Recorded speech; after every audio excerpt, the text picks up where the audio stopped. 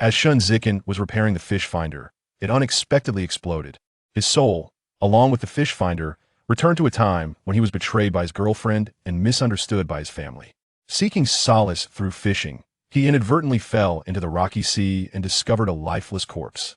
He befriended two companions, and with their mutual assistance, they invested in stocks and secured wealth certificates, as well as purchasing real estate in Hainan. After accumulating wealth, he acquired his own fishing boat and ventured into the sea, where he uncovered a sunken treasure.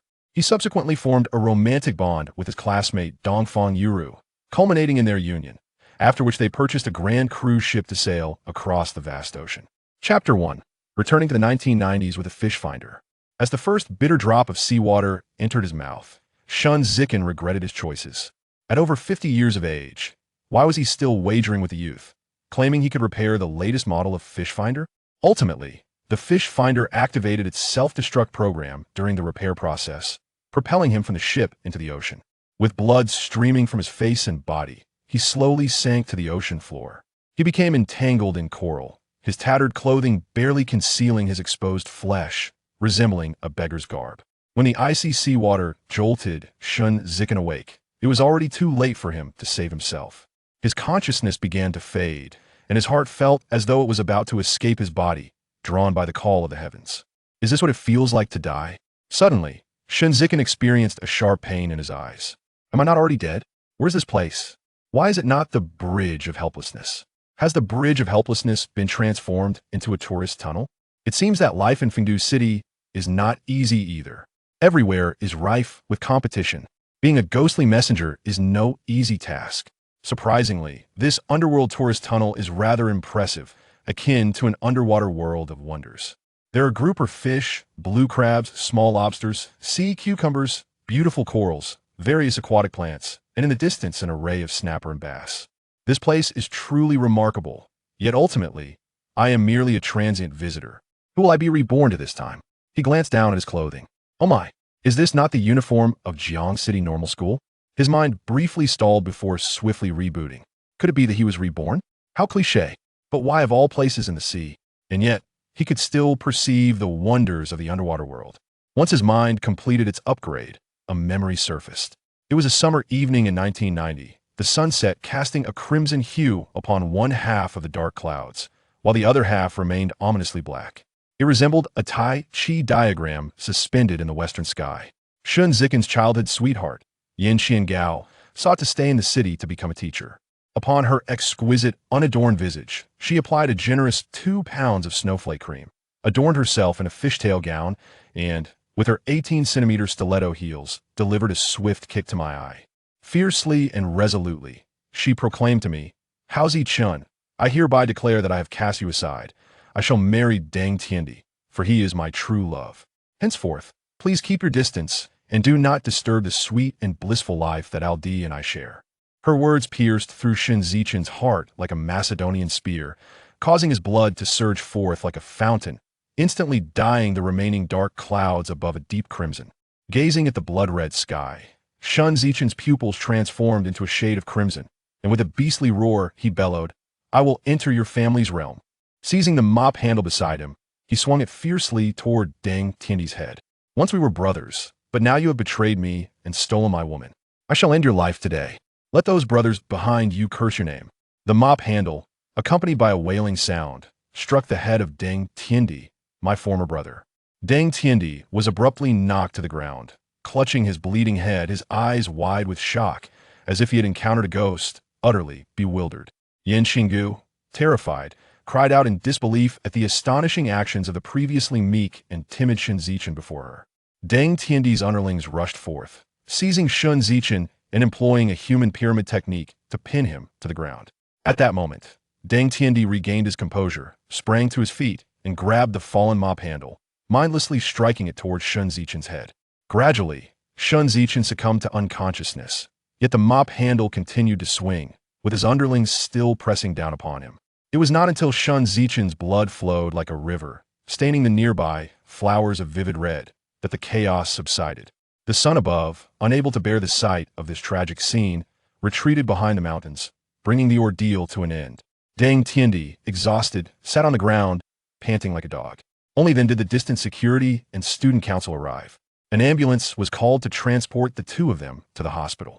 Shen Zichen was unaware of when Deng Tiandi was discharged, but after 7 days of unconsciousness, he was promptly expelled from the hospital. The reason was his inability to pay the hospitalization and medical fees. Wrapped in bandages, Shen Zichen returned to school, but the gatekeeper refused him entry. Pointing to the notice on the blackboard, he declared, "Shen Zichen, you have been expelled. Here are your personal belongings. Take them and leave immediately. Do not obstruct the entrance, or I shall not hesitate to take action against you. Now leave. At once." This blow was more devastating than Yin Qinggu's kick to him. It must be noted that at this juncture, graduates from teacher training institutes had the opportunity to return to their hometowns to become teachers, securing a position within the civil service. This was a shattering of one's future, akin to killing one's parents. Shen Zichen could endure no more. He spat out a mouthful of blood. Already weakened, he was utterly crushed by this overwhelming blow, as if it were the final straw that broke the camel's back. With a heave, he fainted, collapsing onto the concrete ground at the school gate. The security guard was taken aback. Although he wielded authority, he did not wish for a life to be lost. Otherwise, he too would lose his job and might even face detention. Ensuring no one was around, he dragged Shen Zichen to a corner, tossed his belongings beside him, and hurried back to the gatehouse, securing all doors and windows. A sudden chill roused Shen Zichen from his stupor, and he found himself surrounded by Deng Tiandi, Yin Qinggu, and his underlings. Deng Tiandi, shaking his pants, chuckled as he looked at Shen Zichen. It turned out that Deng Tiandi had splashed him awake with a stream of urine. In his ears, the words of murder and betrayal echoed. "You, grandson, have no connections, no money, and no background. Why do you have to call me your brother? I only feigned closeness to you because I was interested in your woman. Did you really think I considered you a brother? Look at how I play with your woman. See if she dares to resist." With that, he thrust his hand into Yin Qinggu's clothing, gripping fiercely. Despite the pain, Yin Qinggu smiled through her tears, welcoming him. "Grandson, this is the price she pays for staying in the city. Do you understand? From now on, do not come to the city, or I will strike you every time I see you. Now let's go to karaoke and dance." With that, he stepped over Shen Zichen's head. Yin Qinggu followed suit, as did his underlings. This crushing blow shattered Shen Zichen's spirit. Deng Tiandi's father held the position of section chief in the city's investment promotion bureau, achieving remarkable results in recent years and gaining the favor of higher-ups. He had even been photographed with city leaders, and rumors circulated that he was soon to be promoted to deputy director of the bureau. As his son was studying at the Teacher Training Institute, he leveraged his advantageous position to secure substantial donations from Hong Kong businessmen for the school, thereby ingratiating himself with the school administration. His son, Deng Tiandi, had become a dominant figure at the school, causing numerous troubles, all of which he had managed to resolve. When his son was assaulted, he was furious. He could not bear to strike his own son, let alone allow an outsider to do so. He sought police intervention, hoping to detain Shen Zichen. However, upon arriving at the hospital and discovering that the young man was still unconscious, with no guarantee of awakening, he abandoned the idea of detaining him. Instead, he approached the principal and requested that Shen Zichen be expelled on the grounds of fighting during school hours, thus depriving Shen Zichen of the opportunity to become an engineer of the human soul. Shen Zichen, burdened with his luggage, trudged home in a daze, retreating to his small room. He incessantly licked his wounded spirit with his tongue, longing for the comfort of family. Yet what awaited him was the incessant complaints and barely audible curses from his elder and second sisters-in-law. Instead, he was met with the disdainful glares and scathing remarks of his elder brothers. He was also greeted by the tears of his mother, who lamented his shortcomings with a heart full of sorrow. Once, he was a student at a teacher training college, possessing a promising career and the prospect of receiving a welfare apartment. Therefore, everything in the household could be evenly divided between the elder brothers, and once the younger sister is married off, the bride price could also be shared between the two families. The elderly couple remained in good health, capable of laboring for another decade or two, thus enabling them to earn additional income. Now, Shen Zichen has been expelled from school, his future extinguished, and he has lost both his home and his job. He must return to claim his share of the family fortune. Grandmother. Chapter 2. The Division of the Family. Into the sea, eldest sister-in-law and eldest brother spent the night in the eastern wing, while second sister-in-law and second brother occupied the western wing, each brooding over their grievances. As breakfast commenced, a verbal skirmish ensued. The eldest sister-in-law was the first to speak. Mother, why is the food so salty today? Is it because we are running low on provisions? We cannot afford to use salt carelessly. Chuan still has to venture out to sea for fishing. This is strenuous labor. If he does not eat enough, he could wear himself out, and I must inquire. Second sister-in-law immediately chimed in. Precisely. We pay 50 yuan a month for food. Hai must be well fed, or he won't catch any fish, and next month we shall not have the funds to cover our expenses. Xiao Yufeng glanced up at her sons, Shen Zichen and Shen Zihai, only to find them silently engrossed in their meals, too intimidated to speak. It was clear that these two sons were utterly dominated by their wives, aside from the meager food allowance. Most of their earnings were squandered on snacks or sent home to their maternal families. Turning her gaze to Shen Zichen, she lamented inwardly about this disappointing child. Why could he not exercise restraint? That girl from the Yin family reeked of promiscuity. She had warned him. Yet he chose to indulge her as if she were a treasure. And now? She had cast him aside. Though he was cast off, why had he resorted to violence? What kind of family were we? Could we possibly contend with city folk or those in power? This son of mine, you offer me not a shred of peace. As these thoughts swirled in her mind, Xiao mother merely shook her head, pretending to sip her porridge in silence. Observing her mother-in-law's lack of response, the eldest sister-in-law's arrogance swelled further. And then there's Ling, a girl. What need has she for an education? Have you not seen how your third brother has turned out? She should leave school early and assist me and your second sister-in-law in foraging from the sea. It would benefit the family. Otherwise, we have an extra mouth to feed, and that is merely dividing our resources. Moreover, little Bao is still young and in need of proper nourishment. If we delay that, who will be held accountable? Mother, do you not agree? Second sister-in-law banged her bowl on the table. Indeed, it was agreed upon, 50 yuan per family, with mother cooking. Now, with 2 additional mouths to feed, this cannot stand. Both Chun and Ling must contribute. Otherwise, we shall separate our households. Youngest sister, Shen Zichen, blushed with embarrassment and lowered her head, too intimidated to voice her thoughts.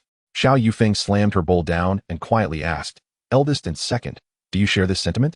As the conversation escalated, Shen Zichen and Shen Zihai raised their heads, ready to protest, but were interrupted by a sudden discomfort in their stomachs.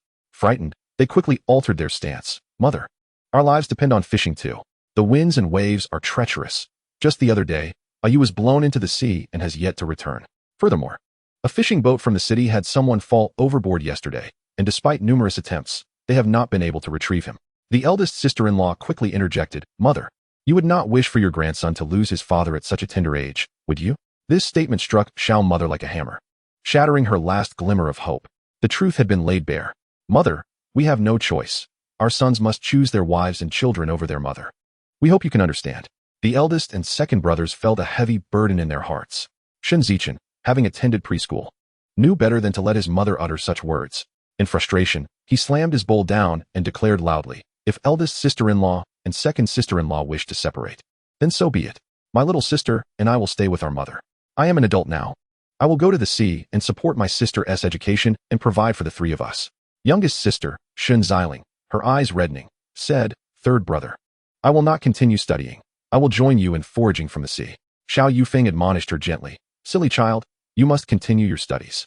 Aim for a good university. Just avoid causing trouble like your third brother, and I shall support your education no matter how far it goes. Shen Zichen burst into tears as she buried her face in Xiao Yufeng's embrace. The eldest and second sister-in-law, hearing Shen Zichen's agreement to separate households, noted the absence of opposition from their mother-in-law. As for the implications of his words, who cared? If they were to split, they could eat whatever they pleased. They were merely one house apart now. With a chuckle, they remarked, the famine is our father's burden. We shall not bear it. The eastern wing belongs to us, and the western wing to the second family. From this moment forth, we shall be independent, each to their own provisions. If you can afford to feast on delicacies, we shall not envy you. If you must survive on the winds of the northwest, that is your concern, is it not, second brother? Second sister-in-law nodded vigorously, indeed. The famine is our father's burden, and naturally, he shall bear it. Ahai's earnings must also support his children. From now on, we shall all fend for ourselves. With the facade of civility cast aside, there was no longer any pretense to uphold. Yet, some matters must be addressed up front. Thus, Shen Zichen, with a stern visage, stated, Very well, let us first separate our households. As for the division of property, we shall wait for father to return and consult with our uncle, elder aunt, and the village chief, then draft an agreement. The eldest and second sister-in-law had no choice but to acquiesce. Fine, let it be so. Chuan still needs to go to sea. First, Return the remaining food expenses to us so we can purchase some necessities. Mother, please return the money to them. I am going to the sea shortly. I refuse to believe that a man of my stature can be defeated by a mere urge to relieve myself. Xiao Yufeng gazed at her youngest son, Shen Zichen. This son had finally matured. A man only grows up through life as tribulations. Otherwise, he remains a child forever. Third brother, I will accompany you. All right, let us go together and allow mother to enjoy life at home. With that, they rose to gather a water bucket, a snakeskin bag, a sand shovel, iron tongs, gloves, and a homemade fishing hook. The siblings made their way toward the beach. Behind them, the mocking laughter of the eldest and second sister-in-law echoed. They possess no common sense. The tide has not yet receded. What could they possibly find? A pair of fools. Mother, just return the 50. We shall take our belongings as well as some rice and flour. Having witnessed shamelessness, they had never encountered such audacity. After distributing the money, Xiao Yufeng returned to the eastern room and closed the door, leaving the remainder to the conscience of her two daughters-in-law. Shen Zichen and Shen Zichen stood by, watching, but dared not utter a word. Shen Zichen and Shen Zichen arrived at a rocky area along the beach, a place where Shen Zichen often fished during his childhood. Here, one could frequently catch a bounty. Not far away, a truck was parked, and on the other side of the rocks, two middle-aged men were also fishing. They frequently cast their lines, but had not even caught a single small fish. Shen Zichen chuckled, Air Force One and Air Force Two. With his sand shovel, he dug up several sandworms, baiting his hook before casting it into the sea. The two men observed the rudimentary fishing rod with glances of bemusement. Hey, do you know how to fish, little brother? Of course. Why do you ask?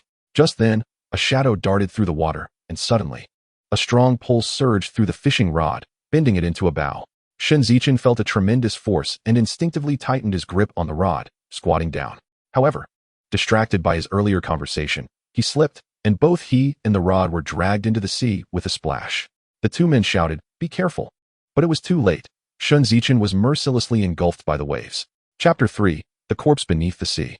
The two airmen hurled their fishing rods aside and rushed over. Despite being coastal dwellers, they were unable to swim and could only stand atop the rocks, cupping their hands to their mouths like makeshift megaphones, exerting every ounce of strength to shout, "Help! Someone has fallen into the water! Help! Someone has been dragged into the sea by a fish! Help! I'll offer $100, no, $1,000. After the upgrade of his consciousness, Shen Zichen, amidst the cacophony of the water, seemingly heard someone calling for help. He mused, these two are commendable. In later times, they would have just driven away. As he gazed at the underwater world before him, he became momentarily entranced, casting aside all his earthly grievances to the waves, allowing them to dissolve in the sea, gradually consumed by plankton, and subsequently by fish and shrimp, thus making a minuscule contribution to marine life. In the distance, a glimmer caught his eye. A large cucumber fish was struggling amidst the rocks, yet its fishing line was ensnared between two boulders, rendering its efforts futile.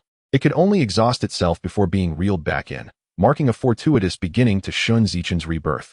Chuckling softly, he kicked off from the ocean floor, feeling a peculiar softness beneath his feet, distinctly different from the seabed's mud.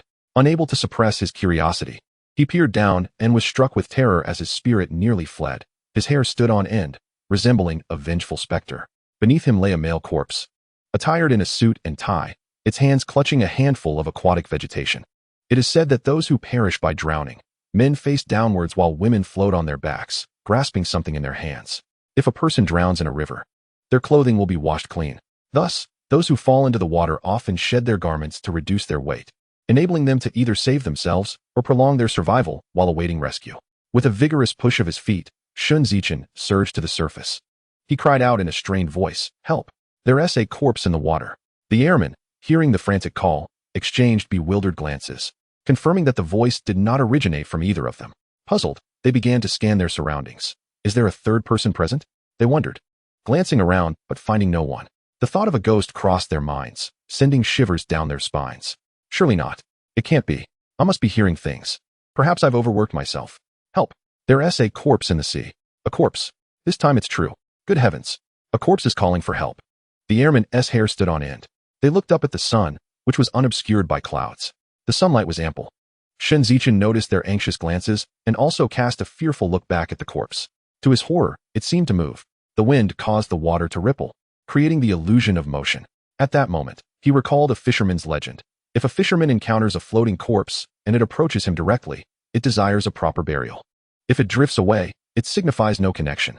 However, If it seeks you out and you ignore it, it will haunt you until you grant it peace or share its fate in death.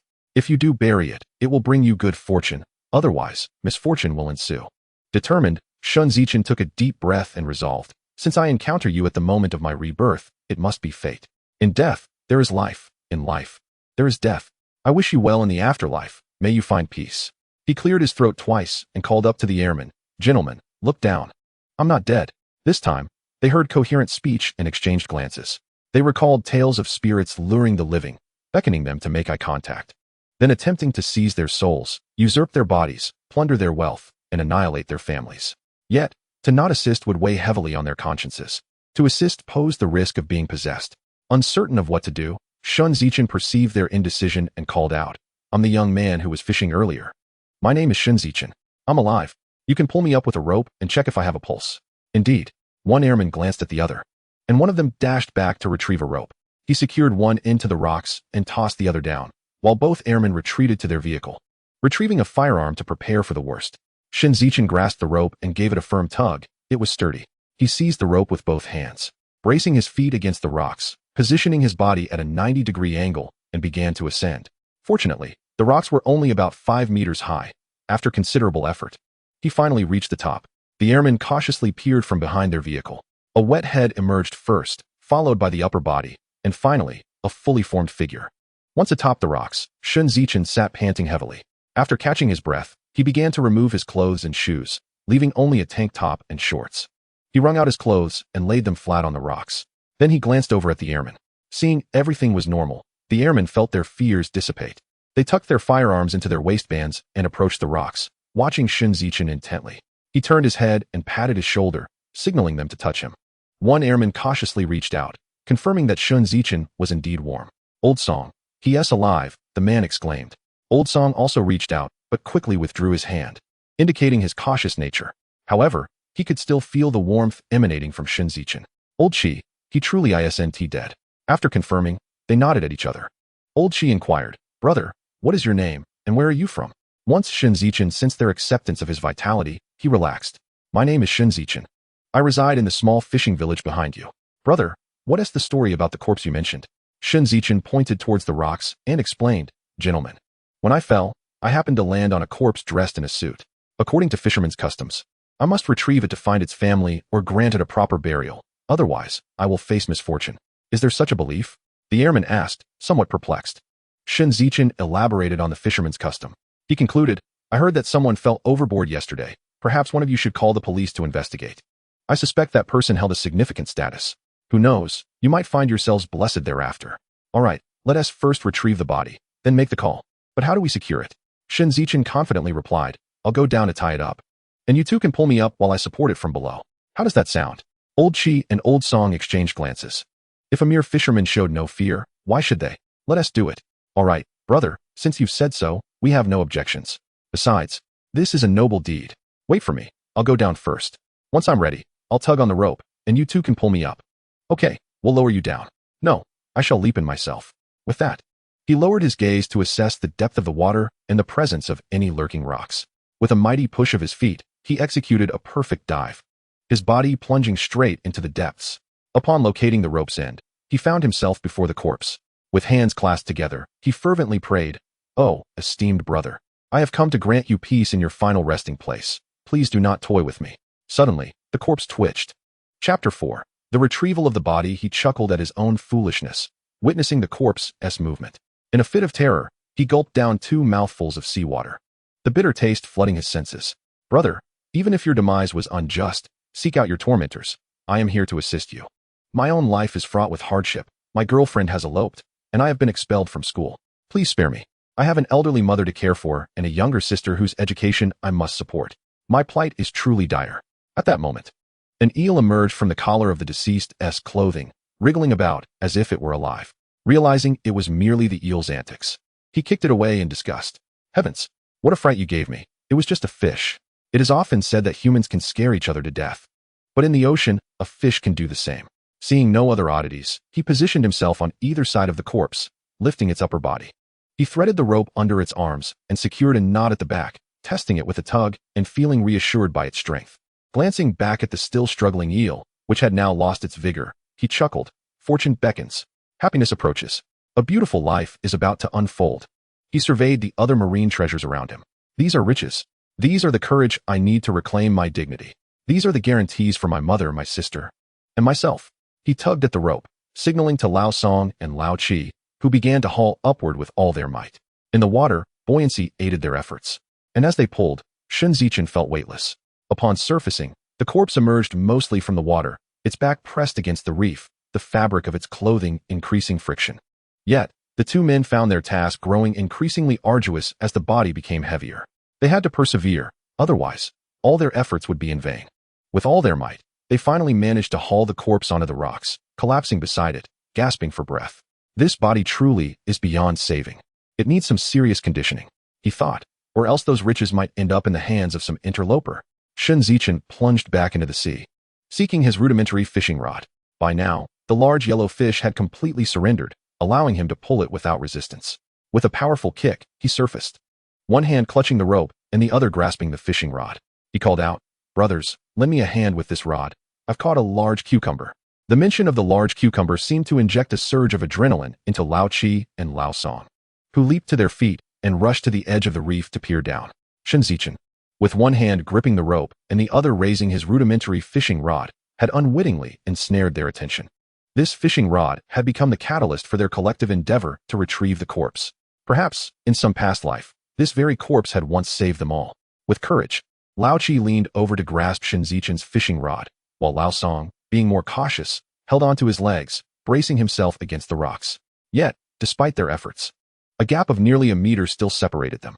Shen Zichen, summoning all his strength, made 3 vigorous leaps upward, but still could not reach them. Frustrated, he bit down on the fish jerky in his mouth, clutched the rope, and propelled himself upward, managing to ascend half a meter before straining to climb further. The yellow fish, sensing impending doom, mustered its last reserves of strength, thrashing its tail with prehistoric ferocity and darting back into the deep. Its powerful escape yanked the fishing rod from Shen Zichen's mouth, causing a sharp hook to slice his lip, blood spilling forth and mingling with the salt water. Glistening under the sun. "Ah, mother!" he exclaimed as the rod fell from his grasp. How could he let the large cucumber slip away? With a swift motion, he lunged for the rod, but the fish's resistance exceeded his expectations, and his left hand lost its grip on the rope. With a splash, he tumbled back into the water, bubbles rising around him as he vanished from sight. Observing this, Lao Song and Lao Chi shook their heads, muttering, "This Zichen, truly. He seems blessed with misfortune." As if sensing he was unharmed, they sat beside the corpse, with Lao Chi calling the city bureau to report the retrieval. Lao Song frequently glanced into the water, and as time dragged on without a sign of Shen Zichen resurfacing, unease crept in. They exchanged worried glances. Could he have truly perished? Suddenly, a voice echoed from behind. "I'm utterly exhausted. What a fool I am, choosing the narrow path instead of the broad one. What a ridiculous blunder." Both Lao Song and Lao Chi jumped in surprise, turning to find Shen Zichen triumphantly bearing the fishing rod and a wriggling, vibrant yellow fish. They exchanged incredulous looks. How did he manage to surface? Lao Chi, seizing the fish, deftly removed the hook, marveling at its golden hue. "By heavens, this color is simply delightful." He rushed to place it in a large plastic bucket. Curiosity piqued, Lao Song asked, "Brother Zichen, how did you come back up?" Shen Zichen pointed towards the underwater rocks and gestured sideways. Lao Song broke into hearty laughter, and Shen Zichen joined in, chastising himself internally for his own folly. Returning to the group, Lao Chi grasped Shen Zichen's hand, insisting, "Brother Zichen, you must sell me this magnificent yellow fish at any price." He raised a finger to emphasize his offer. Shen Zichen assumed he was quoting 1,000 yuan. In the future, yellow fish would be worth their weight in gold, with tails of a 3-pound specimen fetching 100,000 yuan. But in 1990, the fish had yet to reach such heights. Moreover, given that Lao Chi and Lao Song had just saved him, Shen Zichen generously declared, "What does money matter? If Brother Chi desires it, I shall gift it to him." Upon hearing this, the two men were momentarily taken aback. Lao Song exclaimed, "Is that true, Zichen? That's worth 10,000 yuan. You're just giving it away." The words 10,000 yuan struck Shen Zichen like a hammer, shattering the small angel of his conscience, leaving his head spinning. Yet, a man values both money and face. Once words are spoken, they cannot be taken back. Regretting his impulsiveness, Shen Zichen consoled himself, "I may be a fool now, but it's just a large cucumber. No matter, I'll catch another one soon enough, for there are plenty of valuable treasures beneath the waves." Indeed, it is true. The man of honor readily offers his generosity. The two gazed upon his gaunt visage, reminiscent of a frail donkey, and could not help but erupt into hearty laughter. This brother is truly someone to befriend. Regardless of the circumstances, he at least adheres to his word, whether in earnest or mere pretense. Yet, both were men of means, and they could not allow the young brother to suffer a loss or take advantage of him. After their laughter subsided, old Chi remarked, "Brother Achin, my family operates a restaurant. How could I possibly accept your fish without compensation? If this large yellow croaker weighed around 3 pounds, it might be acceptable, but this one nearly weighs 10. If I were to take your fish, our competitors would mock us at Chi's restaurant for resorting to such underhanded tactics. Thus, I must pay. Selling the fish to me would be a gesture of goodwill. No, old Chi must maintain his dignity. Must I, Shen Zichen, forfeit mine? This feels like a slap to my face." Chapter 5, The Maiden's Catch. Upon witnessing Shen Zichen's earnest expression, Old Song recognized that further mention of payment could be hurtful. However, they did not wish to owe a favor either and exchanged glances with Hu Tu Ben, feeling a stir of inspiration. The sun rises in the east while rain falls in the west. One can learn from others' experiences. Old Chi, who was about to speak again, was halted mid-sentence. With a discreet wink, he signaled to Old Song, who nodded in agreement and took a step back. "Old Chi, since Brother Achin is so considerate, you should graciously accept it." Upon hearing this, Old Chi was ready to object, but was stopped by Old Song's hand. Turning to Shen Zichen, he said, "Brother Achin, I will accept this fish on behalf of Old Chi." "Now that sounds reasonable," Shen Zichen responded joyfully. "However, Brother Achin, your fishing rod is exceedingly rudimentary. Should you ever catch a large fish, you might risk breaking it. Old Chi has a set of fishing rods suitable for big catches in his car. I will gift it to you as a memento. In the future, you can use this rod to catch even more fish and sell them to your brother Chi. How does that sound? Of course, this also counts as a deposit, all right? If this does not suffice, then take the large yellow croaker, and from this day forth, let us part ways without acquaintance." Old Song's words were a blend of firmness and grace, affording Shen Zichen his dignity. Upon hearing this, the color of regret began to return to Shen Zichen's cheeks. Knowing that Old Chi drives a luxury vehicle, it stands to reason that his fishing rod would not be subpar. As a novice, with superior equipment, how could one not anticipate plentiful catches? I shall employ this gear to reel in a promising future. Ha ha ha. With this thought, he clasped his fists in gratitude towards Old Song, saying, "Well then, since Brother Old Song has spoken thus, it would be rather unreasonable for me to decline further. I shall gladly accept. For a fisherman, quality gear is akin to a good woman. I will cherish this set and use it to catch more fish to repay both of you." Upon hearing that he would trade the high-quality fishing rod from his vehicle for the large yellow croaker, Old Chi deemed it quite reasonable. Although he had yet to unbox that set, it was not inappropriate to bestow such a gift upon a deserving person. He could later arrange to acquire an even finer set from Salvaging. This rod had been imported from the Chickenfoot country, with a total value exceeding 8,000. Yet, being aware that he and Old Song were akin to Air Force One and Two, he dared not allow such fine equipment to be misused. Today, let it be a gift for a kindred spirit. Thus, this set of rods remained unopened, still in its pristine condition. Should this rod help Shen Zichen catch a magnificent fish, he could boast for half a year. "I am a talent scout." With this thought, he burst into laughter. Seeing him laugh, Old Song recognized a resolution had been reached and joined in the merriment. Shen Zichen was now equally satisfied and chuckled along. Their laughter echoed, scattering the seagulls in the sky. The dawn light bathed the surface of the sea, while fishing boats in the distance cast their nets. Amidst their laughter, Old Chi returned to his car to fetch the complete set of gear: a fishing rod, a belly boat, for spools of various fishing lines, 5 boxes of assorted hooks, a fish keeper, a landing net, a bag, and a large plastic bucket. Shen Zichen, captivated, toyed with the fishing rod. As the future first mate of an ocean-going vessel, he often enjoyed casting a line during his leisure, lest the vast sea become too lonely. He was not inclined towards any frivolous pursuits. Fishing was his pastime. In his opinion, although this rod might not be the finest, it was still quite commendable for this era. Shen Zichen adeptly assembled the rod, his movements so practiced that both Old Song and Old Chi questioned if he had prior experience with it. Once assembled, he grasped it in his hands and gave it a shake. The feel was quite satisfactory. Baiting it with sandworms, he cast it towards the entrance of a villa known for its East Star grouper. The lead weight, accompanied by a soft plop, sank the sandworm into the water, initiating a performance at the entrance of the villa. The East Star grouper, perturbed, barked a command to cease the disturbance, as it had spent the previous night exerting all its energy on a dalliance. Yet, under the threat of the lead weight, the sandworm prostrated and beseeched the East Star grouper for its performance fee. "Refuse to pay, and I shall send you to the heavens to sing." With that, the East Star grouper opened its jaws wide, seizing the sandworm and launching it skyward. With a whoosh, the train departed, and it too ascended to the heavens. While soaring, it regretted its choices. It should not have sought the company of a mistress, nor should it have spent the night away from home. It ought to have heeded its mother's advice. Do not stick your neck out recklessly, but rather, be prudent like a turtle. Old Chi observed Shen Zichen had only taken 5 minutes to catch a 5 to 6 pound East Star grouper with the rod he gifted him. He promptly laughed heartily and used the landing net to secure the descending fish, covering its eyes with a towel and deftly removing the hook with pliers. Chuckling, he placed the fish into the keeper. Old Song, enviously, remarked, "Brother Achen, you are remarkably swift." Old Song, a man must not claim inability, and certainly must not be too hasty. What do you mean? Old Song looked perplexed. Shen Zichen rebaited the hook with sandworms and cast towards a nearby youthful establishment. As he cast, he glanced at Old Song, finding his bewildered expression amusing. Surely this phrase has not yet become a meme? However, he refrained from clarifying. Some jokes must be realized through personal insight. Enlightenment is one's own path. Failure to grasp it is the master's burden. Brother Achen, what do you mean? Old Song inquired, his face a mask of curiosity. Shen Zichen had no time to indulge him. He was busy filming a pair of juvenile dragons engaged in their youthful antics within the establishment. Once he had captured the evidence, he sent the sandworm to knock on the door.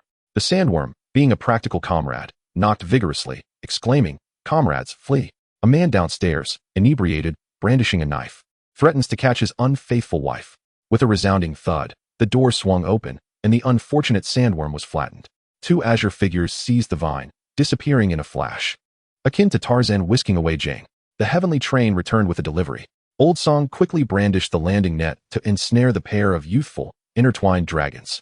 Laughing heartily, he pointed at Shen Zichen. "Little brother, you truly have a knack for this. Now I understand why a man must not be too hasty.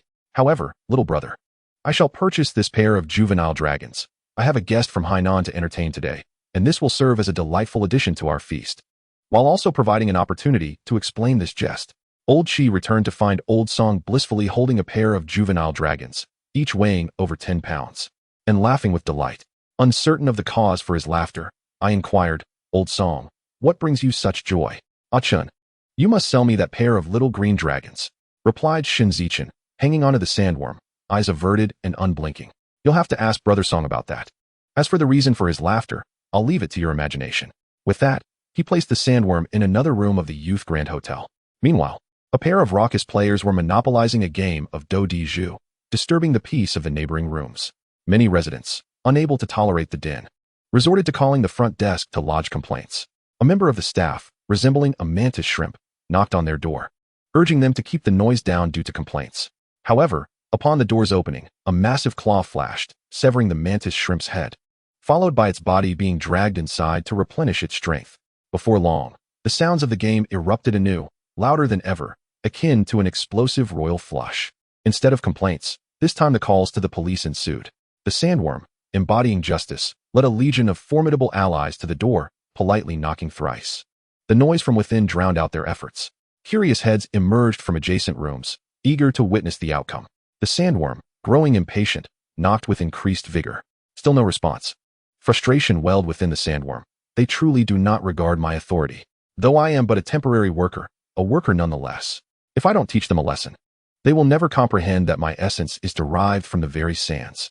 With 3 powerful knocks, the door swung open, and the sandworm vanished. Run. They dare to slay even a temporary worker. Chapter 6. Raiding the home, capturing thieves, and flattery. Shen Zichen could not tolerate the act of killing a comrade, especially in front of an audience, which greatly embarrassed him. Utilizing a handle that generated electricity through friction, he rendered the 2 raucous players unconscious and bound them for ascension to the heavens. Thus, tranquility descended upon the youth hotel. Observing the subdued players, Old Song captured them in a net, chuckling, "Brother Achun, I have acquired this pair of large blue crabs. This method also allows us to present an additional dish to our guests." Shen Zichen joined in the laughter, realizing that the benefits of rebirth were indeed promising. And taking advantage of the moment, he resolved to indulge in a spree of triumph. Reattaching the sandworm, he cast his fishing line before a cave, a sacred ground where the Black Sea Bream Master imparted wisdom to his disciples. At that moment, he was sharing teachings focused on external pursuits. As a seeker of knowledge, the sandworm approached with great reverence, offering a significant tribute, which pleased the Black Sea Bream Master. Even the most humble of sandworms recognized my teachings. It seems my sect is flourishing. Assuming the appropriate posture, the Black Sea Bream Master expounded upon the principles of the Tao. Little sand, do you comprehend? The sandworm respectfully affirmed, Master, I understand. May I practice with my senior brothers? Certainly. Under Shen Zichen's guidance, the sandworm generously bribed the senior disciples, one by one ushering them into Shen Zichen's fishing basket. Ultimately, even the venerable Black Sea Bream Master succumbed to the sandworm's flattery and silver tokens, joining the collection. Thus, this lineage was effectively extinguished by Shen Zichen, obliterating their doctrinal heritage. At this juncture, Old Chi's mobile phone rang. A call from a colleague at the municipal bureau informing him that they had arrived at Yinshui village and requested a detailed location for the village head to guide them. Old Chi promptly stepped aside to provide the coordinates. Shortly thereafter, 3 vehicles, enveloped in dust, approached rapidly, coming to a halt before the Huito Peninsula. Old Chi eagerly moved to greet them, introducing himself as he walked. Meanwhile, Shen Zichen observed a large blue grouper stealthily consuming sea flowers amidst an underwater garden. Inciting his ire, he dispatched the sandworm to observe the grouper's habits and report back. Armed with a comprehensive strategy, Shen Zichen transformed into a folk hero, seizing the opportunity while the grouper was distracted to ensnare it with an invisible net, tightening the noose to confine it. The remaining time was spent in a gradual tug-of-war. A group followed Old Chi onto the rocks. A uniformed officer untied the deceased's bindings, turning over the body and rummaging through the pockets. He retrieved a wallet and a passport, which he examined before handing it to a superior, who in turn presented it to a gentleman of Eastern descent. Upon inspection, the man scrutinized the deceased's clothing and visage, confidently declaring, "It is Mr. Aoki. Might I inquire how you managed to rescue him?" At that moment, Shen Zichen was preoccupied with the blue grouper, lacking the opportunity to respond. In later years, he held a low opinion of the distant seafarers from Japan, who engaged in acts of severance and eradication, particularly the discharge of nuclear wastewater, which jeopardized future generations, causing their own citizens to migrate to the industrial heartlands of Huaxia in search of housing. Such was the depths of their avarice. The spectacle of their entertainment further astounded him. As the Eastern gentleman listened to the account, he occasionally cast glances towards Shen Zichen's fishing antics, revealing himself as an aficionado of the sport. Old Song and Old Chi took turns recounting the process of retrieving the body, with the officer and the Eastern gentleman frequently interjecting for details. Once their narrative concluded, the Eastern gentleman asked, "Could you elaborate on how you discovered Mr. Aoki?" This question momentarily stumped Old Chi and Old Song, compelling them to turn towards Shen Zichen for assistance. At that moment, Shen Zichen triumphantly hoisted the hefty blue grouper from the water. Old Chi quickly netted it, securing it in the fishing basket. Thus, the notorious thief was finally apprehended. An officer clad in a criminal justice jacket approached, inquiring, "Young comrade, what is your name?" Shen Zichen set down his fishing rod, brushing his hands against his trousers, and replied, "I am Shen Zichen, a fisherman from Yinshui village. Could you kindly detail how you discovered Mr. Aoki?" "Certainly. Leader, here is how it transpired. We fishermen have a tradition of rising early to catch the tide. Today, my sister and I ventured out, she for gathering shellfish, while I fished here. Just as I hooked my first catch, a sizable cucumber fish, Old Chi and Old Song engaged me in conversation, causing me to lose focus and be pulled into the sea. Submerged, I spotted a male corpse lying at the ocean floor, which startled me greatly, prompting an instinctive desire to flee. However, our village head often instructs us that as fishermen, we must uphold a noble tradition of Huaxia. Encountering a corpse in the sea should not incite panic. If the body approaches you, it signifies a connection. You must retrieve it and find its family or ensure it receives a proper burial. If the corpse drifts away, it indicates no connection, and you may choose to ignore it. Should you neglect a body you are fated to, it will haunt you and bring misfortune. Conversely, if you assist, you shall be rewarded with good fortune." Recalling the village head's wisdom and the esteemed traditions of Huaxia, I resurfaced, signaling to Brother Chi and Brother Song for assistance in retrieving the body. Without hesitation, they aided me, and together we exerted tremendous effort to bring the corpse up onto the rocks. This response left all present satisfied, elevating the act of body recovery to a testament of Huaxia's virtuous culture, portraying the locals as altruistic individuals, with elders guiding the young and friends displaying loyalty. The leader, visibly impressed, patted Shen Zichen on the shoulder, proclaiming, "Well done, young man. Your Yinshui village is commendable." After recounting these events, Shen Zichen stole a glance at the village chief, who was chuckling heartily. He noticed that the disdainful gaze he once received had transformed into one of appreciation. So, this is what it means for the heart to transform the world. Chapter 7. The Harvest. Village Chief Wang was elated. He had originally come merely to play the role of an inconspicuous passerby, yet unexpectedly found himself cast as the third male lead. His spirits lifted. He regarded Shen Zichen with newfound admiration, thinking the lad quite commendable. The esteemed leader was also pleased, as a recent incident involving a body retrieval had elevated the reputation of Chinese fishermen's noble traditions. This development illustrated the local leadership's effectiveness in educating the populace. And being a bureaucrat himself, he felt compelled to report this to his superiors and promote it vigorously in the newspapers. He aimed to showcase the region's commendable traditions and favorable investment climate to potential investors. The young man was impressive, and he resolved to reward him later. At that moment, the Oriental gentleman spoke. Ouyang Chunxiao, this admirable tradition among the Chinese also finds its counterpart in our humble nation. He expressed his satisfaction with the investment environment and promised to relay everything that had transpired to his compatriots. With that, he turned and bowed deeply to Shen Zichen at a 90-degree angle.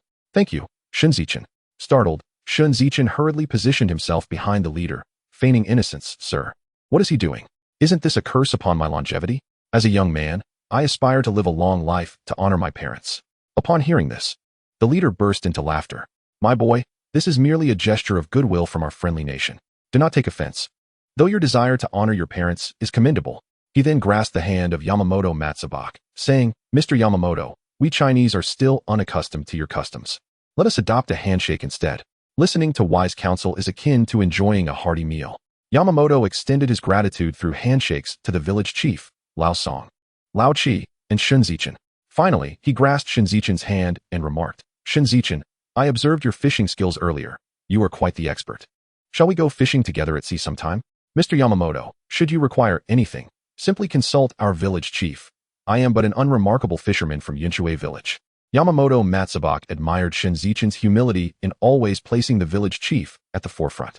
This resonated with the traditions of his own country, where success is often achieved step by step under the guidance of a superior. He turned to village chief Wang and said, Next time you arrange a meeting with Shen Zichen, kindly convey my message. I intend to donate a set of sound equipment to your esteemed village. Upon hearing Shen Zichen's words, village chief Wang felt a rush of joy. He mused that educated individuals differ greatly from those less learned and resolved to extend more benefits to Shen Zichen in the future. The prospect of Yamamoto's donation made him beam with delight, expressing his gratitude profusely. Meanwhile, some individuals prepared to load the deceased Qingmu into a body bag and lifted it onto a pickup truck. The group then swiftly returned to the city. Lao Chi and Lao Song pulled Shen Zichen aside to express their gratitude. Shen Zichen was puzzled by their appreciation. Lao Song had taken the 2 small Qing Long and the large Qing crab, offering him 2,000 yuan along with a business card. Shen Zichen noted that it was from Song's real estate in Jiangshi, with the general manager's name, Song Jianba, and contact details. As for the East Star Grouper, the large grouper, and the 8 Black Sea Breams, Lao Chi had claimed them all as well, bypassing market prices to directly hand over 5,000 yuan. A gesture both of goodwill and discretion, along with a business card from Chi's seafood restaurant in Jiangshi, with Deputy General Manager Chi Juanlong's contact information. He also handed Shen Zichen the rope used for retrieving the deceased. After securing their belongings, the 3 men agreed to fish together again when the opportunity arose. Amid the swirling dust, they departed, taking with them Shen Zichen's hopes. The sun continued its ascent, casting a crimson hue upon the clouds, which mirrored into the sea.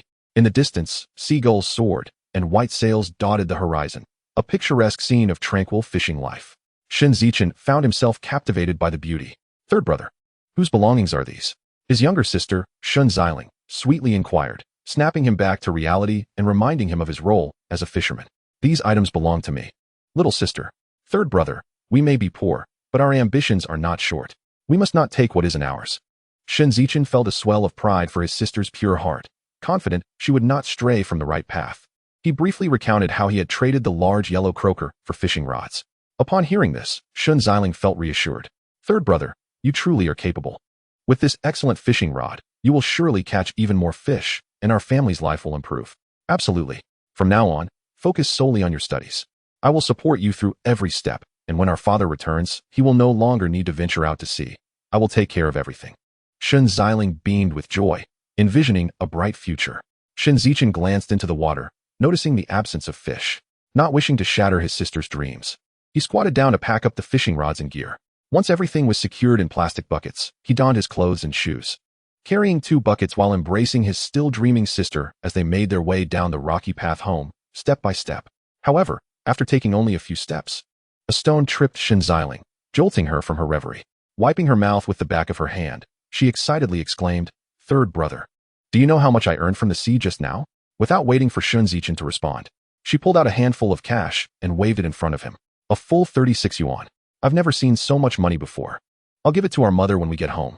Maybe she'll reward me with 20 cents. Then I can buy 3 popsicles from Old Wan's grocery store. One for each of us. A wave of sorrow inexplicably washed over Shen Zichen, and tears threatened to blur his vision. He looked up at the clear sky, determined not to let his tears disrupt his sister's blissful mood. As a young girl of this era, she was still in middle school, asking her parents for money to buy treats, new clothes, and toys. And yet, who among her peers did not carry hundreds in their pockets? Now, his little sister was saying she had never seen 360 yuan.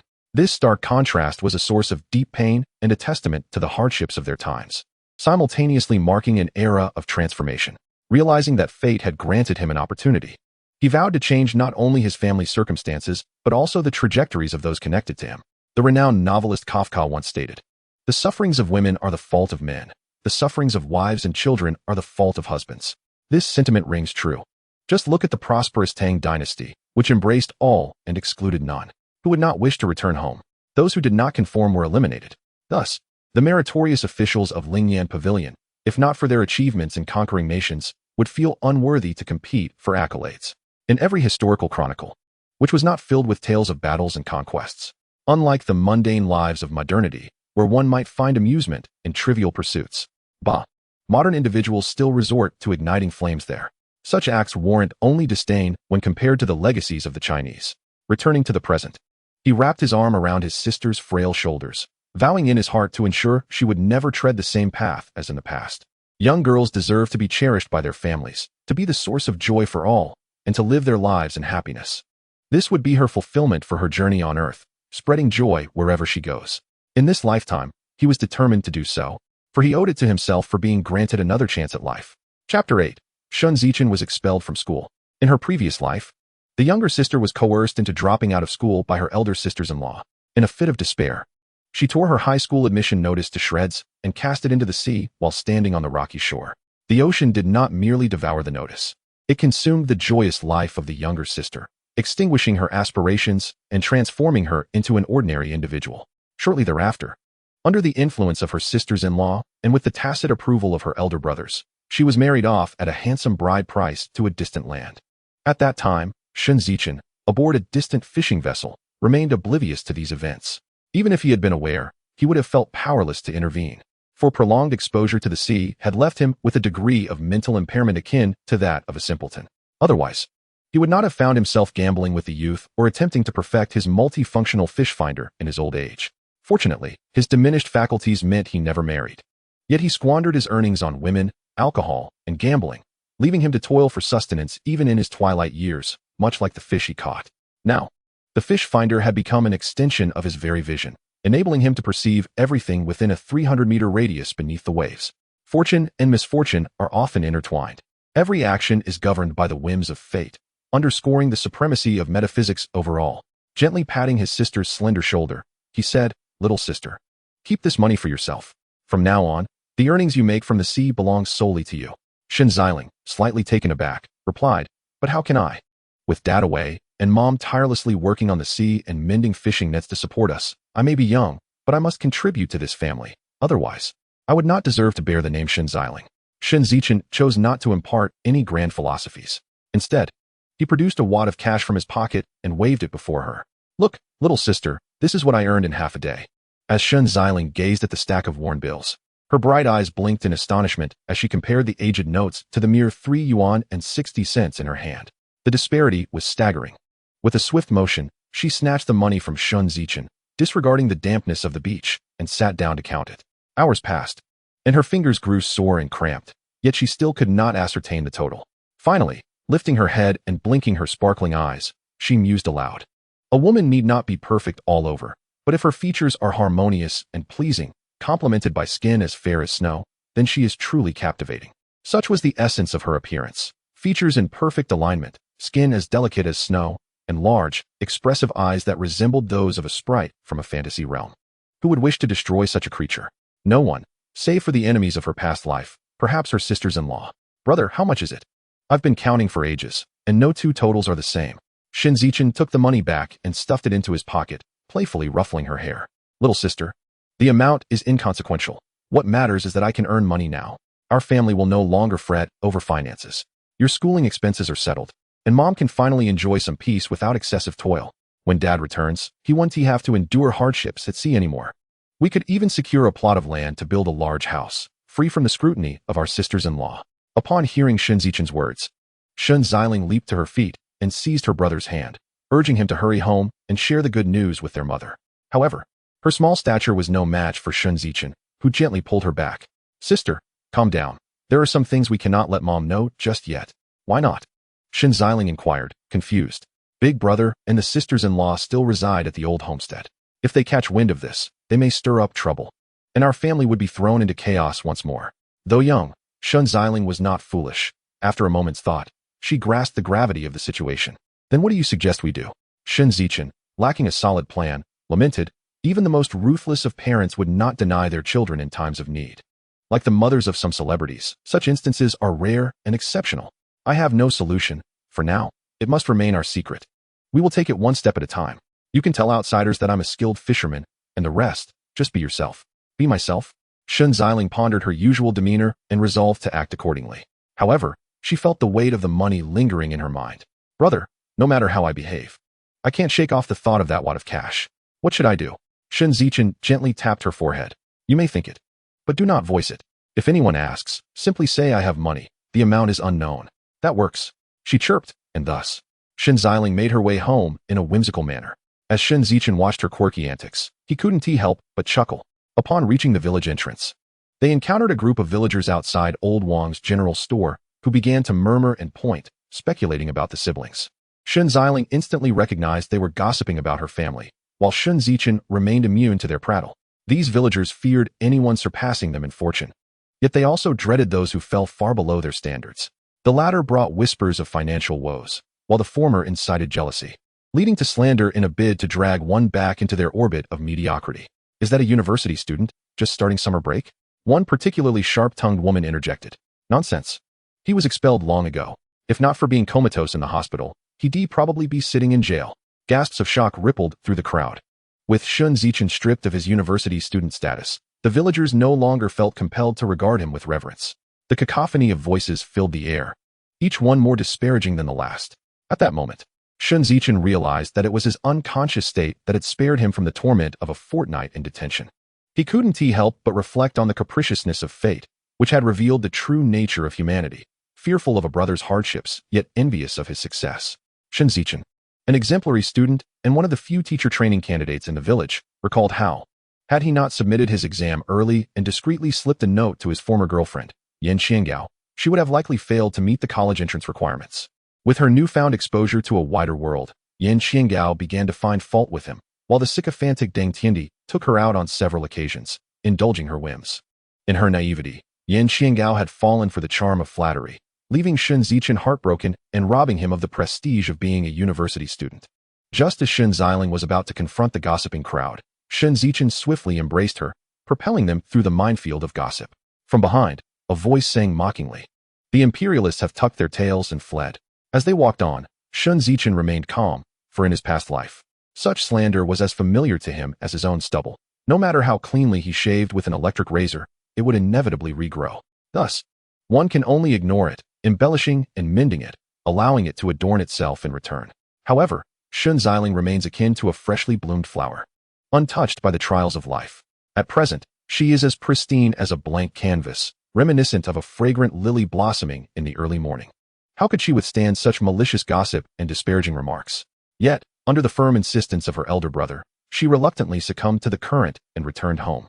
Her expressive eyes brimmed with tears of grievance, evoking sympathy from onlookers. "Brother, why don't you let me confront them and retort? How can you endure their slander against you?" With the corner of his garment, he gently wiped away her tears. "Aling, do those people vex you?" Shen Zichen nodded fervently, exclaiming, "I am utterly exasperated by them. They are as repugnant as the innards discarded when gutting fish. Aling, if you recognize them as mere offal, why would you still tread upon them? Do you possess such an undesirable habit?" Shen Zichen hastily defended, "I do not. I am simply incensed by their defamation of you. Aling, if you engage with them, you will be tainted by their filth, It will be challenging to remain unscathed, and soon your thoughts will be consumed by how to best them in verbal disputes. Such distractions will divert your energy and time away from your studies, leading to declining grades. Poor performance will preclude your acceptance into high school and university. In time, your true friends will distance themselves, teachers will involve your parents, and our mother will surely scold you. Your sisters-in-law will seize the opportunity to proclaim that a girl without talent is virtuous, or that girls are ultimately someone else's concern, rendering education futile, and subsequently marrying you off. At that point, you will also become one of the gossips at the village entrance, much like Fang Zhongyong, lost among the multitude. Is this outcome what you desire? As she pondered her brother's depiction, a chill coursed through her, her voice trembling, her hands clutching Shen Zichen's garment. Brother, that was not my intention, I understand, but once you engage, there will be an n1 number of such encounters. While the final outcomes may vary slightly, they will remain largely consistent. Shen Zichen fell silent, slowly making her way home alongside Shen Zichen. This path felt interminably long. A journey that typically took mere minutes now felt as though it spanned a lifetime. Shen Zichen gently tapped her on the head, remarking, "A ling. There are numerous ways to retaliate, but the one you have chosen is the least advisable." Intrigued, Shen Ziling's spirits lifted, and she eagerly inquired, "Brother, what are they? Please tell me." "First, ignore them and live your life. That won't do. Over time, they will intensify their bullying until you are completely out of their sight. Indeed, that is not advisable. The second approach is to outshine them. Have you seen the animal kingdom? I have. In the animal realm, every species has a king. Much like how Sun Wukong is regarded as the monkey king. Precisely, the monkey king resides atop the tallest tree, laden with the finest and most abundant fruits, while his wives, subjects, and offspring gaze up at him, singing his praises in hopes of receiving his favors. I understand now, brother. We shall become the queens of those gossips, correct?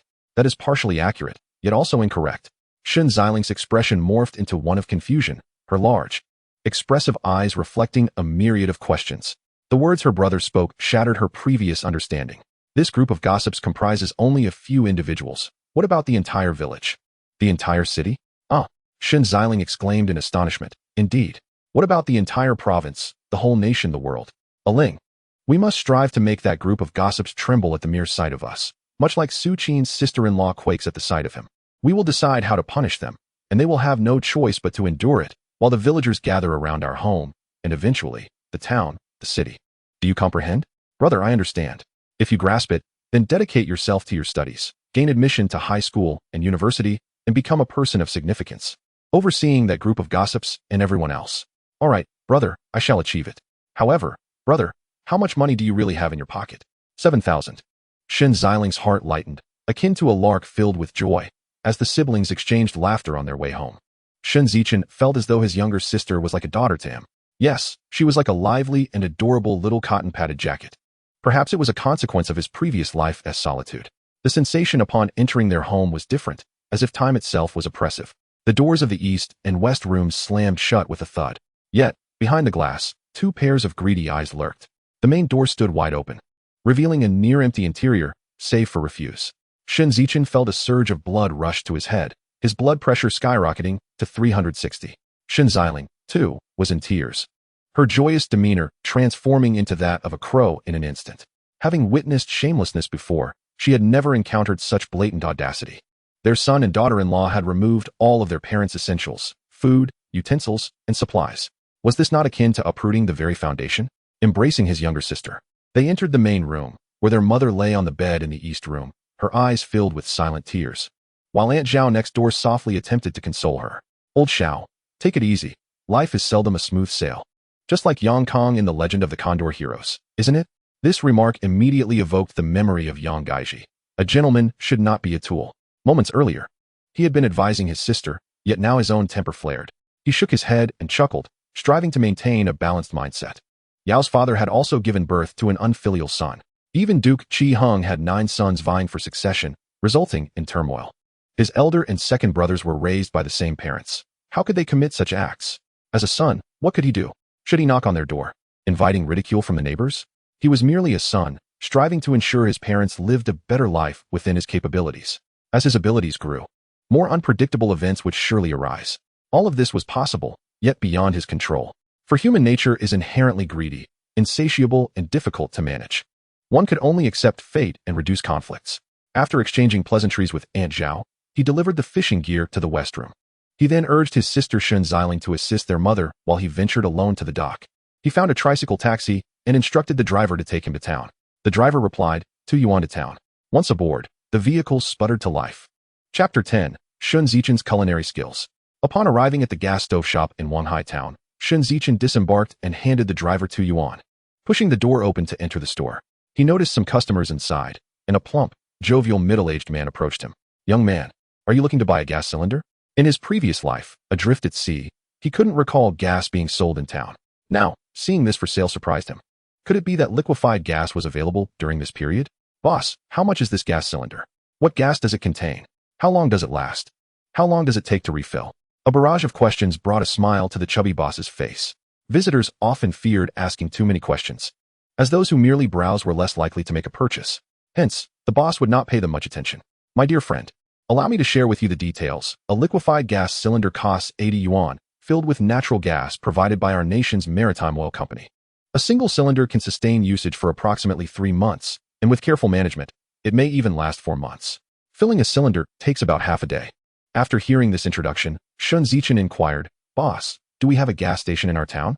No, the proprietor replied. Only the city has a gas station. Currently, the number of users is quite low, though it is possible that another station may emerge in the future.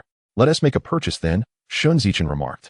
Boss, your thorough explanation compels me to buy something out of respect for your enthusiasm.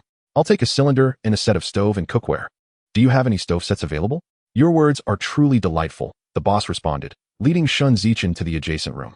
Wow, this is incredible, exclaimed Shen Zichen upon seeing a complete set of iron stove frames, iron cabinets, and iron countertops, along with an assortment of porcelain bowls.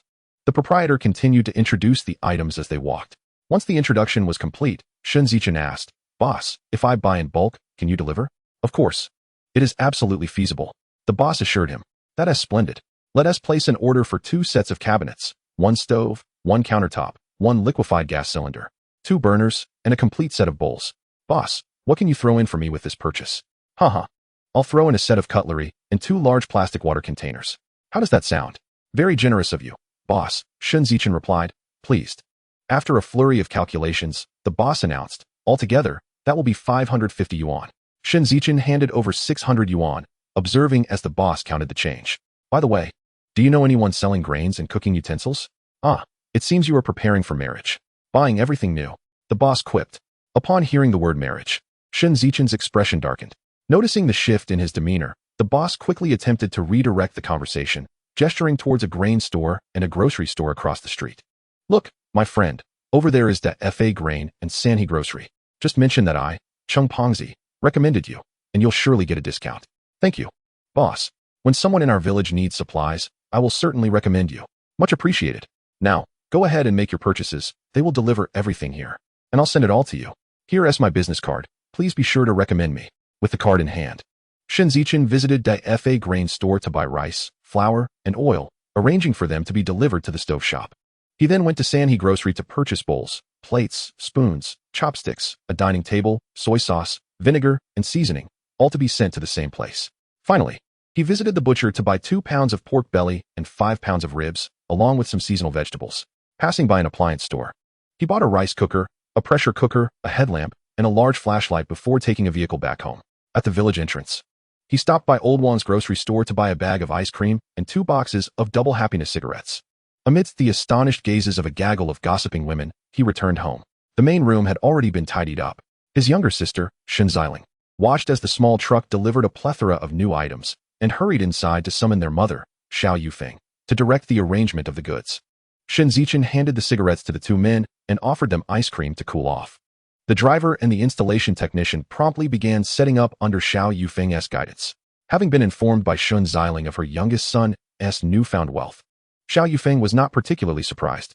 However, the neighbors, those busybodies who had followed, crowded around the entrance, eager to see the spectacle. In no time, Aunt Zhao, a neighbor who had received much assistance from Shen's family when she first moved in, came over to help arrange the new furniture.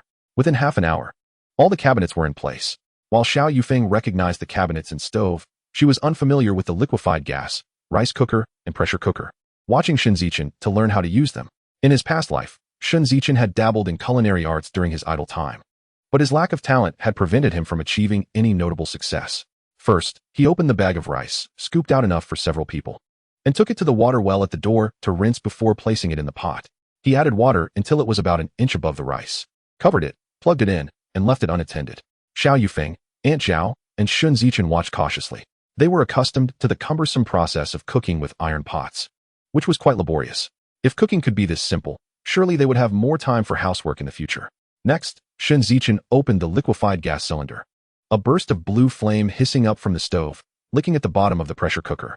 He poured in water, added the chopped ribs and various seasonings, sealed the pressure cooker, and placed a small lid over the steam vent. Then, he opened another valve and set a large spoon on another burner. Under the hissing blue flame, the spoon heated quickly. Once it was heated, he poured in cooking oil, and when the oil began to smoke slightly, he added the marinated pork belly to stir-fry until the meat's odor dissipated. He then poured in water, added sugar and soy sauce, covered the pot, and reduced the heat to let it simmer slowly. Before long, the savory aroma of the ribs wafted through the pressure release valve, drifting out the door and into the crowd outside. Indeed, this new gadget is rather impressive, clean, quick, and it doesn't interfere with other tasks, one neighbor remarked. Hey, you should go inside and ask what that iron contraption is called. We should buy one too. Another chimed in. Yes, and find out how much that blue flame gas cylinder costs, suggested another. Old Yen, if you want to ask, do it yourself. Don't use me as your mouthpiece. Huh. I'm not asking that idiot. I'll just ask my daughter. She'll know about these city gadgets. Then why are you just standing there? Go. As Shen Zichen unfolded the new folding table, wiped it down with a cloth, and opened the pressure cooker, pouring the ribs into a freshly cleaned porcelain bowl. Shen Zichen quickly placed the bowl on the table. Next, Shen Zichen arranged the braised pork on a plate, and, after reheating the pan and adding oil, sautéed a seasonal vegetable. Just then, the rice cooker beeped. He rushed over to open the lid and asked Xiao Yufeng, Mom, do you prefer dry rice or wet rice? I want wet rice, Shen Zichen exclaimed, raising her hand. Shen Zichen scooped 3 portions into a bowl and handed it to her. She promptly took it outside to the water well, washing it until her hands felt icy before pouring the water into the rice bowl. After 3 rounds of this, they had cool, wet rice. Meanwhile, Xiao Yufeng and Aunt Zhao had cleaned the new tableware and set it on the table. The 4 of them began their meal. Chapter 11. A kind deception. Let us prepare to rent a boat and test our luck, Xiao Yufeng said, eyeing her youngest son as though he were a curiosity. Today, he seems different from usual, she thought, unable to pinpoint what had changed. Shen Zichen was not only able to fish and earn money but also adept at using these advanced gadgets, and most importantly, his cooking surpassed her own. Seeing the bewildered expression on his mother's face, Shen Zichen felt a surge of frustration. He had revealed too many talents at once. Since it has become a fact, let us remedy it with a lie. One cannot simply assert a return from the dead. All this has been learned during the idle hours of a past life. If one were to say such a thing, it is certain that old Yen would report it to the authorities, and I would end up being sliced like garlic and examined under a microscope by those so-called experts. Subsequently, I would be likened to Peng Jiamu reincarnating as Wang Mang, destined for an ill fate. As these thoughts crossed his mind, Shen Zichen, while eating, explained, Mother, we have all these things at school. I often assist in the kitchen there. With your son's innate brilliance, mastering these skills is merely a matter of course.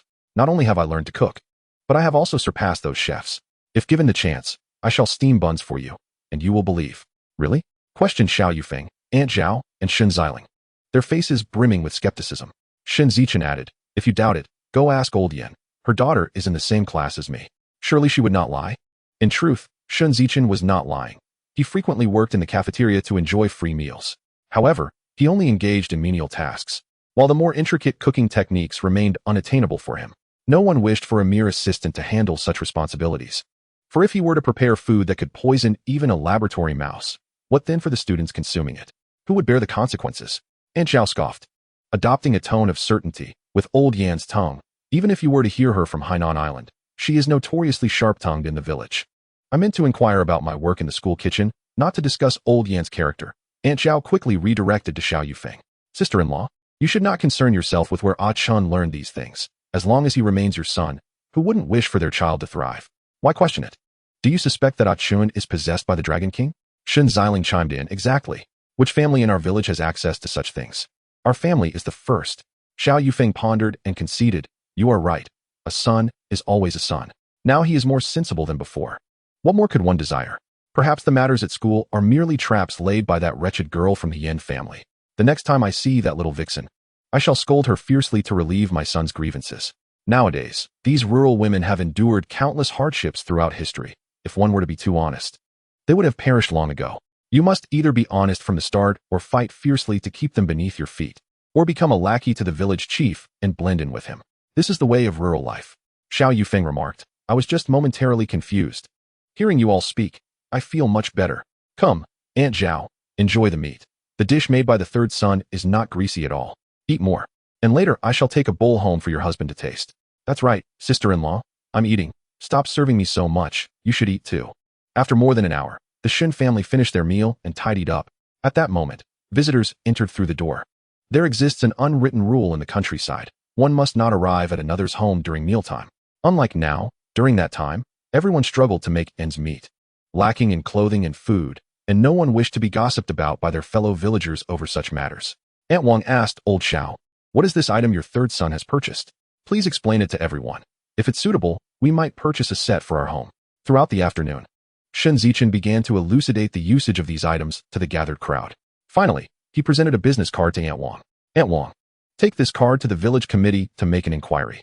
If everyone wishes to buy, we can negotiate the price, have them deliver it, and teach us how to use it afterward. Otherwise, there will be no payment. Yes, let us go to the village committee and make the call. The crowd surrounded Aunt Wang as they proceeded toward the village committee. As dusk approached, Shen Zichen picked up his fishing rod to head to the seaside, hoping to catch a few fish for his family's dinner. Upon opening the door, he noticed his cousin, Shen Zichen, standing outside with several men and women, appearing hesitant to enter. Zichen, is there something you need? Please come in. Shen Zichen wanted to pull others inside, but was instead pushed in. The second sister-in-law, seeing Shen Zichen enter, quickly shut the doors and windows, as if fearing he might discover something. Seated in the main room, Shen Zichen poured him a glass of water. Zichen, what brings you here? The brothers from the Shui family, have they not returned yet? Xiao Yufeng understood his purpose was to ask for money. This debt had lingered for nearly 2 years, originating from when the second brother married and borrowed for a boat. Zichen, your brother Shui is still away at sea. Then there is nothing to discuss. We shall wait until he returns, Shen Zichen replied. But, Zichen, please tell me what is it? Shen Zichen glanced at Xiao Yufeng and slowly replied, your cousin, Shen Zichen, has found a match. The girl's family demands a small house, a car, 3 pieces of gold, and a boat. Shen Zichen was taken aback, exclaiming, that is far too much. Zichen sighed. Indeed, it is excessive, but who can blame Zichen for his affections? Yet there are no precedents for this. The house is ours, and the fishing boat is ours. Now we only lack the 3 pieces of gold and the car. Zichen has inquired, and a used car costs about 80,000. How much more do you need? We still need 30,000 and the gold. Isn't that what we are discussing? Shen Zichen shifted the topic. Zichen, how large is your fishing boat? 22 meters, equipped with a trawling net. Then if you make a few trips to sea, wouldn't that cover everything? Lately, luck has been poor. 1 trip barely covers the fuel costs. Zichen has decided to take a break for a few days to avoid bad luck. Shen Zichen's mind stirred, contemplating his own luck at sea. Calmly, he asked, Zichen, how much do you charge to rent your boat for a day? Shen Zichen casually replied, at the dock. A boat as large as ours rents for about 1,000 yuan per day. Chen, why do you ask? Shen Zichen chuckled, Zichen. I am considering renting it for a few days. Rentals typically start at 7 days, and all expenses incurred during the rental are the renter's responsibility. Shen Zichen rummaged through his bag, finding less than 6,000 yuan. Gritting his teeth, he said, Zichen, I have just under 6,000. How about this? I'll pay for 2 days up front, and then I will cover the remaining 5 days rent with the money I earn from fishing. Shen Zichen scrutinized Shen Zichen for quite some time, noticing no change in his expression. He then seriously said, Chen, are you truly determined to go to sea? Will you not regret it? Chapter 12, The Golden Surface of the Sea. Shen Zichen glanced at his mother, observing her hesitation, and just as she was about to speak, Shen Ziling tugged at her. Xiao Yufeng fell silent. He nodded firmly at Shen Zichen, saying, Zichen, it is decided. Unexpectedly, Shen Zichen replied, Chen, I shall not make it difficult for you. The boat is yours for 2 days free of charge, but you must cover the crew's wages yourself. Shen Zichen joyfully exclaimed. Thank you, Zichen. Just let me pay the rent later. What is the crew's daily wage? 5 yuan per day, with 4 crew members. Very well. I shall set sail tomorrow morning. Please assist in arranging the supplies and diesel for the boat. I will pay for them. All right. I will head to the dock now to arrange the supplies and notify the crew to set sail tomorrow morning. You all are busy at the Shui Tian family. I shall take my leave. After Shen Zichen departed, Xiaomu solemnly inquired, Third son, have you truly resolved to venture out to sea?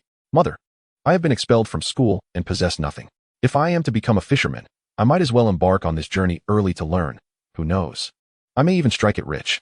Third son, I do not expect you to amass wealth. I merely wish for your safety and well-being. Shen Zichen, concerned about his mother's discontent, swiftly shifted the topic. Mother, was Uncle Jiutian here to ask for money? How much do we owe him? Alas, we owe him 10,000, with an annual interest of 500. It has been nearly 2 years since we borrowed it. Back when your second brother wed and purchased a boat. Now, he is ever troubled, always yielding to his wife and filling his father-in-law's pockets. Shen Zichen pulled out 1,000 yuan and handed it to Xiaomu.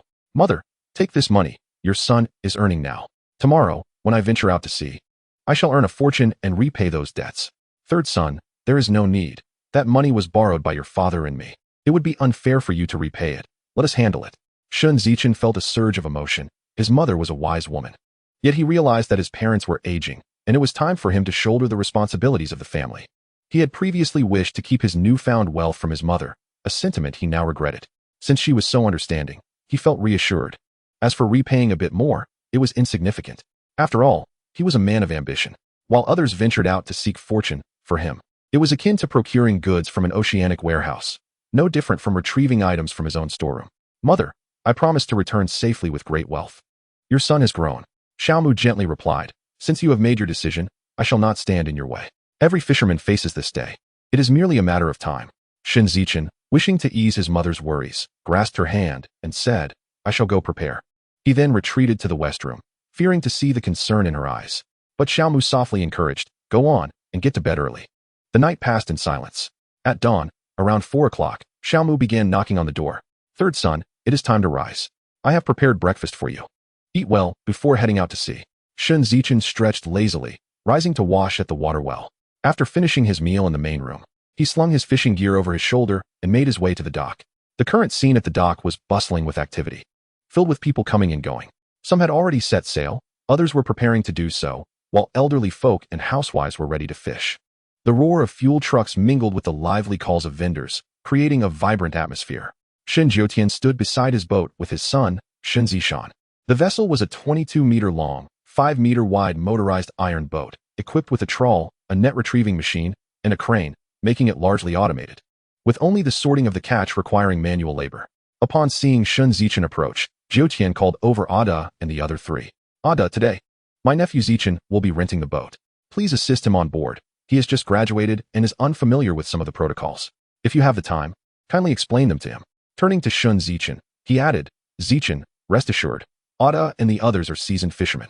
Do not hesitate to ask if you have any questions. There is no shame in seeking clarity. Shen Zichen sincerely nodded. I understand. Thank you, Uncle Jiutian. He felt a deep gratitude towards Shen Jiutian, who treated him as family. Outsiders would never offer such genuine guidance. They would shower you with flattering words, lead you astray, and then indulge you until you were lost, leaving you to thank them with gifts of fruit and wine. In later years, Shen Zichen would stumble through countless pitfalls before grasping this truth. Bitter words are often the best medicine, and uncomfortable truths are frequently the most loyal counsel. However, by the time he understood this, he had already outgrown the age of entrepreneurship, spending both money and time on women and indulgence, never settling down until his final days. Ah Chun, here are rice, flour, oil, and ice, totaling 1,000 yuan. The fuel truck will arrive shortly. You can decide how much to fill. Shen Zichen retrieved 1,000 yuan from his pocket and handed it to Shen Jiutian. The fuel truck soon arrived to refuel the boat, totaling just over 2,000 yuan. Currently, fuel was relatively inexpensive, priced at 1 yuan per liter, unlike in later years when consumers bore the brunt of rising costs. Uncle Jiutian, how many days can we run on this fuel? At an economical speed, it should last about 3 days. Understood, Uncle Jiutian. Brother Zichen, farewell. Goodbye. And may fortune be with you. All who set sail hoped for a favorable omen. As the whistle of the ship echoed, the Zichen fishing vessel unfurled its sails and ventured into the vast ocean, with Shen Zichen steering towards his dreams. As for success or failure, only the heavens could tell. Placing his fishing gear along the ship's edge, Shen Zichen took a moment to observe the water's flow, for all fish swim against the current. Otherwise, the water would flood into their gills. Today, the tide flowed from the Bibu Gulf to the east, meaning the water was moving from the Monkey Kingdom through the Qiongzhou Strait into the South China Sea. This knowledge was imparted to him by an old sailor in his later years. In return, he had cooked for the old sailor for half a month and washed his clothes for another half month. Thus, when he became the first mate, his skills allowed him to consistently bring in the largest hauls. Now, he was living his dream, embarking on another extraordinary journey. stepping into the cabin. He stood by the control panel, gazing at the old yet familiar instruments: the wheel, positioning device, public channels, fuel gauge, and speedometer. These would gradually be replaced by technological advancements, more sophisticated Beidou positioning systems, all-encompassing high-power fish finders, and mechanized net throwing, leaving only the sorting of the catch to fishermen. Moreover, deep-sea fishing vessels were growing larger, often requiring 1 or 2 years per voyage. The boats were becoming increasingly advanced, stable, and safe. With technological progress, the nearshore waters had become nearly devoid of fish, necessitating a shift to deep-sea fishing, which led many fishermen to lose their livelihoods and seek work in factories. After observing Ada's operations for a while, Shen Zichen said, "Ada, teach me to steer the boat. Once I've learned, you can take a break. I will call you when it's time to lower the nets." Ada patiently explained the controls and how to interpret water conditions to assess fish presence. Shen Zichen feigned earnestness, nodding attentively.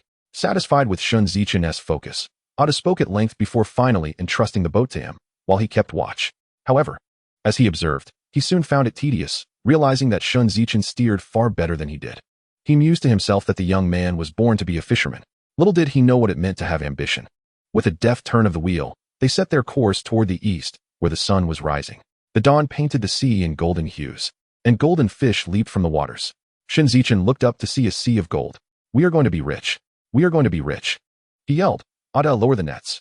Ada, captivated by the breathtaking scenery, only snapped back to reality upon hearing Shen Zichen's shout. Glancing at the horizon, he remarked, "Boss, this doesn't look like a spot for fish. This is still nearshore." "I am the boss. You are the boss," Shen Zichen replied with confidence. Ada, taken aback, quickly responded, "You are the boss. As the boss, you will heed my commands. Beyond your wages, I shall give each of you an additional 1% commission." Hasten to inform them to swiftly retrieve the nets. Upon hearing of a 1% commission, Ada joyfully dashed out, his heart fervently wishing for the nets to teem with an overwhelming catch, for such abundance would yield greater profits. This exemplifies the distinction between working for a boss and laboring for oneself. Exiting the cabin, Ada called out to Aer and the others, extolling the advantages promised by the boss while hastily drawing in the nets, murmuring fervently about the anticipated bounty. Shen Zichen navigated the vessel with economical speed, attentively monitoring the trawling nets at the stern. As the boat glided with the current, beneath the surface at a depth of 30 meters, schools of golden pomfret shimmered in the sunlight, resembling bars of gold swimming in the sea. They were all wealth. "All of this is mine. Who dares to seize it shall face utter annihilation." The nets, towed by the Zishan, ensnared the pomfret as they swam upstream, and the fish at the forefront, sensing danger, attempted to escape, yet those behind pressed forward, preventing their escape, resulting in an ever-increasing aggregation. The fishing net functioned akin to a colossal delivery vehicle, gathering its haul until it could hold no more. Shen Zichen chuckled foolishly, drooling like a simpleton. This was no mere fishing expedition. It was akin to operating a loader in a gold mine, collecting pure gold. "Wealth has come. I shall savor soybean oil for breakfast, indulge in sumptuous delicacies for lunch, and embrace AZ at night." Shen Zichen chanted in a Tianjin accent, his mind brimming with dreams of riches. After about an hour of swaying in delight, he leaned out and shouted to Ada and the others, "Haul in the nets. Quickly, let us aim for a few more catches." "All right, boss, just watch." They echoed, "Boss, may this haul be bountiful." "Rest assured it will be," they urged collectively, as the nets were gradually drawn in by the winch.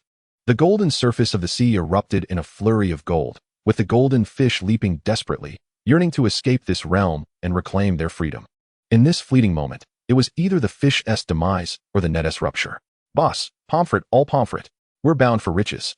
This haul must weigh over 5,000 pounds. It's definitely bountiful." Shen Zichen halted the fishing boat, stepping onto the deck to behold the multitude of golden pomfret dancing joyfully, glinting in the dawn light like gilded bars soaring through the air. "Fortune has favored me. My first venture at sea has yielded such a harvest, making it hard to imagine not striking it rich.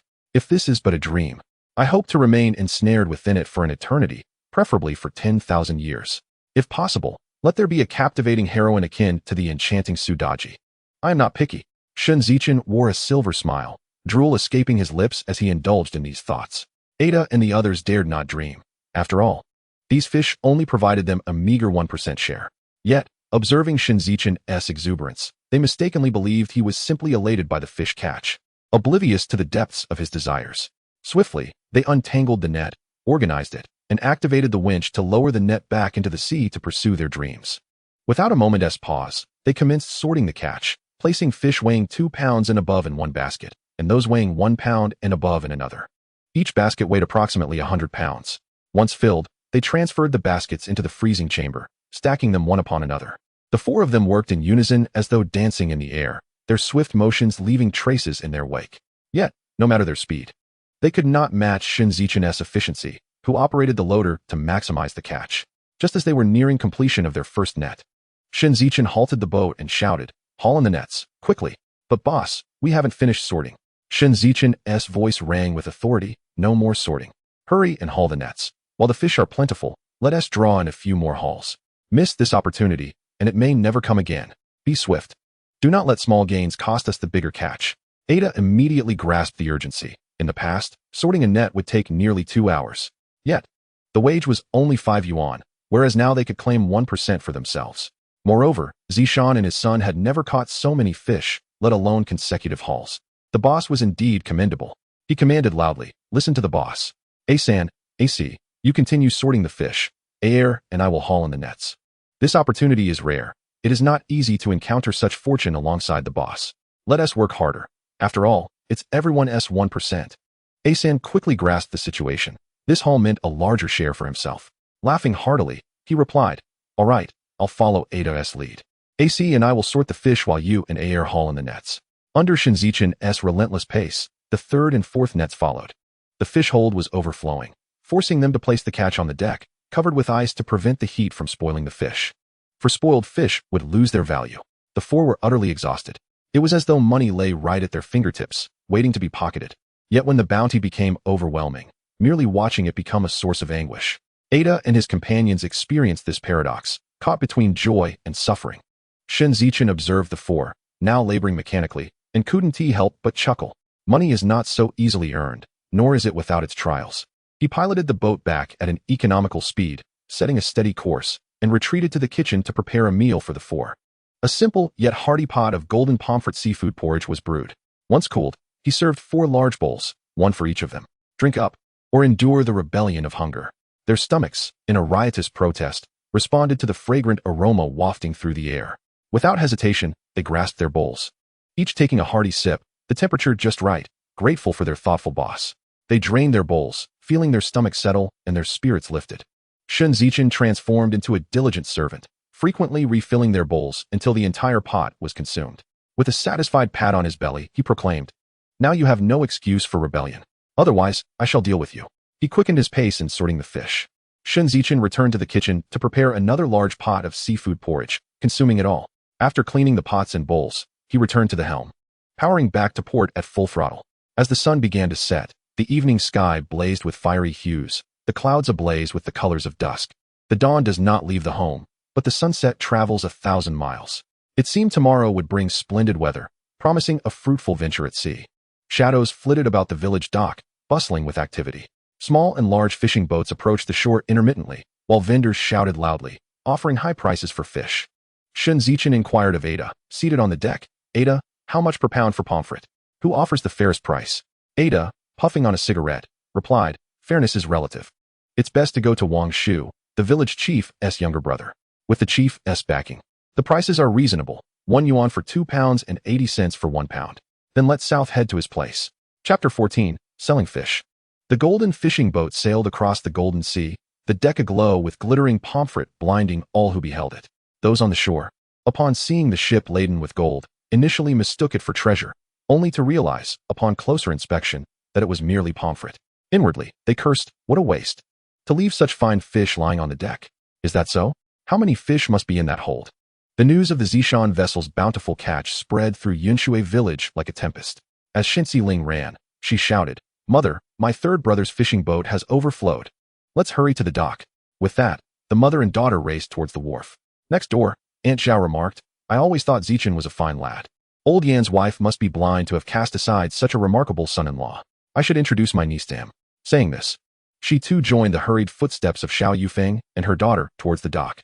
The elder and younger sisters-in-law exchanged glances upon hearing the news and made their way to the wharf as well, thinking, "If those who cannot fish have had such a bounty, surely our men's boat must also be brimming."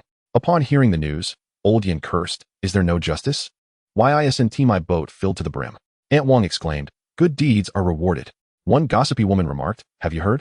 The Dragon King of the South Sea is seeking to take Aiken as a son-in-law, and this is the dowry. Another added, did you not notice? Aiken's eyes bear a resemblance to the Dragon King's. The first woman gasped, are you implying that Xiao Yufeng has an affair with the Dragon King? The crowd was taken aback. Old Wang from the general store commented, the Shuetian family is about to rise.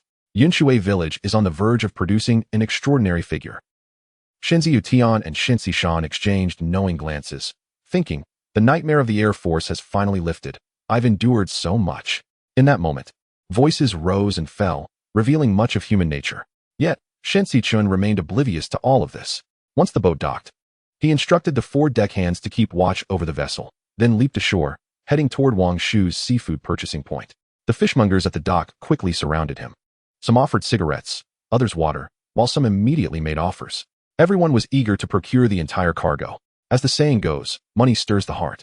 In the distance, a harsh honking sound pierced the air. Looking up, Shen Zichen saw village chief Wang leading the militia commander, Wei Li Huang, along with several village committee members who were installing loudspeakers. Uncle Village Chief, why have you installed speakers at the dock? Shen Zichen called out. Ah, Aiken. Mr. Shanku from yesterday promised to donate broadcasting equipment, which arrived this morning. The town leadership took it seriously and allocated some wires and 2 large speakers for our village to enhance political propaganda. With so many people at the dock, it's perfect for announcements. Shen Zichen replied candidly, what do I have to do with it? If it weren't for your diligence, Uncle Village Chief, my words would bear no weight. The village chief chuckled heartily, patting Shen Zichen on the shoulder. That's music to my ears. I hear you had quite a catch today. The golden pomfret, overflowing after just 4 nets. Who do you plan to sell to? I'm planning to sell to my uncle. Surely he won't shortchange his own nephew. Good lad. You've charmed both the good and the not so good. Come on, uncle will accompany you. After all, you are our village's great benefactor. Laughter erupted as Wang Shu bantered with the fish sellers, occasionally glancing towards the dock. Truth be told, who wouldn't want to lay claim to that dazzling cargo of golden pomfret? Yet, rushing into a deal isn't wise.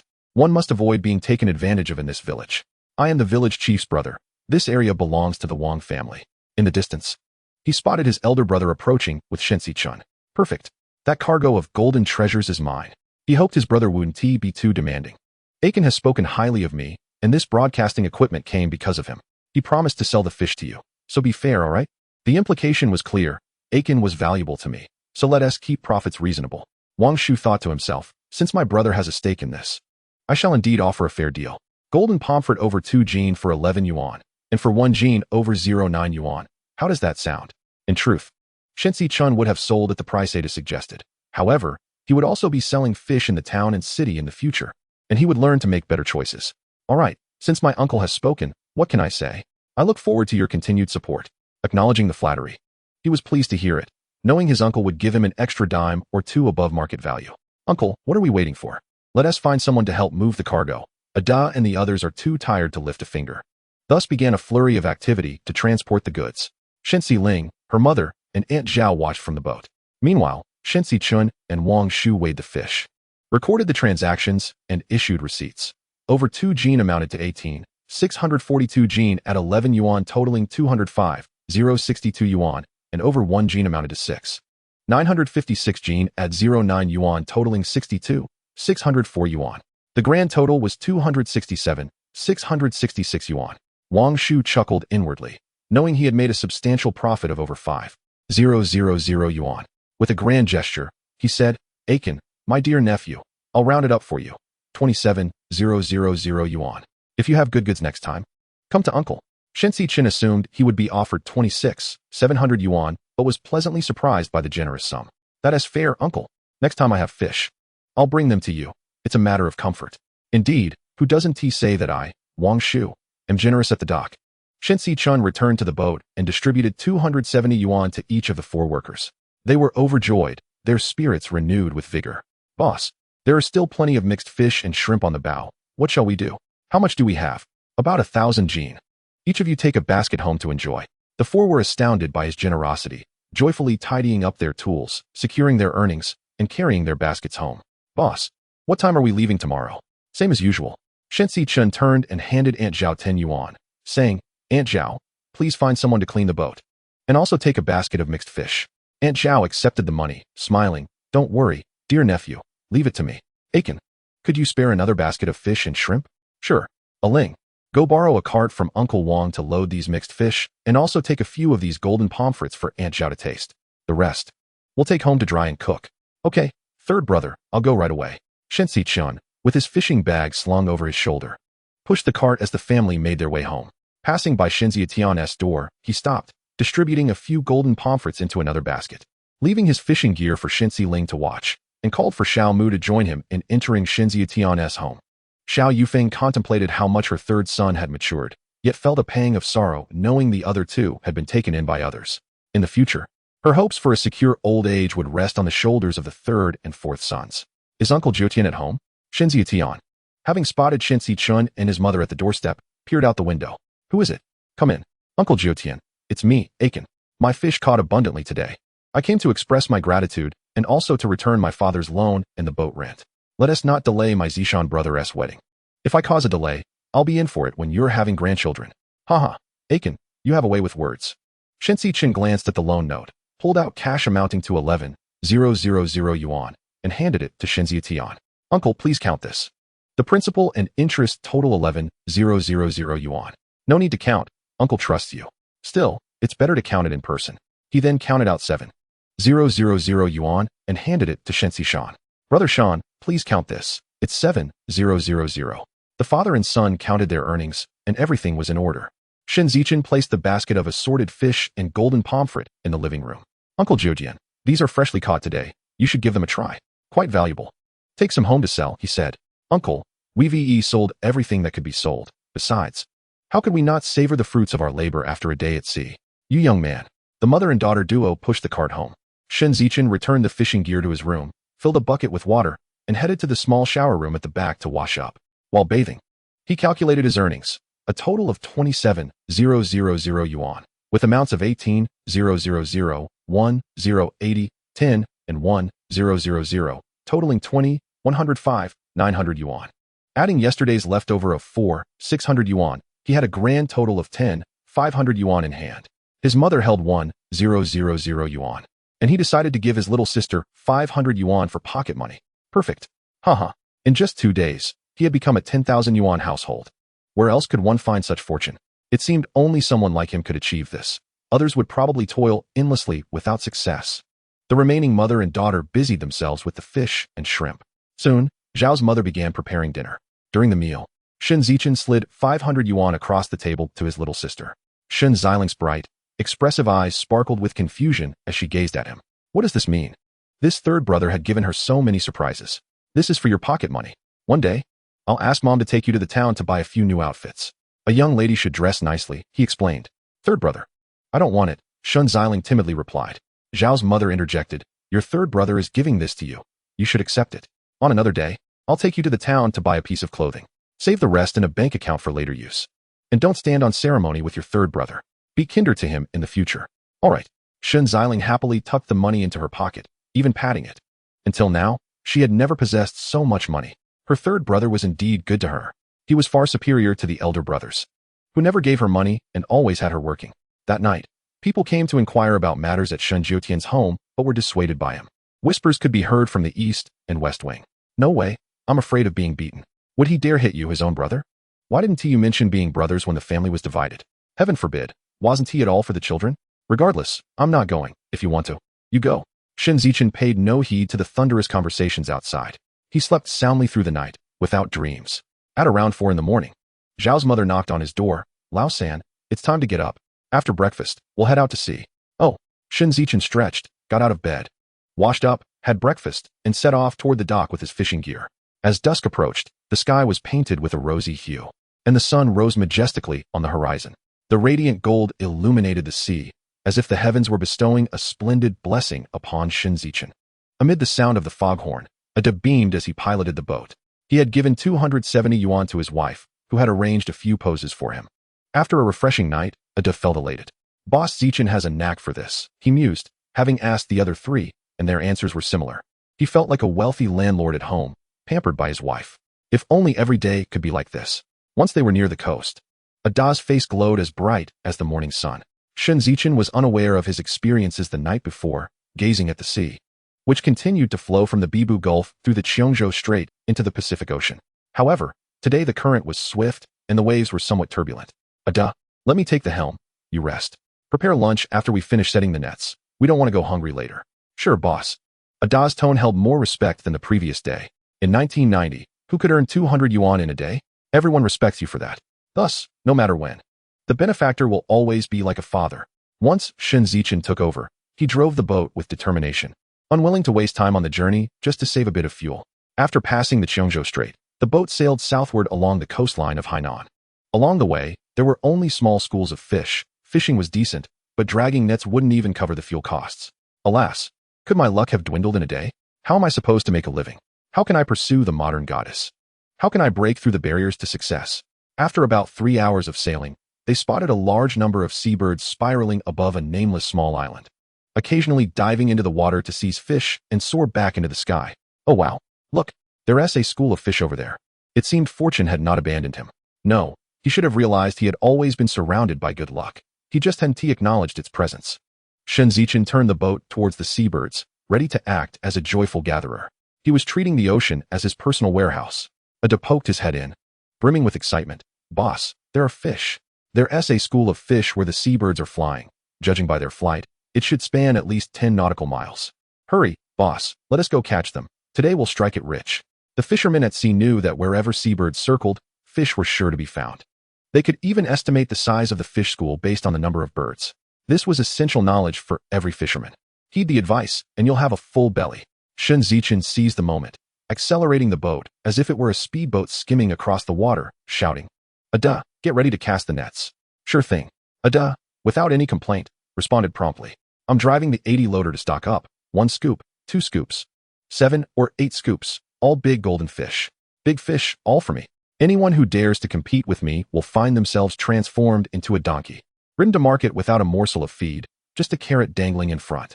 I'm riding a donkey while driving a loader to sell fish. Singing an unknown tune and humming a medley of songs, Shen Zichen felt exhilarated as they spent half an hour over the school of fish. He turned back and called out, Ada, haul in the nets. Right away, boss.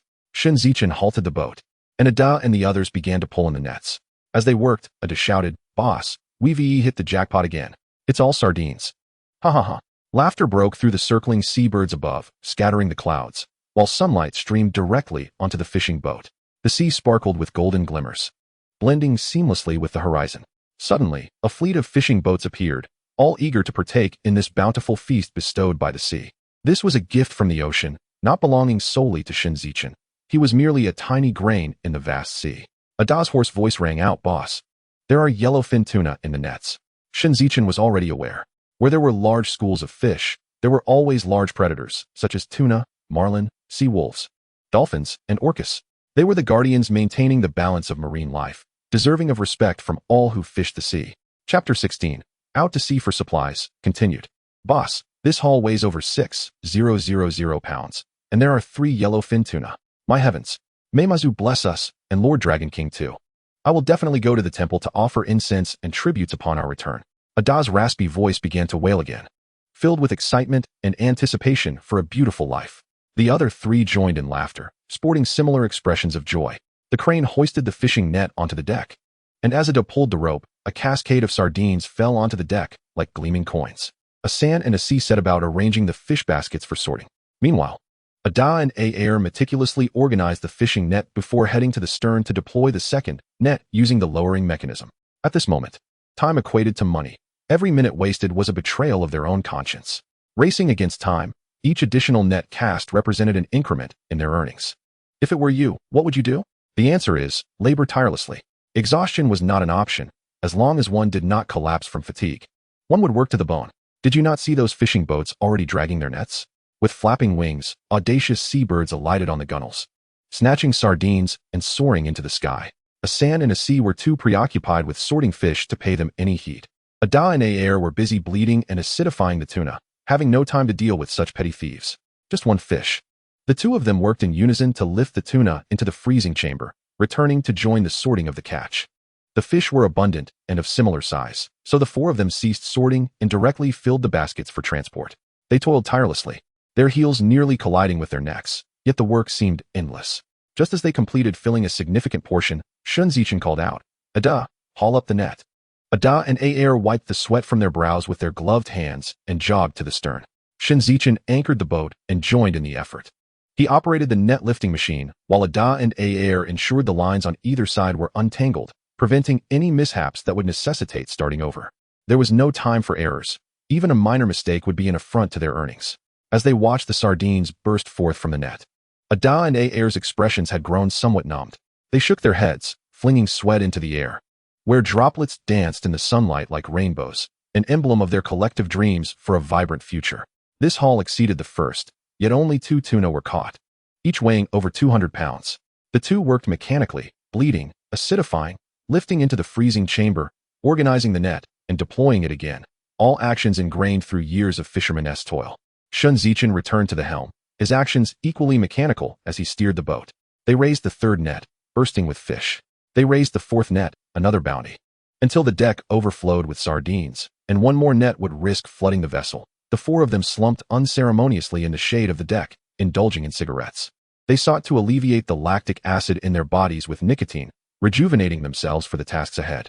Despite their weariness, the enthusiasm in their eyes remained undiminished. Ada turned to glance at the stern, where the fifth net was being dragged without being raised, simply trailing through the water. Boss Zichen remarked, "The fish won't spoil in the sea. We can haul them up at the dock and hire help for sorting. That way, we can earn from an additional net too." Ada slapped his forehead. How foolish of him not to think of this sooner. Had he considered this yesterday, they could have earned an extra 100 or so yuan. The boss truly was astute. He hoped that Zichen would forever command this vessel, ensuring a daily income exceeding 200 yuan, more than what he earned working alongside the Zishan father-son duo in a month. After the season, he would inquire if Zichen intended to purchase a larger boat. With a larger vessel, he could continue working with Boss Zichen. He envisioned the life a fisherman ought to lead. The four of them held their dreams close, gazing at the sky filled with colorful clouds reminiscent of a golden ladder. Smiling foolishly, Shen Zichen was also fatigued, having been awake since 4 in the morning. Witnessing the sea transition from a golden shimmer to a rippling sheen, and now to the glistening reflections of sunlight. His vision felt weary, yet he mechanically piloted the boat, wishing for someone to relieve him for a moment. However, the others were even more exhausted, collapsed on the damp deck, utterly motionless. It turned out that collecting money was such a laborious endeavor. He recalled a piece of news from the future stating that 10 million yuan weighed 235 kilograms, nearly 470 pounds. If one were to hand such an amount to a person, they would struggle to carry it home. He pondered the audacity of those who easily snatched billions. How did they manage it? Was it a deception of the audience or an affront to their intelligence? Perhaps. Upon hearing the figure of several billion, their brains were overwhelmed by a surge of adrenaline, rendering them oblivious to the reality. Once the moment had passed, that memory was erased, making the scenario seem entirely rational. Wasn't he once like that? Truly, it was a case of the pot calling the kettle black. Now, reduced to collecting money himself, he realized the arduousness of the task. And what of the ordinary fishermen without connections? They could only gaze longingly at the sea, shedding tears like a Shan Gu, whose month-long struggle had obliterated any sense of perseverance. Washington persisted only 7 times to become a great man, while a Shan Gu's month of endurance rendered him a mere joke. This illustrates that the public only sees success. Who acknowledges your perseverance? If the Guo father and son had not persisted, would they have become a household name? Unlikely. They were less influential than even a minor internet celebrity. As his thoughts continued to wander, they gradually merged with the vastness of the skies and sea. Ahead lay the Jiang City pier. He turned the helm, and the Zishan vessel sped towards the dock. In the afternoon, few boats returned to the pier, and several second-hand fish dealers lounged in the shade, boasting and playing cards. Shen Zichen instructed Ada to reel in the nets, suspending them above the deck without untying the ropes. He reminded them to keep a close watch on the boat while he disembarked to inquire about prices at the purchasing station. As Shen Zichen stepped ashore, a throng of fishmongers quickly surrounded him. They clamored, "Boss, I'll buy sardines for 0.8 yuan. Boss, I'll offer 0.85. I'll give you 0.90. Eventually, the price escalated to 1.05 yuan. Shen Zichen ignored them, pushing through the crowd to a phone booth. He pulled out Qi Junlong's business card and dialed the number. After 3 rings, the call connected. "Hello? Who is this? Can't you see I'm busy drinking?" "Qi Go, it's A Chun. How could I possibly see you drinking from afar? I have good news for you." "A Chun. Haha. My apologies. That was a slip of the tongue. What good news do you have for my brother?" "I have a few tuna. Would you like them?" "Wow. Yes. A Chun, where are you?" "I'll be there right away." The sound of furniture crashing echoed as he rushed to his feet. Chigu, no need to hurry. I'm at the city pier, aboard the Zishan. I'll be waiting for you at the dock. All right. Old song, and I will be there shortly. After hanging up, he paid 50 cents for the call. At that moment, a burly man adorned with a large gold chain, exuding a fierce demeanor and sporting a bushy beard, approached, flanked by 2 lackeys and a group of others. Shen Zichen glanced up at the man. He had encountered many like him in the future, using their intimidating appearance to psychologically overpower others, compelling them to sell their catch at reduced prices. Brother, I'll buy your fish for 1 yuan. Who do you think you are, making such bold claims? The 2 lackeys stepped forward, flanking Shen Zichen in a threatening manner, aiming to exert pressure on him. Historically, such tactics had often led to their success, and they had amassed considerable wealth, becoming a formidable presence at the pier. However, no matter how powerful they appeared, in the eyes of the Qi and Song families, they were insignificant. Shen Zichen felt a sense of certainty in his heart. Chapter 17. The Dominance of the Fighting Fish. Qijia Seafood, in the future, transformed into the renowned Qiji 5-star hotel, which opened several chain establishments in the old Guangzhou. Not only did it possess its own seafood farming base, but it also boasted a fleet of ships, supplying not only its own needs, but also catering to well-connected hotels. The proprietor of Qiji Hotel is none other than Qi Junlong. As for Song's real estate, it seems to have faded into obscurity in the future, evidently having been swept away by the currents of history. With such a formidable ally backing him, he felt no trepidation. Moreover, Shen Zichen had his own means of self-preservation. Upon his arrival ashore, Ada had cautioned him that this place was a chaotic mix of characters, and he must tread carefully. It was only after this warning that Shen Zichen recalled that he was in an era of rampant development, the so-called competition of 100 boats and 1,000 sails.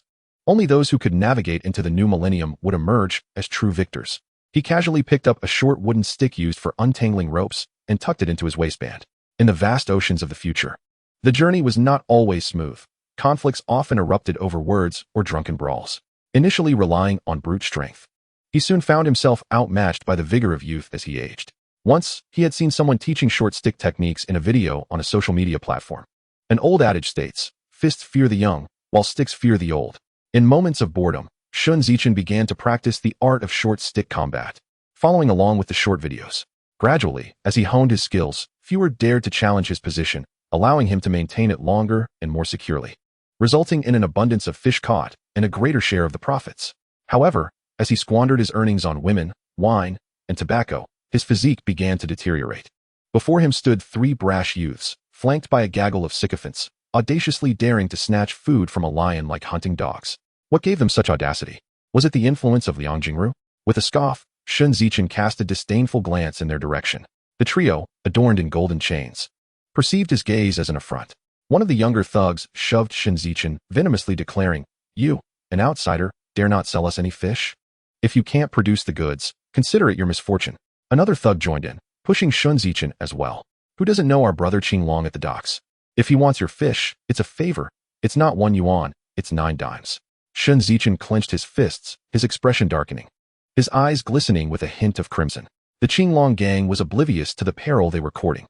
One of the thugs drew a spring knife, flicking it open and brandishing it menacingly. "Step back, or when the white blade meets the red, don't blame me for the bloodshed." The surrounding fishmongers quickly cleared a space. This outsider was in for a rough time. Who told him to reject a deal at $1.50? Greed was indeed a cruel master. Hadn't he mentioned a phone call about tuna? Yes, he had. Only major players could handle tuna. This was bound to be a lesson for Qinglong and his crew. Indeed, they relied on their numbers and their brazen arrogance, disregarding any semblance of decorum. In this era, what was decorum but the currency of wealth? Yes, money made the boss. Without it, even the title of Big Brother was hard to maintain. Hadn't you heard of Li Heihu, who, after a few underhanded deals, now flaunted a Big Brother's phone, adorned with gold chains and rings, emulating the swagger of Hong Kong's gangsters? Shen Zichen seemed to recall such a figure. As the crowd parted, the first thug grew bolder, lightly tapping the blade against Shen Zichen's face. "Kid, on the docks, I am your master. Do you understand?" Shen Zichen darkly pushed his hand away. "I don't know. I only sell to whoever pays the most." The gang of golden chains erupted in laughter. "It seems a little bloodletting is the only cure for your high blood pressure. Outsider, you're quite arrogant. Your boat and cargo now belong to Brother Qinglong. Hear me? Get out now." Shen Zichen, incensed, replied, "What if I refuse? Try it and see." Shen Zichen's mind shifted as an idea struck him. "Since you desire it, take it. I am eager to see how you plan to do so." The first thug, twirling the knife, sneered, "Do you think we are afraid? Let us go, brothers. We'll take it ourselves. 9 dimes. Huh, not a single cent." Another thug brandished a cleaver, declaring, "Let us go, leave not a single feather behind. Anyone who dares to shout will be cut down. Yes, follow Brother Qinglong. There's meat to eat, wine to drink, and women to savor." The thugs laughed heartily. Shen Zichen, however, remained calm. "Aren't you afraid of being caught for robbery?" "Huh." The first thug tapped Shen Zichen's face with the knife. "Outsider. Uncle Motzi is my big brother. Do you think he would let us be caught?" Laughter erupted from behind him. Shen Zichen joined in the laughter, though his eyes concealed a savage glint. Another corrupt alliance of officials and thugs. It appeared he must tread carefully. At that moment, the second thug performed a flourish with his knife, suddenly pressing the blade against Shen Zichen's neck. "Move. Let us go to the boat to collect the catch." "Move. Don't test our patience." The first thug led the way with his knife, while the second thug held the blade to Shen Zichen's throat, gripping his hair, with Qinglong and his entourage following closely behind. A throng of them marched towards the dock and the Zishan vessel. Upon seeing the fish catch on the boat, the gang of golden chains revealed their greedy grins, eagerly leaping aboard to begin hauling the cargo ashore. Shen Zichen smirked ominously. "The gates of hell have been opened for you." Ada and his companions attempted to intervene, but were held back by the threat of the first thug's knife. Each received a stinging slap, leaving them bloodied. Unable to contain himself, Ada shouted, "Robbery! Call the police." Everyone froze momentarily, seizing the opportunity while the second thug hesitated. Shen Zichen pushed his arm aside and delivered a hammering blow to his nose. The thug instantly staggered, blood gushing from his face. Shen Zichen then shoulder-checked him, sending him crashing into the sea. With a swift motion, he drew the short stick from his waistband and struck the golden chain thug on the head. This was the principle of capturing the king before the thieves. The golden chain thug collapsed on the shore, howling in agony. Seeing his leader being assaulted, the first thug jumped down from the boat, lunging at Shen Zichen with his knife aimed at his chest. This was a life-threatening assault. Shen Zichen retaliated, striking the thug's wrist with the stick, causing a fracture. The thug cradled his wrist, wailing in pain. The remaining lackeys brandished various weapons, encircling Shen Zichen, a disorganized mob. Shen Zichen deftly defended himself with the short stick, simultaneously delivering blows to the golden chain thug and the first thug. After a few strikes, both were left incapacitated. The surrounding fishmongers erupted in laughter. Just then, a voice rang out from the back of the crowd. "Brother Chun, well done. These vermin deserve to be fed to the fish." Everyone turned to see two youthful figures standing beside a pair of tiger-headed vehicles. One was Song Jianba, the young heir of Song Real Estate, and the other was Qi Junlong, the young master of Qiji Seafood. These two were inseparable. Behind them followed a refrigerated truck. The crowd finally understood the source of this outsider's confidence. With a mere word from either of these young men, Qinglong and his crew would be forced to flee the city, or else face complete obliteration. Did you think those in real estate and the restaurant business were clean-handed? The pie is only so big. If you take a slice, I must go hungry. What to do? Engage in covert rivalry. The Qinglong gang finally felt a pang of fear. They had no desire to become fish food. Suppressing their pain, they knelt and bowed their heads to Qi Song and his companion, pleading for mercy. Qi Song and his companion turned their gaze towards Shen Zichen. With a dismissive wave of his hand, Shen Zichen said, "Scram. Touching you would sully my hands." He understood that this group had likely offended many, and now that they had fallen from grace, countless individuals would be eager to take advantage of their misfortune. Why dirty his own hands in the process? Chapter 18. Selling fish in the city. All beings are equal. Brother Aiken is magnanimous. Qi Song and his companion also looked down upon such lowly fish bullies and deemed it beneath them to take action against them. Not only would it tarnish their hands, but it would also diminish their own status. Witnessing Shen Zichen simply dismissing this group increased their respect for him. They realized he was not only skilled, but also possessed a certain vision. It is only individuals of such caliber who are worthy of being their friends. Otherwise, they may merely serve as fishing companions or offer minor assistance casually. If Shen Zichen were aware of their thoughts, he would undoubtedly find it amusing. As a mere beginner, did he truly require their approval? All he needed was to amass his initial fortune, and his achievements would soon have them looking up to him. At that point, a mere hint of information shared with them would allow them to profit immensely, far more than their exhausting endeavors in the hotel and real estate businesses could yield. All right, brothers, let us hurry to the boat and check out those 12 bluefin tuna. We need to load them quickly. I still have to deal with those sardines. Off they went. The trio, accompanied by their staff, arrived at the dock. Qi Junlong exclaimed to Shen Zichen, "Wow, brother. You must be the illegitimate son of the Dragon King. This fish is simply too abundant. There is hardly any space to step on. How on earth are we going to haul out the bluefin?" Song Jianba pointed at the fishing net above and said, "Goodness, how big must the school of fish be for this catch? Old Chi, hurry and find a purchasing shop for Aiken to move the fish. I want to see those bluefin." Understood. Chi Junlong immediately picked up the phone and made a call. Before long, a truck adorned with a tiger's head arrived, followed by 2 large lorries. A middle-aged man stepped out of the truck and rushed over to Chi Junlong. "Mr. Chi, where are the fish?" Chi Junlong gestured towards the Zishan. The man was taken aback. How on earth could a school of fish yield such an income? Seeing the look of naivety on his face, Chi Junlong couldn't help but chuckle. Hadn't he just been in the same boat? Now they had finally found a buyer. Suppressing his laughter, he patted the middle-aged man on the shoulder. "All right, old Zhao, stop looking like you've never seen the world. The captain is my brother, Shen Zichen. Offer a fair price and let us get this loaded.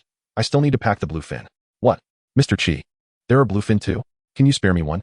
"Old Zhao, don't even think about it. Those little Japanese want to collaborate with A Long's hotel.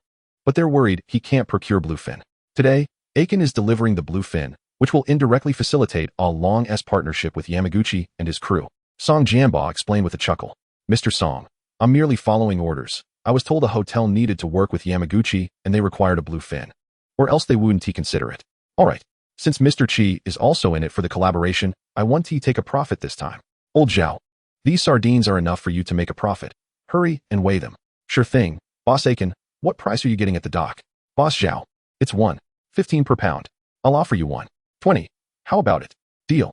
Zhao Dei thought he had Chi Junlong backing him and tried to negotiate, only to find the other party readily agreed. It seemed Boss Aiken was not someone who relied on connections to get by. Given that, he felt compelled to befriend this individual. He waved for his underlings to start packing and weighed the sardines.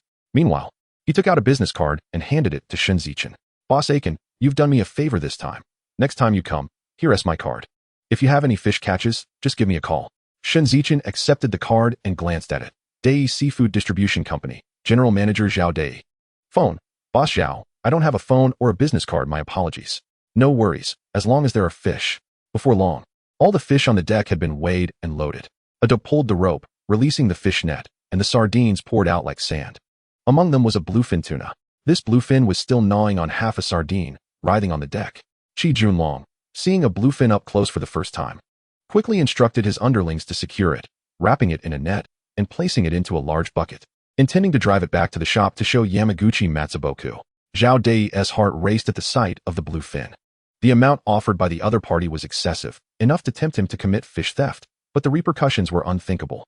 This Boss Aiken was a friend of Mr. Chi, so he had to sell first to Mr. Chi. After all, he could see that the other party wasn't even bargaining. They were just weighing the fish. This relationship was undoubtedly invaluable, and he could only hope Boss Aiken would help him secure another bluefin in the future. Once the sardines on deck were packed again, Ade opened the cold storage and began moving the sardines inside. In the end, Aiken kept a basket of sardines for himself. Today, they had cast 5 nets, totaling 31,225 pounds, earning 37,470 yuan at 12 yuan per pound. Zhao Dei rounded it up to 37,500 yuan. Shen Zichen opened the freezer to find 12 bluefin tuna inside. Chi Junlong burst into laughter, realizing that this collaboration with the Japanese had indeed materialized. Aiken had truly become his benefactor. Having rescued someone previously enabled him to meet Yamaguchi Matsuboku, who had asked to see if he had the capability by requesting 2 bluefin for trial. Today, Aiken had delivered 13, one of which was still alive. He signaled for the purchasing manager to come over. "Lee Fatty, bring me the Big Brother phone I prepared for you as a gift. I'll buy you a new one tomorrow." Lee Fatty promptly produced the Big Brother phone along with its case, presenting it respectfully to Chi Junlong. Chi Junlong accepted it, powered it on, and saved his own phone number as well as Old Song S. Zhao Dei also entered his number. He had come to understand. This Boss Aiken was undoubtedly a golden leg. He must ensure to maintain this connection. He chastised himself for being too stingy earlier, harboring thoughts of bargaining. His standing was still too low. Look at Mr. Chi, so generous with the Big Brother phone. After weighing, they found the 12 bluefin weighed 15,218 pounds at 15 yuan per pound, totaling 22,527 yuan. The live one wasn't counted yet. Chi Junlong handed over 20,000 yuan to Shen Zichen. "Aiken, consider the live one and the change as phone money. No matter the amount, just take it. We're brothers, no need for formality. These bluefin are of great significance to my family. I've made a tremendous profit." Shen Zichen was the type of person who reciprocated kindness tenfold. He thought to himself that he would find an opportunity to repay him in the future. With that in mind, He didn't hesitate to accept the money. Weighing the first-generation simulated Big Brother phone. All right, I want to be modest then. This will make it more convenient for us to stay in touch. If you need any more fish, just give me a call, and I'll find a way to get it. How generous. Zhao Dei felt a surge of warmth within. After securing the money, he bid farewell to everyone and prepared to leave the ship. Qijuan long gestured for him to pause. Emerging from the vehicle with a bag as he boarded the vessel, and tossed another bag to Shen Zichen. Ah Chun, take this. A tool for equal protection among all beings, useful for self-defense on the journey. Shen Zichen received the bag and, upon opening it, discovered a formidable Type 54 pistol, 10 magazines, and 2 boxes of ammunition. Brother Long, is this really necessary? You currently possess 60,000 yuan, which might incite envy. This tool for equal protection can serve both as a means of defense and a deterrent to the lesser beings. After contemplating the events that transpired at the dock earlier, Shen Zichen conceded, all right then. Chapter 19. Setting sail for supplies, continued. Toot toot toot. The ship's horn sounded thrice as Qijuan Long bid farewell to the trio. The Zishan boat sailed towards Yunshui village, illuminated by the setting sun. Ada and his companions each counted out 620 yuan, exchanging silly grins as they reveled in their fortune. Zhao Dei had transferred 37,500 yuan to Qijuan Long, yielding a total of 60,027 yuan. The live tuna was valued at 2,000 yuan, rounding the total to 62,000 yuan. Each of Ada's group received a share of 620 yuan, totaling 480 yuan among them. Shen Zichen was left with 57,500 yuan, and after deducting the 2 for 80, he had 53,020 yuan remaining. Coupled with the 10,000 from yesterday, he now held over 63,000 in cash. He chuckled at the thought, unable to suppress a cheerful tune he had composed. The audience consisting of all sentient beings in the sea, with no tickets required, as it was all complimentary. Not only were Ada and his companions thrilled, but Shen Zichen too was elated, having netted a staggering profit of over 74,000 yuan in merely 3 days of fishing. Indeed, fortune favors the prepared. This did not even account for the invaluable connections he had formed. Relationships are priceless. Without further ado, he decided to cast a couple of nets on the way home to provide a report to Wang Shu. He called out to Ada and the others to prepare the nets, as it was a cloudy day and idleness was not an option. The quartet, clutching their money with glee, readily agreed. At the stern of the boat, they slowly lowered the fishing nets into the sea, standing at the edge repeatedly counting the money in their hands. After a brief interval of counting, they burst into laughter, resembling carefree airs. In the cabin, Shen Zichen navigated the vessel at an economical speed towards home. The ships will bore a mobile phone on one side and a tool for equal protection on the other. The cash was securely locked in the toolbox beneath his seat. Although the fishing boat was cruising at a steady 8 knots, Shen Zichen felt as though it was slowing down, as if burdened by some heavy cargo. A sudden realization struck him. Could this actually be happening? Unable to contain his curiosity, he glanced back and gasped in astonishment. The net was brimming with large shrimp, each weighing approximately half a pound. There's a catch. It seems the heavens are favoring us, he mused, initially intending to merely drag a net for the sake of formality. Ha ha ha. He laughed exuberantly, observing the symmetrical beauty of the catch. Turning his gaze forward, he noticed, illuminated by the fiery clouds, a vast expanse of shrimp beneath the surface. Shen Zichen felt at a loss for words regarding the divine favor he had received. Reflecting on the historical words of King Gojian of Yu to King Fuchai of Wu, he thought, heaven has delivered the treasures of Wu to my doorstep. Should I not partake, I too shall face divine retribution. Thus, I shall consume these shrimp. As for the consequences of overindulgence, he dismissed them, for the human body possesses regenerative capabilities. Peering over at the blissfully grinning Ada and his companions, he shouted, "Quit your silly laughter and haul the nets. Save your mirth for home with your wives." The 4 men's revelry was abruptly interrupted by his commanding voice, akin to a celestial melody that filled them with joy, for it signified the promise of a bountiful catch. They hastily stowed their money and, with a shout, began to retrieve the nets. As the nets were drawn up, the machinery whirred, gradually lifting the nets from the water. The only words escaping the 4 in their excitement were exclamations of disbelief. Shrimp. It's all shrimp. Over 5,000 pounds of it. They marveled at their incredible fortune, as though good luck itself had opened the door to their prosperity.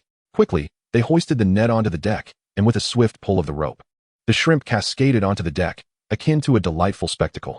A sand and a sea arranged baskets, loading them one by one, as the shrimp were of similar size, merely requiring the removal of any assorted fish.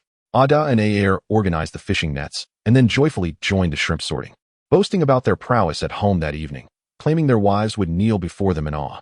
Shen Zichen piloted the boat, while keeping a keen eye on the fishing conditions, maneuvering towards the areas dense with shrimp. After estimating the distance, he halted the vessel and called for Ada to raise the nets once more. Shen Zichen activated the net-retrieving machinery as Ada and Air prodded the ropes with short poles. Estimating the haul, Shen Zichen calculated that this net contained around 4,000 pounds of shrimp. After releasing the shrimp, they cast their nets again. Shen Zichen returned to the cabin and swiftly navigated towards the Yinshui village dock. As he approached the village dock, he picked up the mobile phone and called Wang Shu. Upon connection, he said, "Uncle Wang, it's Achun. I'm nearly at the dock. This time, it's all shrimp." "What's the price for shrimp, uncle?" Wang Shu was taken aback, wondering how Achun was able to make a phone call from the sea. He glanced at his own mobile phone, pondering if Achun had acquired one as well. A flurry of self-interrogation led him to a conclusion. "I must live too, so I have no choice but to answer the call. Achun, shrimp is currently priced at 4 yuan per pound, but I'll offer you 2 yuan per pound. How does that sound?" This price was 2 jiao higher than what Shen Zichen had previously inquired of Ada.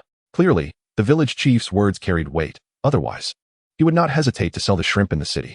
"All right then, uncle, prepare the scales. I shall arrive shortly." The news of the shrimp spread like wildfire throughout Yinshui village. Shen Zichen and Xiao Yufeng rushed towards the dock, followed closely by Aunt Zhao. With the elder and younger sisters in tow, the dock quickly filled with onlookers. For the age-old adage held true, those who ought to offer blessings would forever utter words of goodwill, while those who wished ill would forever curse you. Such is human nature. Due to prior communication, Wang Shu had also prepared a workforce. As the boat docked, everyone sprang into action, proceeding in an orderly fashion to weigh and record the catch. The 3 nets had yielded a total of 14,826 pounds of shrimp, valued at 42 yuan each, amounting to 692 yuan. Upon witnessing the bounty of shrimp, Wang Shu erupted into hearty laughter. "This Achun is quite remarkable. In just 2 days, he has helped me earn nearly 10,000 yuan. With a wave of his hand, he directly handed over 300 yuan. Shen Zichen then distributed 625 yuan to each of Ada's quartet, totaling 500 yuan. He pulled the 4 aside and whispered, "For outsiders, say I only pay you 5 yuan for a day's work. I shall deny everything else. I wish to maintain the rules and avoid being cursed by future generations. Understood?" "Boss, understood. We won't speak of it to anyone. Best to keep it that way." Yet Shen Zichen was aware that such a charade was unlikely to hold. He would inevitably deny it later. If questioned, they would simply say it was a bonus from a bountiful catch. He instructed the 4 to take some sardines and shrimp home for dinner and handed Aunt Zhao 10 yuan to ensure cleanliness. Let Shen Zichen push the cart back home with the remaining sardines and shrimp. Noticing that there are still quite a few assorted fish and shrimp on the boat, he turns to the village chief, Wang Ping, and says, "Uncle Wang, could I ask you for a favor?" "Sure, go ahead," replies Wang. "It's a shame to throw away the assorted fish on my boat. You must know which families in our village are struggling and unable to go to sea. I would like to ask you to notify them. Each family can come and take a basket of assorted fish, and those who miss out can come again next time. How does that sound?" Wang Ping immediately understands that this is Shen Zichen's way of doing him a favor. Chuckling, he replies, "Of course, why not? You're doing me a good turn. Thank you." Shen Zichen packs the money and the egalitarian tools into his fishing bag and slings it over his shoulder. He holds a walkie-talkie in one hand while assisting Xiao Yufeng back home, leaving everything else to Aunt Zhao and the village chief. As he walks, Shen Zichen mentally calculates. Wang Shu earned 300 yuan here, distributing 625 yuan to each of the 4, totaling 500 yuan. In the end, his personal income stands at 59,800 yuan. With the market revenue at 53,020 yuan, summing up to 112,820 yuan. Adding another 10,000, he breaks 120,000 in just 3 days. This is faster than the bank can print money. Suddenly, he notices his sisters-in-law stealthily following behind him, but he pays them no mind. Passing by Old Wang's general store at the village entrance, he is met with a chorus of praise. Only Old Yin mutters under her breath, "This is just a stroke of luck. It won't last." For such petty individuals, it is best to remain silent and keep one's distance. Engaging with her would only diminish his stature. Shen Zichen engages with the crowd, not even glancing at Old Yin. Someone inquires, "Achun, how about having Ah Chao's boat go to sea with yours tomorrow?" Shen Zichen pretends not to hear and continues assisting Xiao mother back home. Inside, Shen Zichen flits about like a joyful butterfly, moving back and forth, gathering firewood and drawing water, cleaning the sardines and shrimp in anticipation of Xiao mother's return to cook and share a meal. When Xiao mother reaches for something, Shen Zichen stops her. "Mom, please sit. I will take care of it. Just taste my school-learned skills."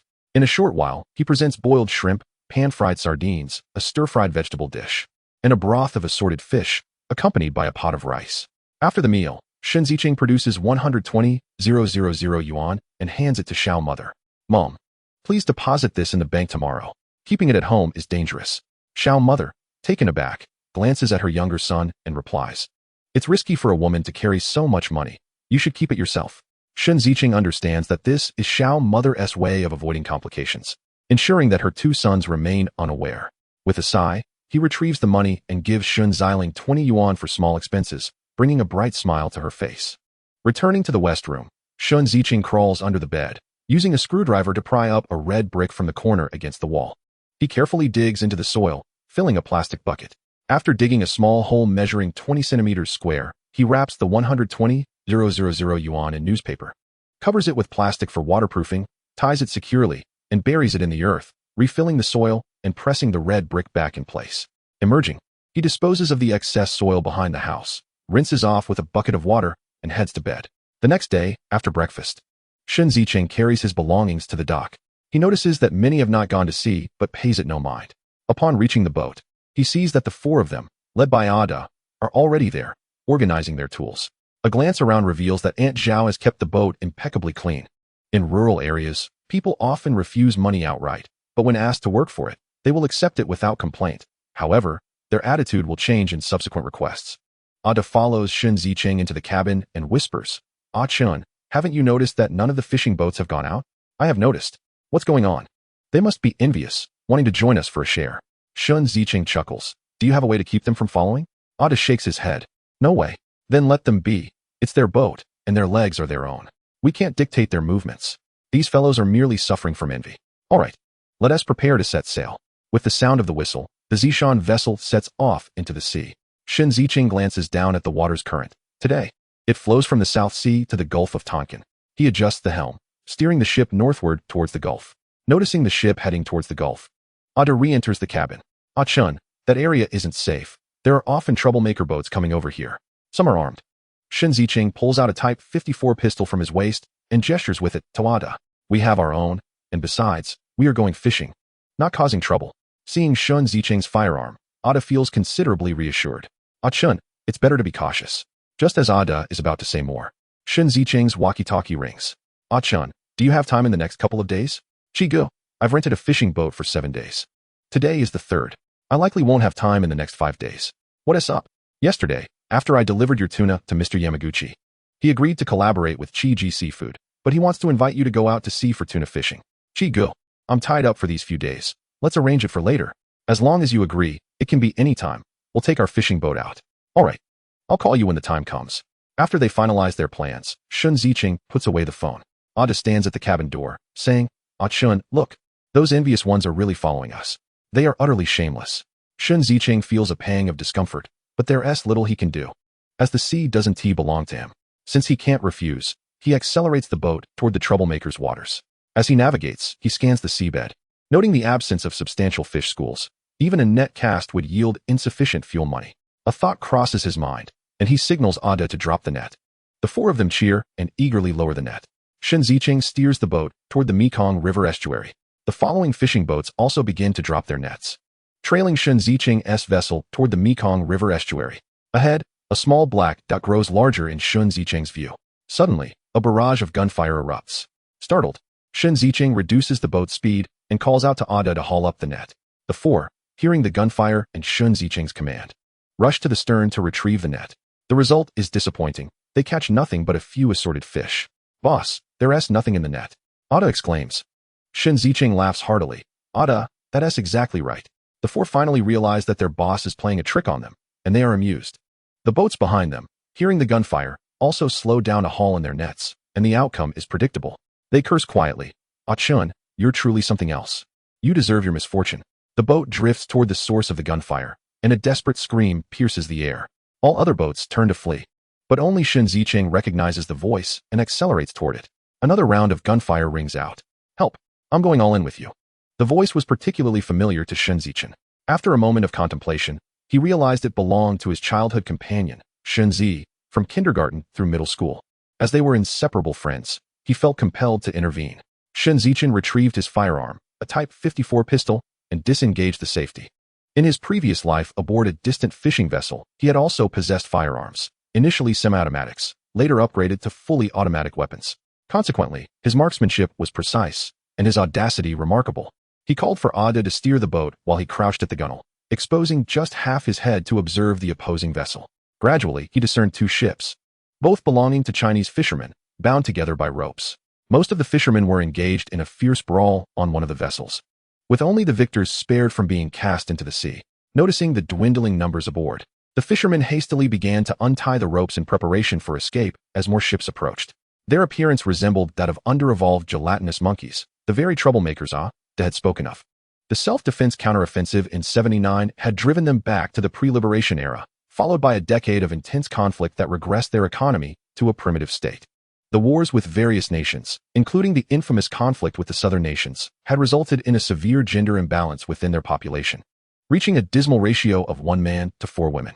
In desperation, many women, unable to secure sustenance, boldly ventured to Yunnan Guizhou in search of husbands, willing to marry for mere sustenance.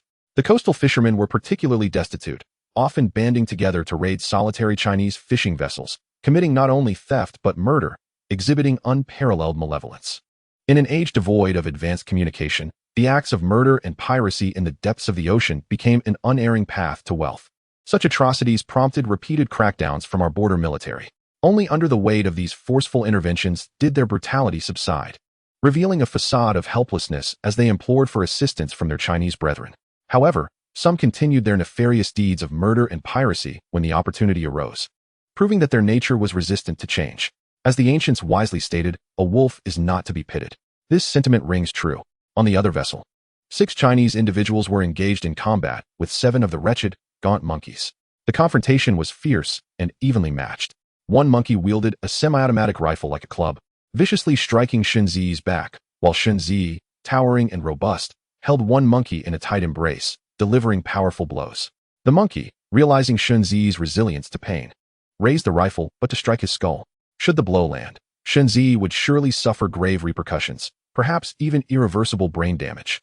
Just as the rifle was about to collide with Shen Zi's head, a sharp gunshot rang out. The gunman clutched his arm, the rifle clattering to the deck. This single gunshot froze everyone in place, each person rendered motionless, paralyzed by uncertainty about who might be next. At that critical moment, Shen Zichen arrived, his firearm at the ready, effectively immobilizing the entire scene. Those aboard the adjacent ship, engaged in untying the ropes, hesitated momentarily before resuming their covert attempts at escape. One could always count on the foolish to remain foolish. Another shot rang out, striking the deck just before the rope untier. Immediately, he ceased all movement, obediently lying still. This was the aftermath of war. Shen Zichen called out, "Z, are you all right?" "It's me, Shen Zichen." Upon hearing his childhood friend's voice, Shen Zi surged with renewed vigor, dispatching the monkey he had been grappling with, then retrieving the rifle from the deck to unleash a barrage of strikes upon the remaining monkeys while shouting, "Dad, it's Zichen, my childhood friend. Let us avenge ourselves." Cries of anguish erupted from the ship as Ada navigated closer to Shen Zi's vessel. Shen Zichen leaped aboard, noting that the monkeys were now all incapacitated. Lying on the deck under the watchful gaze of the crew, he grasped Shen Zi and inquired, "What transpired?" Ada jumped aboard, casting a glance at the other ship, and informed Shen Zichen, "Boss, that vessel appears to belong to Yu's family. It went missing over 2 weeks ago, and a report was filed." Air chimed in. "Indeed, that was Yu's ship. I've worked on it myself." Shen Zi confirmed, "That ship is undoubtedly from the Shen family. These vile southern monkeys exploited our vessel to call for help, only to threaten us with firearms upon approach, demanding our catch under duress. I fear for Yu and the others. Z, interrogate those monkeys about Yu's whereabouts." "Understood." Shen Zi approached the group of monkeys, delivering a flurry of blows while demanding answers.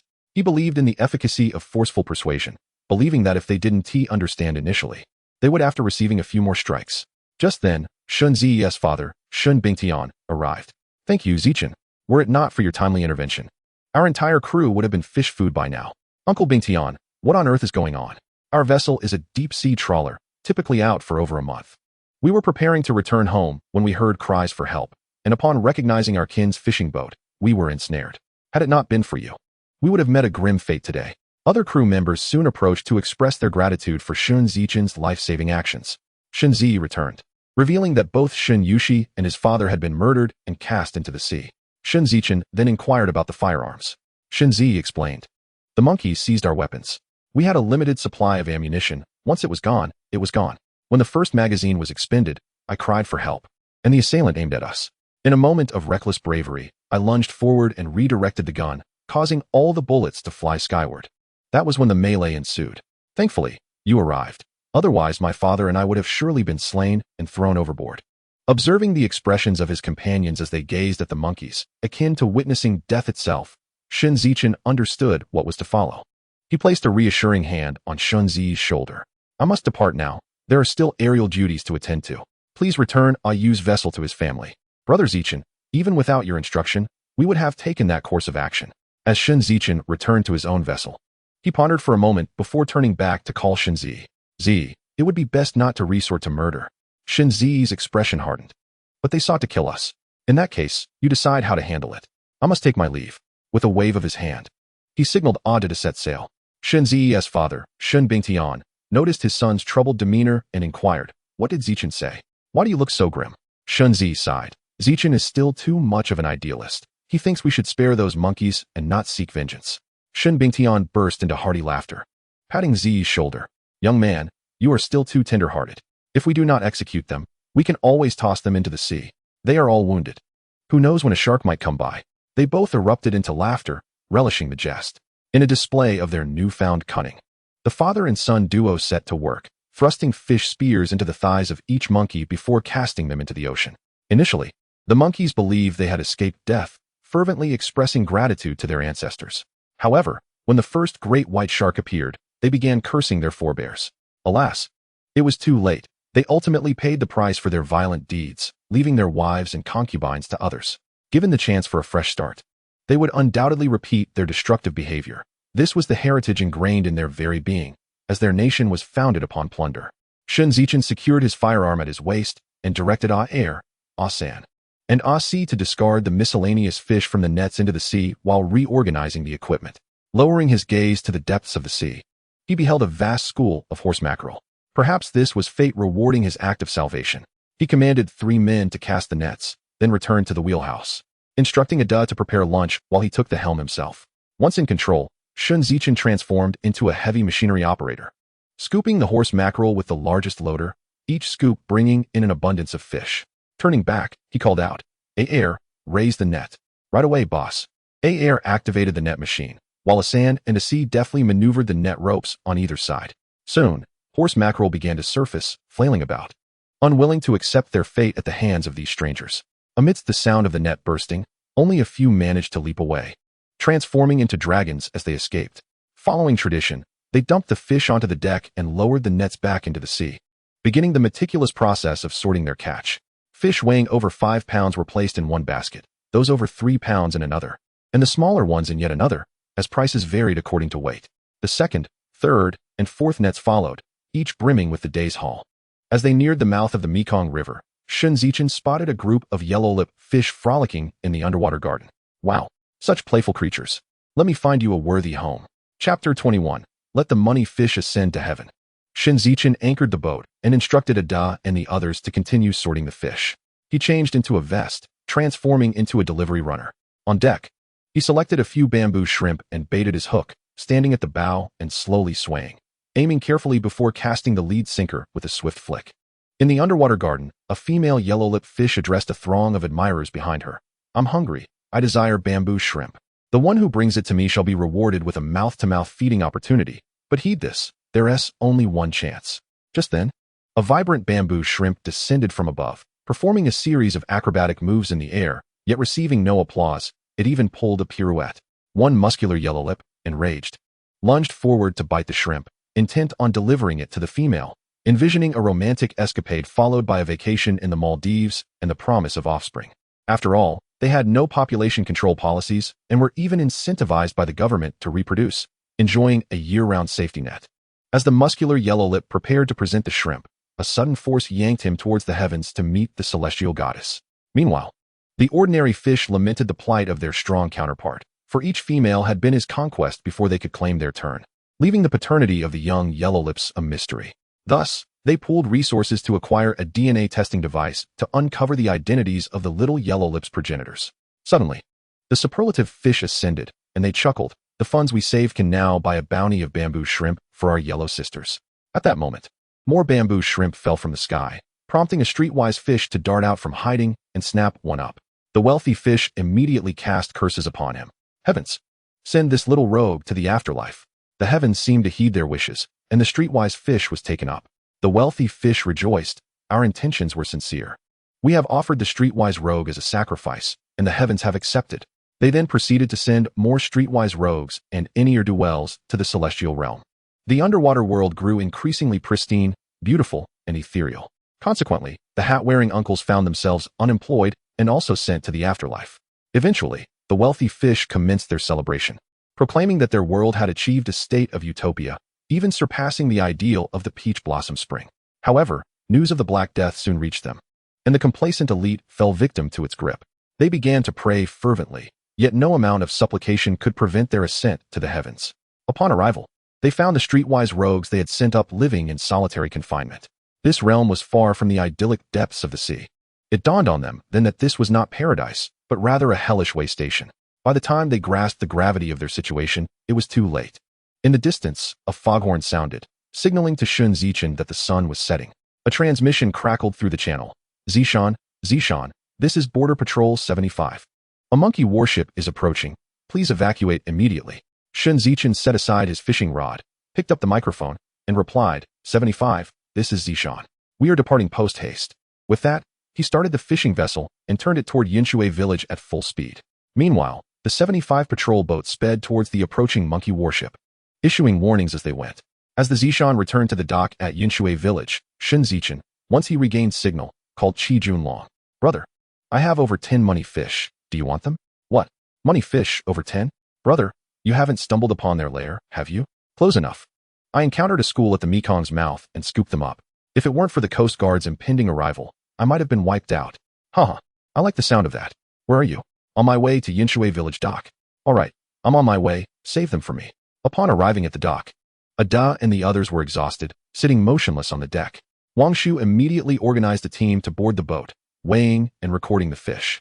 Xiao Mu and Shen Zichen squeezed through the crowd. Big brother, are you all right? What could possibly happen to me? Shen Zi chimed in. I told you, didn't I? Brother Zichen is fine. Shen Zichen embraced his little sister and asked, what's the matter, little sis? In the afternoon, a fishing boat returned claiming you were killed by fishermen from the Monkey Nation. Mother and I were terrified, and old Yin was overjoyed, spreading rumors about you. It wasn't until Brother Z returned to tell us you were safe, and had even saved them, that we felt a bit relieved. But as time passed, and you still hadn't returned, Mother started to worry again. Shen Zichen comforted her. So it's only Mother who's worried, and you're not? I am worried too. Shen Zi interjected. Brother Zichen, come over for dinner tonight to celebrate your life-saving deeds. We'll see about that. Wang Shu beckoned Shen Zichen. Zichen, come see the ledger. Shen Zichen approached and took the ledger. Horse mackerel over 5 pounds. 12, 568 pounds at 32 yuan, totaling 402, 176 yuan. Horse mackerel over 3 pounds.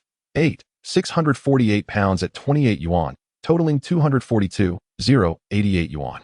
Horse mackerel under 3 pounds. 6, 642 pounds at 22 yuan, totaling 146, 124 yuan. Total, 790, 388 yuan. Wang Shu rounded it down to 790, 000 yuan. Shen Zichen gratefully accepted the money, leading Ada and the others into the wheelhouse, giving each of them 790 yuan. He instructed them not to speak of this outside, and he decided not to share the fish he had caught with them. The 4 men expressed no objections, content with their share, and set off home to reunite with their families. Shen Zichen asked Shen Zichen to take the horse mackerel home first, and to have their mother coordinate with the village chief to distribute the miscellaneous fish to those in need. At that moment, Qi Junlong arrived in a vehicle carrying oxygen tanks at the dock. Shen Zichen waved at him. Qi Junlong led his crew aboard and opened the live water tank, revealing a haul of lively money fish. Among them, the largest weighed over 120 pounds, and it took Shen Zichen more than an hour to reel it in. The remainder predominantly ranged from 50 to 80 pounds. Qi Junlong did not bother weighing them, instructing his men to load them directly onto the water truck. He greeted Shen Zichen, saying, Ah Chun, I'll weigh them when I get back and then pay you. Is that all right? No problem, I won't keep you. Shen Zichen replied. Come by my shop for a drink another day. All right. Qi Junlong departed swiftly, like a gust of wind, leaving behind a golden legend. Shen Zichen slung his fishing gear over his shoulder, giving Aunt Zhao 10 yuan to assist with the cleaning. He returned home with Shen Zi and their mother. Upon arriving, he meticulously washed his fishing rod and laid it out to dry in his room. Shen Zi sincerely invited. "Ah Chun, come to my house for dinner." Mother Xiao encouraged, "Go ahead. Ai has been waiting for you all afternoon." Chapter 22. Gratitude. Shen Zichen exchanged pleasantries with his mother, Xiao Yufeng, and reminded his younger sister, Shen Ziling, to be obedient and study diligently. He then accompanied Shen Zi to his home. Joining them for dinner and drinks were Shen Zi and his father, along with their boat crew. Before the meal, Shen Bingtian expressed gratitude on behalf of everyone for Shen Zichen's life-saving assistance, presenting him with 10,000 yuan as a token of appreciation. Shen Zichen, however, declined the money. "Uncle Bingtian, I earned a fair amount today as well. You should keep this." "Ah Chun, your earnings are yours. But this is a small token of our gratitude," he insisted, and after much back and forth, it became clear that Shen Zichen could not refuse. Finally, Shen Zichen suggested, "If you truly wish to give, please use it to assist the family of the young fisherman. Their boat was salvaged, but they will undoubtedly have many expenses." After a moment of contemplation, Shen Bingtian agreed. "Very well. What a fine family to be scattered like this. Cursed be those despicable monkeys from Jiannan." Shen Zichen consumed copiously, his appetite astonishing the others, as he devoured well over his usual portion. He realized that since his rebirth as a fisherman, his appetite had grown significantly, especially after the exhaustive afternoon spent catching yellowmouth fish, leaving him utterly fatigued and sore. Aware that this discomfort stemmed from lactic acid accumulation in his muscles, he endured the pain and fatigue, performing 7 sets of stick exercises on the boat deck to alleviate the soreness. The result was a remarkable increase in both his appetite and physical strength, leaving him eager to test the extent of his newfound power. After dinner, the group escorted Shen Zichen to the door. Suddenly, a figure emerged from the shadows. It was Shen Zichen, who blocked Shen Zichen's path, his head bowed, unsure of how to express himself. Observing his demeanor, Shen Zichen, having lived 2 lives, could easily discern his inner turmoil. Bidding farewell to the others, he led Shen Zichen to a secluded area. "Brother Zichen, are you planning to go out to sea alone?" "I'm sorry, Ah Chun, Shen Zichen raised his hand to halt Shen Zichen's explanation, wishing to spare him the need to fabricate excuses. "Brother Zichen, I've had Aunt Zhao clean the boat. It only needs to settle the wages for Ada and the others for 3 days. You can set sail tomorrow." "Thank you, Ah Chun." After which, he pulled out 7,000 yuan from his pocket and handed it to Shen Zichen. Shen Zichen accepted it, counting out 3,000 and returning the remaining 4,000. He then produced 60 yuan, instructing him to distribute it as wages for Ada and the others. Shen Zichen hesitated for a moment before reluctantly pocketing the money. Shen Zichen waved goodbye and departed. As Shen Zichen made his way home, he entered to find old Yin sitting in the living room, enjoying tea and snacks. It turned out that the woman Shen Zichen intended to marry was the niece of old Yin. Hearing during the day about Shen Zichen's substantial earnings of nearly 80,000 yuan filled him with jealousy. Visiting Shen Zhiutian's home, he noticed the father and son there seemed uneasy as well. He began to subtly encourage them to venture out to sea again, claiming that the curse on their boat had been broken by Shen Zichen. With old Yin's constant prodding, Shen Zhiutian and his son eventually agreed to the idea. Shen Zichen decided to return all the rental fees from the past 7 days. Old Yin remarked, "You don't understand that little rascal. He'll only want 3,000. And you'll get back the 4,000. Upon entering, Shen Zichen placed the 4,060 yuan on the table, explaining that the 60 was for Ada and the others. Old Yin chuckled, "Son-in-law, didn't I tell you? That little rascal values his pride. He wouldn't take what isn't his. You truly understand, Ah Chun." After old Yin left, the father and son began strategizing on how to return to sea and make a fortune. Back at home, Shen Zichen stashed away 70,000 yuan beneath his bed, keeping some change for household appliances he intended to purchase the next day. The following morning, Mother Xiao called out to Shen Zichen to rise and prepare for his sea expedition. Shen Zichen got up, washed up, and sat down for breakfast. "Mom, the Zichen family's boat has been reclaimed." Shen Ziling interjected. "How could they do that?" Mother Xiao sighed. "Indeed, how could they do such a thing? We are all kin." Shen Zichen set down his bowl of porridge. "Mom, little sister, renting is a courtesy, while not renting is a matter of right. It's their prerogative, and we have no contract." At that moment, his eldest brother and sister-in-law, along with his second brother and sister-in-law, entered. The eldest brother was preparing to set sail, and, upon hearing that Shen Zichen's family had reclaimed their boat, contemplated whether to ask Shen Zichen for assistance, offering him 10 yuan a day. When he returned home and shared the news with his wife, his second brother's family expressed a similar desire. Thus, both families sought out Shen Zichen. "Little brother, we heard that Shen Zichen has reclaimed the boat." They all fixed their gazes on him, awaiting his response. Shen Zichen poured himself another bowl of porridge, taking a sip before nodding. Yes, they have reclaimed it. Instantly, his sister-in-law exclaimed, "Little brother, why don't you go out to sea with your eldest brother? He'll give you 10 yuan a day." Shen Zichen glanced at his siblings. How could there be such a disparity among those born of the same mother? 10 yuan? He could easily earn 40 or 50 by casting a line in the rocky area. 10 yuan. How could they dare to utter such a sum? Second brother. How much will you give? 10 yuan as well. All right, I understand. I'm quite fatigued from yesterday's fishing. I think I'll take a day off and not go out to sea. His sister-in-law admonished, "Little brother, life is lived one day at a time, and money is saved day by day. Don't let a few days of good fishing lead to arrogance. It's better to live humbly." Sister-in-law, our mother is still alive. I don't need you to teach me how to live. I earn 80,000 a day. How much does my eldest brother earn in a day? The sum he gives me is hardly enough for a pack of cigarettes. They were aware that he had made a significant amount from fishing, but they had not expected it to be 80,000. They barely earned around 100 a day. Earning 80,000 would take them 3 years of relentless toil without food or drink. 10 yuan was far too meager. If they offered 100, what would be left for them? Hearing Shen Zichen's implication of refusal, his sister-in-law huffed, dragging her husband away. The second brother followed suit, leading his wife out as well. The wealth they could only dream of was beyond their reach. Not long after they left, Shen Zichu's mother, wife, and son arrived at Shen Zichen's home. As soon as they entered, they knelt before him, grateful for his assistance in retrieving the fishing boat, and equally appreciative of the 10,000 yuan he provided.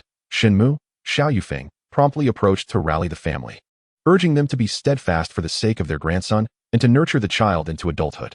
She further offered her support, promising to assist in times of need. After bidding farewell to Shen Zichu's family, Xiaomu remarked, "The Zichu family is truly pitiable."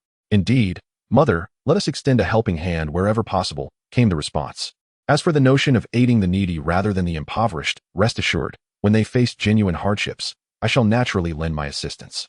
Additionally, they are preparing to build a grave for the father and son, and I shall go see to that shortly, helping with clothing and meal preparations. Very well, mother. Do not overexert yourself. You are not going out to sea. What will you do? Chapter 23. Purchasing Shenzhen development stocks. Yesterday, a batch of fish was taken by my friend, who should come today to deliver the money. I will head to the seaside to fish while I wait for him. You wait here. I will assist at Zichu's home. Xiaomu went to help while Shen Ziling set off for school. Shen Zichen, having organized his fishing gear, intended to fish by the rocks. Suddenly, the phone rang. It was a call from Qi Junlong. "Ah Chun, when you return from sea, please stop by my place." "Brother Qi, I haven't gone out to sea today. I'm just about to go fishing." Upon hearing he had set sail, Qi Junlong realized that the boat rental was 1,000 yuan a day. Truly, what a foolish endeavor.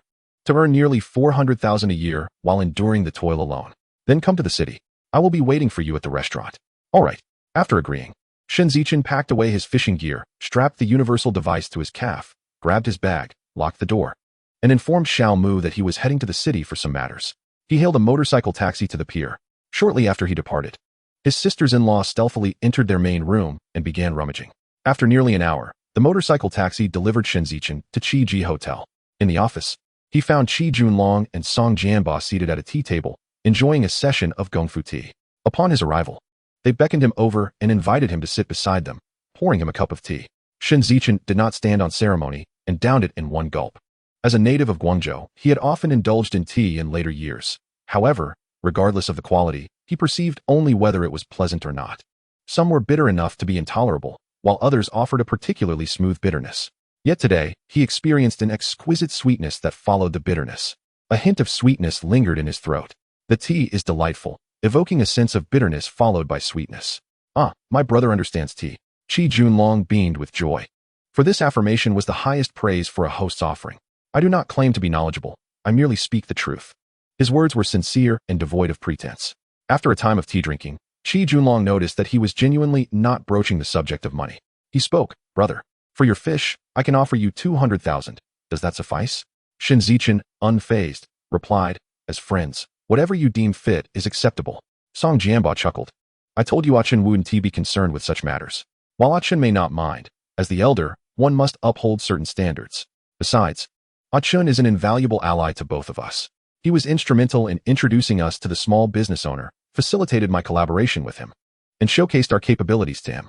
Did you not also reach a cooperative intent with the investor from the small business?" "Yes, indeed. Come now, Chen. Let us toast to you with tea in lieu of wine." After drinking their tea, They set down their cups. Shen Zichen inquired, Song-gu, how does your family engage in real estate with the small business? Earlier this year, the Japanese market collapsed, prompting a mass exodus of domestic funds. China is the largest consumer market, and the Japanese have long set their sights on it. However, regulations necessitate joint ventures for investment. The Song family sought to invest in Hainan's real estate market, but their resources were limited, leaving them at a loss. As Song Jianba elaborated, Shen Zichen began to comprehend. Since Hainan was established as a province in 1988, lacking any infrastructure, the government fervently supported real estate development, with state banks providing substantial loans. Under the influence of certain individuals, Hainan's real estate had flourished. Visionaries from across the nation flocked, eager to partake. Little did they know, it was merely a game of musical chairs, ending in June 1993, with the sharks cleaning up and leaving the burden for local governments. It was not until 2003 that the state intervened to stabilize Hainan's course. While the Song family fared well in Jiang City, they were outmatched in Hainan. Their attempts to secure bank loans yielded little, and just as the Song family faced despair, Shen Zichen unearthed the corpse of Qingmu, which allowed the Qi and Song families to join the investment team led by Shan Koshan, as well as the director of the Municipal Investment Promotion Office, Ouyang Chunxiao. The Qi family approached Shan Koshan with a proposal for collaboration. Shan Koshan simultaneously evaluated 3 hotels, stating that whoever could procure tuna would be their partner. The following day, Shen Zichen delivered 13 tuna, one of which was still alive. Shan Koshan immediately agreed to collaborate with the Qi family. Each party invested 10 million yuan, each holding 40% of the shares, while the remaining 20% was allocated to the State-Owned Assets Supervision and Administration Commission. Shan Koshan also had an eye on Hainan's real estate, but under current regulations, foreigners were prohibited from engaging in real estate ventures in China, which led to a perfect alignment with the Song family. From that point on, the Song and Qi families became a joint venture, their status and standing transformed drastically. Banks eagerly extended loans to support their business expansion, create job opportunities, and contribute to local GDP growth. Now that the answer was clear, it sufficed to remind Song-gu when the time came, whether he chose to believe it was of no concern to Shen Zichen. Qi Junlong then said, Ah Chun, yesterday a friend from the bank asked if I wanted to buy stocks. Would you be interested in acquiring some? Shen Zichen inquired, which stocks? Shenzhen Development Bank. 20 yuan a share. Upon hearing the name Shenzhen Development, Shen Zichen's heart raced. In his later years, he had encountered discussions about this stock, often referred to as an ancient stock that consistently ranked among the top in Shenzhen until his passing. Earlier this year, they issued 10 million shares at 20 yuan each, and by year-end, the shares were split, transforming each into 20, leading to an unstoppable rise once listed in 1991, peaking at 1,000 yuan per share. The mere thought of this ancient stock sent Shen Zichen into a fervor. Qi Junlong and Song Jianba, witnessing his exhilaration, exchanged puzzled glances. This stock was new to them. Had Ah Chun known about it all along? Unable to suppress their curiosity, they asked, Ah Chun, have you heard of Shenzhen Development stock? Shen Zichen took a sip of tea to calm his excitement, rubbing his face to regain composure. Gentlemen, if you have spare funds, purchasing Shenzhen Development stock is highly advisable. Is it truly worth the investment? Absolutely, Shen Zichen asserted with conviction. Brother Qi, how many shares does your friend have of Shenzhen Development? They have a task to sell 200,000 shares each. Failing to meet the quota will result in a deduction of bonuses. What is the current price per share? 20 yuan each, with a 2 yuan commission. They are eager to offload the 200,000 shares at 18 yuan each. May I buy some? Of course. Brother, how many would you like? 20,000 shares, 360,000 yuan. How about I add another 160,000 for you? Song Jianba and Qi Junlong exchanged glances. Should they also partake, thereby assisting a friend while simultaneously wagering on the future? Very well, I shall call my friend right now. And we too shall acquire some. Gentlemen, with wealth at your disposal, do invest more. Otherwise, you may find yourselves regretting it in the future. Additionally, do advise your acquaintance to retain a portion for themselves. Excellent. Upon completing the call, Qi Junlong requested 40,000 shares, while Song Jianba also sought 40,000 shares. And Shen Zichen desired 20,000 shares. The sale of 100,000 shares delighted his friend, who insisted on treating them to a feast. Qi Junlong drove the 3 of them to the Industrial and Commercial Bank, where Wei Lijun promptly facilitated the transaction and documentation for the trio. Chapter 24. A brilliant idea. A hidden thief, the arrival of peach blossoms. Shen Zichen's funds were advanced by Qi Junlong, who lent him 160,000. After finalizing the procedures, they received their stock certificates along with a substantial bundle of shares. Shen Zichen felt as though he were dreaming, having opened an account at the bank and stowed his passbook and card in his pocket. Qi Junlong's friend, Wei Liu, accompanied them to Chi's seafood restaurant, where he treated the three to a lavish meal. During the banquet, Shen Zichen shared his vision for a seafood buffet inspired by future concepts of oceanic fish rafts. The idea was to select a bay, utilizing either boats or fish rafts, creating both a grand hall and private rooms. The pricing would be set per person for an all-you-can-eat seafood experience, with free beer and beverages, while the spirits would be charged separately. Net cages would be placed in the sea, allowing patrons to select their seafood directly from the water. There was also potential for collaboration with live performances, catering to diverse needs. Chi Junlong's eyes sparkled with excitement, reminiscent of an LED flashlight. This kind of fish raft could cater to all social strata. The key lay in the branding and design.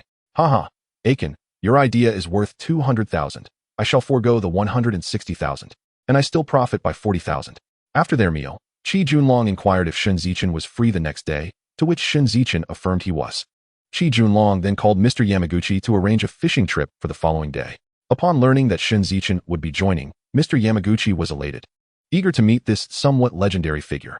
After finalizing plans, Shen Zichen headed home, while Chi Junlong arranged for his driver to take him back. As dusk settled, Shen Zichen rode in Chi Junlong's car back to Yinshui village. Upon stepping out, he instinctively gazed skyward, a habit cultivated from years spent aboard fishing vessels. Regardless of the weather forecast, he always assessed the skies for changes. The sun hung low, seemingly threatened by a dark mass that sought to engulf it. Wisps of white clouds were stirring above. Shen Zichen mused, "The skies are restless. Winds shall come tomorrow. The old clouds beckon. If it does not rain, it will surely blow." It appeared that the following day would bring wind and rain, leaving him uncertain about the fishing trip. Nevertheless, whether or not they could go was inconsequential. He had nothing to lose. However, he must remember to return Chi Ji's 160,000. He could decline, but he could not allow himself to appear ungrateful. Burdened with a bag from the bank and holding a large mobile phone, he made his way home. Upon entering, he immediately sensed that someone had rummaged through his belongings. This was a habit he had developed over the years. His possessions, though seemingly chaotic, followed a certain order known only to him. Sitting on the bed, he looked beneath to check the state of his red bricks. Finding them intact, he released a sigh of relief. It was imperative to deposit the money soon, otherwise it would remain a tempting target. Should someone intrude while he was away, it could endanger his parents and younger sister.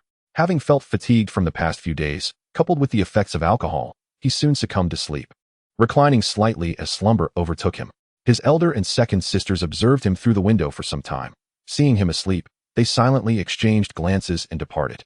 Unbeknownst to them, Shen Zichen stood at a nearby corner, backpack in tow, observing their actions with clarity. After a considerable time, Shen Zichen returned home to find her brother sleeping. She hurried to wash rice and prepare vegetables, awaiting their mother's return to cook the meal. When Shen Zichen awoke, it was already midnight. He turned on the light and noticed a glass of water by his bedside, his shoes removed, and a blanket draped over him, clearly the work of his mother. After drinking water, he visited the bathroom, feeling sticky and in need of a cold shower before returning to bed. The next day, the atmospheric pressure was low, with dark clouds hovering over the sea, and the wind whipped the waves against the shore, rendering the coastal waters tumultuous. The three of them enjoyed breakfast together. Mother Xiao asked, "Aiken, did you come to my room looking for something?" "Mom, my room has been rummaged through as well," Shen Zichen added. "I saw the elder and second sisters peering through my brother's window yesterday after school. I wonder what they were looking for." Mother Xiao responded, "It's all money that brings trouble. Hurry and deposit your money. We cannot treat them as adversaries. If they develop a habit of taking, it could harm the children." "Understood, I'll deposit it shortly." Yesterday, Shen Zichen's family had sold over 10,000 yuan worth of fish, bringing them immense joy. Shen Zichen remarked, "A bunch of petty people, they will reap no rewards." Mother Xiao admonished, "Focus on your studies. Do not involve yourself in adult matters." Shen Zichen retorted, visibly dissatisfied. Shen Zichen interjected, "I'm going out to fish with friends later. Will it be possible to fish in this weather? We shall see. He is coming to pick me up in the city. If we can fish, we will, and if not, I'll return. You're getting older. Don't cause the family undue worry." "Understood." At that moment, a call rang through. It was Chi Junlong's driver, who was currently at the dock. "Mom, I'm leaving." "Go on, be careful. Aunt Zhao mentioned she wants to introduce her niece to you. Let me know when you have a moment to meet." "Mom, I'm only 20. Why rush? 20 is not too young. I was already pregnant with your elder brother at your age. Your elder brother was a father at 20. I'm not in a hurry." "I know, just meet her first. Ask the village chief if I can secure a plot of land to build a house. Mom, please inquire for me. I'm off now." With that, he slung his fishing gear over his shoulder and dashed out. Mother Xiao further inquired about the elder and second daughters-in-law, mentally resolving to limit her outings to avoid complications. As Shen Zichen passed by Old Wang's grocery store, Old Wang spotted him and waved him over. "Aiken, a girl called looking for you. Who is it?" "I don't know many girls." He said she's your classmate, named Dongfang Yurong. Instantly, a vision of a graceful girl with flowing hair filled Shen Zichen's mind. Dongfang Yurong was the class monitor and held a fondness for him. Regrettably, at that time, his heart was captivated by another, leaving him to watch the flowers of opportunity drift away towards the setting sun. He wondered about the purpose of her call today. With matters to attend to, he could not linger. He gave Old Wang his elder brother's number, requesting him to pass it on to Dongfang Yurong. Then he hurried away. Old Wang shouted after him, "You little rascal, even at my age, I have to relay messages for you." He then muttered under his breath, "The Yin family has no good apples. They've already caused trouble for Aiken and now for Ashen. Sooner or later, Ashen will fall for it too." Instead of being a landlord, he insists on being a fisherman, as if being a fisherman is an easy task. Only someone like Aiken is fit to be a boat owner. Others can only scoff. "What are you mumbling about over there?" "Nothing. I was just saying that the liquefied gas recommended by Aichen is quite efficient and clean. Aichen is such a good kid." With that, Shen Zichen boarded the vehicle and arrived at the Qiji Seafood Hotel. Qi Junlong, Song Jianba, and Ouyang Chunxiao were already awaiting him in the lobby. Shen Zichen had previously met Ouyang Chunxiao, which indirectly facilitated Yamamoto's Group S investment in Jiang City, earning Ouyang Chunxiao commendation from his superiors for this affair. "Qi Gu, what are the arrangements for today's fishing trip?" Qi Junlong replied, "Firstly, I genuinely want to challenge your skills. Secondly, Director Ouyang wishes for you to consider investing a bit." Shen Zichen turned his gaze towards Ouyang Chunxiao. Ouyang Chunxiao stated, "If we can secure Yamamoto's investment this time, not only will I offer you a commission, but I will also provide you with an external position in the investment department." As a mere figurehead, Shen Zichen naturally held little regard for such an external position. In this era, when Huaxia is at the forefront of opportunity, wouldn't it be more delightful to earn money through fishing while investing at every peak and then retreating into the shadows as an invisible tycoon? Thus, he did not deny this prospect, shaking his head with a smile as he inquired, "Qi Gu, is it suitable to go fishing in Jiang City today with the wind and rain?" Qi Junlong assured him, "We will head towards the oil rigs in the South China Sea. There's no rain there." Chapter 25, Fishing Competition and Rules. The 18-meter fishing boat sped away from Jiang City, traversing the Qiongzhou Strait and navigating around Hainan Island towards the South China Sea.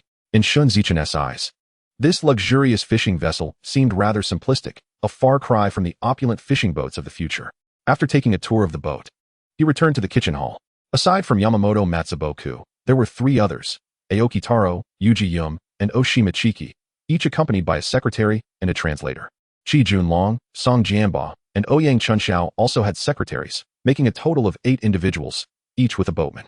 The crew consisted of 2 drivers, Zhou and his son, Xiao Zhou, along with 3 chefs, including one specializing in Japanese cuisine. There were 4 to a bedroom, equipped with a toilet and shower, while others shared an 8-person room with communal facilities.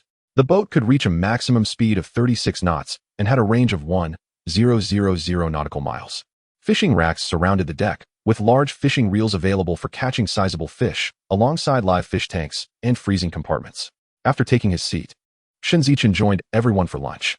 Yamamoto Matsuboku smiled at Shen Zichen and introduced Aoki Taro, the brother of Aoki Shun, expressing his gratitude for Shen Zichen's assistance in retrieving his brother's remains. "Yamamoto-kun, this indeed is fate, and it has also led to your investment in Jiang City," making it quite a remarkable anecdote. Yamamoto translated Shen Zichen's words for Aoki Taro. The two engaged in a lively exchange of pleasantries. Yamamoto Matsuboku remarked, "Shen Zichen-kun, you are quite eloquent. I hear you are also skilled at fishing. Fishing is an essential skill for every citizen in our great nation. And Aoki Taro and his companions are among the best in this investment group. Shall we engage in a friendly fishing competition between our 2 nations, with each side contributing 4 participants? The victor will be determined by the weight and quality of the catch. What do you say?" Shen Zichen was indifferent to the proposition. He recognized that these Japanese individuals were always eager to outshine the Chinese, especially when it came to competition. If it weren't for their presence on the boat, he would not have bothered with these amateur competitors who constantly boasted of their prowess. In a similar vein, in future deep-sea fishing endeavors, he would not hesitate to seize their catches. "What is mine, what you see is also mine." This was the essence of the Chinese identity, particularly when dealing with the Japanese, who only revered the strong, regardless of age or gender. Once subdued, they would offer everything, including their allegiance. As evidenced in the prosperous era of the Tang dynasty, a widely acknowledged truth in later times. Turning to Qi Junlong and the others. Shen Zichen noted that Qi Junlong and Song Jianba had been training for 2 months. He was uncertain about Ouyang Chunxiao's skill level. The three exchanged hushed discussions before Ouyang Chunxiao addressed Yamamoto Matsuboku. That sounds fine, but are there any additional conditions? The translators conveyed this to the three, who murmured amongst themselves before conversing with Yamamoto. Yamamoto nodded and declared, the three Aokis suggest that a competition without stakes is akin to sushi, without seafood, bland. Thus, they proposed to add some incentives. Ouyang Chunxiao agreed, as some investments had already been secured, and if they could entice Yamamoto's group to invest further, it would be a delightful bonus. Seeing Ouyang Chunxiao's approval, Yamamoto Matsuboku chuckled, let us each contribute 100,000, totaling 800,000. The winner will be determined by the combined weight and quality of the catch. Ouyang Chunxiao nodded, that works. Is there anything else? Yamamoto Matsuboku laughed. We also have a few individual awards. Please go on, Ouyang Chunxiao urged. The first individual award is for quantity. The winner will receive 100,000. The second award is for the heaviest single fish caught, also with a reward of 100,000. The third award pertains to quality. The best quality catch will earn 100,000, and the fourth award is for variety. The participant with the most diverse catch, excluding nameless fish, will receive 100,000. The remaining 400,000 will go to the winning side. Is that agreeable? Ouyang Chunxiao promptly consented, eager for the investment. Yamamoto Matsuboku retrieved a checkbook from his pocket, promptly issuing 4 cash checks, the type that could be cashed anonymously at any bank. On the other hand, Ouyang Chunxiao currently lacked funds. While Shen Zichen had cash at home but hadn't brought it along, Qi Junlong and Song Jianba each issued 2 checks of 100,000. They agreed to hand them over to the 4 translators. The determination of victory would be a joint decision. Ouyang Chunxiao and Yamamoto Matsuboku exchanged 3 high fives to signal the commencement of the competition. Shen Zichen raised his hand to indicate he had a question. Yamamoto Matsuboku inquired, Shinkuen, what is your question? I would like to know how many fishing rods each person is allowed to use at most. Yamamoto Matsuboku paused, recalling that some individuals in their country could fish with 3 rods simultaneously. He wondered if Shen Zichen possessed such skill. He turned to the Aokis and exchanged a few words with them before responding. Each person may only use 1 rod at a time, and once selected, it cannot be changed. However, the fishing line and hook can be replaced at any time. Do you have any other questions, Shinkuen? I have 3 more small questions. First, how will the positions be assigned? Second, when does the competition start and end? Third, who is responsible for selecting the fishing spots? Excellent questions, Yamamoto praised. Let me discuss it with Ouyang Kuen. They whispered among themselves. Ouyang Chunxiao stated, the fishing spots will be determined based on the boat's center line. The left side will be considered the premium area, reserved for esteemed guests. Yamamoto Matsuboku added, the competition begins now and will conclude in 72 hours. As for the fishing spots, they will be changed every 8 hours, alternating between the 2 sides. This time, the Huaxiao side will go first. Of course, you can also opt not to change. After 8 hours, you can choose to switch. Do you have any other questions, Shinkuen? None at all. Are we now officially in the competition? Yes. From this moment onward, the competition has commenced. Shen Zichen wasted no time and promptly rose to the deck's right side to observe the fishing conditions. Gazing ahead, a school of bream leisurely roamed the seabed, while a few miscellaneous fish darted through the sandy depths. Turning to the stern of the boat, he found no remarkable catch either. Nevertheless, Shen Zichen returned to his quarters, retrieved his fishing gear, and commenced his preparations. Although bream are not particularly valuable, they can certainly contribute to the tally. He beckoned his dedicated boatman, Asha, to accompany him, assisting with the spear gun, net, and large plastic bucket, as they made their way to the starboard side of the vessel. Upon witnessing his departure, Aoki and his companions exchanged knowing glances, smirking quietly. It was a well-known fact that no one had ever managed to catch fish from a rapidly moving fishing boat. It seemed that this Shen Zichen was perhaps driven mad by the desire for money. The economic struggles of Huaxiao were quite apparent, and Aoki was convinced of this. He lifted his teacup to savor a sip of fine tea. Indeed, Huaxiao's tea was exquisite, and he intended to bring some back to sell in Tokyo, where many held a fondness for it. The trio's thoughts wandered from tea to women, and then to potential profits from investments in Jiang City. Suddenly, a shout of fish on shattered the tranquility. Nanny, is it truly possible for someone to catch fish from a moving boat? This was inconceivable. Our homeland is a maritime nation, and it was unheard of to catch fish while the vessel sped along. Could this Shen Zichen be an extraordinary being? A chill ran through the hearts of Aoki and his companions. Indeed, Huaxia is a land of hidden talents. If he could do it, surely we could as well. The four of them promptly began assembling their fishing gear, eager to defy the odds. As they prepared their equipment with the help of the boatman, Qi Junlong and his fellow fishermen hoped to shed the title of Air Force. By the time the 7 of them emerged, Shen Zichen had already reeled in 5 bream, each weighing around 6 pounds. Aoki and his companions hastily rigged their bait and cast their lines. When one bream discovered its siblings had mysteriously vanished, it finally recalled the legend of bream transforming into dragons. The news spread quickly, causing the school to scatter, embarking on a journey to propagate the tale of dragon transformation. In an instant, the waters surrounding the boat were devoid of fish. Shen Zichen reeled in his line, while Asha tagged the bream and placed them in the live well. Approaching the stern, he observed the white surf churning, illuminated by the golden sunlight as it flowed toward the horizon, reminiscent of the ever-lengthening rings of growth in our lives. Eternally unable to return to the innocence of childhood, a fleeting red shadow shimmered within the golden waves. Shen Zichen chuckled, switching to the thickest fishing line, affixing the largest hook, and baiting with the most substantial offering, applying all his strength to cast the hook into the depths. Aoki and his companions waited patiently, only to find their bait had become foul, without a single nibble, not even from a small catfish. Doubts began to creep into their minds. They turned to the stern, having never engaged in trolling before. This shattered their preconceived notions.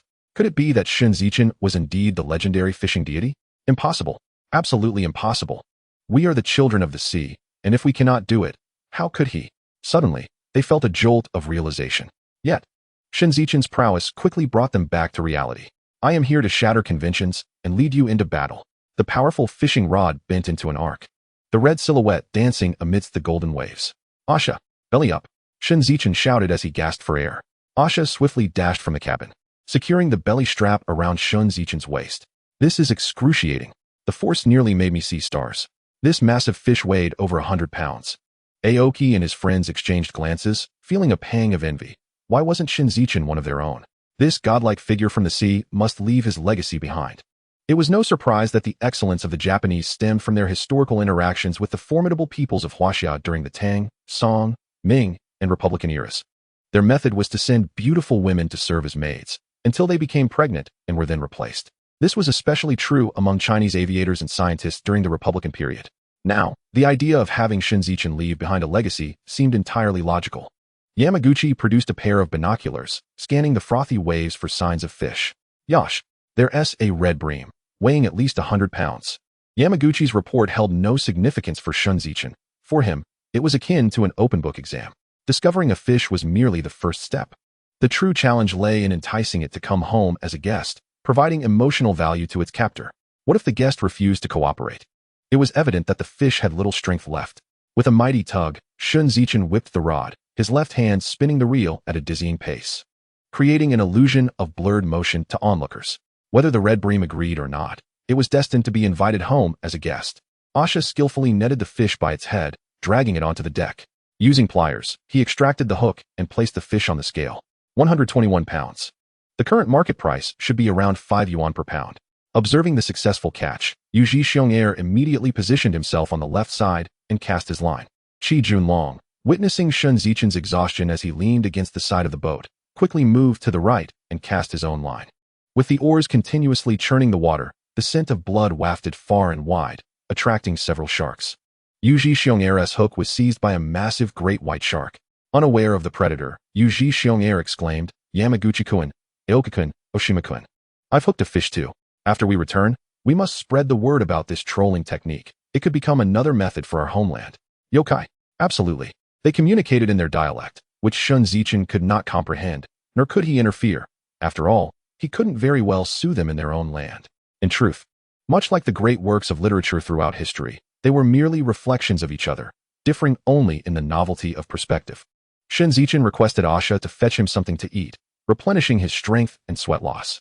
Asha was delighted, as his employer was the first to catch a fish. And not just any fish, but 100-pounder. Though he hadn't caught it himself, it was enough to sustain him for half a year. He brought a bowl of seafood porridge and a plate of fruit. Upon seeing the food, Shen Zichen resembled a ravenous wolf catching sight of a feast.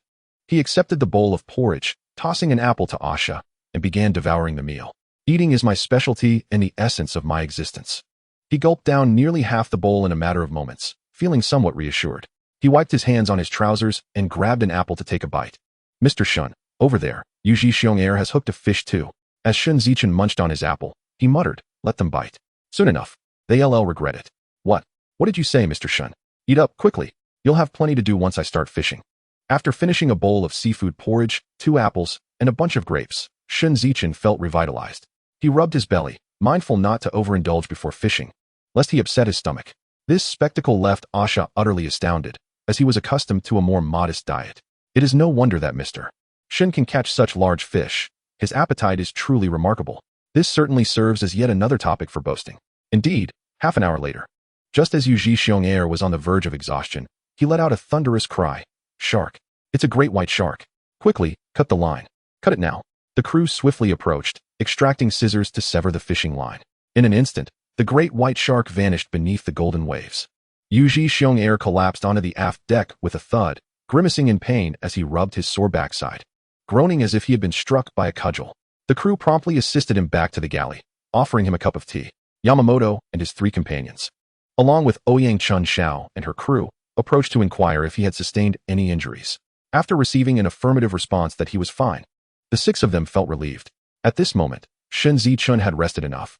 He rose and began to pace back and forth, occasionally kneading his muscles to disperse the lactic acid within. Simultaneously, he observed his surroundings. Standing at the bow, he embraced the wind, which swept away the summer humidity, leaving him feeling refreshed. His spirit seemed to undergo a purification, akin to the Zen saying of the 6th patriarch, embodying the essence of impermanence. Suddenly, a glimmer of gold caught his eye. There was a veritable treasure trove. How bountiful! Chapter 27. The Grand Yellowfish Concert and the Frenzied Catch of Ribbonfish. Shen Zichen hurriedly made his way to the shade, grasping his fishing rod and attaching shrimp bait.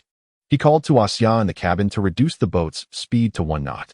Meanwhile, in a cavern beneath the sea, 18 large cucumbers were reveling in a party, with an array of fruits, beverages, and sound equipment all set.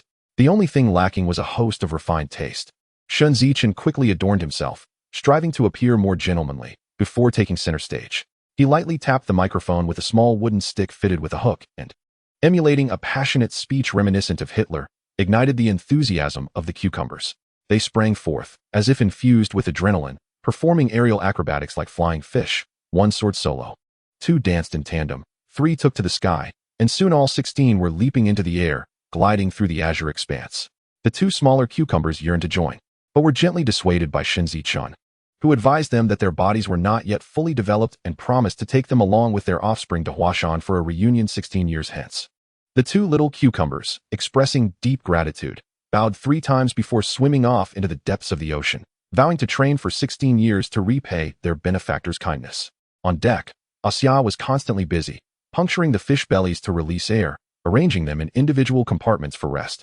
The standards were not particularly high, for the rarity of gold limited its value. Yamamoto and his trio, alongside Ouyang Chun Xiao and her companions, watched Shen Zichen's grand performance with envy, wondering why fortune had not favored them similarly. As the sun was swallowed by distant storms, a refreshing breeze swept away the heat, invigorating all. The fishing boat sped away, heading towards the oil platform in the Mediterranean. Around 7 o'clock, Yamamoto instructed the fishing vessel to anchor near an unnamed isle. At this hour, the small fish had the final say, possessing the authority to determine the fishing spot. Drawing from experience, they selected the optimal location, eager to redeem their pride. How outrageous it was that a mere fisherman had bested them, the progeny of the sea. Just then, the cook announced that dinner was ready. Everyone moved to the kitchen to eat. Shen Zichen leaned over the side of the boat to glance down.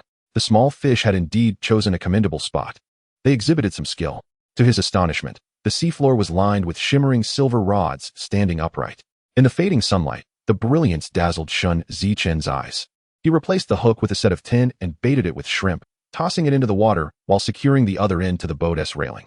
He then rushed into the kitchen, grabbed a large basin, poured in 2 bowls of noodles, and swiftly devoured them using chopsticks.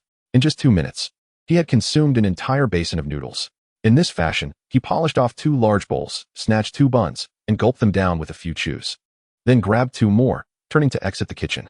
Asya had already realized that it was time to fish and promptly followed him out. The others did not possess Shen Zichen's brutish appetite and could only hasten their pace.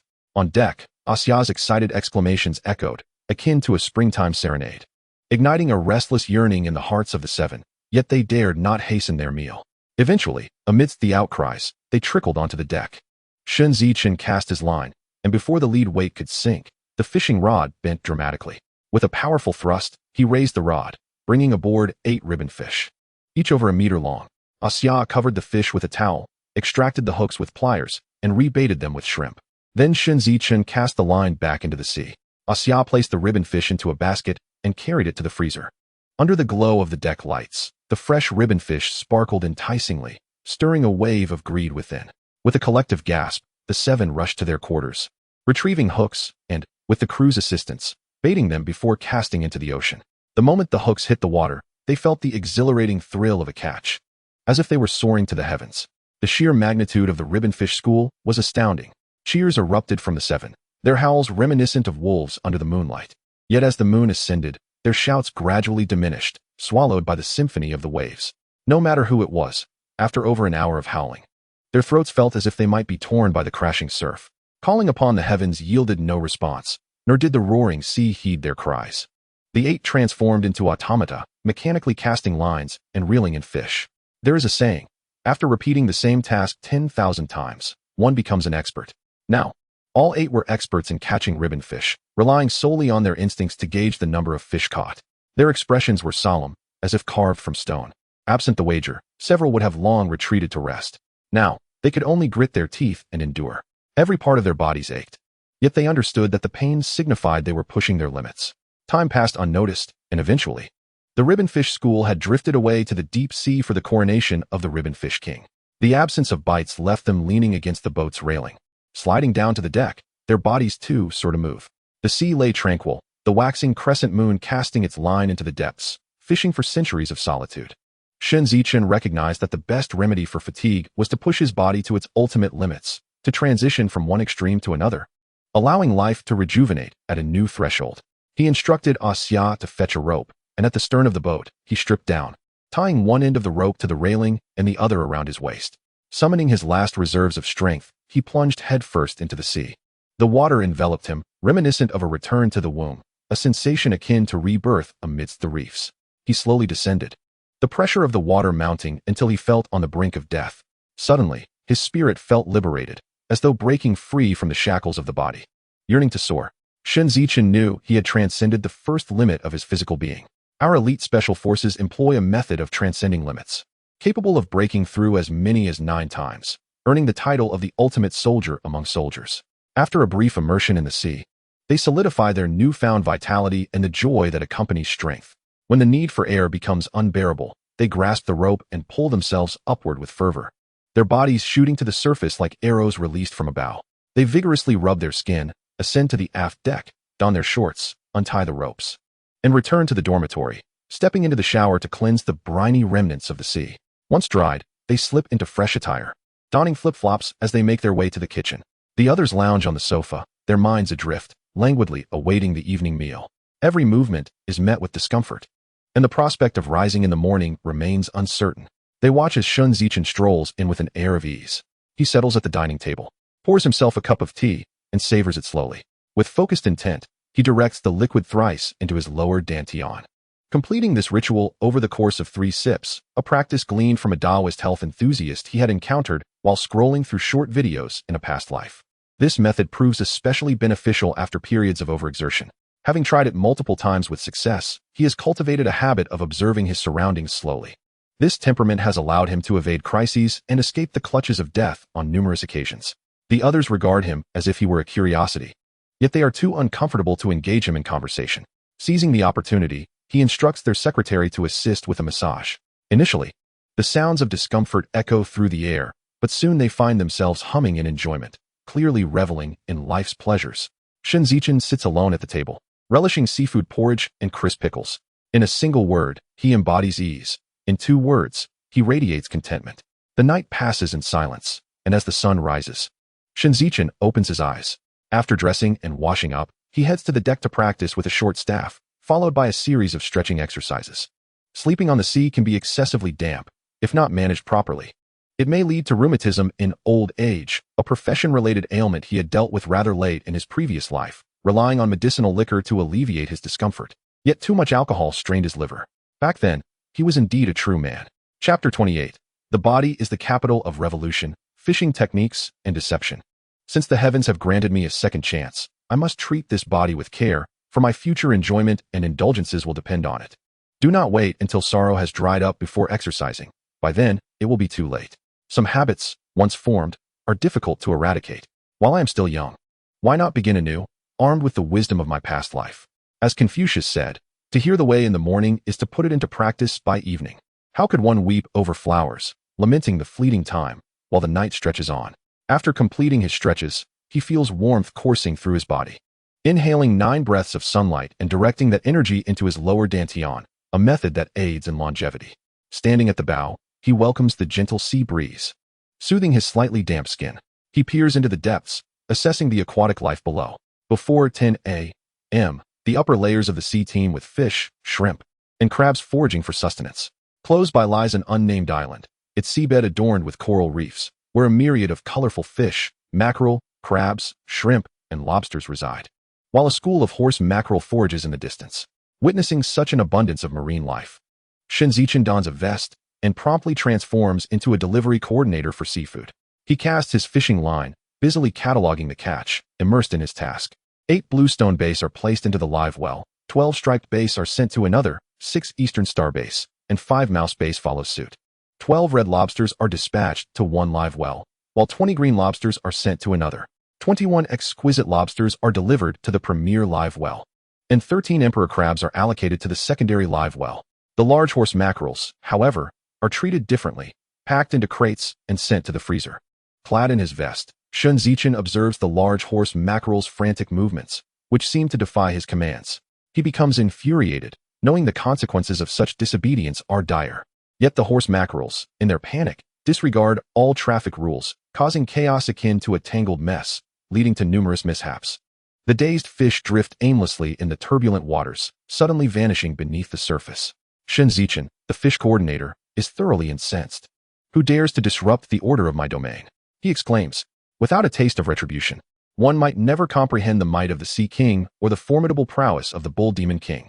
He summons celestial flames, transforming the Bull Demon King's dining fork into a formidable iron hook. He casts it towards the disruptors, reeling in 1, 2, 3, each captured with precision.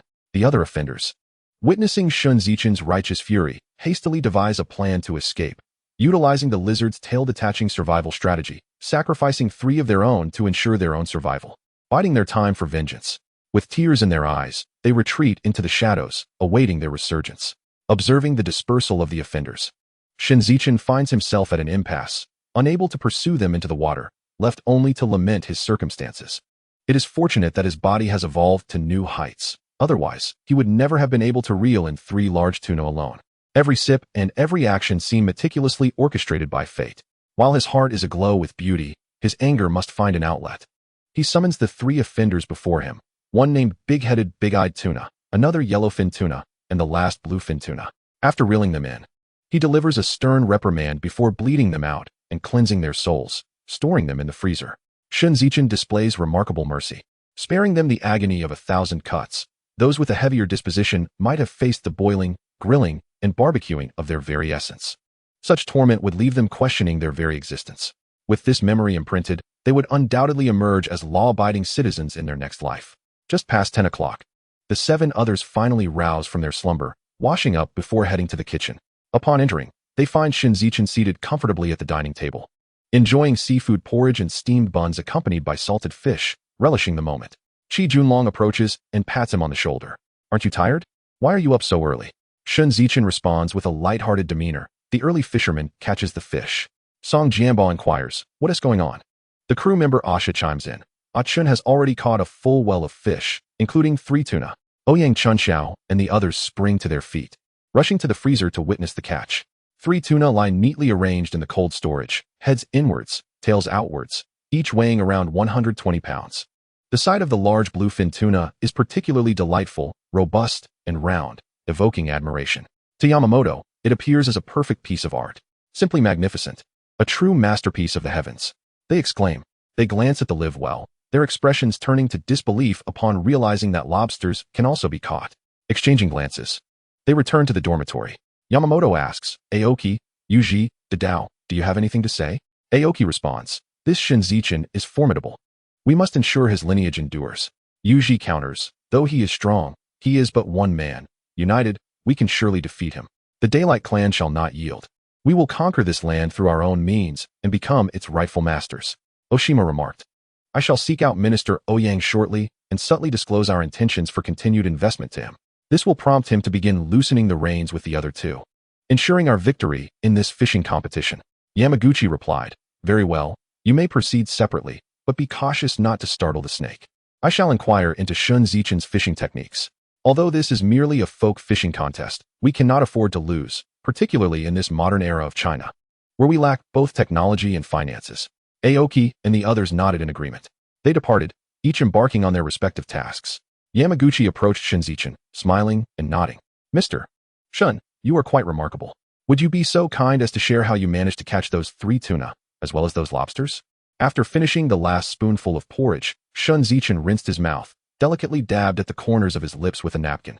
A gesture so graceful that Yamaguchi and the others were momentarily taken aback. Such elegance was typically reserved for their emperor. What would you like to learn, Yamaguchi-kun? Fishing techniques. How to read the water conditions, and what bait to use for different fish. That would be splendid, but you must first secure Director Ouyang's consent. Ouyang Chunxiao, observing Yamaguchi with a calm demeanor, displayed a glimmer of anticipation in his eyes. Yamaguchi gestured to Oshima. This saves me from crafting an excuse. The two ascended to the deck to discuss matters. Shortly thereafter, Ouyang Chunxiao signaled an okay to Shen Zichen. Just as Shen Zichen was about to speak, Yamaguchi interjected. Please hold on, Mr. Shen. May I record this conversation? Certainly. Please, follow me, Shen Zichen replied. Shen Zichen accompanied Yamaguchi to their quarters, where Yamaguchi produced a portable tape recorder, inserted a blank cassette, and pressed the record button. Shen Zichen detailed the fishing techniques that had become commonplace in later years, covering how to observe sea conditions, what fish to catch at various depths, and the bait to use, but his insights were primarily applicable to the South China Sea, neglecting other regions. After more than an hour, Shen Zichen emerged with the tape recorder in hand. Chapter 29, Non-Official Personnel, A Frenzy of Gold Pomfret Fishing. Entering the kitchen, he found Director Ouyang cheerfully conversing in hushed tones with Qi and Song. Upon noticing Shen Zichen's arrival, the two exchanged awkward smiles, their expressions somewhat strained, yet seemingly resigned. Unperturbed, Shen Zichen addressed Ouyang Chunxiao, Director Ouyang. This is a gift from Mr. Yamaguchi. Please inspect it. Ouyang Chunxiao waved his hand dismissively. No need for inspection. It is merely a matter of reciprocity. No, please do check. Shen Zichen insisted. Unable to refuse, Ouyang Chunxiao approached, glanced briefly, and then set it down, whispering in Shen Zichen's ear, Ah Chun, thank you. This time, Oshima has agreed to invest 10 million Huayuan in Jiang City. Upon your return, I will arrange for you to be appointed as a non-official personnel in the Municipal Investment Office, thus granting you a semblance of official status. Shen Zichen took the tape recorder, raising a hand to halt Ouyang Chunxiao. No, Director Ouyang, I am merely a humble fisherman. I cannot undertake any official duties. Please do not waste your time or emotions on me. Internally, he scoffed. What a paltry position as a mere errand boy. Do they truly expect me to serve them? Preposterous. I would rather fish and earn some pocket money than waste my time on such trivial matters. Unaware of Shen Zichen's inner thoughts, Ouyang Chunxiao patiently explained, Ah Chun, this non-official position does not require you to attend the office regularly. You will only need to be available for phone calls, ensuring your guests are well entertained. Shen Zichen queried, but Director Ouyang, I only know how to fish. I lack any other skills. That is precisely the point. Our Jiang City is bordered by the sea on 3 sides, and most investors here are involved with seafood. The government often entertains guests with fishing and diving activities, both of which are your specialties, are they not? This statement effectively stifled some of Shen Zichen's reservations. He found himself somewhat swayed, not having to attend an office, only needing to respond to calls, and utilizing his skills to entertain guests. This arrangement didn't seem too bad. So, Director Ouyang, I would only be responsible for fishing and diving, with no other obligations? Indeed, you need not concern yourself with anything else. Others will take care of that. Your sole task is to help guests catch fish. If they are pleased, they may decide to invest, thus fulfilling your role. Moreover, you would receive a percentage of their investment as a bonus. For instance, from this 10 million Huayuan, you could earn 100,000. Naturally, the figure would be a mere 10,000, but this was a collective effort from the entire department. Understood? Shen Zichen quickly grasped the implications, realizing there was a whole cadre of department heads and deputy heads behind this. However, receiving 1,000 for nothing was still appealing. Then I must thank you, Director Ouyang. What happens to the fish I catch? During this period, All the fish you catch will belong to you. Is that agreeable? Then I shall give it a try. If it doesn't work, I will withdraw. Very well, as you wish.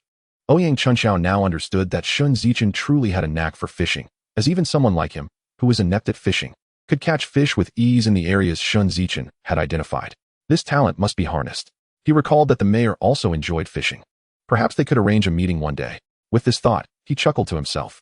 I am indeed a genius. Perhaps a vice mayor position could be within reach. Having reassured Shen Zichen, Ouyang Chunxiao returned to Qi and Song. After a morning of fishing, Shen Zichen felt a bit weary. After a brief wash-up, he retreated to his room for a rest. Yamaguchi carefully stowed away the tape. Aoki beckoned him to join, and the four stood on the deck, ready to fish. The summer sea shimmered with golden light, the waves sparkled, and seagulls circled, their cries resonating in the air. The sun blazed down mercilessly upon Yamaguchi and his companions. And soon they were feeling dehydrated, yet the fishing lines remained utterly still. Yamamoto, wiping the sweat from his brow, gazed at the picturesque scenery and mused. If only this were a grand affair. I must find a way to dominate this place, allowing the greater East Asia co-prosperity sphere to take root here. Yamaguchi slapped his forehead, cursing Baka. I am truly too foolish. Aoki turned to him. What are you doing, Yamaguchi-kun? Aoki, Shin just shared his fishing insights with me. He is no longer fishing, yet we are still here, attempting to fish. Are we not being rather foolish? The three pondered this and realized the absurdity of their situation. Those who discovered the fish were no longer fishing, while they remained like fools, casting their lines in vain.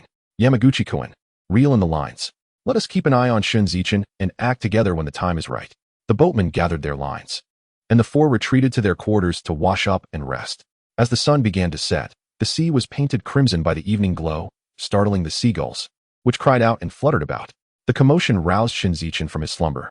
Stretching and refreshing himself, he felt fit and capable of reeling in a hefty bluefin weighing over 200 pounds. He stepped onto the deck, performing a few stretching exercises, and surveyed the waters for signs of fish. Goodness, so many gold pomfrets. This isn't just a reward from heaven. It's as if they are being force-fed. Returning to the kitchen, he swiftly consumed his meal. Approaching the bow of the boat, he switched to larger hooks, baiting them with shrimp and casting them into the sea. Without delay, every hook was soon tugged at by gold pomfrets. As 10 golden pomfret were hauled aboard, the boatman, Asha, promptly came over to assist in unhooking them and placing them into the fish basket. Meanwhile, Aoki and his 3 companions quickly joined in, reeling in their own catches in similar 10-fish increments. In contrast, Director Ouyang and his 2 colleagues were laboriously pulling in their fish one by one. Unbeknownst to them, a tacit agreement was struck within their hearts. At this moment, Shen Zichen was blissfully unaware of the intricacies of their silent negotiation. All he comprehended was that regardless of how many fish he caught, they would belong solely to him. He was amidst a large school of fish, each golden pomfret weighing around 2 to 3 pounds, a veritable windfall. Shen Zichen had transcended a physiological limit, experiencing a second stage of physical development, effortlessly reeling in fish as though he were pulling up feathers from a goose. In stark contrast, Aoki and his companions, now in their middle age with slightly protruding bellies, found themselves exhausted after an hour of frenzied fishing, their bodies drenched in cold sweat. In the absence of electric reels, their only option was to rely on sheer strength. After an hour and a half, the 4 of them could only sit on the deck, utterly spent. Yet, the spirit of Bushido compelled them to continue reeling in their catches. Meanwhile, Ouyang Chunxiao and his companions seemed to possess an abundance of endurance, relentlessly hauling in fish one after another. In a bid to sustain their strength, Aoki and his friends had to gradually unhook their lines, eventually feeling immense pain even at the thought of reeling in another fish, akin to the discomfort of constipation combined with hemorrhoids. Meanwhile, Shen Zichen borrowed Kaijanlong's rig and attached it to his own. With the fishing rod secured in its holder, he used only his hands to pull in fish. With a string of fish in his left hand and another in his right, he reeled them in with remarkable ease. Sweat soaked his clothes, clinging to his body, while the muscles in his back quivered under the bright lights, enticing Aoki, who could not help but swallow hard. By around 10 o'clock at night, Aoki and his companions could no longer continue and reluctantly returned to their quarters for rest. Ouyang Chunxiao and his friends seized the opportunity to retreat as well. On the deck, only Shen Zichen remained, fervently reeling in golden pomfret, yet no sign of dwindling numbers appeared. Suddenly, the sea surged, dark currents swirling beneath the surface, signaling the arrival of larger predatory fish.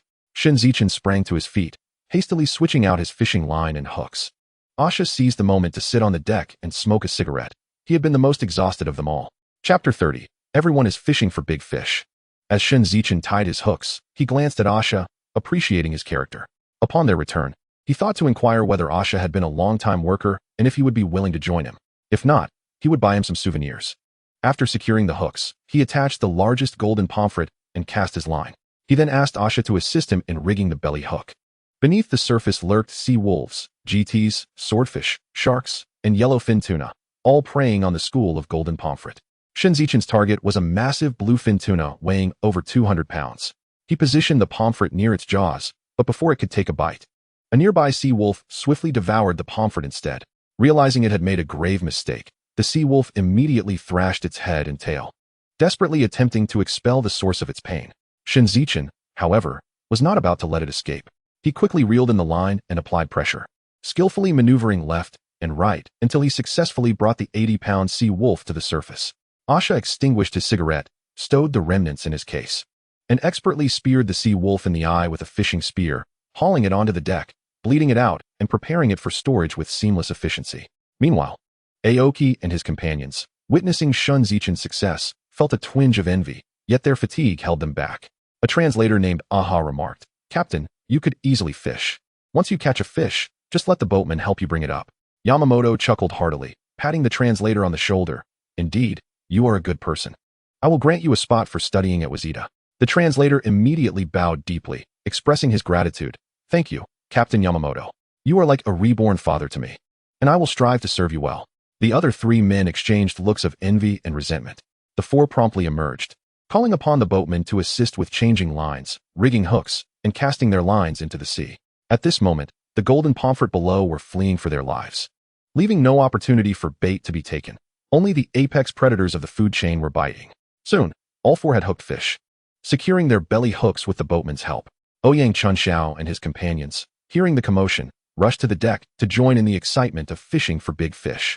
Among them, Kai Jinlong and Song Jianba were the most exhilarated, having gone to sea numerous times without even catching small fish. They now found themselves reeling in ribbonfish and golden pomfret to the point of nausea, with larger fish awaiting their attention. They quickly grasped Aoki's group strategy, yet felt powerless to act. After all, Director Ouyang had given them instructions, and they were now in partnership with the small investors. Alas, to speak more would only bring tears.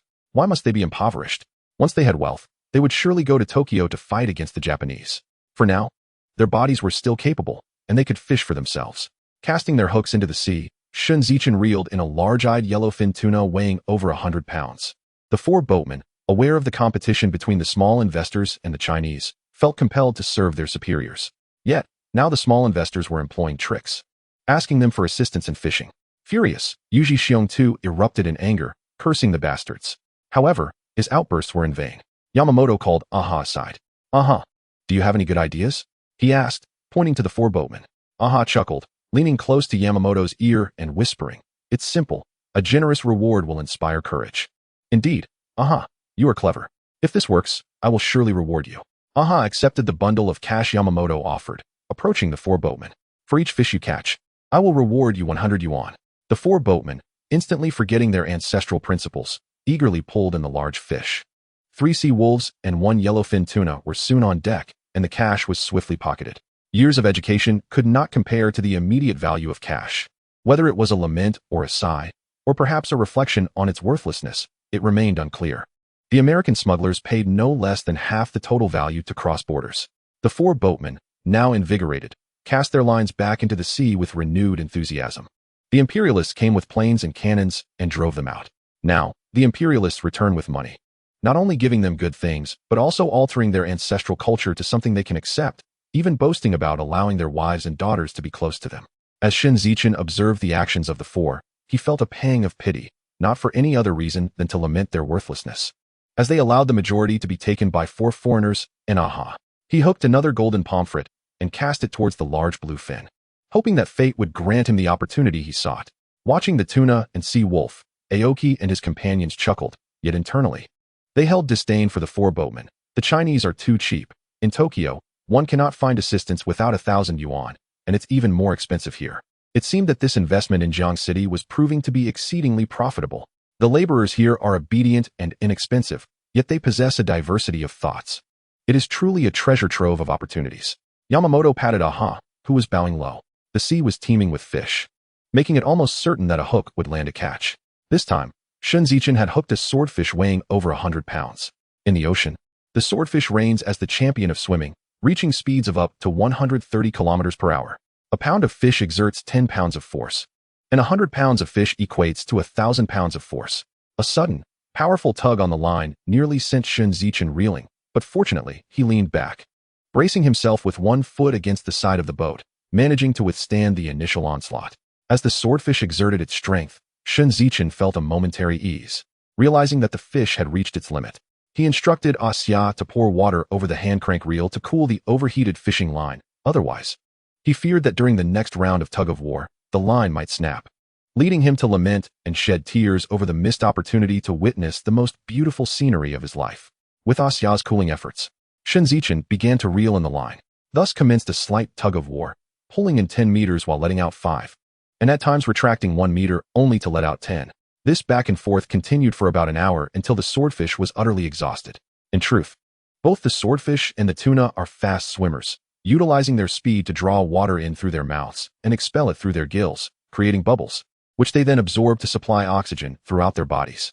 However, the hooked swordfish had lost its speed, and with insufficient oxygen, it gradually lost strength, ultimately succumbing to the fisherman's efforts to draw it onto the deck. Once on deck, Xia swiftly severed the fish's bill, allowing it to bleed out and release lactic acid before placing it into the freezer. Meanwhile, Qi Junlong and his companions had also managed to catch 3 sea wolves, while Aoki's group hooked a shark, which unfortunately broke free. They also landed a GT and a large-eyed fish. Suddenly, a swordfish weighing over 180 pounds leaped from the sea, its bill flying towards Yamamoto's face, leaving him in a state of shock and leaving Aoki and the others dumbfounded. Having heard countless tales of the swordfish's lethal bill, they had always dismissed them as mere legends, but witnessing it before their very eyes left them in awe, grappling with the truth of those stories. However, belief must be proven through life itself. Ouyang Chunxiao shouted, "Danger! Quickly, get out of the way." Chapter 31. The match ends in a draw. Yamamoto and the others found themselves paralyzed by the swordfish's imposing presence, unable to move as they watched the swordfish's bill pierce through their skulls. "Farewell, my emperor." When the swordfish's bill struck Yamamoto's face, he felt as though his skin was too thick to be penetrated.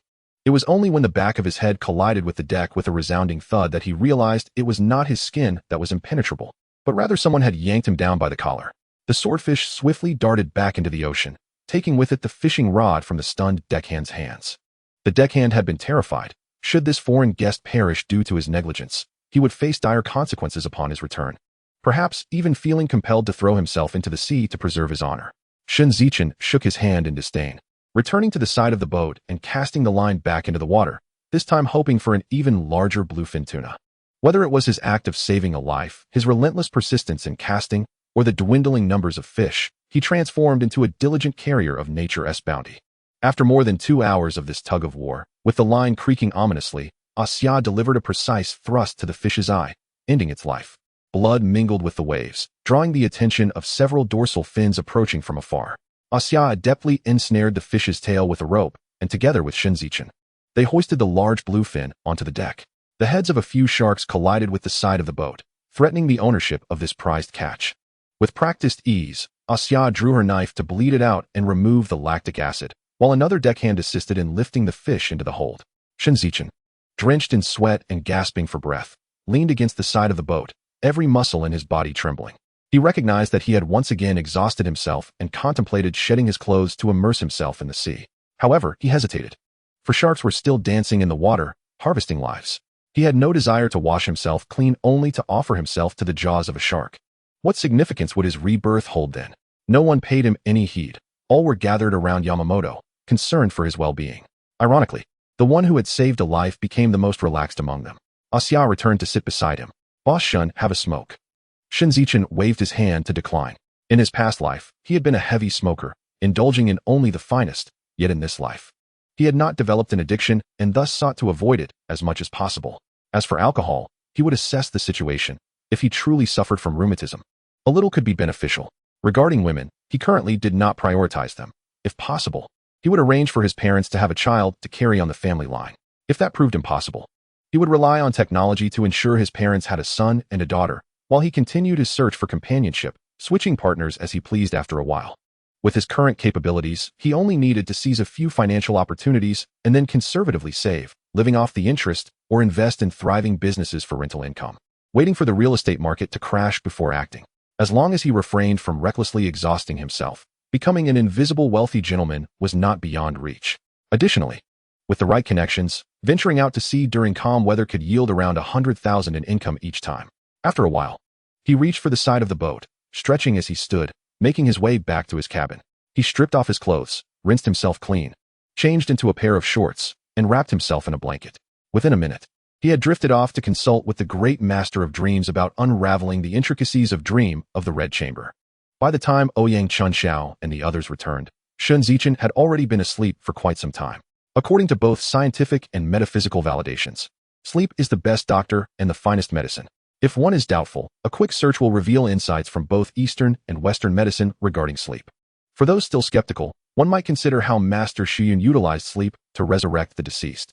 A night devoid of dreams passed, and the following day, Shen Zichen rose early, stepping onto the deck to perform a series of stretches, followed by practicing short staff techniques. His body returned to its normal state. Ultimately, he stripped down and swam around the boat a few times before rinsing off with fresh water and changing into clean clothes. He settled at the bow, observing the fish activity. For reasons unknown, there was nothing in sight within his line of vision. He gazed at a nameless island in the distance and sought out the captain, Old Zhou, asking him to circle around the island. Old Zhou complied, but still, there was no sign of fish. Next, he instructed the boat to head towards the sea nook platform, yet still, no fish appeared. Now, he found himself at a loss. Though he had the right connections, there were simply no fish to be caught within his view. He felt a pang of frustration at his waning luck. After shaking his hand in resignation and shaking his head, he made his way to the kitchen for breakfast. He devoured 10 buns, 8 bowls of seafood porridge, and 3 eggs, feeling only 7/10 full. Setting down his bowl, he reflected on a habit cultivated in his previous life, usually eating until 6/10 full, and 7 or 8/10 when he had work to do, ensuring he had enough energy to tackle the tasks at hand without straining his stomach. After a brief rest, he rose to the deck to clean and organize his fishing gear, replacing the worn-out fishing line. In Yamamoto's cabin, Aoki asked, "Do you think we can win this fishing competition this time?" Aoki shook his head, indicating his inability to comply. The monetary loss this time was trivial, but the matter of face was significant. As a nation primarily reliant on fisheries, it was inconceivable that we should be bested by an obscure fisherman. "Do you possess any means to avoid defeat?" Everyone shook their heads. What about you?" With a confident nod, replied, "While I cannot guarantee victory, I can certainly devise a way to prevent a loss." "What?" "Speak quickly." Handa, Huang Jun would never neglect his friends. With a smile, continued. "The competition stipulates 4 participants. If any member of our team feels unwell, we can terminate the match, thus resulting in a draw." As a friend of the great nation, I shall grant you a lifetime passport and assist you in finding a bride in Tokyo, along with a beautiful Tokyo woman." Nearly knelt to kiss Handa's feet, overwhelmed with gratitude and laughter. Suddenly, Aoki clutched his stomach and dashed to the restroom, barely making it before Yuji queued at the door. Oshima had no choice but to cover his rear and head to the public restroom. After a rather fragrant episode, the room became unbearable. Yamaguchi muttered a curse and stormed out. Opened a window and sprayed a generous amount of air freshener in the room before following Yamaguchi outside. He observed Yamaguchi reporting to Ouyang Chunxiao that 3 out of their 4 members had succumbed to gastrointestinal distress and were unable to continue the fishing competition, thus rendering it a draw. Given Ouyang Chunxiao's temperament, he would never allow the opposing team to concede. "Mr. Yamaguchi, this competition was merely a jest and should not be taken too seriously. Since your team is unwell, let us consider it a draw." Just then, a noxious odor wafted through the air. Noticing the other team's windows wide open, it became clear what had transpired. "Mr. Yamaguchi, there has never been a competition, nor any wins or losses." "Very well, Director Ouyang. We shall promptly sign the investment intention letter upon our return." Laughter ensued, dissolving any inequality in their agreements. Shen Zichen, sensing the foul stench, instructed the captain to set sail and cast the odor away, as he had no desire to catch fish that had dined on excrement, which would leave him unable to eat for a long while. Let those like and Director Ouyang endure that fate. Chapter 32. Heart-to-heart talks and romantic opportunities. Organizing his fishing gear, he stood at the bow of the boat, embracing the sea breeze and observing the shimmering surface of the water. Calm and composed, he took in the serene vista. In the distance, fishing boats were anchored near an offshore oil rig. Peering beneath the waves, he spotted a small school of large cucumbers foraging at the seabed. As the fishing vessel sailed onward, Shen Zichen waved a farewell. The patriarch of the Cucumber clan remarked, "I recognize you. You took my little brother from the reef area. From now on, we part ways. Farewell, you little rascal. May we never meet again." He then gestured to his descendants, instructing them, "Beware of these two-legged creatures, especially those wielding long rods. Upon sighting such bipeds, maintain your distance. They are the greatest deceivers, bartering our lives for mere trifles. Grandfather, how can we avoid being deceived? Alas, the tricks of these bipedal creatures are ever-changing. One cannot easily articulate them. It is best to steer clear." Ouyang Chunshao approached Shen Zichen at the bow. "Achin, 3 out of Yamaguchi's 4 have caught gastrointestinal flu and are unable to proceed with the fishing competition. It must be considered a draw." Shen Zichen's mind was entirely absorbed in the sea view, not the competition at hand. From his understanding of the Japanese, if they won, they would boast endlessly. But if they lost, they would resort to dishonesty. "Director Ouyang, does that mean the fish I've caught count as my personal catch?" "Indeed, they are yours. Furthermore, this event was unofficial and a private invitation from Qi Junlong. That is reassuring. Additionally, both Yamaguchi and I are immensely grateful for your saving his life. Otherwise, it could have escalated into a diplomatic incident. Diplomacy is no trifling matter. From your tone, it appears you have received an education." "I studied at the City First Normal University." "Which class?" "Class 3, 1988. You must know Ouyang Nana, our class president, organized and capable, filled with passion. She was even awarded the title of Most Beautiful Class President. Could it be that you are referring to her?" "Indeed, she is my pride," he replied with a chuckle, followed by a series of sneezes. Shen Zichen cautioned, "Director Ouyang, you should return to your room. The sea breeze is quite strong. You might catch a cold." "Thank you for your concern, but this isn't a cold. It's my daughter speaking of me." Simultaneously, in the girls' dormitory at City Normal University, Ouyang Nana also sneezed thrice in succession. Her close friend Dongfang Yurong touched her forehead, and then her own. "Nana, you have a slight fever. It's windy and rainy outside. You should wear a thicker long-sleeve shirt. Otherwise, your mother will nag you again." Ouyang Nana pushed Dongfang Yurong's hand away. "Yurong, this isn't a cold. It's my dad talking about me." "How can you prove that?" Dongfang Yurong asked incredulously. "My dad and I have experimented numerous times. Even if he is in the bedroom and I am in the living room, as long as we both mention each other simultaneously, we will sneeze together. My mom can attest to this. If you don't believe me, call and ask." "I can certainly ask. Go ahead, but if you lose, you'll owe me 2 karaoke outings." "It's a deal." However, Dongfang Yurong's finger pressed the familiar number once more. The line remained busy. "The number you have dialed is not in service. Please try again later." Ouyang Nana also heard the busy signal and, exasperated, slapped the table. In a tone of frustration, she admonished, "Yurong, you've dialed 800 times, and you still haven't learned? What is so great about that guy that you are so infatuated? Initially, he didn't even acknowledge you, and yet you persist in pursuing him, because he is devoted. Sister, what you call devotion is mere blindness. As bystanders, we have seen Yin Qiangao accompanying Deng Tianyi multiple times. Yet he feigns ignorance while acting as a sycophant to that Yin bimbo. Does such a person deserve your affection?"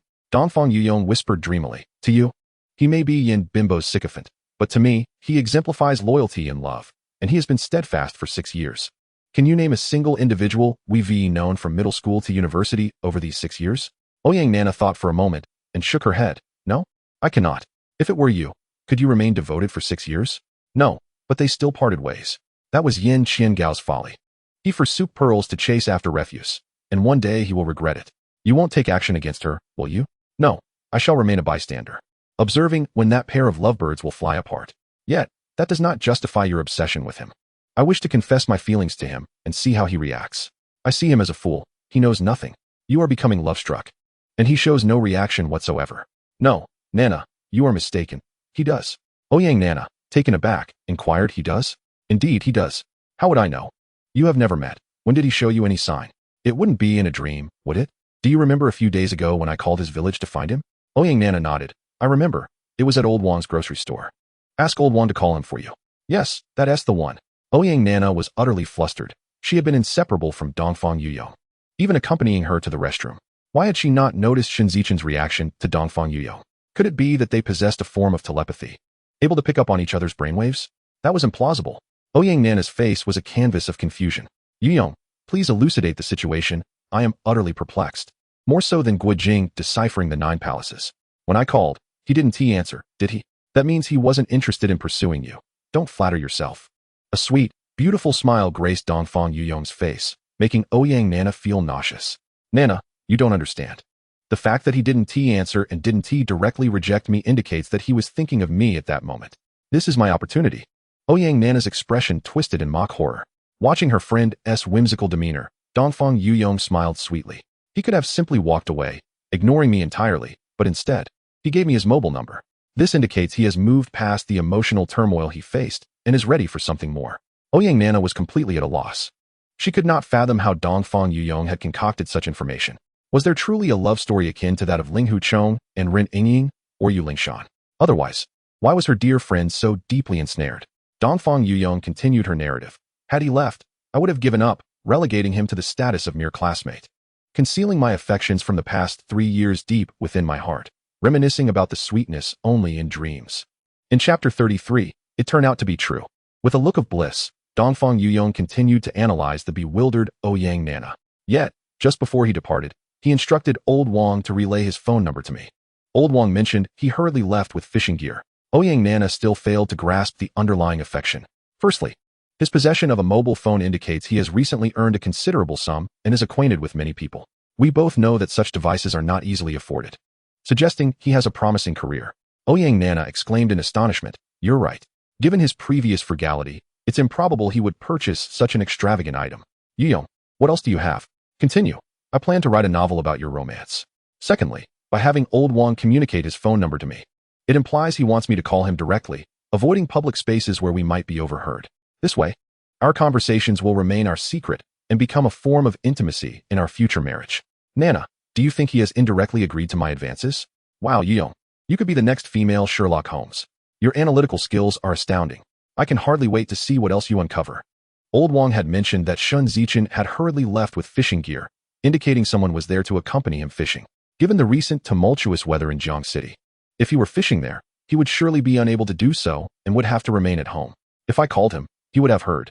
But the fact that he didn't implies he was outside the service area, likely out at sea where there is no signal, suggesting he must be deep-sea fishing. Ouyang Nana gazed at Dongfang Yurong in admiration. Her friend was extraordinarily perceptive. How had she not noticed this ability before? Please, what happened next? Nana, didn't you say the day before yesterday that Uncle Ouyang went deep-sea fishing with some Japanese folks? Yes, but what does that have to do with my dad? Call your father and check if his phone is in the service area. If it's not, I suspect Uncle Ouyang is likely with him, accompanying the Japanese to fish. This would explain why they are out at sea, unaffected by Jiang City's wind and rain. Upon hearing this conclusion, Ouyang Nana's mind went blank. Smoke seemingly rising from her ears. That's incredible, utterly unfathomable. She picked up her phone to call her mother. Mom, do you know who went fishing with Dad this time? After asking, she instinctively patted her chest, calming her racing heart. This realization only served to further reassure Dongfang Yurong. She certainly hoped that the infamous Shen Zichen would be among them. Rising, she poured a cup of warm water for herself and Ouyang Nana. Drinking hot water in summer is more refreshing and replenishes yang energy. Observing Ouyang Nana's anxious demeanor, she casually pressed the speakerphone button. A middle-aged woman's voice emerged. Nana, your father is out at sea fishing with those Japanese. Also present are Qi Junlong from the Qi family and Song Jianba from the Song family. And there is someone named Zichen whom your father refers to as Achun. Shen Zichen. Ouyang Nana interjected, her once tumultuous heart now strangely calmed. Yes, that's the name, Shen Zichen. Ouyang Nana asked, Mom, do you know why they're with him? Yes, your father's recent investment efforts have been successful, and he owes a debt of gratitude to Shen Zichen. Ouyang Nana's heart, which had just settled, soared once more like a roller coaster. How did this suddenly involve her father? Dongfang Yurong, relieved, took a small sip of water. The man she admired had not disappointed her. She would have to chat with her father upon returning home. Perhaps even take a more active role in her father's affairs. Mom, how did he help Dad? Not long ago, your father came home very late, drenched. Do you remember? Yes, it was I who made him a bowl of ginger soup to warm him up. That day, while fishing with the Japanese, one of them fell overboard, causing quite a stir. Your uncle Dongfang had to find divers to rescue him, but despite their efforts, they couldn't retrieve him. The Japanese were quite displeased and prepared to leave amidst the chaos. Mom, go on. Just then, Qi Junlong called to say they had found a dead body of a Japanese man. So your father, the Japanese, and the police all rushed to Yunshui village for the scene. Upon examination, it turned out to be the man who had fallen overboard. Later, both the Japanese and your father expressed their gratitude to Qi Junlong and Song Jianba, who mentioned that Shen Zichen had discovered the body in the sea and assisted in the retrieval, merely lending a hand. Ouyang Nana thought to herself, there are so many twists and turns. But this also aligned with Shen Zichen's character, who preferred to remain in the background. What happened next? At that time, Shen Zichen was fishing, and that Japanese Yamamoto was also an avid angler who appreciated his skills. Shen Zichen, being eloquent, elevated their conversation from a rescue to discussions of village leadership and cultural traditions. Not only was the village chief pleased, but your father was also happy. And that Japanese Yamamoto was thrilled. Upon returning to the city, he immediately decided to invest in two businesses. One was Song South Real Estate, and the other a seafood joint, promising to partner with whichever company could procure tuna. Then what happened? What do you think? Dongfang Yurong smiled faintly, surprised by Aunt Shun's youthful enthusiasm. Ouyang Nana rolled her eyes in exasperation. The result was that Shen Zichen provided Qi Junlong with the tuna, leading Qi Junlong and Song Jianba to regard him as a brother. They even helped him acquire a mobile phone. Subsequently, my father arranged for Qi Junlong and Song Jianba to invite Shen Zichen to accompany the Japanese for deep-sea fishing. If I'm correct, my father intends to leverage this opportunity to encourage further investment from the Japanese, right? The call remained connected, yet silence enveloped the line. Shen Nan found herself astounded by Ouyang Nana's words.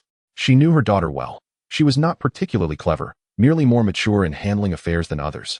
A bit more reckless and unrestrained. When did she become so astute and formidable? Is this truly her daughter? After several attempts of hello from Ouyang Nana, and receiving no response, she ultimately ended the call. Yurong, you have triumphed. Now you may dictate the course of action. Dongfang Yurong chuckled softly. Didn't you just mention wanting to do karaoke twice? When Shen Zichen returns, let him treat us. I have no desire to play the third wheel while you two indulge in your romance. So what do you suggest? Yurong, aren't your parents concerned about you finding a boyfriend? My grandfather stated, I shall be the architect of my own marriage. How I envy you for having such an open-minded grandfather. My situation is dire. I am bound to a political marriage. In my family, aside from myself, my elder brothers must heed our parents' arrangements for matchmaking, seeking wives of equal standing. Otherwise, they face severe consequences. I told you, in political families, marriage alliances are inevitable. Chapter 34. There are no storms in the heavens. The tumult lies within the hearts of men. Speaking of such bleak matters, the two fell silent. After all, they had enjoyed the privileges and pleasures that politics afforded them since childhood. Now, it was time for them to contribute to their political lineage. Growing up together, they had heard tales of children from prominent families who ventured into the world for love, only to find themselves bereft of power in middle age. Unable to afford ice cream for their children, let alone access prestigious kindergartens and schools. Their offspring were condemned to live ordinary lives, shackled by capital and power. They yearned to rebel, yet felt utterly powerless.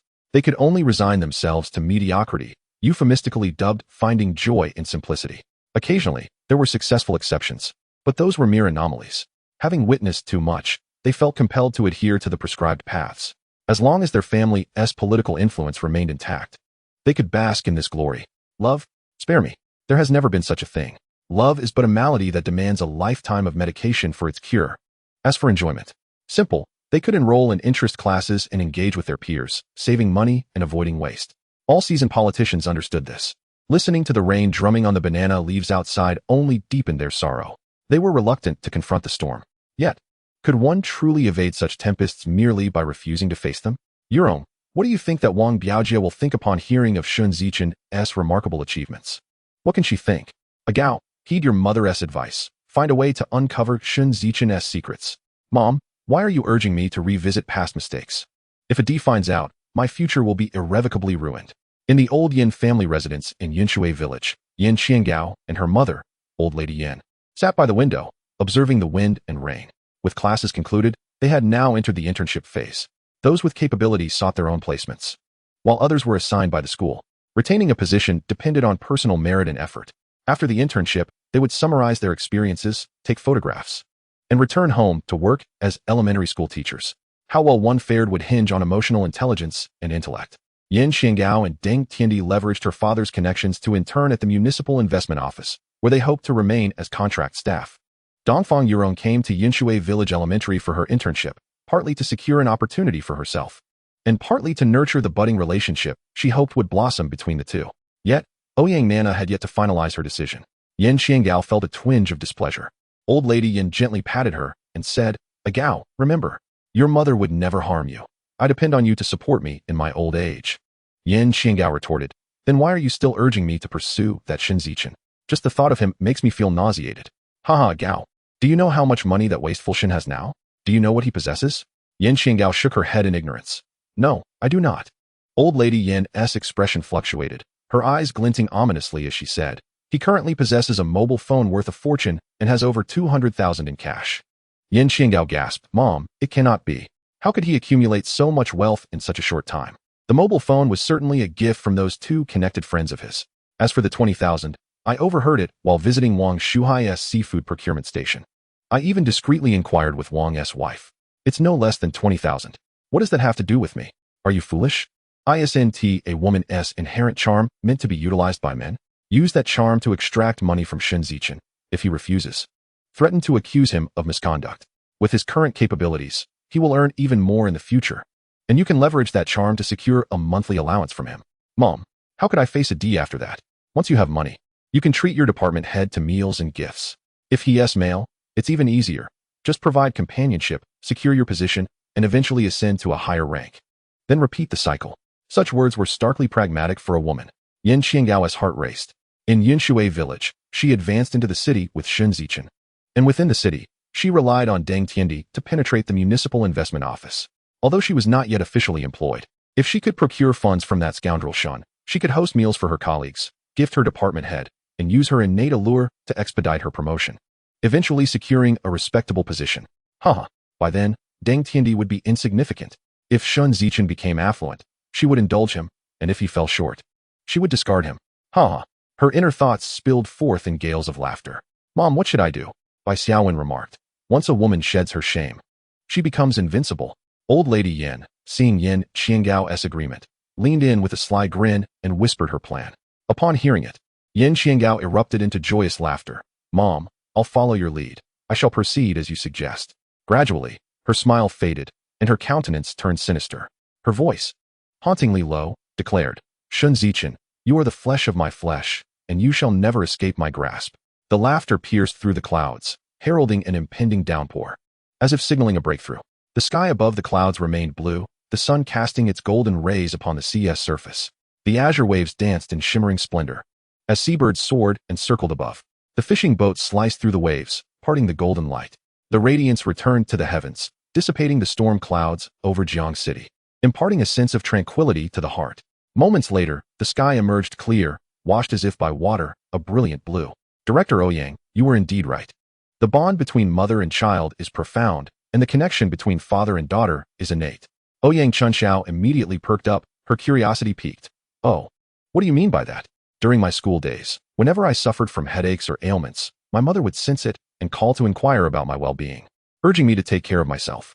Sometimes, when I felt unwell, I would call her to check if she was feeling ill, and her intuition was always spot on. Ouyang Chunxiao clapped her hands, gleefully exclaiming, Yes, that is precisely the sentiment, the constant concern, the unyielding attachment, an incessant preoccupation that one cannot shake off. Director Ouyang, you possess profound knowledge. Your words encapsulate not only my feelings but transcend my own ability to articulate them.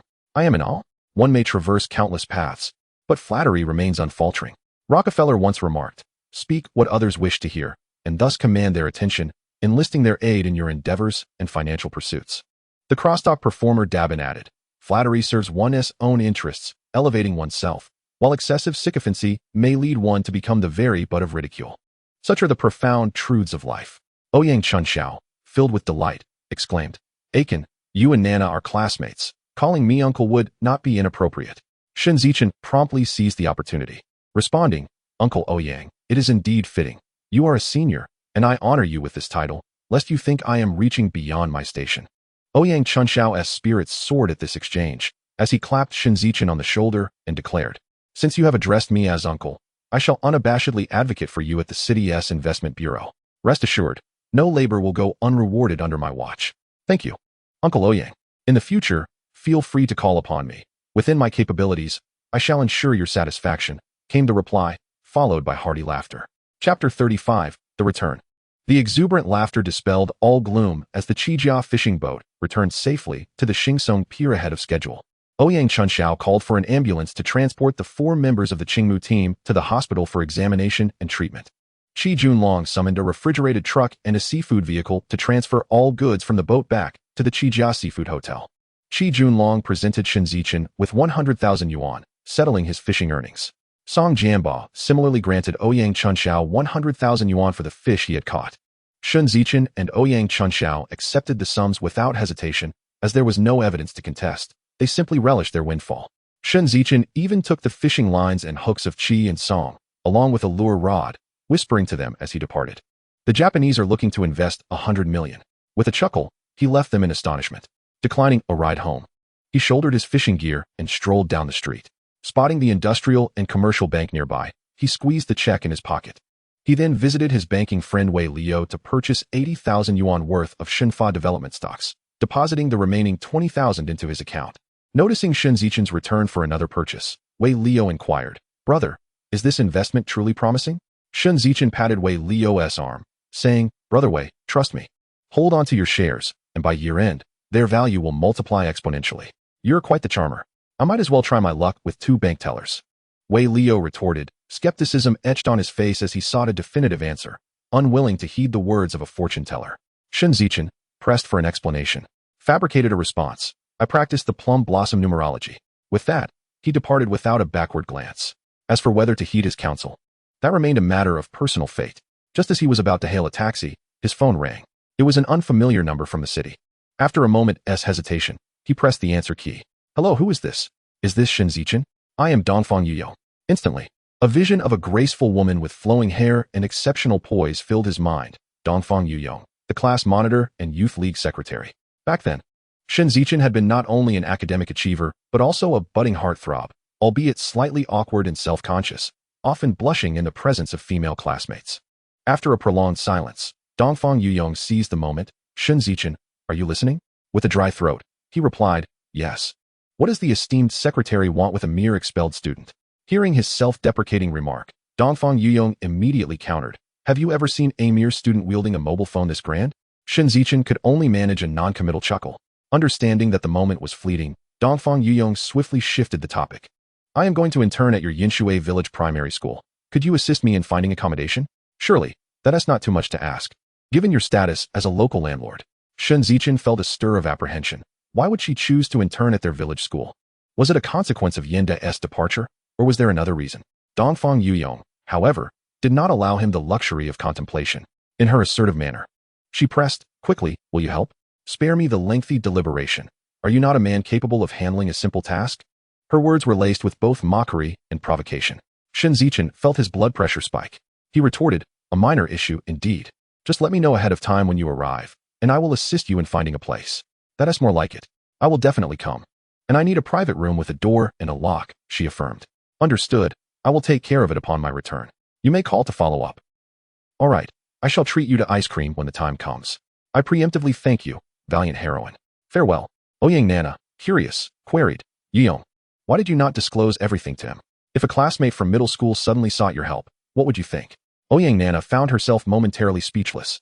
Indeed, perhaps it would be better for him to gradually uncover the truth, akin to the joy of unboxing a mystery gift. Shen Zichen ended the call and flagged down a vehicle heading towards Yinshui village. Upon reaching the town, he took a taxi home. His return brought great joy to his mother, Xiaomu. With the weather in Yinshui village having been tempestuous, she had feared that her son was enduring hardships amidst the elements. Now that he had returned safely, she wished to avoid the sorrow of burying her child. Standing at the door, she brushed a hand through her disheveled gray hair, wiped her hands on her apron, and without uttering a word, retreated into the house. Such is a mother's love. While she worries for you, she remains silent, praying for your well-being. When you return, she offers no grand blessings, for all her sentiments are conveyed through unspoken actions. This is the purest love in the world, selflessly given for her children. As the Buddha says, such mothers are living bodhisattvas. His younger sister, Shen Zichen, rushed over to take the fishing gear from Shen Zichen's shoulder. The weight nearly caused her to stumble, prompting Shen Zichen to swiftly reclaim it with one hand. "Third brother, when did you become so strong?" she inquired, her bright eyes sparkling with curiosity. "What do you mean become? I've always been this strong," he responded. "Then how come I never noticed before?" Shen Zichen affectionately ruffled her hair, treating her as one would a cherished daughter. Meanwhile, Xiaomu, cooking in the main room, observed the interaction between her children and felt an inexplicable happiness swell within her. She glanced at the 2 side rooms and sighed softly. Despite having the same son, why was there such a disparity in their characters? The 3 of them sat together for dinner in the main room. As Shen Zichen recounted his adventures at sea, Shen Zichen listened with wide-eyed admiration.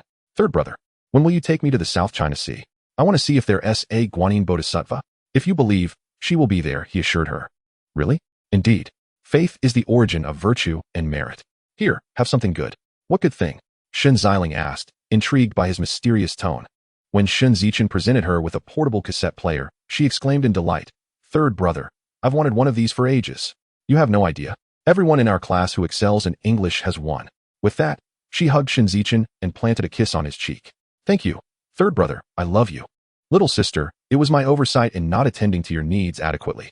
In the future, should you find yourself lacking any learning tools, do not hesitate to inform me. I shall venture into the city to procure them for you. Third brother, I currently do not possess any English tapes." Shen Zichen smacked his forehead. How foolish of me to forget such an essential item. He quickly remedied the situation. "Tomorrow, I will head into town and purchase it for you. Let me know what else you require, and I shall bring it all back." Little sister mentioned several review workbooks and reference books. Shen Zichen noted them all down. Finishing the porridge in his bowl, turning to Xiao Mu, he inquired, "Mother, which family in our village has a vacant house for rent?" Xiao Yufeng's expression shifted from a gentle smile to the chill of a frigid winter. Could it be that the third is considering moving out to live independently? Chapter 36. Introducing Shen Zichen to a potential partner. Upon noticing the change in his mother's demeanor, Shen Zichen realized she had misconstrued the situation. He poured himself another bowl of porridge, took a sip, then set the bowl down and grasped a steamed bun, squeezing it into the size of a cow's eye. Xiao Yufeng regarded him with a cold demeanor, one hand holding the bowl while the other gripped the chopsticks. If the answer did not meet her expectations, these two items would deliver an unforgettable kiss to Shen Zichen, one that would surely eclipse any kiss from Shen Zichen, leaving a lasting impression. "My classmate is coming to intern at our Yunshui Village Primary School. Her family is from the city, and returning home is inconvenient. She wishes for me to assist her in renting a room for her convenience." Xiao Mu's expression instantly transformed from winter to the heat of summer. "Aiken, is your classmate male or female? Is she beautiful? How tall is she?" Xiao Mu immediately assumed the role of a matchmaker. Shen Zichen also picked up on the underlying implications. "Mother, my deskmate, Zheng Liang, is extraordinarily beautiful, resembling a female spy from the movies. One day, I shall bring her home for you and third brother to meet. What do children know? Stay out of adult affairs. I care not for others' matters. But I am concerned about my third brothers. My deskmate is unlikely to excel academically. Her family wants her to work instead. It would be better to introduce her to my third brother as a child bride. Go on, child, away with you. It is illegal to raise child brides now. Do you understand? Then we shall keep it a secret from outsiders. I've already told my third brother about his fishing skills. She is very interested in him and pesters me daily to share stories about him." Seeing her younger daughter so earnest, Xiao Mu relented. "All right, let's set it aside for now and discuss it after she graduates. Third, what do you say?" Shen Zichen found himself at a loss for words, bewildered by the conversation spiraling out of control. "Mother, I am only 20 this year, not yet of legal marriage age, and I am not in a rush." "How can you not be in a rush? Look at you, already in a relationship. This year is half gone. Soon, a year will pass and you will understand each other better. By the end of next year, you could be getting your marriage certificate, and then we can have a grandchild for me to care for." Shen Zichen was at his wit's end, whether it was older women or younger ones. Both were deeply invested in his marital prospects. "All right, mother, my classmate is a girl, more beautiful than any female spy. But can you now tell me which family has a vacant house?" Xiao Mu's interest was piqued. A city girl, not interning in the city, but specifically coming to their Yunshui village to intern. From Shen Zichen's tone, she gathered that she was quite attractive. If she had no designs on her son, she wouldn't believe it even if you killed her. The key was to have her son assist in finding accommodation. This foolish child, is he beginning to have romantic intentions? I must first see if she is suitable for my son. If she does not pass my scrutiny, I will discreetly observe Zheng Liang. Yes, that is indeed the plan. It is better to keep things close at hand. Coincidentally, Aunt Zhao's west wing is vacant. I shall inquire about it shortly. As the tale of the west chamber came to mind, Zhang Sheng, Cui Yingying, and the matchmaker, a shiver ran down Shen Zichen's spine. He had no desire to disrupt the narrative. "Mother, go ahead and ask, how much is it? Please gather all the details so I can respond to her. Third brother, what about my best friend Zheng Liang?" Shen Zichen, still nursing his wounds, was reluctant to engage with women further. He swiftly redirected the conversation. "Mother, have you inquired with the village head about the housing plot? Food, clothing, shelter, and transportation. These have always been the four cardinal concerns of the common folk." Shen Zichen aimed to shift the two women's focus back onto the proper track. This was but a one-sided wish. Both women knew that pressing the matter too tightly would not yield results. They would employ a subtle strategy to ensnare him, then capture him in their net, followed by a triumphant chuckle. Xiaomu remarked, "The other day, I overheard the village head mention it. He said it would be fine since you have contributed to the village. However, there are no good plots left. He said you should seek him out later. And he has something he needs your help with. All right then, since I have nothing else to do today, I will go find the village head and inquire." After consuming 10 steamed buns and 8 bowls of porridge, the sheer volume of food astonished both women. Shen Zichen exaggeratedly exclaimed, "Wow, third brother. You can eat so much now, you are nearly rivaling a pig. You won't just be able to defecate, will you?" Shen Zichen playfully flicked her forehead. The pain caused Shen Zichen to dramatically cry out, "Mother, why don't you keep an eye on your son? He is being violent towards an underage beautiful girl. Check for me if a bump has formed. Enough with the theatrics. Hurry and eat, then focus on studying to strive for a place at the Key High School." Shen Zichen felt a rush of joy. This familial atmosphere was the epitome of a harmonious and prosperous family, the idyllic haven he had long sought in his dreams. As for whether the Duke of Zhou could unravel his dream of the Red Chamber, it mattered little. Such a life, the Duke could only say, "This is my wish. May the world achieve such harmony." Pushing his bowl aside, he declared, "Mother, I am going to inquire with the village head about the housing plot. You should hurry to Aunt Zhao's to ask about the rental. All right, be careful on your way." Understood. Shen Zichen felt warmth in his heart. Such maternal love knew no bounds across time and space. Passing by old Wang's general store, he bought 2 packets of cigarettes and made his way to the village head's home. Is Uncle Wang and Aunt Wang at home? The village head, Wang Ping's wife, Li Shufang, emerged from the house. "Ah, it's Aiken. Your Uncle Wang is not home. He went with your uncle Wei to the dock for some seafood and drinks. If you wish to find him, that is where you should go. Goodbye, Aunt Wang. I am heading to the dock to find Uncle Wang for some business. Go ahead." "Aiken, these days Yin Qian has returned. Her mother has been inquiring about how much you earn. You're still young. Do take care of yourself." Understood. "Thank you, Aunt Wang. I shall be on my way." Yet, within Shen Zichen's heart surged a tempest, higher than the waves of Hong Lake. How dare she return? Is she not afraid of my revenge? Where did she find such courage? In that moment of intense emotion, his fingers dug into his flesh. He began to contemplate ways to retaliate against her, ensuring she would understand he was not to be trifled with, and that taming her into a compliant beauty would be a simple task. But what of it? Would it allow him to return to the past? If he refrained from avenging himself, he would harbor resentment for the beatings he endured and the expenses he incurred on her behalf. He found himself caught in a dilemma. As I walked, my thoughts spiraled in an intricate dance. Ding dong, ding dong. The phone rang once more, its sound resonating in the air. It was the number of old Wang's grocery store. A wave of confusion washed over Shen Zichen. Who could it be? Few locals even knew my phone number. Could it be Wang Shu, who collects seafood? No, that couldn't be. I knew his number, and besides, he also had a mobile phone. What about the 4 companions who went out to sea with me? If they needed to find me, a face-to-face conversation would be more appropriate. For a moment, I couldn't fathom who it might be. In a daze, I pressed the answer key. A voice, all too familiar and filled with a loathsome bitterness, pierced through the receiver. Chapter 37. Let the entire Yinshui village know. "Chen Gu, it's me, your little Gao Gao." The high-pitched voice of Yin Qian Gao followed. "Chen Gu, are you in Yinshui village?" Instantly, a chill ran down Shen Zichen's spine. He rubbed his arms vigorously, fearing that the sensation might somehow be contagious to his heart. "Chen Gu, are you listening? If you come back, can we meet? I miss you terribly. If you're willing, this time, I will give you anything." The line then echoed with the sound of a disconnection. The caller's phone had been turned off. "Please try again later." Yin Qian Gao felt a sense of relief.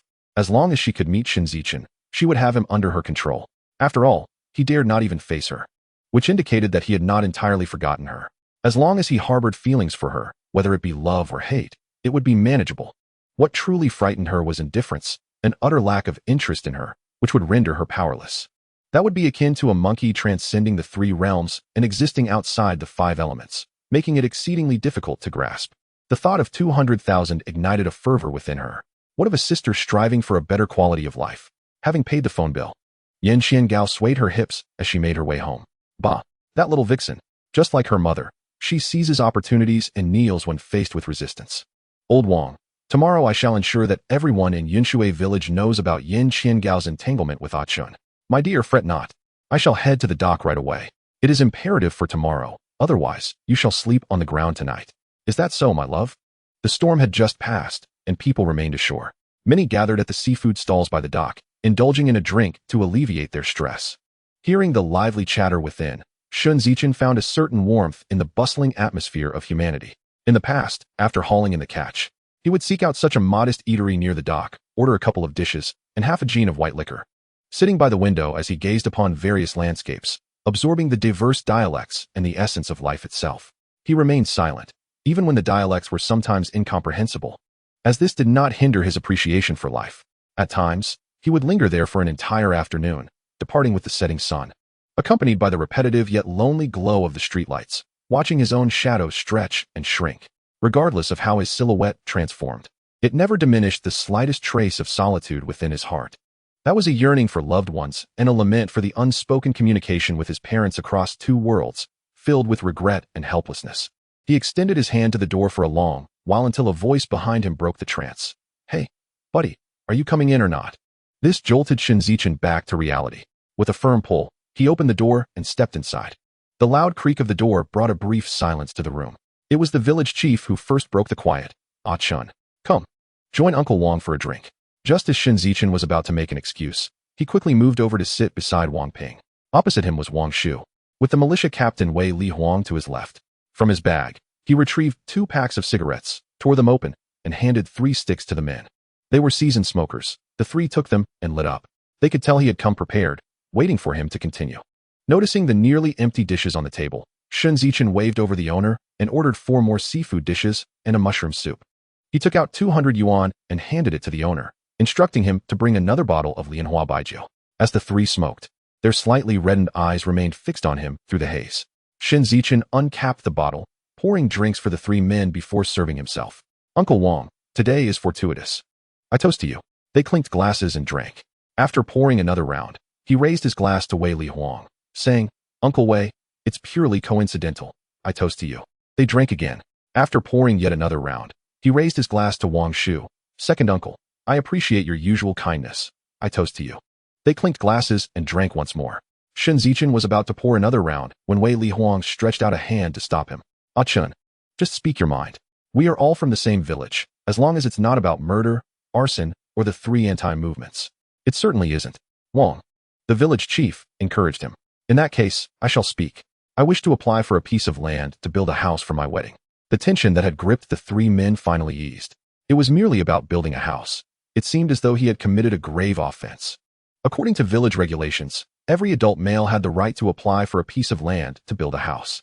"Ah Chun, you know that there are no larger plots of land available in the village now. Only the 2 areas on the west and south sides remain, where a few houses can still be built.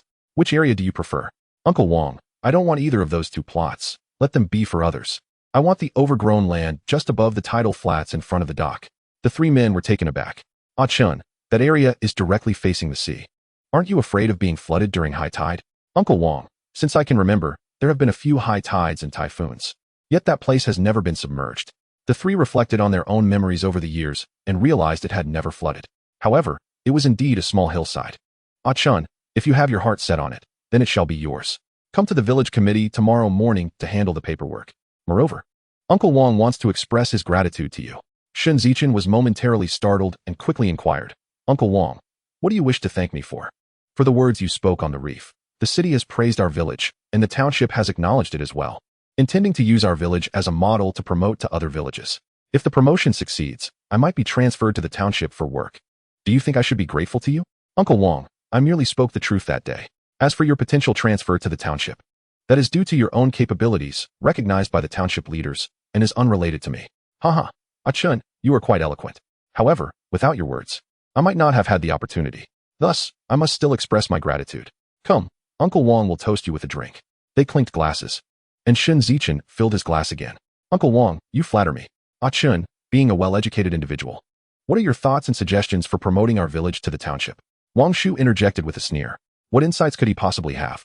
He's just a kid who hasn't even fully matured, merely having had a stroke of luck, met a leader, and coincidentally made a bit of money. Shen Zichen observed the disdain in Wang Shu's expression and could guess what he thought of him. He internally scoffed. Were it not for that piece of land, were it not for wanting to provide a better life for my parents, were it not for my little sister needing a stable environment for her studies, I could easily buy a fishing boat in the city and, before long, purchase land to build a villa, escaping this sorrowful place of my upbringing. Since you look down on me, I won't sell you any fish in the future." Wei Li Huang gazed quietly at Shen Zichen, harboring a flicker of anticipation within.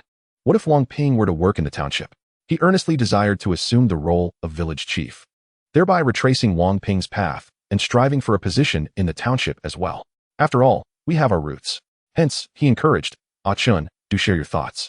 After all, you young people are quick-witted, and you've seen much in the city. Shen Zichen pondered for a moment and resolved to assist him. Uncle Wang, how are other villages and townships promoting themselves? They allow a portion of people to prosper first, leading the way for others to follow. We must persist in reform and open up for investment. Family planning is a fundamental national policy. Is there anything else? Chapter 38, Creating a Cultural Village. Chun, anything more will be quite similar. There are no particularly unique slogans or catchphrases. Shen Zichen raised his wine glass and took a slow sip. His mind raced, reflecting on the sensationalist headlines and slogans of later times, while also considering the current circumstances.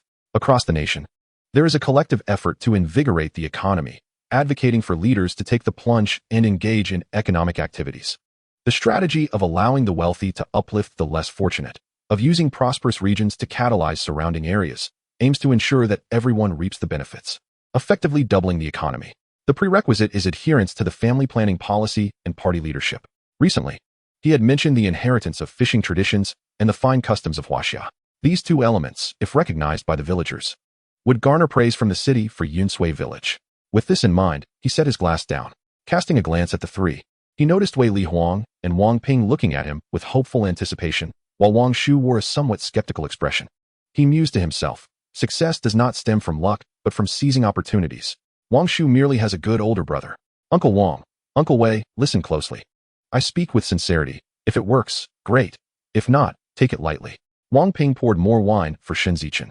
Reflexively, Shen Zichen reached for a cigarette, prompting Wei Li Huang to quickly light it for him. In his past life, he had developed a habit of smoking while contemplating problems, and it only increased with time. Family planning is not merely a national policy. It is also essential for enhancing the quality of our citizens. Wang Ping and Wei Li Huang were taken aback. What a brilliant slogan.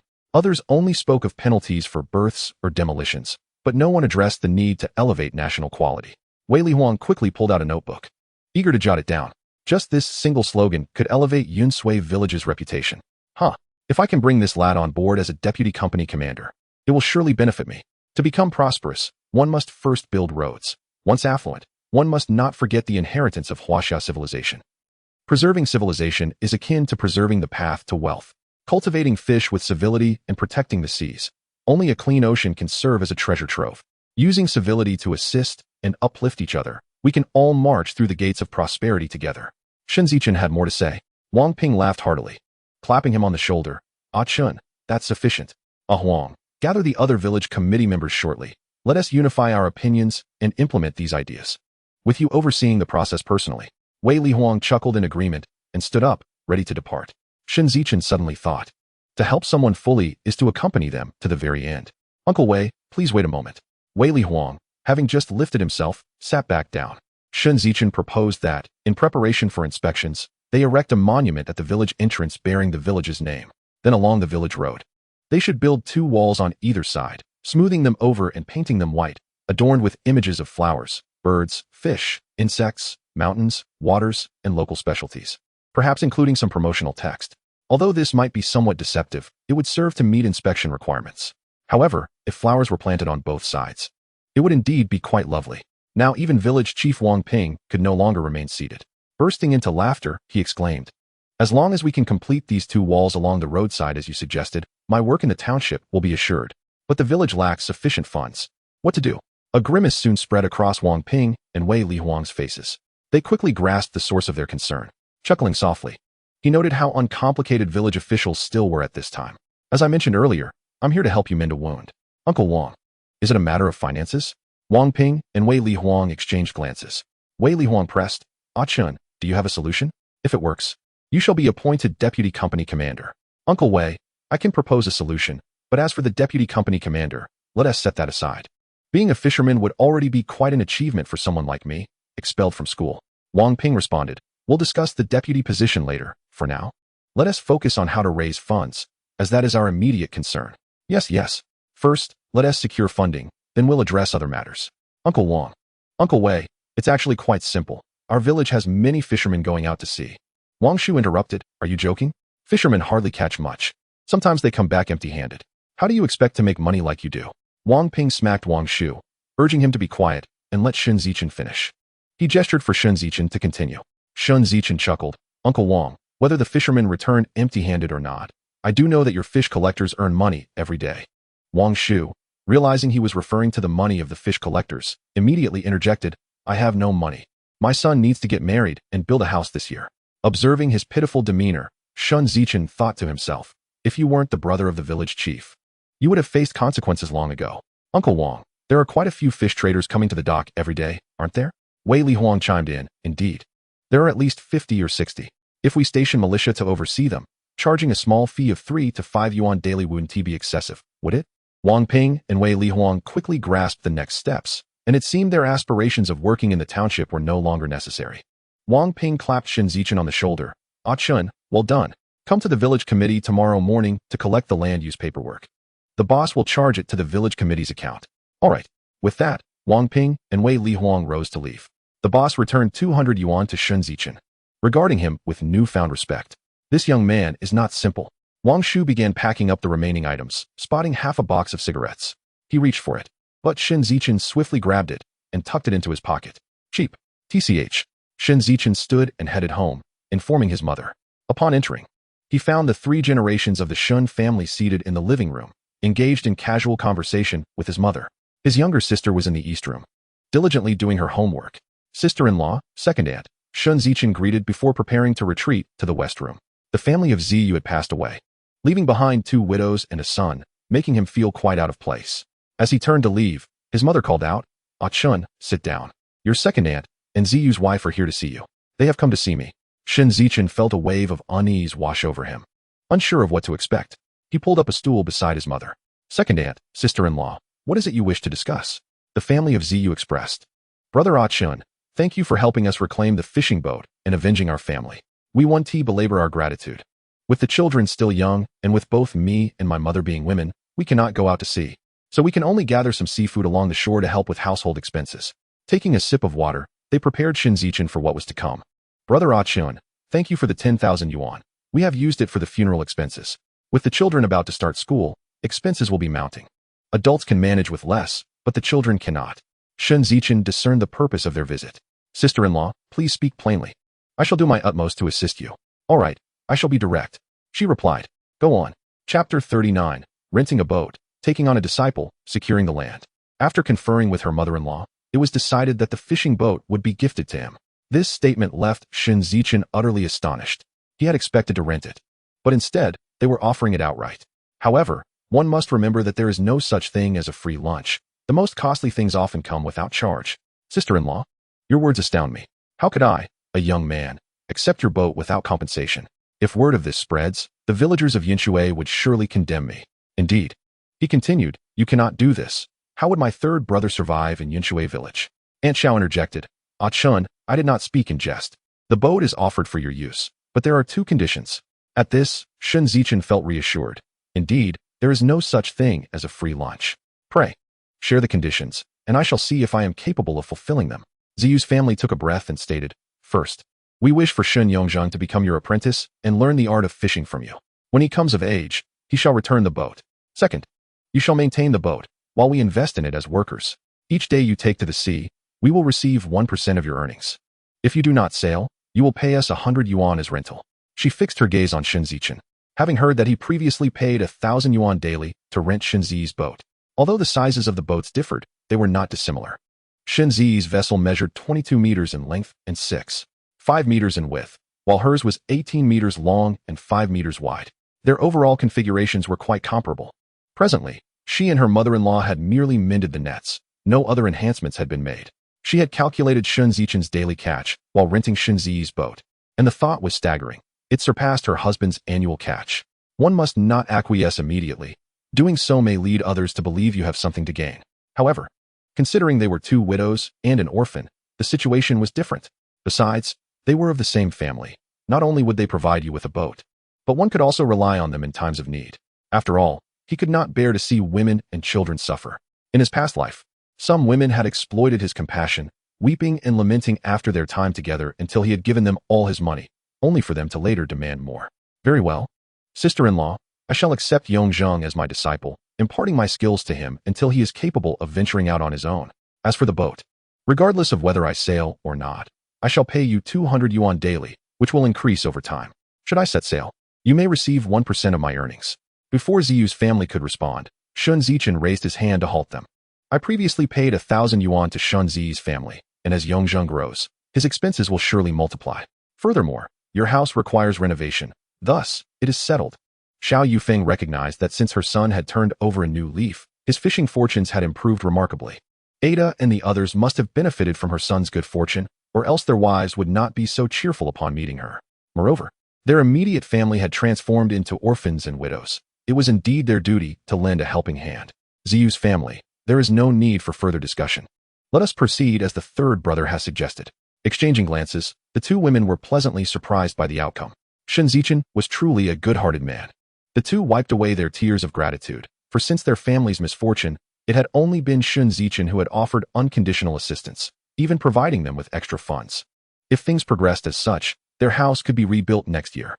Furthermore, they could arrange a marriage for Shen Yongzheng, thus honoring the ancestors of the Ziyu family. Brushing away their tears, they nudged Shen Yongzheng, saying, Yongzheng, hurry and bow to Uncle Zichen. Pledge yourself to him as your master. With that, they guided Shen Yongzheng to perform the traditional 3 kneelings and 9 prostrations, acknowledging Shen Zichen as his teacher. Zhao's mother poured a cup of water, instructing Shen Yongzheng to present it to Shen Zichen. Shen Zichen accepted the gesture and sipped the tea.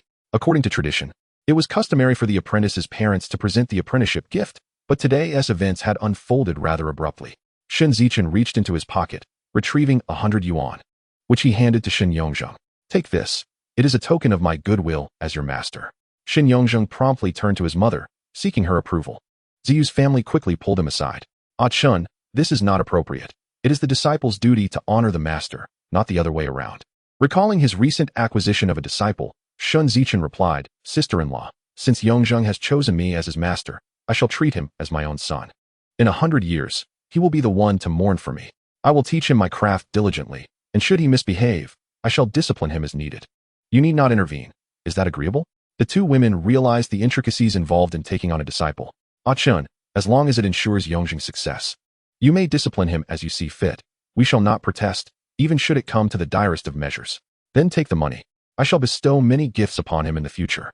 Very well, we shall invest this money in Yongzheng's future. They accepted the funds, placing them into Yongzheng's pocket.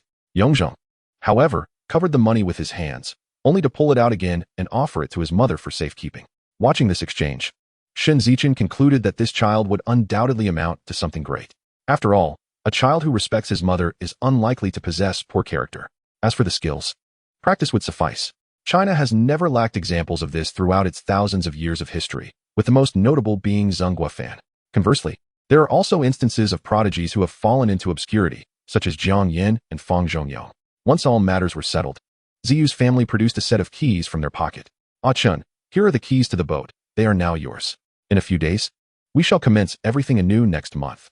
Shen Zichen accepted the keys and inquired about the boat's location and general condition. No need.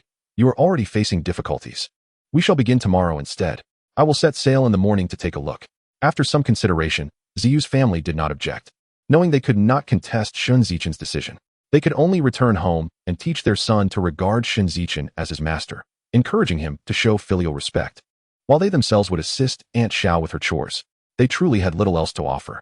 After bidding farewell to Ziyu's family, Shen Zichen returned to the main room, where he and his mother engaged in light conversation. He then went to his room, hiding the newly purchased stocks beneath the bed's earthen pit before bathing and retiring for the night. The night passed without incident.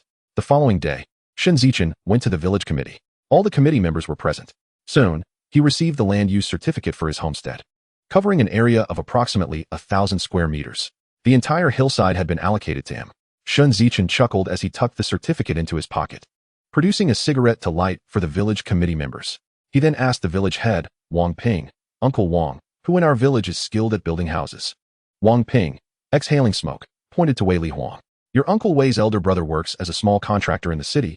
You might inquire with him. Shen Zichen approached Wei and asked, Uncle Wei, can your elder brother truly build houses? He can, indeed. What kind of house do you intend to construct? He may refuse if it is too small. A 3-story brick concrete structure with cast-in-place slabs and ground beams. All the village committee members exclaimed, My dear, how much will this cost? Chapter 40. The deputy company commander of the militia can be armed. Wei Li Huang, upon hearing Shen Zichen's intention to construct a 3-story building, realized it was no small undertaking. Chen, how about I ask my elder brother to come back tonight for a face-to-face discussion? That works, Uncle Wei. I'll take my leave. Don't go yet, Wei Li Huang said, reaching out to stop Shen Zichen. Our village committee has deliberated and agreed to appoint you as the deputy commander of the militia. Shen Zichen, taken aback, immediately stood up and protested. What? I can't possibly serve as a deputy commander. I need to fish daily to earn money for building. Wei Li Huang pressed him back down onto the chair. You 1T need to train anyone. I'll handle everything. You just need to lend your name. Even that 1T do. Once I'm on the list, I'll have to bear some responsibilities. I refuse. Village head Wang tugged at him, exasperated. Why are you being so foolish? Such a good opportunity is something others would covet. Why 1T you accept it? To be honest, village head, I just accompanied Xiao Baga to sea for fishing and helped the city secure an investment of 100 million yuan. Director Ouyang wants me to work at the city's investment office, but I haven't agreed. He said I could just lend my name and receive a salary without working. I told him I'd discuss it at home. Being a deputy commander in the village offers no benefits. I absolutely 1T do it. After uttering these words, Shen Zichen noticed the astonished expressions on the faces of the village committee members and quickly covered his mouth, realizing he had let slip a significant secret. However, he then thought that the city must have already concluded discussions with that person from the mountain pass. That wasn't really a leak. After a considerable pause, the village head regained his composure. The impact of 100 million yuan was overwhelming, so immense that he could scarcely fathom what could be accomplished with such a sum. He recalled Wei Li Huang's words from the previous night. Village head, this Shen Zichen will undoubtedly be extraordinary in the future. You and I may very well need his assistance. He silently lamented that old Wei had a far-reaching vision. Yet, they were all under his command. He cleared his throat and said, Chen, you've contributed ideas for our village's publicity, showing you care for the community. Furthermore, you saved Shen Zi and his crew at sea and even helped reclaim their fishing boat. That demonstrates your concern for the populace. With these 2 contributions alone, you are fit to be a village official, wouldn't you agree? The village head loudly posed the question to the other committee members. Yes, if such a fine young man as Chen isn't suitable to be a village official, who is? Agreed. They unanimously approved Shen Zichen's appointment as deputy commander of the militia, leaving no room for him to refuse. They were all seasoned players in this game. Securing 100 million from the city meant that even a slight slip could attract investment for the village, ensuring everyone would benefit. Never mind the deputy commander position. They would gladly offer him an assistant to the village head. Shen Zichen, however, wasn't as quick-witted as these seasoned veterans. No, I refuse. I 1T do it. Upon hearing his continued reluctance, village head Wang waved his hand decisively. It's settled then. Wei Li Huang looked around and asked, are there any guns left? Let us equip Chen with one, so he can better protect our village's fishermen while at sea. Shen Zichen still wished to resist, but was pulled into the storeroom by Wei Li Huang, who grabbed a nearly new semi-automatic rifle from the shelf and tossed it to him, along with 2 magazines and 2 boxes of ammunition. What man doesn't appreciate firearms?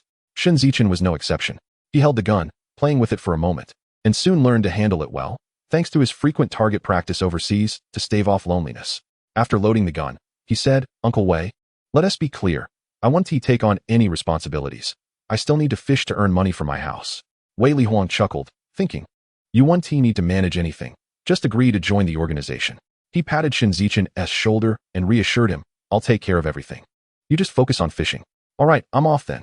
Shen Zichen asked for a snakeskin bag to stow the semi-automatic, tucked it under his arm, slung his fishing gear over his back, and bade farewell to the village head and others as he made his way to the dock. This dock was self-constructed by Yinshui village. The waters here were deep, a natural deep-water dock. Each boat in the village paid a certain amount in berthing fees each month based on its size, as the dock required regular maintenance, night watchmen to guard the boats, and militia patrols. However, Shen Ziu's boat was currently an exception. Times were too tough, and it was a blessing that they didn't require assistance from the village. The sun had risen high, and various fishing boats had already set sail, leaving only Shen Ziu's boat lonely at the dock. Approaching the duty room, he greeted the watchman. Old Wang, Grandpa Wang, I've rented Shen Ziu's boat. I'll be heading out to sea shortly, and from today on, I'll cover all expenses. Old Wang, the father of village head Wang, was not an easy person to deal with. Chen, last night, someone from the Ziu family came by and already spoke to me. They're all from the old Zhuang township, and there aren't many days left this month. You can start from next month. All right, I'll thank you in advance. Grandpa Wang, here, have some cigarettes. He placed a box of Huazi on the old man's table. I'm off now. Old Wang chuckled, puffing on his cigarette. Waving him off, Shen Zichen boarded the boat, opened the cabin, and checked the fuel tank. It had half a tank of fuel, just enough for a day's run. He also inspected the live fish hold, which could accommodate 2,000 pounds of fish, with a partition in the middle. The freezer required ice and could hold about 12 tons, along with stacks of fish baskets. At the rear, there was a trawl net, a net hauler, and a crane. The storage room was equipped with everything from hand nets to throw nets and other necessary tools, all well-maintained and clean, indicating regular cleaning. The small kitchen was fully equipped and tidy, though it lacked any food. The sleeping quarters consisted of a large bunk with only a mat and nothing else. At the dock, he purchased some crushed ice, topped off the diesel, spending 1,500 yuan, which included some bread, water, and a set of luggage. Diesel was quite cheap now, at 1 yuan per liter, and ZU's boat had a capacity of 2,000 liters. As the engine roared to life, the ZU set sail, embarking on an extraordinary journey across the vast sea. Measuring 18 meters in length, the ZU was neither particularly large nor small. It was sizable for nearshore fishing but lacked the capability to withstand the elements in the open sea, limiting its operation to the boundary between shallow and deep waters. Its maximum speed was 32 knots, but due to an unusual noise from the engine at full throttle, Shen Zichen reduced the speed to no more than 30 knots. Today, Shen Zichen had no intention of fishing. He merely aimed to cruise around the small islands at the boundary of the nearshore and offshore waters, observing the fish conditions and identifying areas with coral reefs and sinkholes. The seabed in front of Yunhai village was relatively flat, primarily composed of seagrass and sandy bottoms, with depths ranging from over 10 meters gradually extending to around 50 meters. Beyond that lay the deep sea, where the seabed remained level, devoid of any rocky structures. It seemed heaven had bestowed favor upon Yunshui village. However, with the blessing of fortune, Shen Zichen found that avoiding fishing was not an option. As he traversed a section of the open sea, he looked down to discover a large sinkhole. No matter how one dragged a net above it, fish within the sinkhole would remain unreachable. Yet, the sinkhole was lush with aquatic plants, forming an alternative food chain. Truly, what a serendipitous find. He anchored the boat and began to drop his lines beneath the azure sky and white clouds. Chapter 41. Catching shrimp and fishing for lobsters. Looking up at the sky, the sun hangs high at noon. At this moment, fish are unlikely to bite. With a deliberate push of the rod, Shen Zichen propelled the ZU vessel from a standstill, gradually gliding forward. A small black appeared on the horizon, growing larger as the boat sped ahead. As he drew closer, a small island revealed itself before him, adorned with lush greenery. He circled the island at a steady pace, surveying the bounty the sea had to offer. The surroundings were promising. Beneath the waters, jagged rocks sprawled out, deterring any fishing boats from venturing here. The seabed was a vibrant tapestry of coral reefs, where an array of fish darted among the beautiful coral polyps, and numerous anemones scuttled about, carried by hermit crabs. It was a breathtaking underwater paradise. Shen Zichen intended to be the disruptor of this tranquil realm. As noon approached, his stomach protested, gurgling insistently. "If you do not offer me a sacrifice soon, I shall cease my labors." Under the duress of 5 powerful figures, Shen Zichen reluctantly lifted his fishing hook, baited it with a piece of ham sausage, and cast it onto a threshing field inhabited by a village of blue crabs. He was met with the delightful aroma of fresh peaches sent from above. After deliberation among the clan elders, they dispatched a crab maiden to the heavens to inquire when their blue crab clan might ascend to immortality. However, all 4 maidens were whisked away to a steamer instead. In truth, preparing seafood is a simple endeavor. Shen Zichen filled a bucket with seawater, poured it into a steamer, placed it atop a coal stove, and arranged the blue crabs on a steaming rack without any seasonings. Covering the pot, he allowed them to steam for 10 minutes. This is what one might call the essence of simplicity in cooking. He retrieved his cast net from the storage room and positioned himself at the stern of the boat. With his left hand, he secured the net's retrieval line, wrapping it around his wrist 4 times, balancing a significant portion of the lead weights on his left arm while grasping a smaller portion with his right. He crouched down, pivoted to the left, and then swiftly rose, turning to the right as he faced forward. With a flick of his right hand, the lead weights and net flew outward, while his left arm extended to guide the remaining weights in the intended direction. With a swift whoosh, a nearly perfect net descended into the water. The net, crafted from fine silk, floated effortlessly, and the heavy weights ensured it sank rapidly, ensnaring a large group of shrimp still frolicking below. He untangled the retrieval line from his left hand and transferred it to his right, securing it with 2 loops. Shen Zichen gently shook the net to check for any tangles before following the waves to haul it back. Despite being able to see the shrimp beneath the water, he was still taken aback by the lively creatures that danced in the net as it emerged from the depths. Theory must be validated through practice. Otherwise, it remains just that, mere theory. The act of fishing is no different. He deposited over 100 pounds of shrimp into a single compartment of his live well. With time for steaming the crabs still ahead, he resolved to cast a few more nets to gather shrimp and earn some spending money. 1 net per minute. He cast 6 nets in quick succession, each yielding approximately 150 pounds. The timing was impeccable as he unfurled the nets and hung them along the boat's railing. Returning to his small kitchen, he removed the steamer, lifted the lid, and found the crabs perfectly red and ready. He set the steaming rack aside, poured the seawater back into the sea, and added a small amount of fresh seawater to the pot. With such fresh shrimp at hand, how could he resist indulging? Ever since he had experienced an extreme transformation in the ocean, his appetite had surged, requiring nearly 4 to 5 times the portion of a normal meal. Correspondingly, his strength had increased to over 300 pounds, allowing him to lift such weight with ease.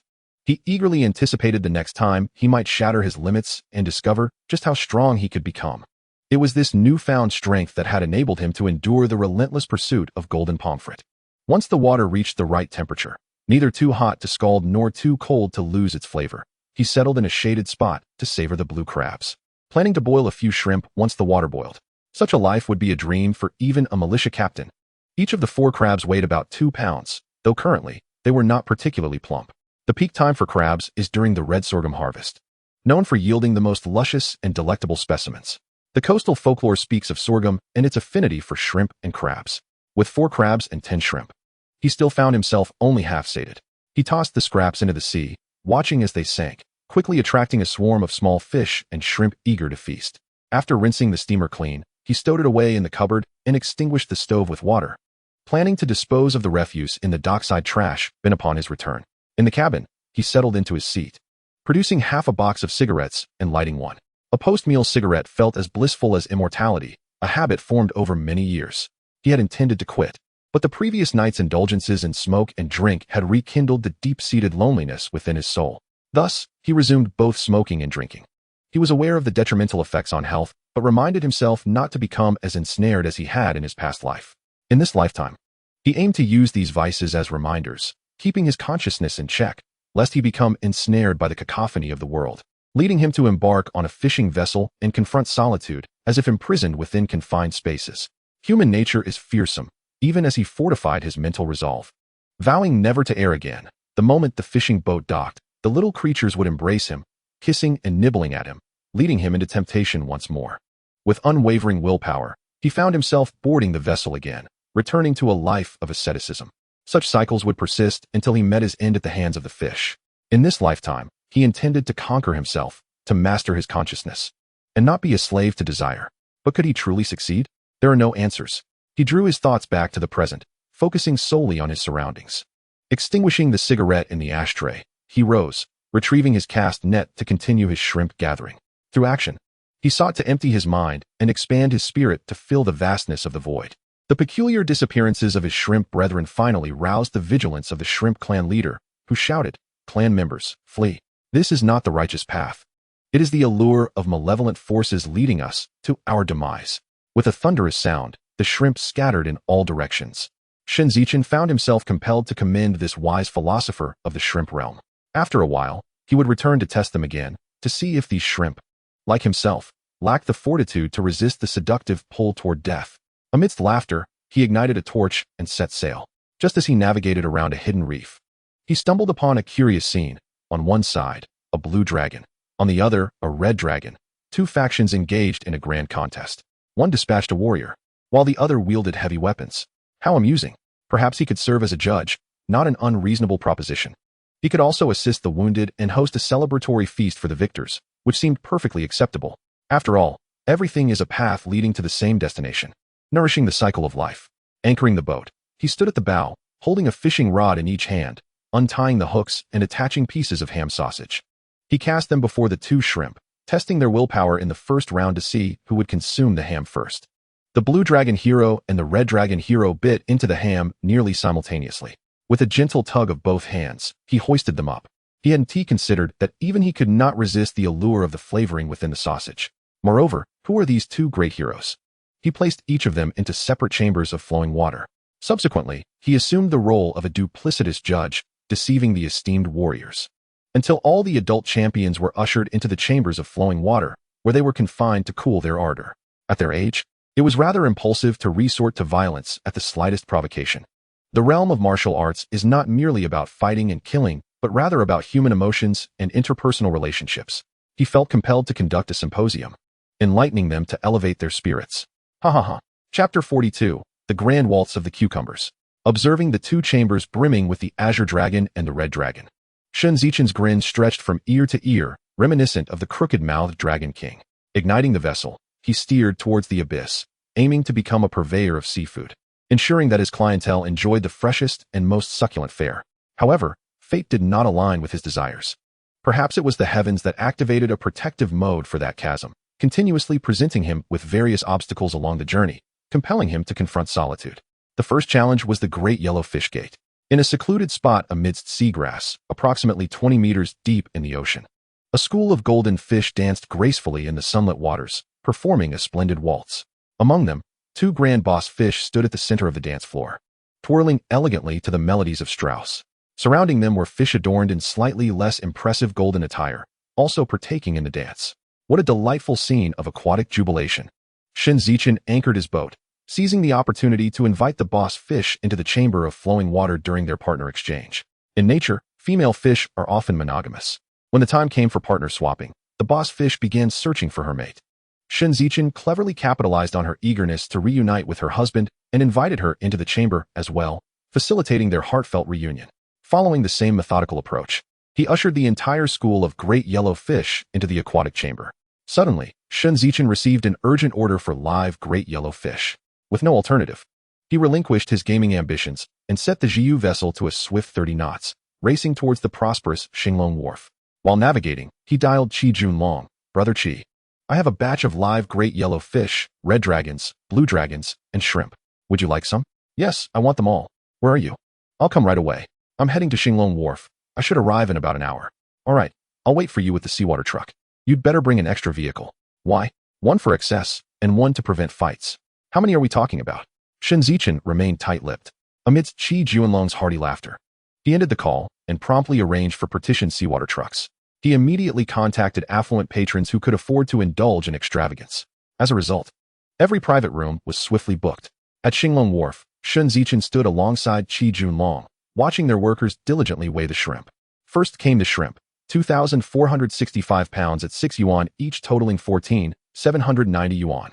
Next, the small blue dragons, 52 at 100 yuan each, totaling 5,200 yuan. Following that, the red dragons, also 52 at 100 yuan each, another 5,200 yuan. Finally, the great yellow fish, 2 over 10 pounds, totaling 25 pounds at 1,000 yuan, or 25,000 yuan. 12 over 8 pounds, totaling 104 pounds at 800 yuan, 83,200 yuan. 10 over 6 pounds, totaling 68 pounds at 500 yuan, 34,000 yuan. 15 over 4 pounds, totaling 72 pounds at 300 yuan, 21,600 yuan. The remainder was all under 1 pound, which Shen Zichen had not bothered to catch. The grand total reached 191,790 yuan.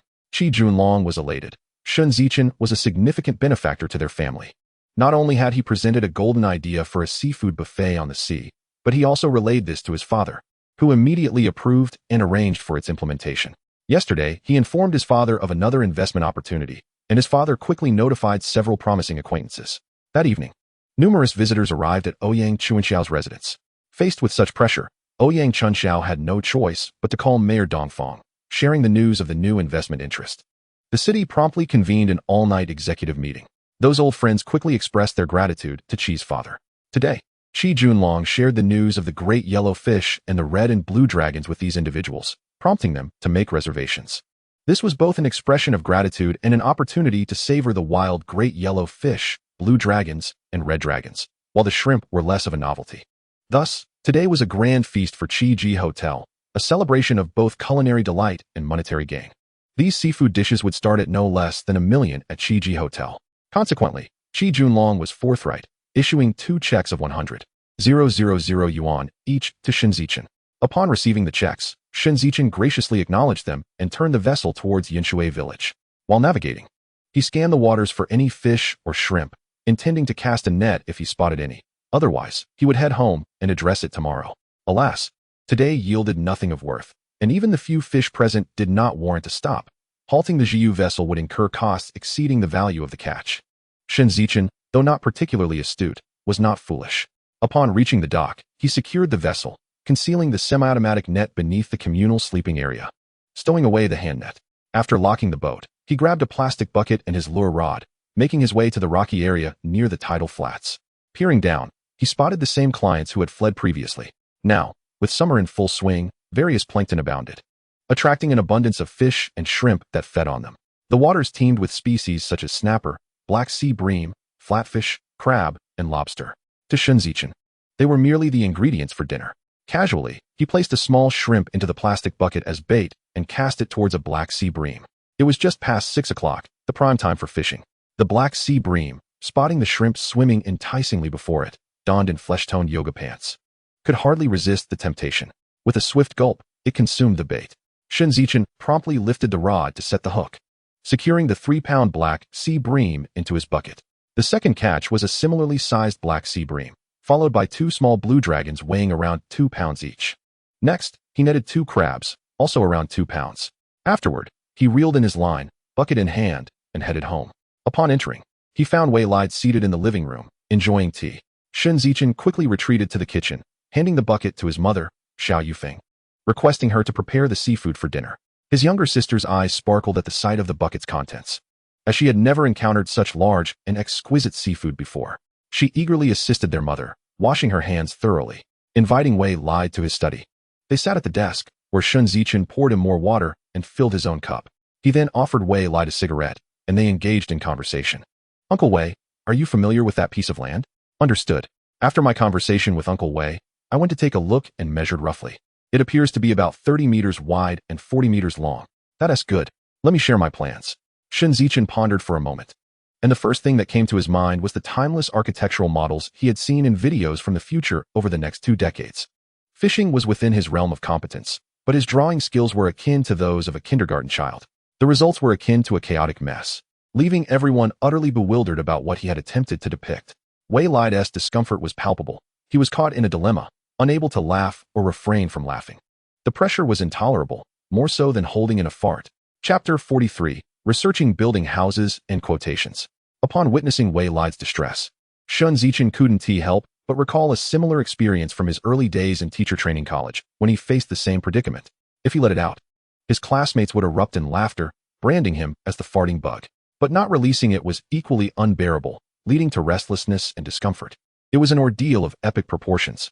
Throughout that class, he absorbed nothing, and the moment the bell rang, he dashed out through the back door, hand clasped firmly over his rear, rushing to the restroom, where he promptly relieved himself. The resounding noise startled his neighbor in the stall next door, who hastily pulled up his trousers and fled. In his haste, he had forgotten to wipe, resulting in quite the aromatic situation in the classroom. The teacher had no choice but to conclude the lesson prematurely and retreat to the office. The students began to search for the source of the scent, and a keen-eyed classmate pointed out the unfortunate soul whose trousers had become a victim of the incident. The ensuing commotion was predictable. Shen Zichen chuckled as he recounted this misadventure to Wei Lide, who could no longer contain his laughter.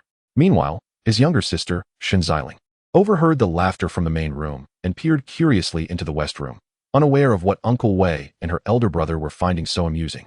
Mother Xiao also wished to see, but her responsibilities in the kitchen kept her occupied. Now that her son had grown and begun to earn, all she needed to do as a mother was to maintain the household. Her heart swelled with joy at the sight of her son as happiness, and thus the aroma of her cooking wafted through the air.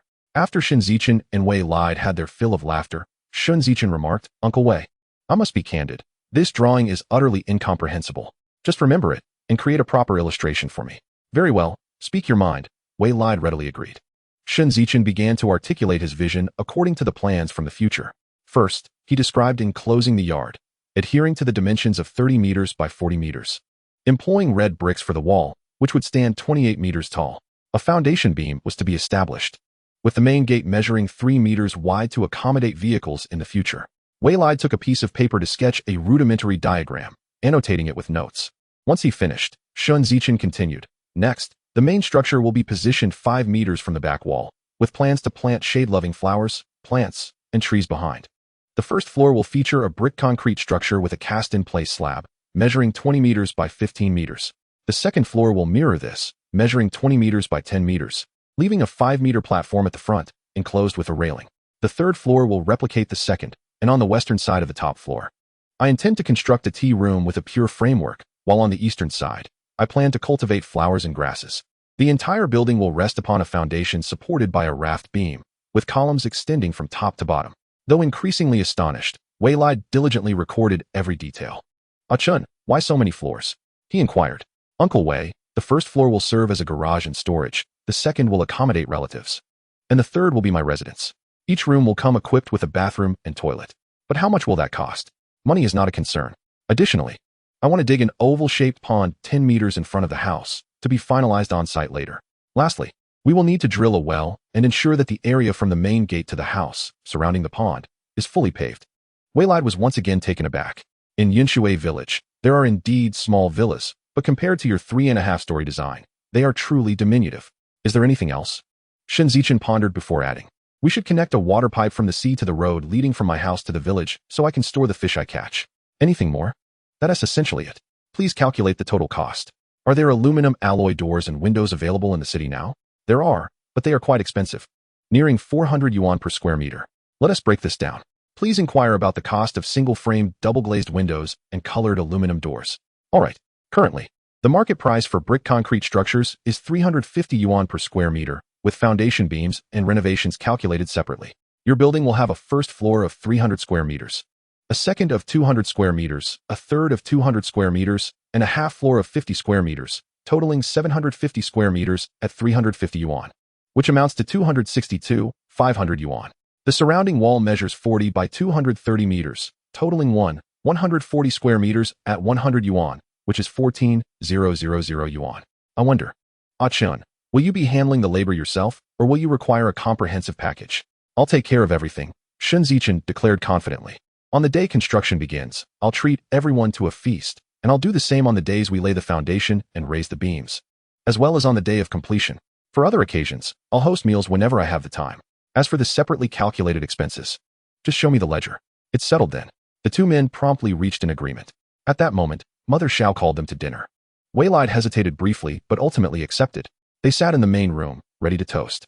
Shen Zichen handed his younger sister, Shen Zichen, 500 yuan and instructed her to buy 2 bottles of the finest white liquor and 2 packs of cigarettes from Old Wang's grocery store, allowing her to choose whatever she and Mother Xiao wished to drink with the remaining money.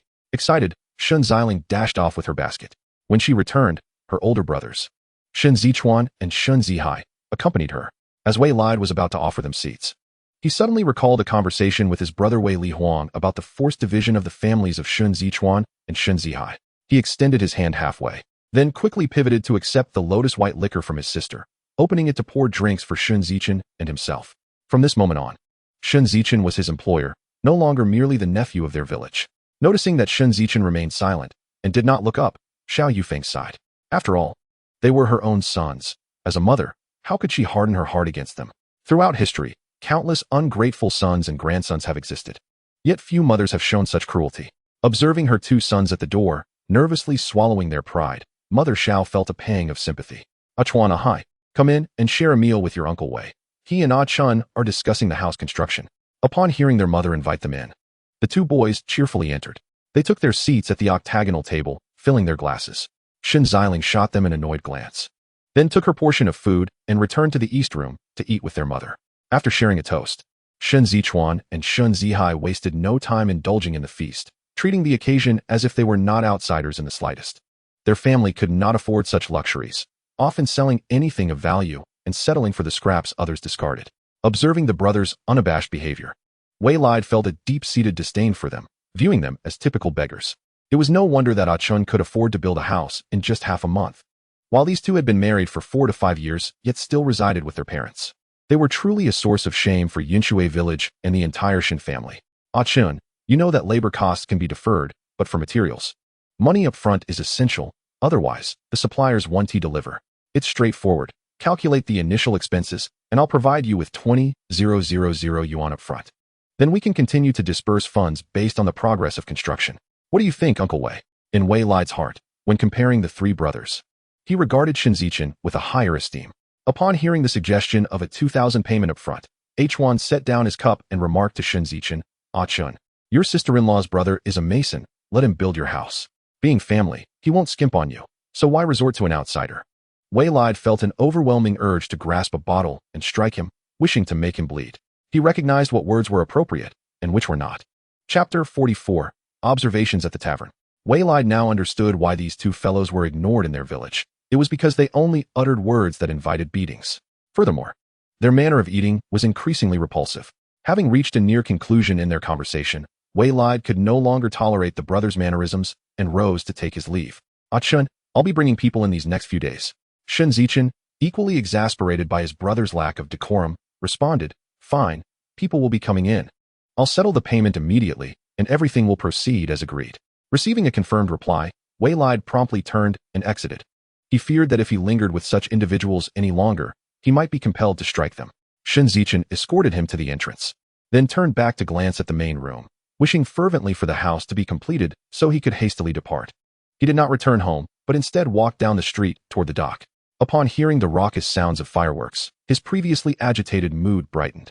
He pushed open the door to the seafood restaurant. The place was not busy this evening, with only 2 tables occupied, each with 2 or 3 cats lounging around. The offerings were simple and inexpensive, accompanied by a pungent smoke. Noticing Shen Zichen's arrival, the owner quickly approached and seated him at a window table, a position meant to showcase the bustling business to passers-by. Shun, what will you have today? Shen Zichen perused the menu and replied, pan-fried yellow flower fish, braised small squid, steamed sea bass, a plate of peanuts, and a serving of oyster and tofu stew. The owner beamed, realizing this order was worth as much as the 2 other tables combined. What drinks shall we have? The finest Lianhua Bai, Shen Zichen answered. All right, please wait a moment. With that, the owner turned and headed to the kitchen to place the order. Shen Zichen turned to gaze out the window, pulling out a cigarette to light. The smoke escaped through his lungs and nostrils, as if taking something away, merging into the air. The dock's lights twinkled, suggesting someone was night fishing. The shadows of families in the village flickered through their windows, merging with the starry sky, indistinguishable between heaven and earth. Different thoughts lead to different lives. Different lives shape varying attitudes, and different attitudes yield diverse outcomes. Nothing is predetermined by the heavens. Everything is set by one's own choices, akin to playing a game. Friend A, have you heard? Today, the ship from the Shen family returned nearly empty. Friend B, serves them right. They rented it to Shen Zichen for 1,000 a day, 30,000 a month, 360,000 a year. They could have bought a 28-meter vessel with that. But now it's all gone. Friend C, that's not the whole story. I heard that Shen Zhishan's fiancée is the niece of Old Yan's wife. Shen Zhishan was envious, but he didn't intend to take back the ship until Old Yan's wife and her niece visited him. And that's what swayed him to reclaim it. Friend D, I also heard that Shen Zichen rented it for 7 days and paid up front, but after just 3 days. Shen Zhishan took it back, refunding him 7,000, which Shen Zichen declined, only accepting 4,000. Friend E, after reclaiming the ship, they went out to fish for a day and made over 10,000, celebrating as a family, but the next day, a storm brewed and rained for 5 days. They just set out to fish again today and ended up with nothing. Everyone, haha. Come, let us drink and celebrate. 1 drink down. Friend F, today brings yet another explosive piece of news. Do you know? Everyone, what is the news? Friend F, Old Yan's daughter, Yan Xiangao, has returned to the village and called Shen Zichen from Old Wang's grocery store, suggesting they rekindle their past. She even said he could do as he pleased. Looking to leverage Shen Zichen, I suspect it's all about the money. Everyone, that seems likely. Come, let us drink. Look over there, who asked that? Enough chatter. Let us eat. They spotted Yan Xiangao approaching in a mermaid skirt, her snake-like face pale. Today, the entire Yinshui village buzzed with rumors about her. Who spread such tales? If I find out who it is, I wouldn't mind teaching them a lesson. Humph. Yan Xiangao finally tasted the bitter fruits of being gossiped about. Restless at home, she stepped out for fresh air, unwittingly finding herself at the village dock. Spotting a brightly lit tavern, she usually frequented the Chi-Ji restaurant in the city and wouldn't even glance at such a small dive. Yet, with only this one tavern in Yinshui village, she had no choice but to push the door open and enter. Upon stepping inside, the first thing she noticed was Shen Zichen. He was turned toward the window, smoking, his handsome face displaying a hint of despondency, a natural revelation after decades of life. This melancholy had a captivating allure for young women. As she gazed at his profile, Yan Xiangao was struck by the realization of his unexpected handsomeness. She hurried over and took a seat opposite him. The other patrons, noticing the leading lady of the rumors had arrived, eagerly gathered around the man's table. Haha. Tomorrow's news will be even more sensational. The rumor's leading lady rendezvousing with her lover at the tavern. Yan Qiangao observed for a moment and saw that Shen Zichen was lost in a certain atmosphere, oblivious to her presence. Irritated, she tapped the table. "Ah Chun, were you thinking of me?" The familiar voice, akin to a dream, pulled Shen Zichen back to reality. The cigarette and burned his fingers slightly, and he extinguished it in the ashtray, glancing at Yan Qiangao. She noticed the cigarette on the table was Huazi, a brand he only occasionally smoked, with the contents likely not even genuine. Clearly, Shen Zichen was indeed affluent. Another voice shattered her composure. "Owner, I didn't invite anyone. I don't need anyone sharing my table. Please ask them to leave. Thank you." Yan Qiangao felt her vision darken with fury, her blood boiling, nearly spewing expletives. How had she, the beautiful Yan, become a mere passerby, unworthy of even an acknowledgement? "Shen Zichen, have you truly forgotten our past?" All eyes turned toward them, realizing she was indeed the subject of the evening's gossip. It was undeniable he was quite handsome. Yet, why had he been spurned by such a beauty? It was perplexing. The story continued. "Miss, I do not know you. Please leave." "Owner, Shen Zichen, we are from the same village and classmates. Isn't this a bit excessive?" Shen Zichen lit another cigarette, exhaled a smoke ring, and leaned back. "Excessive? Do you not remember how you got into the teacher training college? Are you not aware of the things you did there? Do you truly think I am oblivious? Shall I repeat them for you?" The series of retorts only served to confirm the truth. A major scandal was indeed unfolding. The owner was about to intervene to remove her, reluctant to lose a customer like Shen Zichen. As for the Yan family, those who only dare to step out after smearing their lips with flesh. Their kin coming here fills him with dread, fearing they might bring their poverty and ruin his business. The door swung open with a loud bang, and the old matriarch of the Yan family stormed in with fervor. She shoved the boss aside and loudly confronted Shen Zichen. "Shen Zichen, tell me, how did my daughter Ageo get into the teacher training college? What has she done in the city? If you can't clarify this today, I will tear your mouth apart." The battle suddenly escalated. All the onlookers shouted, "Boss, add 2 more dishes and bring half a gin of liquor." Coming right up, the boss cheerfully went to prepare. Chapter 45, An Unrelenting Blow. The boss was no longer in a rush to dismiss anyone, promptly placing an order in the kitchen and immediately poured drinks. He didn't forget to serve a plate of sunflower seeds to each table, perfectly fitting the name of the spectators. He opened the door wider, hoping for more viewers to come and witness the spectacle. In future times, this maneuver would undoubtedly be deemed masterful, a surefire way to become a top online sensation. Once he was ready, Shen Zichen and the old matriarch cleared their throats, preparing for a showdown. Otherwise, it would be a disservice to the stage the boss had set up. Shen Zichen blew a smoke bubble towards the old matriarch. As the village gossip queen of Yinshui village, how could she be intimidated by a mere child like Shen Zichen? "You think you can step over me, boy? Don't dream. You're still too green." Both prepared themselves mentally and warmed up their vocal cords, placing a betel nut in their mouths. Old matriarch. "Today I shall reveal how Yan Qiangao gained admission to the teacher training college. Listen closely. I'm all ears. Speak." "Back then, we were in the same examination hall. The night before the exam, she sought me out and led me into the green veil.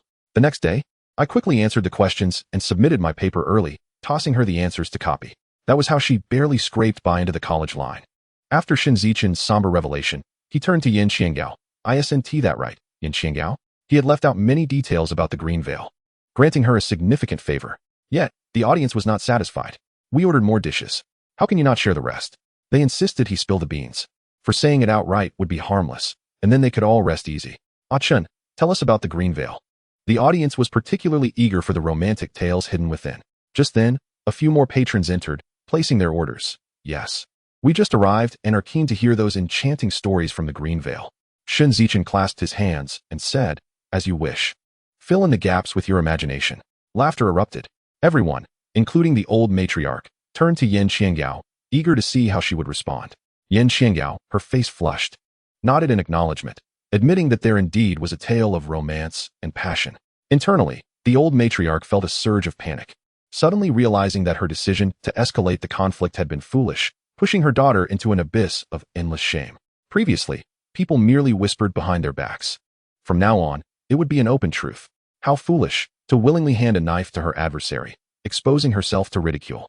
She nearly slapped her own scornful face in frustration, about to drag her daughter away. But Shen Zichen unleashed another bombshell. "Yan Qiangao was in my class at school. At first, she followed me daily, but gradually her aspirations soared, and she began frequenting high-end hotels and karaoke bars with the son of an official, sometimes even staying out all night." "Yan Qiangao, did you think I was unaware of all this?"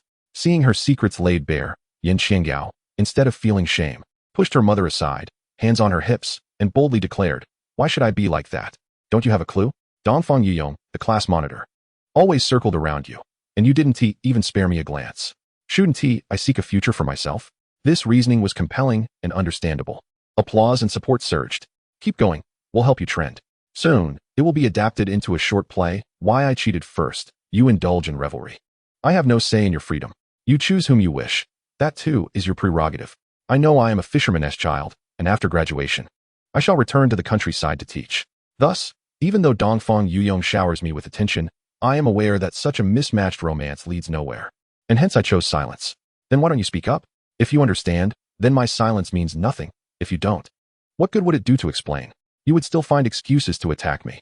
A bystander called out, "Ah Chun, tell us, how did she attack you?" Shen Zichen glanced at Yin Qiangao. "Do I need to say? Since the facade has been shattered, if you wish to speak, then speak. A few days ago, one evening, I was sitting in a quiet corner of the school, reading, when this wicked woman brought her current boyfriend and a gang of followers, along with the student council and security, to confront me. I was furious and didn't even realize when a stick had appeared in my hand. I lifted it, unsure of what to do." Shen Zichen recounted this in one breath, his throat dry, taking a sip of water. After a puff of smoke, suddenly, a crack echoed as someone struck the ground with a stick, blood gushing forth. I was bewildered when someone pushed me down and several kicked me. Her boyfriend took the stick and beat me mercilessly. Just when I thought I was dying, the student council and security rushed in, and upon seeing my dire condition, they finally took me to the hospital. I was in a coma for 7 days and nights. When I woke up, I was expelled for not being able to pay the medical fees. At this point, Shen Zichen took another sip of water, feeling somewhat relieved, having bottled up his emotions for so long. Once the crowd had digested this, he continued, "Why could the school expel me? Because that official's son's father had donated money to the school. For someone like me, a fisherman's son with no connections, I was born to take the blame. Yin Qiangao, I've returned to fishing. Your mother, the old matriarch, hasn't stopped spreading rumors about me. Now I've heard I'm making money from fishing, and you two are back, trying to scheme for my earnings. Tell me, should I give you face?" The audience responded, "No. Such people deserve to be thrown into the sea and fed to the fish. They tarnish the name of Yinshui village. Let them be ostracized from Yinshui village. From now on, no one should associate with their family. Let them become the scorn of all." Yes, the sentiments of the crowd echoed the voice of the people, a true display of public opinion and trending interest. Dear friends, you may not realize, but the one who handed me the stick and pretended to strike her boyfriend was all part of her elaborate scheme. How could a poor student command 2 boys to do her bidding? What a bombshell revelation. What day is it today?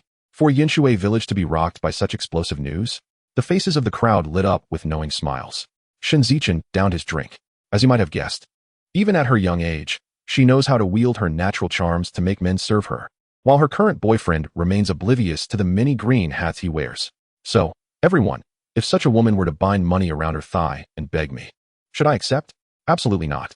Indeed, I shall not accept any money, especially considering that I am currently a disgraced pauper. It is simply out of the question. Is it not? Yes, absolutely not. A virtuous woman brings prosperity for 3 generations, while the likes of her brings ruin for 3.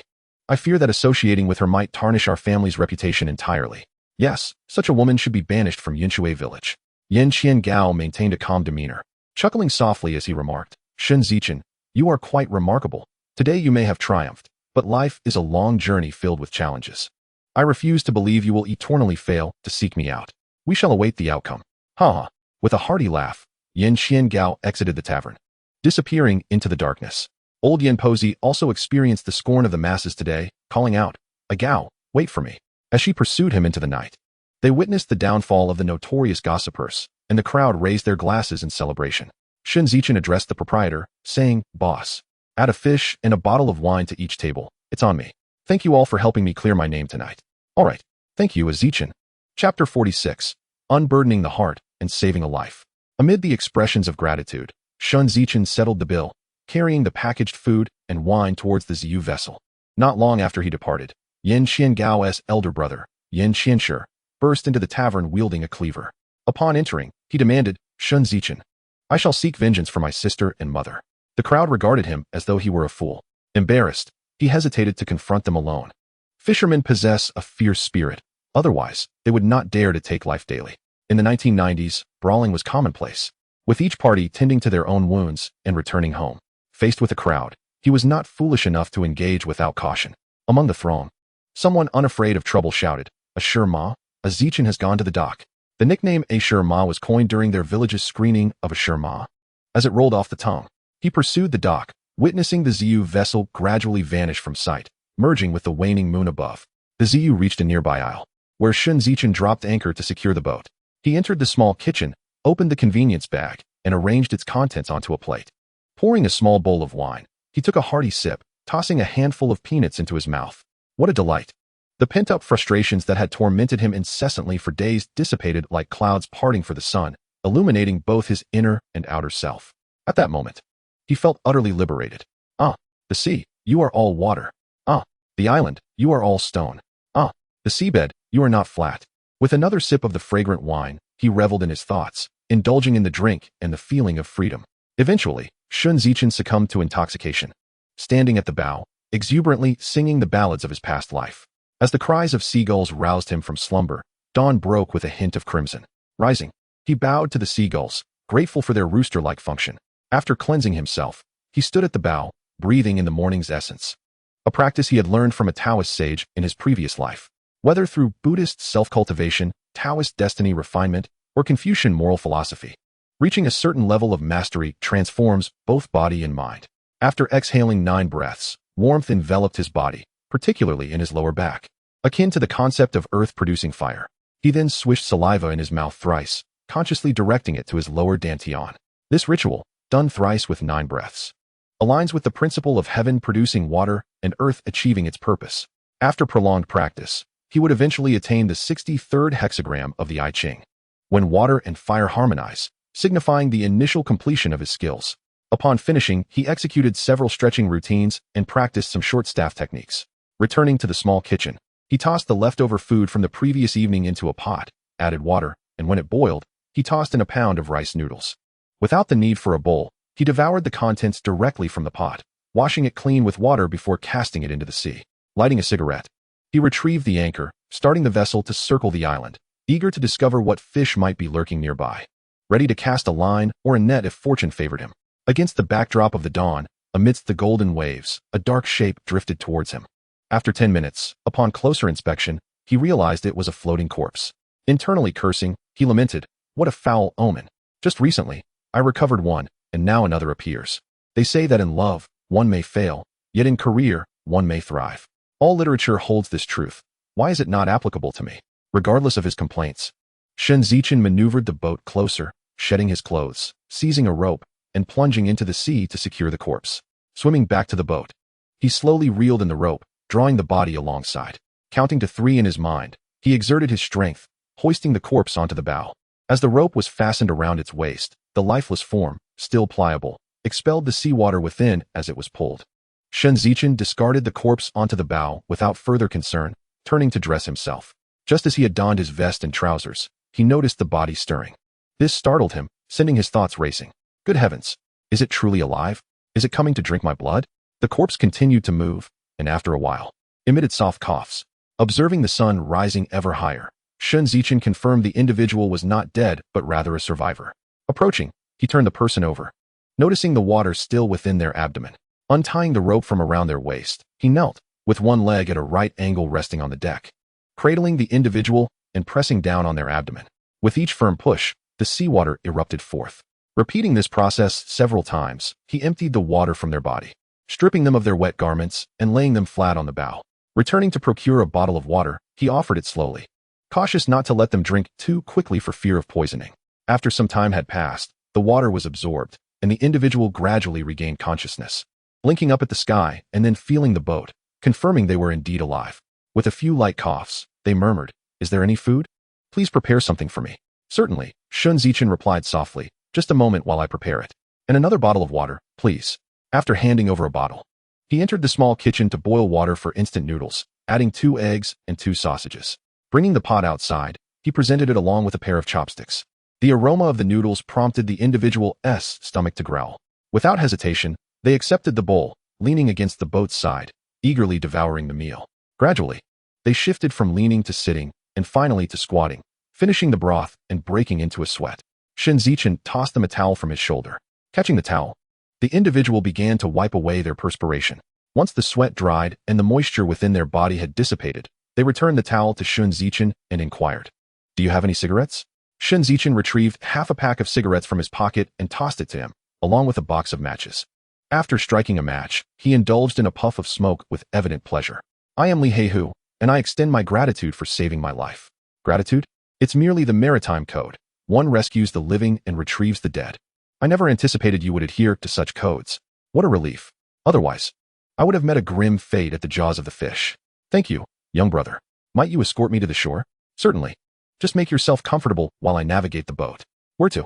To the city? Just drop me off in an isolated area. Shen Zichen carefully charted his course and propelled the boat at 30 knots towards Jiang City. After more than an hour, he deposited Li Heihu on a mudflat at Jiang City. Clutching the half-pack of cigarettes and the matches, Li Heihu waved from the shore. "Young brother, I shall repay this life-saving grace in due time. Farewell." Shen Zichen waved back, relieved to have dispatched this troublesome soul. Chapter 47. Fishing for Treasures. When that individual identified himself as Li Heihu, Shen Zichen was taken aback. It suddenly recalled the last encounter at the Xingxing dock where a few onlookers mentioned a notorious figure named Li Heihu in the city, who had risen in wealth and now mingled with local Brahmins. The revelation had startled him, nearly prompting him to throw the man back into the sea. Thankfully, his decades of life experience in the future helped him maintain a calm demeanor. Otherwise, who knows what consequences might have ensued. Now that the troublesome figure had been sent away, it was time to catch some fish. He still owed the fishmonger 200 yuan in commission. He accelerated the boat, which soared like a speedboat over the waves. However, the more he thought about it, the more perplexed he became. How did Li Heihu end up in the water? Such a prominent figure? Surely he wouldn't just dive in for leisure. What could the circumstances possibly be? A secret elopement? Perhaps it was a conspiracy or a vendetta? The more he pondered, the more suspicious it became. He navigated the boat back to the spot where he had rescued Li Heihu, braving the waves while scanning the ocean depths, hoping that his good deed would be rewarded. Indeed, the heavens are fair. One reaps what one sows. Shen Zichen spotted a fast boat beneath the waves, laden with red wine. There was still some space available, suggesting that the contents might be lightweight enough to float away with the tide. Fortune smiles upon me. It is mine. It was a fishing regulation that anything retrieved from the sea belongs to the finder. He sped the boat forward, chasing after the waves. After more than 2 hours, he noticed numerous cardboard boxes bobbing in the surf, drifting along with the current. As anticipated, is there anything quicker than profiting from the misfortunes of others? There is not. He steadied the boat, took out a hand net, and began to collect the boxes as he drifted. Gradually, he reached a nameless small island where the boxes danced along the shore, glimmering with the promise of wealth. Stripping off his clothes, he seized the hand net and plunged into the water, swimming to the beach. Employing the net in reverse, he stuffed the boxes inside, managing to fill 20 at a time, completing the task in 3 trips. The rest likely floated elsewhere, to be claimed by other fishermen. Prosperity for all. Sitting at the bow of the boat, he sorted the boxes, 3 varieties of cigarettes, 3 fives, Longqian, and Hilton, each containing 100 packs, with 10 boxes per pack, and 20 cigarettes per box. Sitting atop the boxes, he opened one, took out a pack, tore it open, and lit one. Not bad, he thought as he sampled each one. Though potent, they were nothing out of the ordinary. Nevertheless, at that time, people in the country particularly esteemed foreign brands like Joker, Little Day, and Little Iron Tower. Anything adorned with foreign lettering sold well, often at inflated prices. Akin to how Westerners flaunt tattoos of Chinese characters like "I am a rogue." After inspecting approximately 100 boxes, he organized them and returned to the helm to navigate back to the sunken ship filled with red wine. He anchored the boat, noting the water depth was around 20 meters. For the sake of wealth, he resolved to give it his all today. Grasping the hand net, he dove into the depths, holding his breath as he sank to the seabed. The sensation was not uncomfortable, akin to a fetus returning to its mother's womb. 6 bottles per box began filling his hand net, though he dared not exceed 20 boxes. With a powerful kick of his legs, he swiftly ascended to the surface, utilizing the buoyancy of the water to place 20 boxes of red wine on the aft deck before diving again. This routine continued 3 times, yielding a total of 60 boxes of red wine. By the time he surfaced, the sun was nearing its zenith, around 2 in the afternoon. He prepared himself a meal of 2 kilograms of rice noodles, finishing them off before opening a box of red wine. Using a corkscrew, he popped it open and took a generous swig, consuming half a bottle. Then he opened 3 fives and indulged for a while. Feeling his strength renewed, he began diving once more. After repeating the process 7 times, he finally admitted defeat. There was still a significant amount of red wine left below. Alas, Human strength can be limited at times. The remainder would have to wait for tomorrow. He rinsed himself clean with fresh water, reclothed, and donned his sandals. Starting the boat, he headed towards the city. Only Qi Junlong and Song Jianba could possibly consume such a bounty. Once he had a signal, he stopped the boat and dialed Qi Junlong. Hello, is this Brother Qi? Ah, Shen Zichen, your call at this hour must herald good news. What splendid fish do you have for me? Brother Qi, is this a convenient time to talk? Qi Junlong paused, then replied, Indeed, I'm having tea with old Song. Speak. I have a batch of foreign cigarettes and red wine. Would you be interested? Absolutely. Where are you? I'll come immediately. Qi Gu. It would be best if you brought your boat and diving gear. I am quite exhausted from hauling. All right, provide me with a location. After sharing his coordinates, Qi Junlong quickly made arrangements over the phone and then headed out, returning halfway to grab a bag of money. Song Jianba promptly followed him, and they boarded Qi's fishing boat, setting off towards the sea area Shen Zichen had indicated. Feeling rather bored, Shen Zichen noticed an abundance of black sea bream beginning their evening feast beneath the waves. Without hesitation, he donned a vest, transformed into a professional errand runner, and activated his delivery mode. He cast his fishing line with finesse, reeling in fish after fish. 1, 2, 3, 4, 5, 6, 7, 8, 9, 10, all plump and lively, disappearing into the live well. In his joyous laughter, he spotted a fishing boat approaching from a distance. 10 minutes later, both boats were side by side, akin to a graceful swan alongside an ugly duckling, incomparable in stature. Qi Junlong and Song Jianba leaped aboard, and Shen Zichen pointed to the 3 open boxes of foreign cigarettes. Without hesitation, they each took a box, tore it open, and lit up. Taking a puff, they savored the quality, genuine articles. Each box contains 105, just as they were about to negotiate prices. Shen Zichen gestured toward the 200 boxes of red wine, plus the half bottle he had opened. Qi Junlong waved his hand, summoning a young man over. The lad took a sip from the half bottle and smacked his lips. Boss, this is Lafite night. It can be sold as Lafite. Qi Junlong waved him back to the fishing boat. Shen Zichen retrieved a bowl and poured half a bowl for the 2 of them, also filling his own. The 3 raised their bowls in a toast, downing the contents in one go, followed by hearty laughter. Song Jianba remarked, to drink red wine from a rice bowl. We've truly broken new ground. Once again, the trio finished their drinks. Qi Junlong inquired, Ah Chun, speak up. What is the price? I assure you, my brother will not haggle. As Shen Zichen noticed the fine windproof lighter in Qi's hand, he casually reached for it to light a cigarette, stealthily pocketing the lighter as well. Cigarettes, I'll sell you 100 boxes at 1,000 each, and I'll keep the extra 5 boxes for myself. As for the red wine, I personally salvaged 200 bottles, each priced at 10 yuan. There's still half a boat left. You can fish for those yourselves. Qi Junlong and Song Jianba expected him to quote a market price, only to find his offer was already half of a bargain. This left them in a quandary. They had just declared they wouldn't negotiate. What were they to do now? They resolved to first check the sunken ship and let Shen Zichen lead the way. Sitting beside him, approximately an hour later, they arrived at the wreck site. Qi Junlong commanded his crew to don diving suits and commence salvage operations, simultaneously instructing that all the cigarettes and wine aboard Shen Zichen's boat be transferred to their own, leaving him with just 5 packs of cigarettes and 5 bottles of red wine. Shen Zichen maneuvered his boat aside and entered a frenzied mode of fishing. Chapter 48. Selling fish friends come from afar.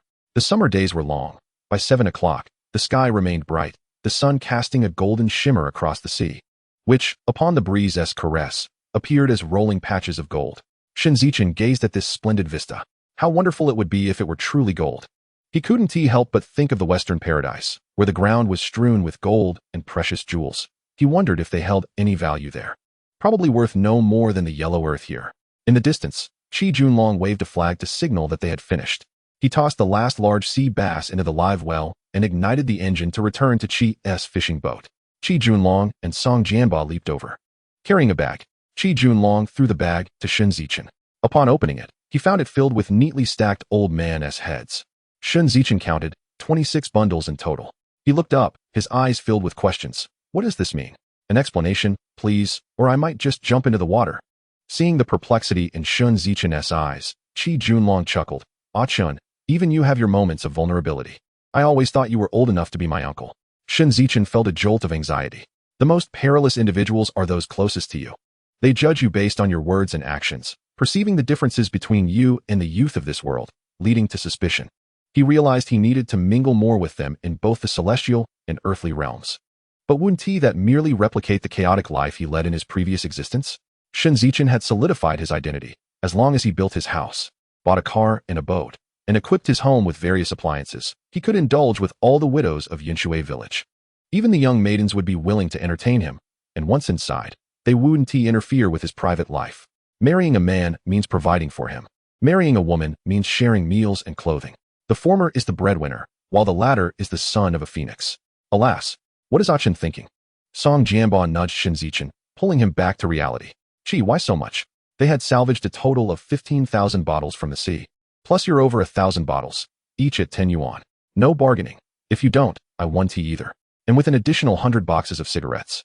Does it make a difference? Refusal would only create rifts between them. Shen Zichen tightened the bag's opening. Very well. Let us part ways here and meet again another day. I do appreciate your straightforwardness. Little did they know that in his past life, Shen Zichen had earned millions from a single venture at sea. He wouldn't regard such a trifling sum with any significance. Thus, those around him believed he was destined for greatness, unbothered by what ordinary people would struggle a lifetime to earn. This belief drove the four men to labor tirelessly for him, hoping for a meager 1% in return. Qi Junlong and the others jumped back onto the boat, waving as the three of them vanished from each other's sight. May tomorrow bring everything well, another splendid sunny day. They steered the boat sideways against the sunset, slicing through the clouds to return home. Perhaps this was the last glorious moment of the yellow croaker season. On their way home, they encountered several schools of yellow croakers. Casting nets seemed futile, and hand-throwing the net was out of reach. The only option was to use hooks, inviting the entire family of yellow croakers aboard to impart the natural laws to them. With a horn blare, the ZU ship docked at the pier. Shen Zichen locked the cigarettes and wine in the small kitchen and grabbed 2 bags for import. He leapt off the boat and secured the fishing vessel to a stone post at the dock. Watching his younger sister and the mother-son duo from ZU waiting for him at the pier, he called out, Ling, sister-in-law. Go home and fetch a bucket to carry the fish. The three seemed not to hear him, rushing toward him and leaping onto the boat. With no choice, Shen Zichen waved to Wang Shu. Uncle Wang, would you like some Black Sea bream?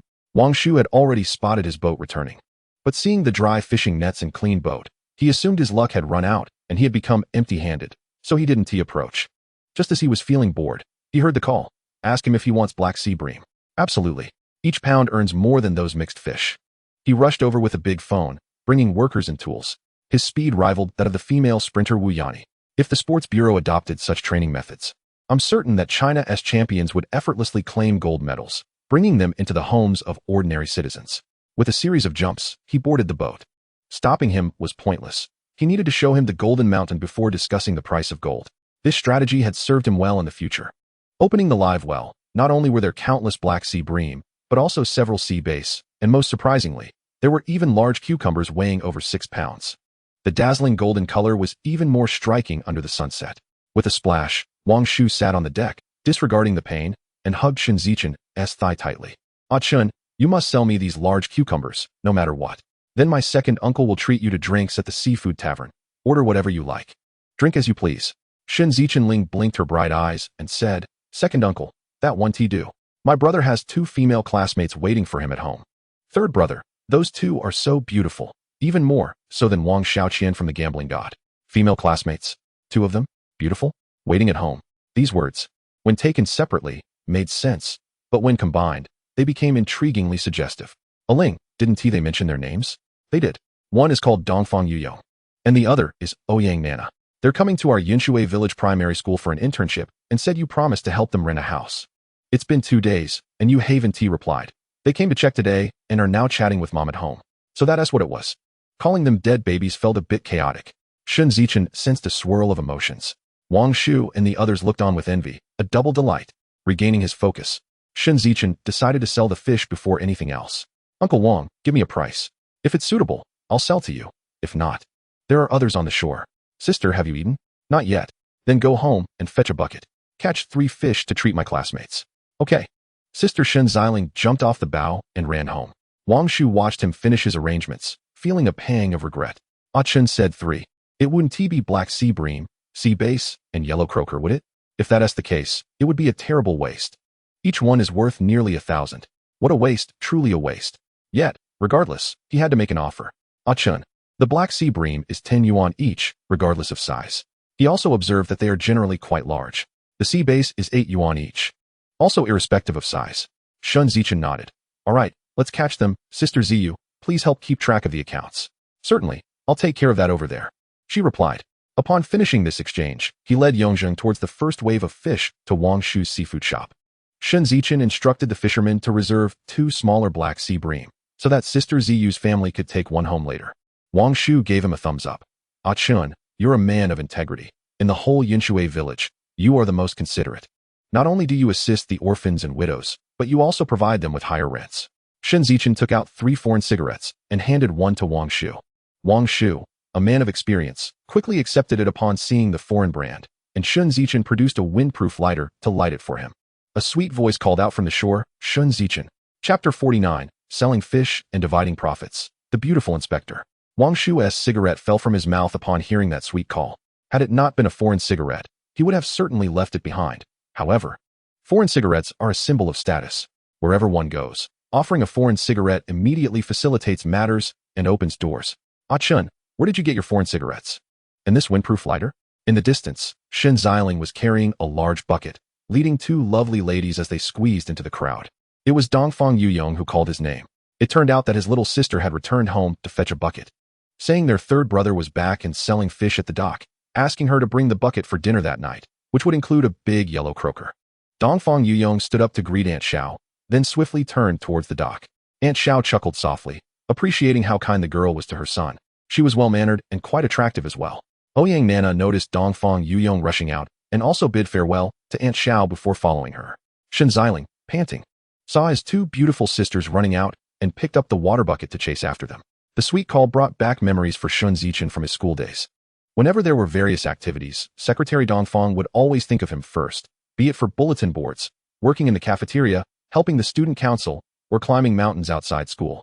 After finishing the tasks, he would always find various excuses to exempt Shen Zichen from payments or give him money. As a mere child of a poor fisherman, he felt unworthy of such kindness. He had to feign affection with Yin Qiangao to convey the message. They were not suited for each other. Yet, this only led to a more direct expression of feelings as if to say, in this life, I will marry no one but you. And in return, the promise of I will marry no one but you echoed back. After more than 2 years of this triangular race, they were both exhausted. Just as Shen Zichen was reveling in his successful plans, Yin Qiangao dealt him a devastating blow, casting him into despair from which he feared he would never recover. However, fate intervened, leading him to a rebirth, complete with a fully functional fish finder. With this device, fishing became as simple as collecting goods from home. Yin Qiangao's strike not only blocked Shen Zichen's path to success, but also provided Dongfang Yurong a chance to shine.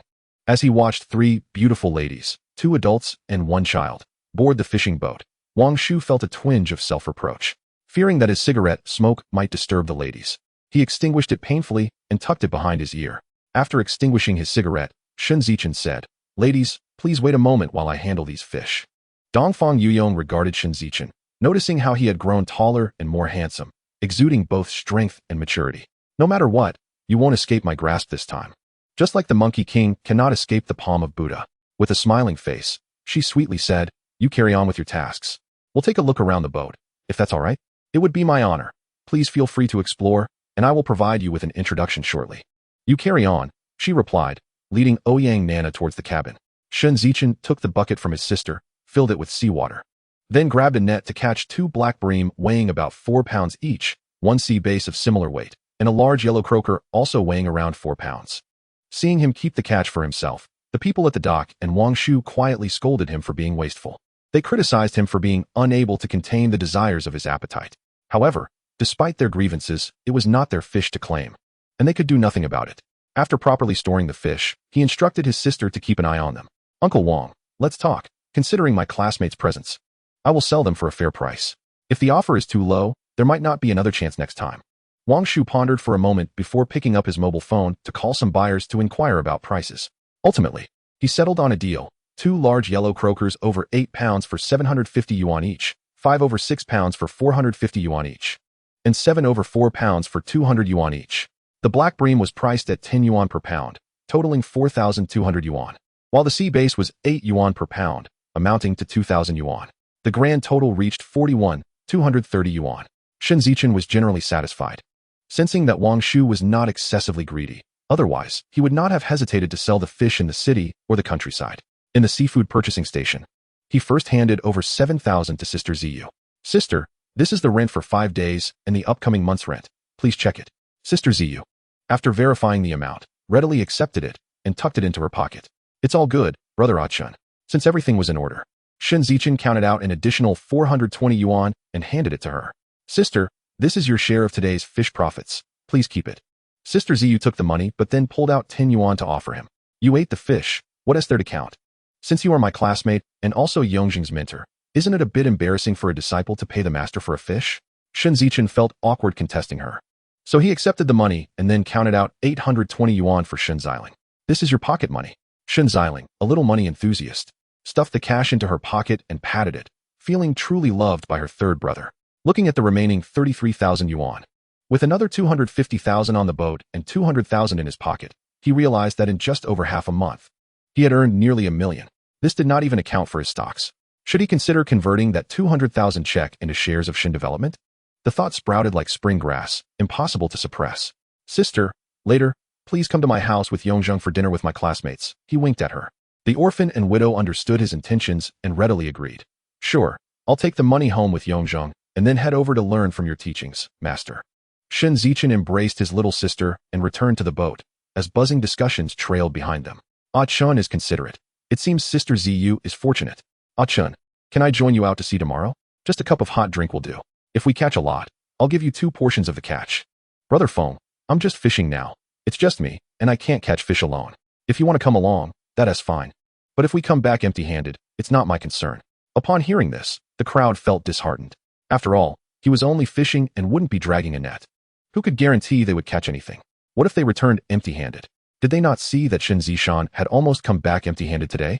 They felt foolish for being led by the old yin woman, collecting a year's rent, and planning to buy another boat next year. Truly, they seemed even more foolish than the second-generation rich. In the crowd, Shen Zishan felt a flush of heat on his face. In recent days, the bride's family has been demanding a dowry, compelling her parents to seek loans from various sources. Heeding the advice to eat well and not allow that foolish woman to bring misfortune upon their family, he resolved to find an opportunity to break off the relationship. With determination, Shen Zishan squeezed through the crowd and returned home. He envied Shen Zichen immensely for his dual success in both career and romance. Shen Zichen leaped onto the boat, locating the 2 ladies seated in the cockpit. How was the tour, beautiful ladies? Do you require my assistance in further introductions? Ouyang Nana responded generously. Absolutely. We still need to see the small kitchen and your dormitory. Let us have a look right now, and allow us to inspect if they meet our standards. Chapter 50, Silence Speaks Volumes. Shen Zichen opened the door to the small kitchen, gesturing for them to enter. Ouyang Nana pulled Shen Ziling ahead of her, intentionally leaving a moment for Shen Zichen and Dongfang Yurong. How they would utilize that time depended on their boldness. If they were audacious enough, they could seize the opportunity to cultivate their ambitions. All was set. The outcome hinged on the choices made by the 2 players in this game. The result was disappointing, a waste of the sisters' scheming. Dongfang Yurong entered first, followed by Shen Zichen, both engaging in cheerful conversation as they stepped inside. Wow! Ouyang Nana exclaimed. Shen Zichen, your lifestyle is quite lavish. Indulging in imported cigarettes and sipping red wine. Incredible. Is that a bottle of Lafite? Dongfang Yurong stepped forward to inspect the boxes on the floor. Confirming Ouyang Nana's observation, 5 cartons of foreign cigarettes and 5 bottles of Lafite. Their curiosity surged, and they gazed at Shen Zichen with questioning expressions. Shen Zichen replied nonchalantly, I found them while fishing today, right out at sea. Found them at sea? Ouyang Nana retorted skeptically, you must show us. There are traces of seawater. She crouched down for a closer look. Dongfang Yurong stood beside Shen Zichen, her hands clasped.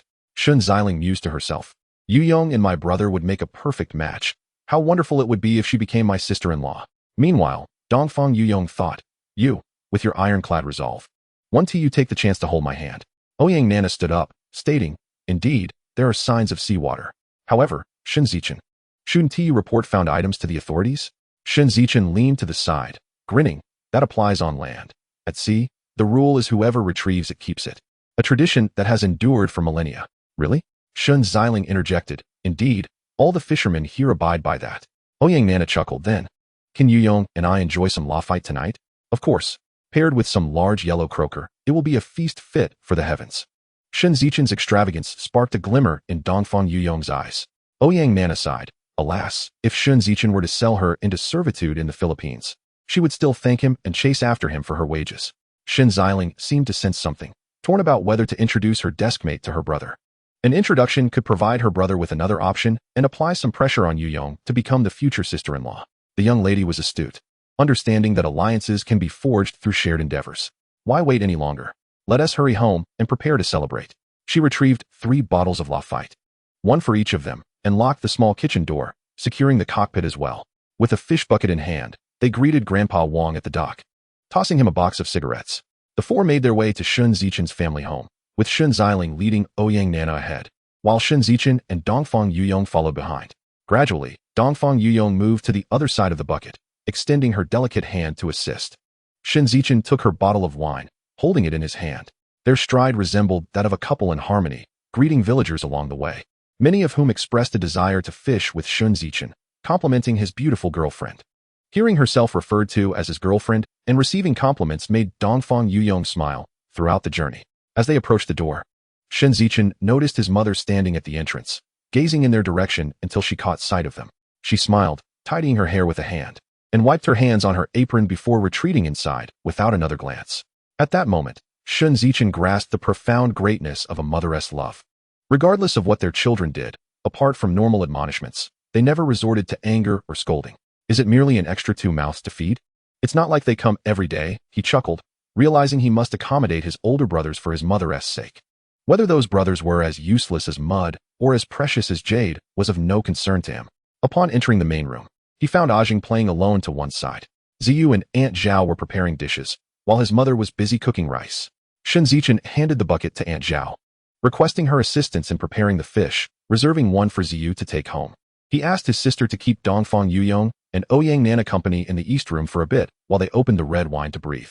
He informed his mother that he would be the one to cook the 3 fish. Pulling Ziyu into the west room, he took out 2,000 yuan from his pocket. Sister-in-law, this is your share from yesterday's catch. Please count it. Ziyu was taken aback, unsure of how to react. Hesitantly, she asked, why so much? I caught quite a few large yellow croakers and sold them in the city. Please don't mention this to anyone, not even Aunt Zhao. Quickly stash the money away. Okay. Ziyu could only repeat, her mind in a whirl from the astonishing events of the past few days. The two didn't linger indoors. Stepping back into the main room, Shen Zichen requested an apron from his mother, tying it around his waist. He started the stove, slicing the large yellow croaker, arranging ginger, garlic, and scallions as seasonings, and placing them in a pressure cooker for steaming. On another burner, he poured oil and fried the black bream until golden brown, setting it aside, reserving a bit of oil for the base, and added seasonings to prepare a braised perch. Once finished, he cleaned the pot, adding oil and seasonings, incorporating water and cornstarch to create a sauce, which he poured over the bream. He also plated the steamed yellow croaker and stir-fried seasonal vegetables, crafting a fish soup. 4 dishes and a soup were set at the center of the table, reflecting his refined taste in fish. He beckoned Shen Zichen to assist in setting the table. There was no need for an invitation. Dongfang Yurong and Ouyang Nana had already been observing Shen Zichen's diligent preparations from the doorway of the east room. Ouyang Nana whispered to Dongfang Yurong, I'm starting to feel a twinge of jealousy. Shen Zichen will undoubtedly pamper you to the heavens. Dongfang Yurong's eyes sparkled with affection, a slight smile gracing her lips, but she remained silent. Anyone could see her eagerness. Even if today were the wedding night, she would readily don the red gown. Aunt Zhao nudged Xiao Yufeng with her elbow, gesturing towards the doorway of the east room. Xiao Yufeng nodded in agreement, understanding she must uphold the dignity of a future mother-in-law and not let her future daughter-in-law look down upon their family. Everyone gathered around the table. Ouyang Nana and Dongfang Yurong sat beside Xiao Mother, while on the opposite side were Aunt Zhao, Ziyu, Shen Yongzheng, and Shen Zichen, with Shen Zichen seated next to Dongfang Yurong. He poured red wine for the ladies, filling each glass to the brim, while he poured himself a glass of white wine. Shen Zichen raised his cup and said, I am grateful to both of you for visiting Yinshui village and thinking of me, coming to my humble abode as guests. My culinary skills are quite limited, so please bear with me. Now, let me toast to both of you. Feel free to drink as you wish. I shall partake only half. At that moment, a small head peeked in at the door, belonging to a boy nearly the same age as Yongzheng. Xiaomu gestured to the little boy, who immediately dashed to her side, where she embraced him and expertly deboned a fish for him. Shen Zichen used his serving chopsticks to place a piece of large yellow croaker into Dongfang Yurong's bowl, followed by a generous helping for Ouyang Nana. He then inquired how the dishes tasted to the 2 young ladies. In Dongfang Yurong's eyes, even drinking plain water felt like sipping nectar. Ouyang Nana envied this pure affection, unmarred by any ulterior motives. However, She found it unattainable, having been the eldest daughter since childhood. She had been indoctrinated with numerous political ideologies that emphasized sacrificing everything for the family. She took a delicate sip of red wine and remarked, Shen Zichen. Overall, it's quite commendable. The cooking time is just right, but your knife skills and attention to seasoning need some refinement. Where did you learn such culinary arts? Shen Zichen thought to himself, perfect, I can use a previous lie to cover this one. He replied, I often help out in our school's kitchen. After observing for a while, I picked up a few things. Not to mention, you truly are a prodigy. We are fortunate to have you. Thank you for today as hospitality. I raise a glass to you. With that, Ouyang Nana lifted her bowl and toasted Shen Zichen. By the way, while Yuruin is interning in your village, do take good care of her. And have you secured a rental for her? You wouldn't want her to stay with you, would you? Xiao Yufeng and Shen Ziling exchanged glances, silently agreeing. I second that. Tonight would be perfect. Shen Zichen, however, felt a bit daunted. How could I dare? She is the Youth League secretary. She is under her own authority now. Dongfang Yurong discreetly nudged him under the table to silence his loose tongue. As for the house, Aunt Zhao next door has a ready-made one. We can check it out shortly. Regarding meals, if she dislikes cooking, she can come to my house for all her meals. As my little sister is preparing for her college entrance exams and could use some assistance in her studies, we could consider it a meal fee. Shen Zichen, you certainly have a way of treating our Yuruin like a servant, Ouyang Nana teased. I merely found an excuse for meals. Do you not understand? Acknowledging the excuse, Ouyang Nana replied, thank you. I will toast you again with Yuruin. The three of them shared another drink. Xiao Mu and the others were convinced that Shen Zichen had indeed learned his culinary skills at school. The hour was already late, and with southern customs being less inclined towards lengthy drinking sessions and smaller appetites, the dinner soon drew to a close. After the meal, Aunt Zhao led Shen Zichen, Dongfang Yurong, Ouyang Nana, and Shen Ziling to her home to view the property. The west wing of Aunt Zhao's house served as the kitchen, while the east wing was rented out to Dongfang Yurong. The east wing consisted of 2 rooms, a bedroom and a kitchen, both furnished and ready for occupancy upon moving in. They settled on a rental price of 20 yuan per month. With everything agreed upon, Shen Zichen asked, Nana, are you planning to stay here tonight or return home? What are you thinking? Are you trying to send me away? You and Yuruin are so smitten under the moonlight. Don't even think about it. We are obviously going home, or my father will chase us down. Ouyang Nana replied with a hint of exasperation. All right then, call Uncle Ouyang and let him know. I can take you to the city dock by boat. How does that sound? How long will it take? About an hour and a half, I believe. All right, hand me the phone. Ouyang Nana took the phone and called Ouyang Chunxiao. She was met with a barrage of complaints, including that her uncle Dongfang was also waiting for a call. After enduring the reprimands, Ouyang Nana stuck out her tongue and made a face.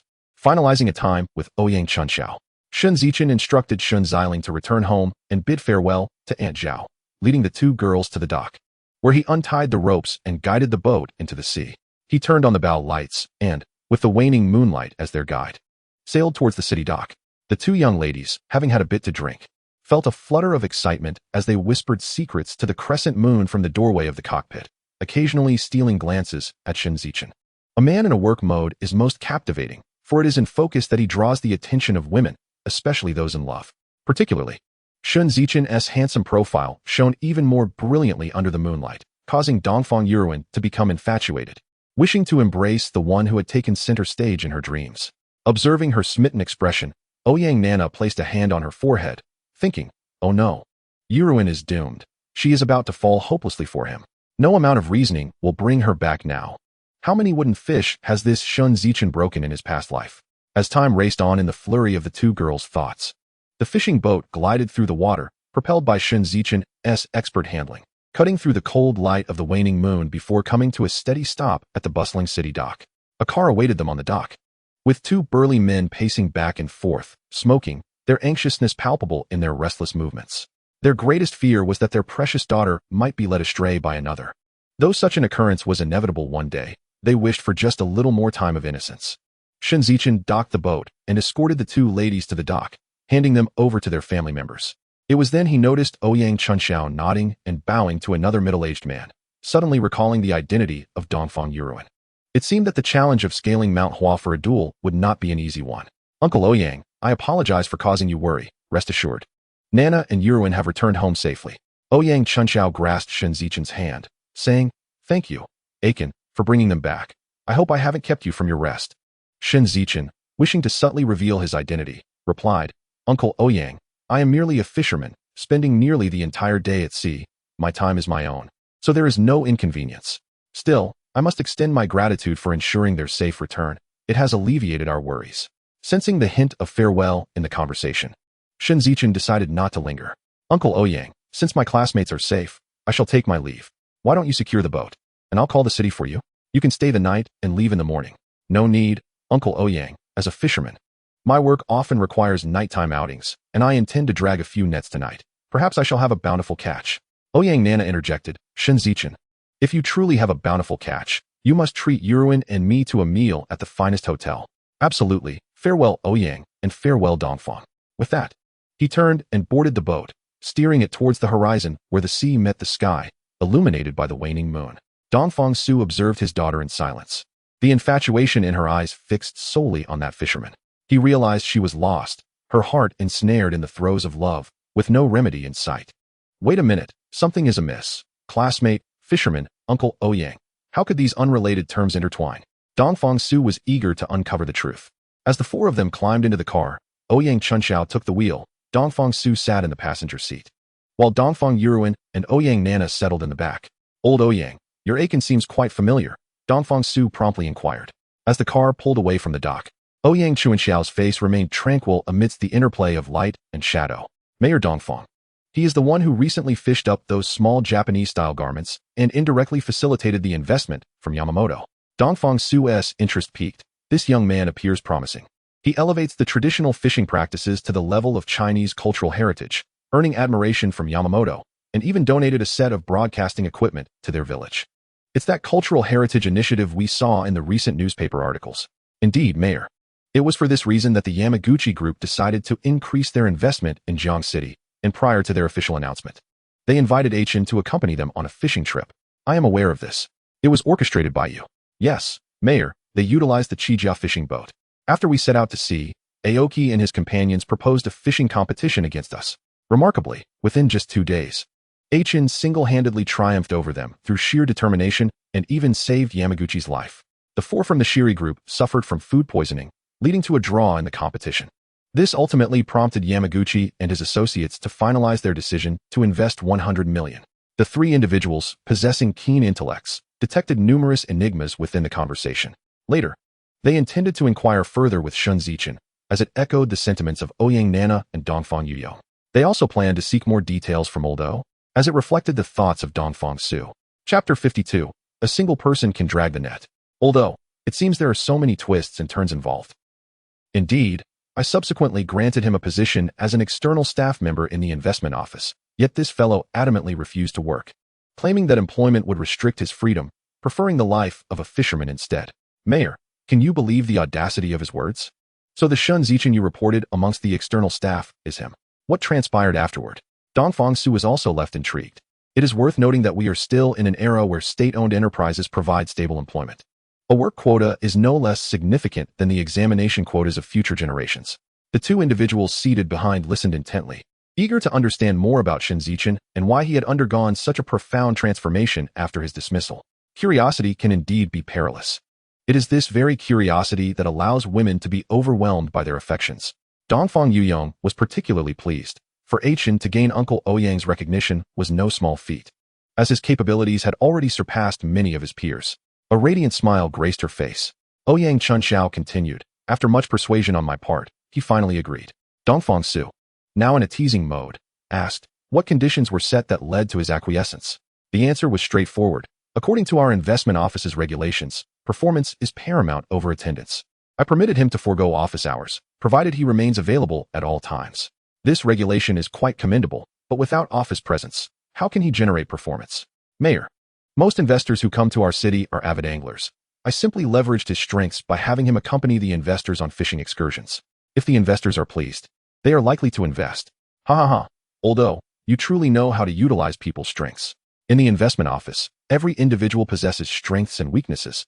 It all comes down to how one employs them. Indeed, when utilized effectively, they are all talents. In truth, there are no mediocre individuals. For example, Li Shimin maximized the potential of his people. Precisely. Ha ha. Amidst laughter, both families returned home. Chang'e must regret having stolen the elixir, gazing at the azure sea and sky, her heart heavy every night. The sound of the engine accompanied Shen Zichen's solitude as he journeyed forth. He gazed longingly at the waning moon in the sky. Chang'e had a rabbit as her companion. No, there was also Wu Gang chopping osmanthus flowers to brew wine. No, outside the door, Zhu Beiji and the Jade Emperor were lurking. Perhaps even the 1,000-mile eye and the wind-listening ear were eavesdropping from afar. If they were to become paparazzi in the human realm, they would undoubtedly reign as the kings of gossip, winning every possible award for their scoops. One wonders if those popular starlets would go to such lengths to retrieve evidence, similarly to how they might cater to directors. If so, their achievements would surely surpass those of Chamberlain, setting new records in the Guinness World Records. Let us hope so. Thousands of miles share the same moonlight. As the moon waxes and wanes, countless infatuated souls are swept away by the tides of time. Amidst the fragmented shadows of the waning moon, Shen Zichen steered his boat. Chasing the shattered starlit sky, he arrived at a nameless isle, where he should have turned right to head home, yet for reasons unbeknownst to him, the vessel veered left. After sailing for over half an hour, under the silver moonlight, Shen Zichen inadvertently glanced into the water. He beheld countless silver ribbons swimming below. Fortune smiled upon him, for he had encountered a school of night-hunting ribbonfish. Without hesitation, he cast his net. Who says one cannot drag a net alone? Ridiculous. That would require sufficient funds. Money must be in place. Even the mayor of Amsterdam could film a small production with the right backing. Navigating the boat at a leisurely pace, Shen Zichen made his way to the stern, activated the netting machine in reverse, and slowly lowered the towline into the water.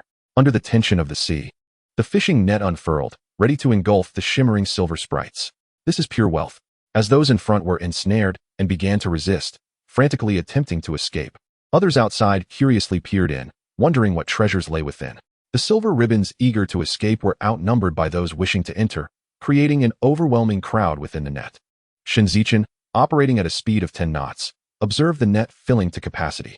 With a hearty laugh, he, the sixth-generation director of the new era, promptly decided to conclude the shoot.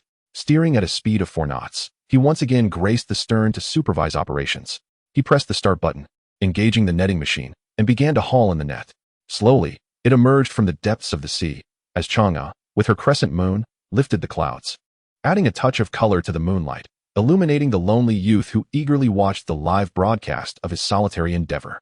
At this moment, the surface of the sea sparkled with more moonlight than the earlier hours of the night, yet the brilliance of the silver glimmers within the net far overshadowed it. By my word, this haul amounts to over 3,000 pounds, a veritable windfall. The corners of Shen Zichen's mouth curled into a grin, transforming him into a dragon king. Utilizing a crane, he hoisted the net onto the deck. With a tug of the rope, silver ribbons cascaded forth like mercury, covering the deck. Amidst laughter, Shen Zichen organized the net before descending into the sea once more. The fish he caught seemed but a drop in the ocean, for the school of ribbonfish showed no signs of dwindling. He retrieved a large shovel from the storage room, arranged bamboo baskets, and began to fill them directly. He had no time to sit and sort through the fish, nor did he wish to end up as exhausted as the others. Fortunately, his physique had transcended previous limits, entering a new physiological norm. With strength nearing 400 pounds, should he break through once more, he could reach 500. However, with each breakthrough, the difficulty escalated, and each attempt posed a life-threatening risk. Unless absolutely necessary, he wished to avoid further trials. Just as some individuals may spend their entire lives unable to surpass the million mark, forever lingering at the threshold of becoming billionaires. The ribbonfish were indiscriminate in size. Using the large shovel proved efficient, though some damage was inevitable. Under such circumstances, these were minor inconveniences. He pressed the start button once more to raise the net. By the time the first light of dawn painted the eastern sky, Shen Zichen could no longer withstand the exhaustion and hoisted the final net onto the crane, disregarding it. The deck was already overflowing with ribbonfish. There was simply no room left. The boat risked capsizing if he continued, dragging his unwilling feet from the deck. He entered the small kitchen, uncorked a bottle of red wine, and began to drink directly from the bottle. Gulping down nearly half, his stomach blazed like fire, and his blood surged with warmth, distributing nourishment throughout his body. He then retrieved a pack of sausages, tore it open, and devoured it voraciously. Afterward, he finished the remaining half bottle, casting the empty bottle into the sea. Who knows, years later, it may become a jewel, polished by the ocean. He patted his somewhat full belly and made his way to the control room, gradually increasing the boat's speed from 4 knots to 25. Any higher would cause the engine to emit strange noises. Facing the rising sun, he took a few deep breaths, instantly feeling rejuvenated. He pulled out his mobile phone and dialed Zhao Dei. "Brother Zhao, have you risen yet?" "Up early. I'm at the dock sorting fish." "And who might you be?" It's Shen Zichen, the one who sells sardines to you. Oh, dear brother Zichen. Is there something urgent that necessitates your call at this early hour? Brother Zhao, what is the price for the ribbon fish today? 11 yuan. What is the matter? Do you have ribbon fish? Arrange for some hands. I'll be there shortly. Without waiting for Zhao Dai's response, Shen Zichen hung up and steered the boat towards the Xingxing dock. In the distance, he spotted Zhao Dai scanning the dock with a group of people, still searching for the old Zishan vessel, unaware that it had been replaced by the Ziyu. Brother Zhao. Over here, Shen Zichen called out as he maneuvered the boat alongside. He was wary of the bustling middlemen who might swarm him all at once. The last thing he wanted was trouble in a crowd. Spotting a few familiar fishing boats, Zhao Dai burst into laughter upon seeing the boat brimming with silvery fish. Without waiting for the vessel to dock properly, he leapt aboard and announced to the eager middlemen, "This is my supplier. None of you should harbor any intentions." As anticipated, upon seeing him, the middlemen reluctantly withdrew, seeking their next target. Chapter 53. We are brothers, no need to weigh. Zhao Dai gazed at the boat, filled with fresh ribbon fish, and grinned broadly. Brother, you never fail to surprise me. Brother Zhao, it's a mix of sizes. Please find someone to sort them. I'll grant you a 10-cent discount. I'm utterly exhausted and famished. I need to find something to eat at the dock. Don't you want to weigh it? Zhao Dai asked, a hint of surprise in his voice. We're brothers. Who doesn't trust whom here? Keep an eye on the boat. I'm off to eat. I've been working all night, and I'm starving. After locking the small kitchen, Shen Zichen stuffed the money into a snakeskin bag and casually slung it over his shoulder, trailing dust behind him. Leaving Zhao Dai with a look of incredulity, he thought, over the years, not even my wife has trusted me this much. This is several tens of thousands of yuan. To leave just like that. What immense faith.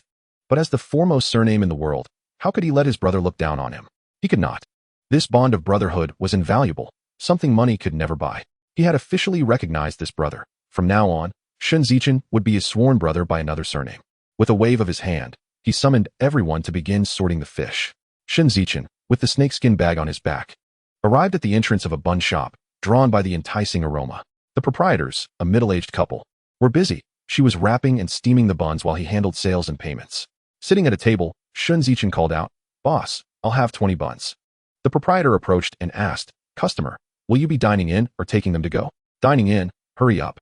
He turned and spotted a wonton stall nearby, calling out, "Boss, 2 large bowls of wontons, please." "Coming right up." 2 large bowls of wontons, on the way. At that moment, the proprietor brought over 2 baskets of buns, each as large as an adult's fist. Shen Zichen took a dish, mixed soy sauce and vinegar, and picked up a bun, taking a hearty bite. The rich seafood and celery filling oozing out. Just then, the wontons arrived, 2 large bowls garnished with fragrant oil, tempting his taste buds. He took a big sip of the broth, finding it somewhat bland, and added a pinch of salt, having perspired profusely during the night and desperately needing the seasoning. After warming his stomach with half a bowl of wonton soup, he devoured all the food in a whirlwind. Patting his belly, he felt satisfied but not too full. He settled the bill. 2 yuan for the wontons and 5 for the buns, not overly expensive. Bag on his back, he strolled towards the city and headed to the industrial and commercial bank, seeking Wei Liu. "Brother Wei, do you still have shares in Shinfa?" "Yes, brother. Only you 3 are buying them. No one else is interested." Shen Zichen produced a check for 200,000 yuan and placed an additional 28,000 yuan in cash on the table. "Brother Wei, I'd like to purchase shares worth 440,000. "Ah, brother Zichen, you truly believe in this stock." "Brother Wei, which offers higher interest, stocks or bank savings?" "Stocks, of course." Shen Zichen proceeded to buy an additional 25,000 shares, bringing his total to 50,000 shares across 3 transactions. This time, he spent 440,000, leaving him with 40,000 in the bank and over 1,000 in cash. He stowed the stocks in his snakeskin bag and exited the bank. Behind him, Wei Liu stroked his chin, muttering to himself, "Should I buy some too?" When he saw the stock multiply from 1 to 20 shares, and each reaching 100 yuan, he felt both regret for his timid investment and resentment towards his wife's lack of fortune. Passing by a store, he purchased a plethora of rice, flour, oil, instant noodles, and ham sausages. At the vegetable market, he acquired various long-lasting vegetables and arranged for a tractor to deliver them to the dock. Carrying the goods aboard, he found Zhao Dai sitting alone in the cabin, smoking. Shen Zichen opened the small kitchen and placed the food inside. Zhao Dai joined him, pointing at the 5 cartons of cigarettes. "Brother, where did these 5 cartons come from?" Shen Zichen produced a box containing 3 packs and tossed it to him, retrieving one for himself. "Caught them at sea. Could you sell me some?" Shen Zichen gestured to the unpackaged cartons, saying, "You can take as many as you want from those 2 cartons. They're all free. All of them. Is that all right?" Zhao Dai desired them all, yet was apprehensive about Shen Zichen's response. Seeing the look in his eyes, Shen Zichen smiled. Of course, take them if you want. How much? Since they were caught at sea, what money? Just take them. Zhao Dei handed him the bill for the ribbon fish. Shen Zichen glanced at it. 11 yuan per total weight of 23,588 jin, amounting to 259 for 168 yuan. He mused. Zhao Dei is quite meticulous. I should inform him when good fortune comes his way. Zhao Dei pulled out 360,000 yuan and handed it to Shen Zichen. After counting, Shen Zichen noticed an extra 10,000 and asked, Brother Zhao, what is this about? Cigarettes. You don't have to pay me, but as your elder brother, I can't let you go empty-handed. Just 10,000. Shen Zichen pondered briefly and nodded. All right, I'll accept it. Brother, have you heard of Shenfa stocks? Zhao Dei shook his head, unaware. Investing in them is more beneficial than buying gold. Where can I buy them? At the Industrial and Commercial Bank. Wei Liu, yes, my friend. All right, I'll inquire when I have the chance, Brother Zhao. Please call for the fuel boat. After refueling with 2,000 yuan of diesel, Shen Zichen bid farewell to Zhao Dei and set sail back towards the ribbon fish school from last night, finding the fish still abundant. Just as he was leaving the city limits, he received a call from Wei Lied. Chun, my team has entered the site and is preparing for the temporary construction. I've also arranged for some materials. When will you return? Hearing it was about building a house, Shen Zichen replied, Wei Bo, are you in a hurry? I've just left the city. Not urgent, but I checked the dates, and tomorrow is an auspicious day for groundbreaking. Then please come to my house now and speak with my mother. According to our customs in Yinshui village, we should see what is needed. You can buy anything that is lacking. I'll pay you back. I should be home around 6. All right. The two hung up, and Shen Zichen set the net. Cooking porridge in the small kitchen. He then transformed into a loader, shoveling the natural silver strips into the boat's hold until there was no more space. After loading the ribbon fish, he set a course and speed, then returned to the small kitchen to eat his porridge. Carrying the pot back to the cabin, he settled into his seat, resting his feet upon the ship's helm, with one hand grasping the pot and the other wielding a spoon. He savored his meal with great delight. By 6 o'clock, the Ziyuhawk had docked at the pier, where Xiao Mu, Shen Ziling, Aunt Zhao, and Sister Yu were waiting. They occasionally gazed out at the sea, their hearts only at ease upon spotting the Ziyuhawk. Shen Ziling, even more animated, grasped Xiao Mu's hand and pointed towards the ocean. Mother, look, the Ziyuhawk, my third brother, has returned. Once the vessel was secured, Shen Zichen sat at the bow, reluctant to move, gesturing for Shen Ziling to summon Wang Shu. Understanding the sign, Shen Ziling hurried off to fetch him. Shen Zichen then called for Xiao Mu and the others to board the ship. Mother, when Uncle Wang arrives, see if he will allow us to sort the catch. If he does, you can hire some people to help with the sorting. Each will earn 10 yuan. Sister Yu, keep a close eye on the scales. I'm utterly exhausted and need to rest for a while. Seeing her son's weary face, Xiao Yufeng felt a wave of sadness wash over her. Why is it that all sons can be so different? All right. Aiken, you sit tight. I'll take care of everything. In the afternoon, Wei Bod came to our home, discussing the commencement of work tomorrow. I've prepared everything. Just waiting for tomorrow at noon when you can inspect the site. And then you can commence with the first shovel of earth. Wang Shu followed Shen Ziling onto the deck, his eyes widening at the sight of the boat brimming with glistening ribbon fish. This is a windfall. Chapter 54, Preparations Before Breaking Ground. Wang Shu exclaimed in astonishment, Aiken. Weevee struck the jackpot again. Shen Zichen replied, Indeed, this is no task for a single person. Even the money seems to weigh heavily upon you. Wang Shu proposed, Aiken, you haven't sorted these fish. They're all mixed sizes. I'll give you 0.9 yuan per pound, if sorted properly. The larger ones at a yuan and the smaller at 0.9. Don't take offense. Uncle needs to make some profit too. The world seems increasingly avaricious. Perhaps it's time to seek a different path. The absence of Butcher Wang would hardly leave anyone without a warm meal. Shen Zichen, undeterred, asked, Mother, what preparations have you made for tomorrow? Xiao Yufeng immediately understood the implication.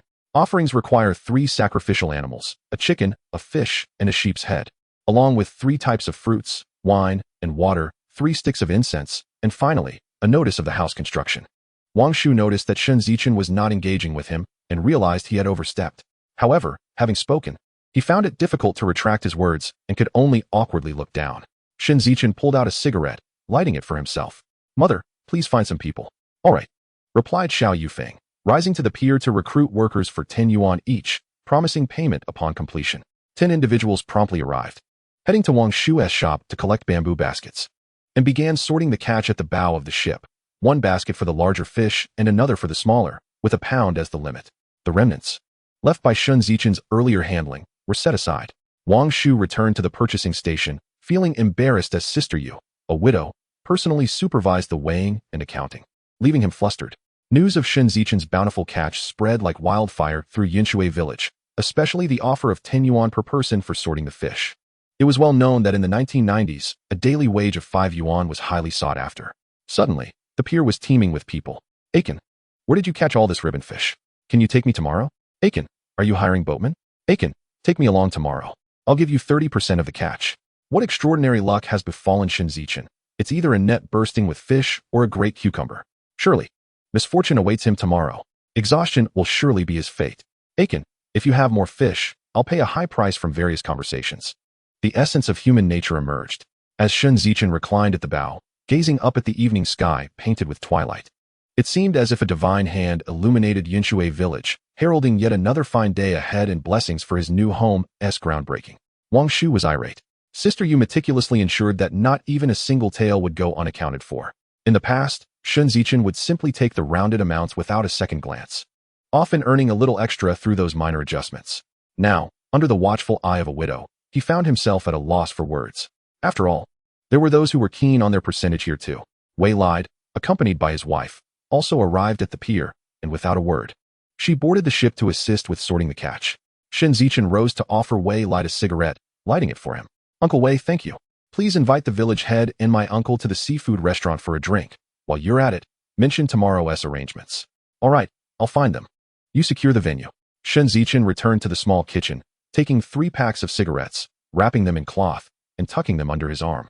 Before disembarking, he informed Xiao Mu, "Mother, if they don't mind, let them take some of the lesser and mixed fish back home to eat. I'm going out with Uncle Wei for dinner tonight." "Understood, go ahead, but don't drink too much." Shen Zichen beckoned Shen Zichen, who carried a half basket of slightly damaged ribbon fish, towards the seafood restaurant. 2 tables were already enjoying drinks. Shen Zichen called to the owner, asking him to exchange the half basket of fish for a proper basket, and sent Shen Zichen back to the ship. He tossed the owner a cigarette. "Boss, for 4 people, please prepare the ribbon fish I brought, and for the rest, please gather 8 decent dishes, with good fish, good food, and good wine." The owner set down the teapot, pointing at the half basket of ribbon fish, asking, "Aiken, will all these be processed?" "Yes, all of them. The labor cost is on me. Just ensure that every table receives a dish until the night is over." Aiken was generous. The owner took the ribbon fish to arrange for processing. At the adjacent western table, someone bowed to Shen Zichen, saying, "Thank you, Aiken, may you always have full holds." Shen Zichen tossed a few packs of cigarettes to the 2 tables, inviting them to smoke. At that moment, Wei lied and the village head, Wang Ping, entered. Shen Zichen served them tea and offered each a pack of cigarettes. Upon opening, they quickly tucked them away. In this era of investment and attraction, those who smoked foreign cigarettes were often linked to foreign friends, either wealthy individuals or big bosses. This era dictated first-class foreigners, second-class officials, third-class minorities, and fourth-class Han. The common folk had the least status, relegated to menial labor. "Uncle Wang, I have something to tell you." Uncle Wei measured the site for my house. It's approximately 40 meters by 30 meters, slightly larger than the plot.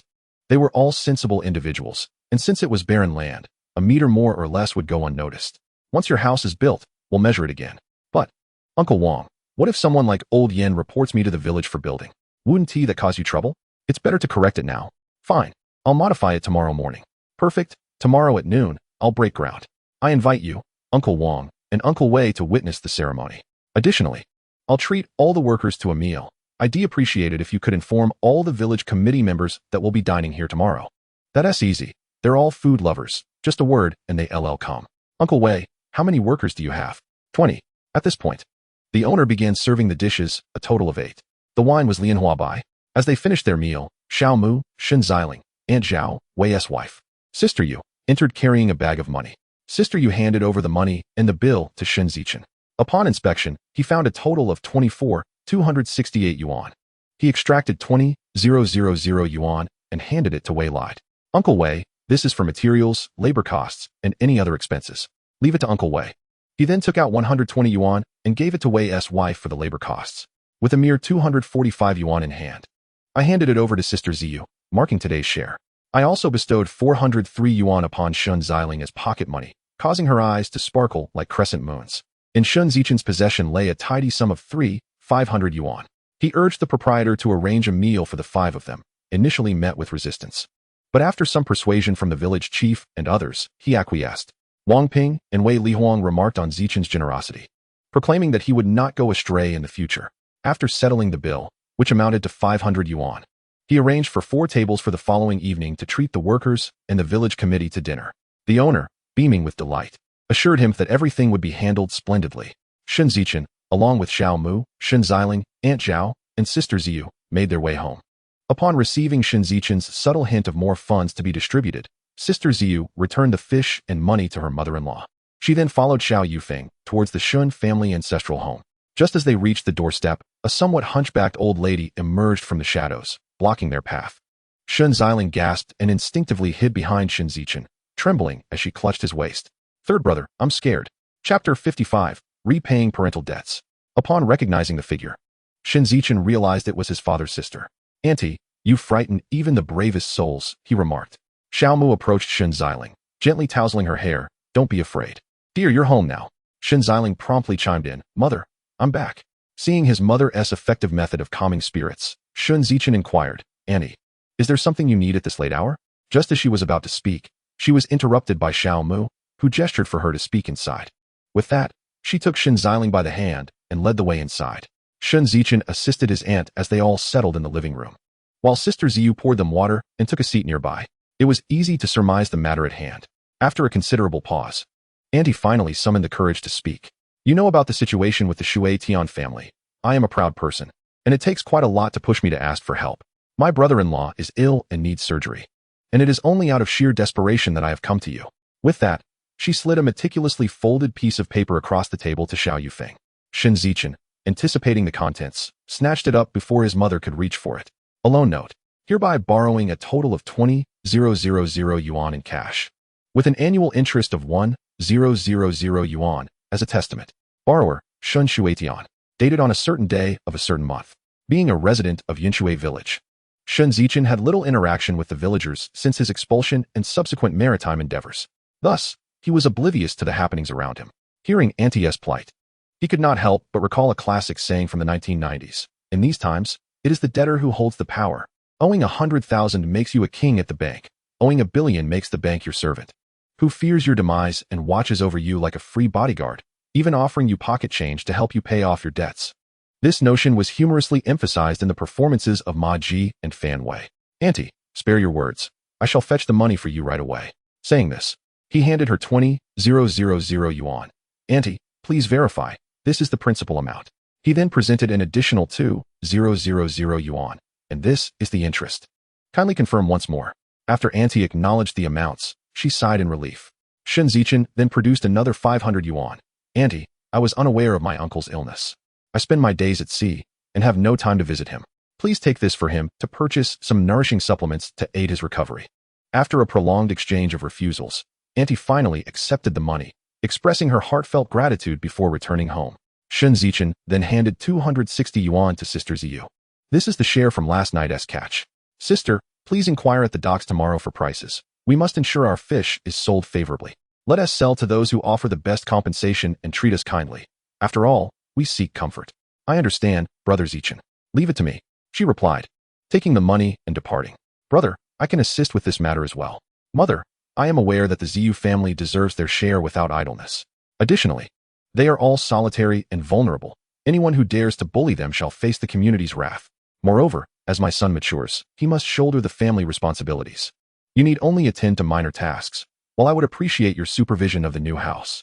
With that, he handed over the remaining change of 240 yuan to Xiaomu. Confused, she asked, what is this for? Mother, we are breaking ground on the new house tomorrow, and I have promised to treat Wei Bo and the members of the village committee. Please notify my elder and second brothers.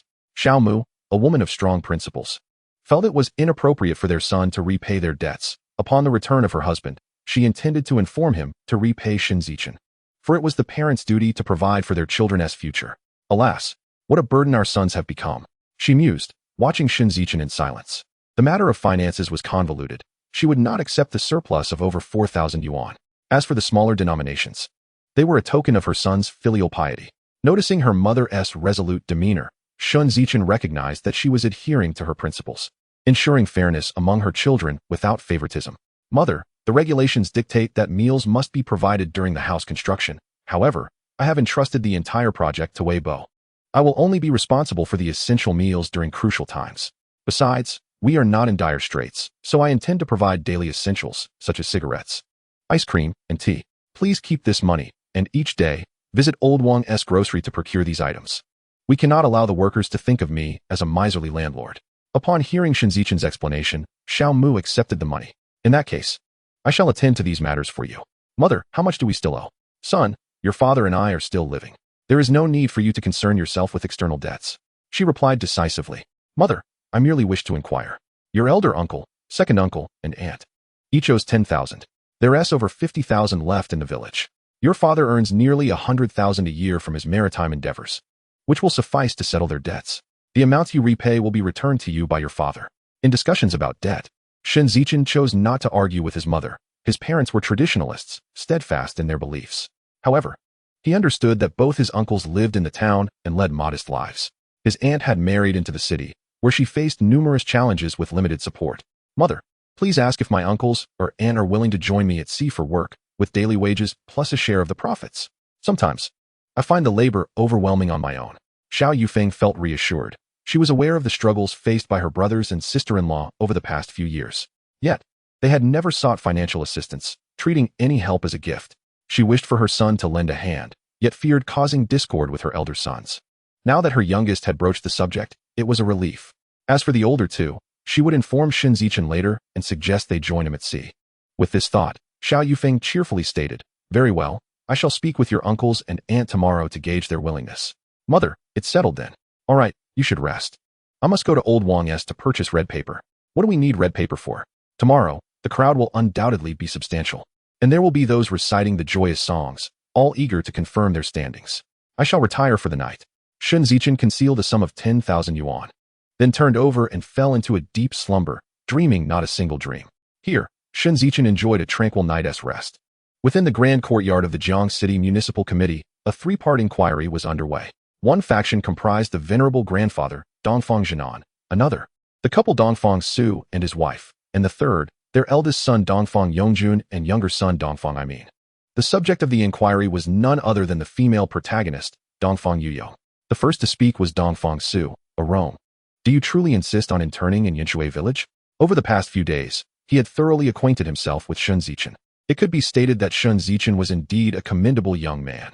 Had his family been of ordinary standing, he would have been more than worthy of his daughter, perhaps even a fortunate match for them. His appraisal of Shen Zichen had reached considerable heights.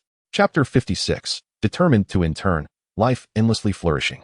Yet, the dilemma lay not in the commonality of their origins, but rather in the fact that their family did not belong to an ordinary household. Nor were they merely a minor bureaucratic family. They hailed from a politically influential municipal lineage. Dongfang Yurong yearned for Yinshui village within her heart. Chun has now become a solitary bachelor. If I do not seize this opportunity, and should someone else claim him first, would not my 2.5 years of earnest pursuit be rendered futile? She had witnessed the fervent glances of the women at the wharf when Chun finished selling fish and clutched the money, their eyes gleaming with envy. She must remain vigilant, ensuring that the predatory women do not whisk her Chun away. Otherwise, her efforts would come to naught. Little did she know, the pressure did not stem from the outside world, but rather from her own family. Upon hearing her father's query, Dongfang Yurong calmly replied, "Father, my decision is resolute." Indeed, Shen Zichen was quite commendable. However, his origins were too humble to be a match for her, and it would be best for her mother to find her a more suitable partner. "Grandfather, you once promised me that my marriage would be determined by my own will." Dongfang Yurong swiftly employed the agreement made by her grandfather, Dongfang Zhenan, to counter her father's objections. The old-fashioned Dongfang Zhenan held a hint of disdain for his son, Dongfang Su, who incessantly pursued political gain rather than focusing on the populace's well-being. This mindset, once adopted, would leave an everlasting burden for the next generation. Regrettably, he was unaware of his own entrapment within this predicament. Dongfang Zhenan nodded, stating, "Ayu, rest assured, grandfather supports your pursuit of happiness. Should your father dare to interfere, I shall break his legs. Do bring that young man home for me to meet." Subsequently, regardless of how her mother and elder brother urged her not to go to Yinshui village for her internship, Dongfang Yurong remained resolute, employing her grandfather as a shield. Thus, the trio of mother and sons found themselves as helpless as a tiger confronting a porcupine. Although they felt powerless, they could not oppose her. With the old man's support above and the determination of the younger generation below, they were rendered powerless. The family was entirely reliant on the elder's backing. Should he be angered, their pathways to ascendancy would nearly be severed. Thus, they had to placate this old child with gentle words. When it became clear that persuasion was futile, they compromised, allowing the eldest son, Dongfang Yurong, to personally escort his sister, Dongfang Yurong, to Yunshui village for her internship. Having secured her victory, Dongfang Yurong returned to her room, joyful as a deer, eager to convey to Shen Zichen in her dreams, "Ah Chun, I am coming. I shall conquer you with my infatuation." The following day, the sun rose in the east, casting a golden hue upon the white clouds. Dongfang Yurong awoke early, commencing the packing of her belongings. Shen Zichen, who had dreamt of nothing throughout the night, also arose at the beckoning of Aunt Xiao, beginning his morning routine. Today marked the grand occasion of breaking ground for his new home.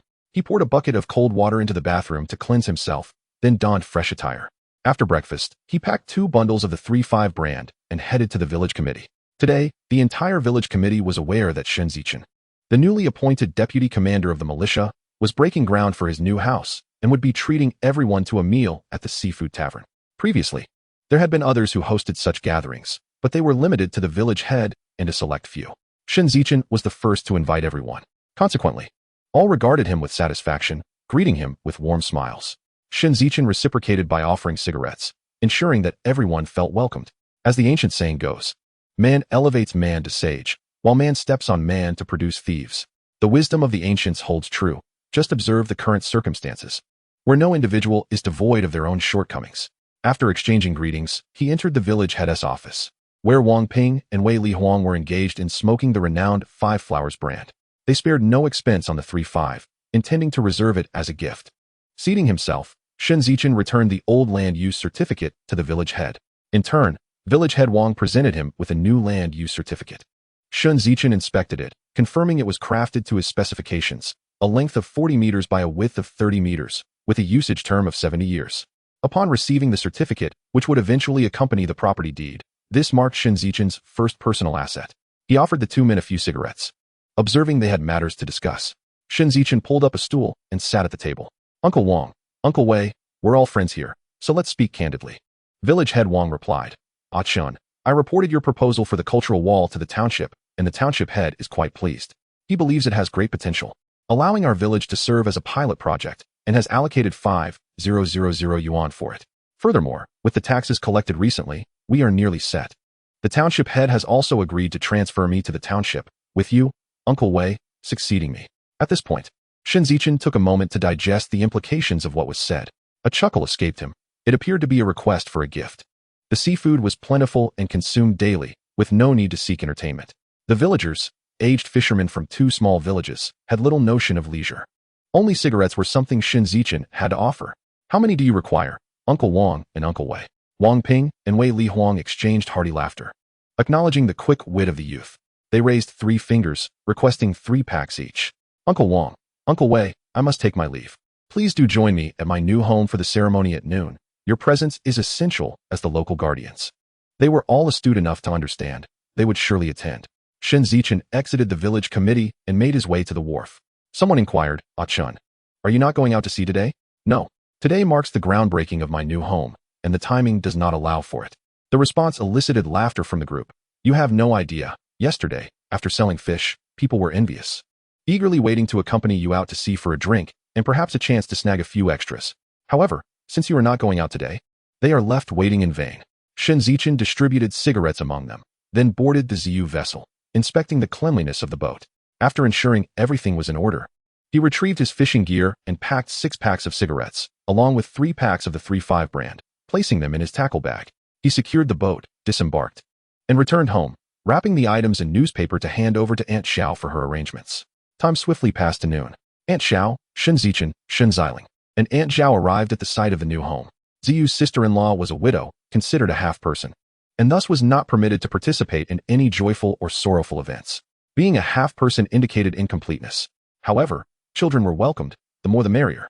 Children symbolized the hexagram of Jin, also known as the life-giving hexagram, signifying continuous prosperity and thriving business. The folk art of the 100 children embodies this meaning, additionally representing wisdom. The villagers were well aware of this and did not come forth to cause trouble.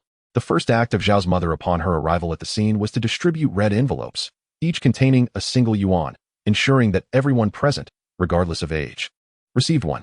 The children, upon discovering the money within their envelopes, promptly dashed to Old Wang's grocery store to purchase ice cream. This location served as a veritable hub of information, second only to the village's loudspeaker system. News spread swiftly, drawing students who had just finished school to gather and collect their envelopes. Amidst the throng stood a breathtaking beauty with flowing hair, none other than Dongfang Yurong. Earlier that morning, Dongfang Yongjun had escorted his sister to school to meet the principal, intending to check on his sister's rented accommodation and to catch a glimpse of the man who had captured her heart. Suddenly, his mobile phone rang, and after a brief conversation, he hurriedly departed in his car.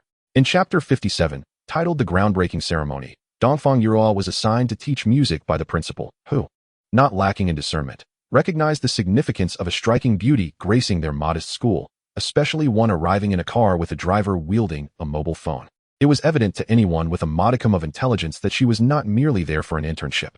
Consequently, the principal discreetly advised all staff members to avoid any entanglements with the young lady, for she was not to be trifled with and deserved to be treated with utmost respect. Any misstep could lead to dire consequences for those who failed to heed his warning. Most teachers at the rural primary school were either transitioning from private to formal positions or were students transferred from teacher training colleges. Upon receiving the principal's notification, they all dutifully acquiesced, though the truth of the matter remained known only to the heavens.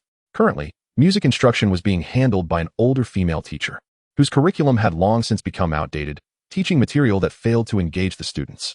Word had circulated that she had been assigned an apprentice to mentor, which delighted her, as it would afford her the opportunity to skip classes with impunity, leaving her apprentice to shoulder the responsibility. Given that music, art, and physical education were considered minor subjects, class teachers often claimed them for their own. Thus, the minor subject teachers found themselves in a rather helpless yet carefree position, able to take leave whenever necessary. Today, rumors of an envelope distribution in celebration of a new house being built for Shen Zichen spread like wildfire, drawing students from the village, regardless of their age. Dongfang Yurong, upon hearing this, decided to join the gathering. Xiao Yufeng spotted Dongfang Yurong among the crowd, recognizing her as her prospective daughter-in-law, and immediately pulled her to her side, presenting her with a handful of red envelopes to assist in the distribution. This act subtly conveyed to others that this woman was connected to their family, a clear signal to refrain from harboring any intentions. Once the envelopes were distributed, Wei Li noted that it was nearly 11:58 and summoned Shen Zichen to offer incense and recite a dedication to the heavens. He also called Wang Ping and Wei Li Huang to light firecrackers on either side. The ensuing cacophony of firecrackers startled the children, who eagerly began collecting the unexploded ones, running off to set them off while tossing them playfully at each other's feet. The adults, witnessing this, rushed over to chastise the children, who shrieked in protest. Yet moments later, resumed their playful antics with the firecrackers. Amidst the noise, two performers arrived, clapping bamboo boards and reciting a celebratory poem. Boom, boom, boom. Today a new house is built. The new house stands on Longgang, where generations produce scholars. Scholars who can stabilize the nation. Children who are filial and virtuous, strong for generations to come. The joyous words resonated with the crowd. Xiao Yufeng, pulling Dongfang Yurong along, presented the performers with two large red envelopes, then led her to give even larger envelopes to Wang Ping and Wei Li Huang, who departed laughing heartily. Shen Zichen was guided by Wei Li to the main building, where he was instructed to mark the iron hoe with red vermilion, a gesture meant to consecrate and ward off evil. Vermilion, being a pure yang substance, is believed to dispel all malevolent spirits. Shen Zichen was asked to dig a hole in the middle. As he watched Zhao's mother approach with the beautiful young lady, he was instructed to hand the iron hoe to Dongfang Yurong, allowing her to take a turn digging, signaling her acceptance into the family as the future matriarch of the household. After Dongfang Yurong had dug her share, Xiao Yufeng took a turn, followed by Shen Zichen. The remainder of the digging was left to Wei Li and his team, who would manage everything from there on. After agreeing on a dinner time, Zhao's mother led everyone home to prepare lunch. Post-lunch, Dongfang Yurong requested Shen Zichen to help move her luggage to Aunt Zhao's house. Zhao's mother, chuckling, urged Shen Zichen to hurry. By mid-afternoon, Zhao's mother, Aunt Zhao, and Shen Zichen assisted in transforming Dongfang Yurong's guest quarters into a welcoming abode.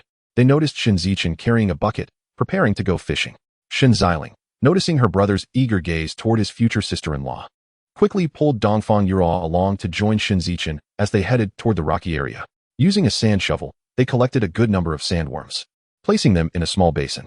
The trio climbed onto the rocky platform, gazing down at the waves crashing against the rocks, creating a mist that sparkled in the sunlight. forming a radiant rainbow halo. Dongfang Yurong felt a surge of excitement. Opportunities to witness such breathtaking natural beauty were rare in the bustling city. Regrettably, she had left her camera behind, wishing she could capture this moment forever, ideally, with Shen Zichen, using the rainbow as their frame. She imagined how envious couples taking wedding photos would be. Shen Zichen set down his bucket, stealing glances at Dongfang Yurong, who now exuded an endearing charm as a budding teacher. His admiration for her deepened, solidifying his resolve to marry her. After all, the 2.5 years he had pursued her were worth every effort. Moreover, his mother was fond of her, and their rapport was evident from their earlier interactions during the red envelope distribution and the first shovel of earth. It was clear they would have a harmonious mother-in-law and daughter-in-law relationship in the future. Lastly, there was a little secret. She bore a striking resemblance to a certain star from Hong Kong, a star whom Shen Zichen adored. In the future, when he became wealthy, he had dined with that star and even swum together. You understand, right? Wealth affords one the luxury of whims. Now, seeing the girl who resembled his dream partner more than half, and who had fervently pursued him for 2.5 years, one might ponder, should he let go? Shen Zichen assembled the fishing hook and baited it with the sandworm, casting it in front of a black sea bream he had spotted. He turned to look at Dongfang Yurong, who was lost in reverie, gazing at the rainbow. If only he had an instant camera, he would capture her enchantment as a keepsake. How delightful it would be to take a wedding photo with her, backlit by the rainbow. Believing that such a photograph would incite envy among newlyweds. Just as he was lost in thought, the fishing rod suddenly bent, pulled down by a catch. Shen Zichen, with innocent excitement, exclaimed, "Brother, you've caught a fish." Her naive words shattered the momentary enchantment, jolting both Shen Zichen and Dongfang Yurong back to reality. The sea remained the same, yet it felt as though the sky had embraced it, and the sky remained unchanged, but a man held it in his heart. As he reeled in the black sea bream with the fishing hook, he hoped to offer not only the fish, but also his heartfelt sentiments to the girl before him. Wishing that this vessel, which had sailed through 2 lifetimes, would carry her into the vastness of the stars and sea. The girl smiled innocently as she watched Shen Zichen deftly scoop up the black sea bream with a net. He expertly unhooked the fish and placed it in the bucket, all in one fluid motion. Dongfang Yurong, eager to assist like Shen Zichen, found herself at a loss. Having been so well protected over the years that she was unaware of the humble origins of potatoes, only knowing them from the market. Hastening to the side of Shen Zichen, he inquired, "Zichen, could you please prepare the next fish for me?" "Certainly, sister-in-law," she replied. This address of sister-in-law caught the attention of both Shen Zichen and Dongfang Yurong, yet neither objected. Only Dongfang Yurong blushed as she accepted the net, while Shen Zichen's face flushed momentarily before he regained his composure, casting his hook once more towards another black bream. Regardless of its consent, it was dragged into a fateful bridge of union. Holding the hook aloft, the fish wriggled and flailed, yearning to return to the depths. Dongfang Yurong clumsily wielded the net, her movements erratic. In a moment of carelessness, the fish wriggled free, bouncing chaotically upon the reef, prompting Dongfang Yurong to strike with the net, inadvertently propelling herself headlong into the sea. In her heart, she lamented, "Alas, Aiken, I shall seek you in the next life." "Third brother, it's dangerous," Shen Zichen cried out. Chapter 58, Seizing Opportunity, Supporting Kinship, Breaking Limits. A true gentleman would never allow his beloved to remain in peril, always stepping forth in critical moments. Shen Zichen had been silently observing Dongfang Yurong even before Shen Zichen's warning. Witnessing her toss aside the net and charge towards the ocean, it seemed as if fate itself beckoned her homeward. Should Shen Zichen relinquish this chance, he would be the greatest fool in the 3,000 realms. Casting aside his fishing rod, he sprinted forward, positioning himself at the edge of the rocks, half his foot already dangling over the precipice, his back to the sea. At that moment, a rainbow circle formed behind him. He spread his arms wide, embracing the oncoming Dongfang Yurong. Then, he twirled to the right, dissipating the momentum. From afar, Shen Zichen beheld her third brother and sister-in-law spinning within the rainbow circle, momentarily entranced by this enchanting spectacle. When shall I too experience such joy? In her moment of despair, Dongfang Yurong felt herself enveloped by the masculine form, brimming with vitality, and then she was twirled around, her hair fluttering in the sea breeze. Reminiscent of a youthful dreamer, liberally expressing her aspirations. Their gazes locked, akin to phoenixes soaring amidst dragons. "Brother, hurry and catch more fish. We still have dinner to prepare." Shen Zichen's innocent interjection shattered the enchanting sunset dream. Reluctantly, Shen Zichen released the fragrant, soft figure of Dongfang Yurong.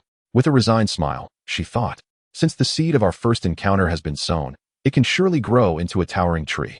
Shen Zichen then entered into a frenzied mode of fishing. aiming to catch 4 of each species, sufficient for their needs, with no intention of selling. However, Shi Jiogong managed to catch over 50, though the largest was merely half a pound.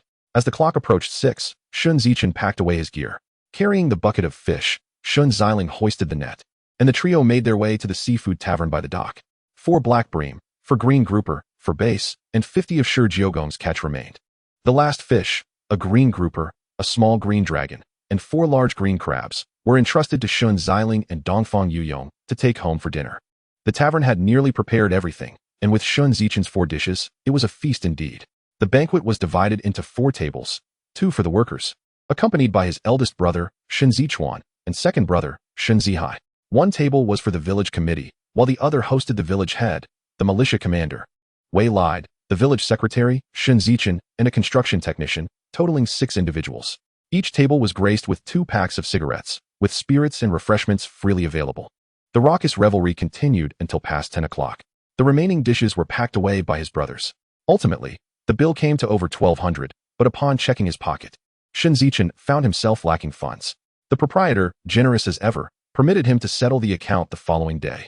Upon returning home, Shen Zichen encountered his mother, Shen Zichen, Dongfang Yurong, and his elder and second sisters-in-law, who were engaged in cheerful conversation after their meal. As the saying goes, where there is a stepmother, there is a stepfather. The character of a wife often reflects that of her husband. Shen Zichen held a profound disdain for his 2 sisters-in-law. Yet, there was little he could do. After all, it is said that enemies are drawn together. His sisters-in-law observed his earnings of 30 to 40,000, noting his new house, a grand 3.5-story structure. To claim they were not envious or resentful would be disingenuous, but their husband's lack of fishing fortune left them powerless. During the division of property, Shen Zichen had acted somewhat harshly, deeply wounding his third brother, making it difficult for him to ask for help in fishing alongside his elder brothers. However, witnessing the daily influx of money was undeniably a source of envy. In times of desperation, one might devise cunning plans, urging their son to plead with their grandmother for favor. As the saying goes, the elder son and the eldest grandson are the lifeblood of the elderly. Xiao Yufeng was unwilling to watch her 2 sons suffer in poverty. Upon seeing her third son return, she was about to speak, but he interjected, "Mother, it's quite warm today. I think I'll sit on the boat for a while, perhaps take a dip in the sea, then come back for a nap." After saying this, he grabbed a bucket of cool water and made his way towards the shore with his fishing gear. Meanwhile, the elder sister-in-law returned home to find her husband drinking alone amidst the leftover dishes, and her frustration boiled over. She approached him, swiping the cup from his hands. "Drinking again? You only know how to drink. Third brother has earned tens of thousands now. Look at the house he's building. Meanwhile, we're still cramped in this 2-room east wing. What will happen when all grows up? Why don't you ask third brother to take you out to fish? Even his 3% catch could net you nearly 10,000.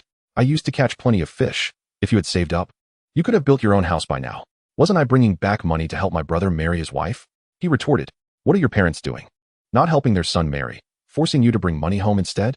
My parents raised me. I must repay their kindness. My parents raised me too. Why don't you think of repaying them? You owe your parents. What does that have to do with me? The money I bring back from fishing is all for you. How do I repay them? By singing their praises every day? Then just praise them. It doesn't cost anything. Why don't you sing praises to your own parents? Because they are my biological parents. Mine aren't step-parents either.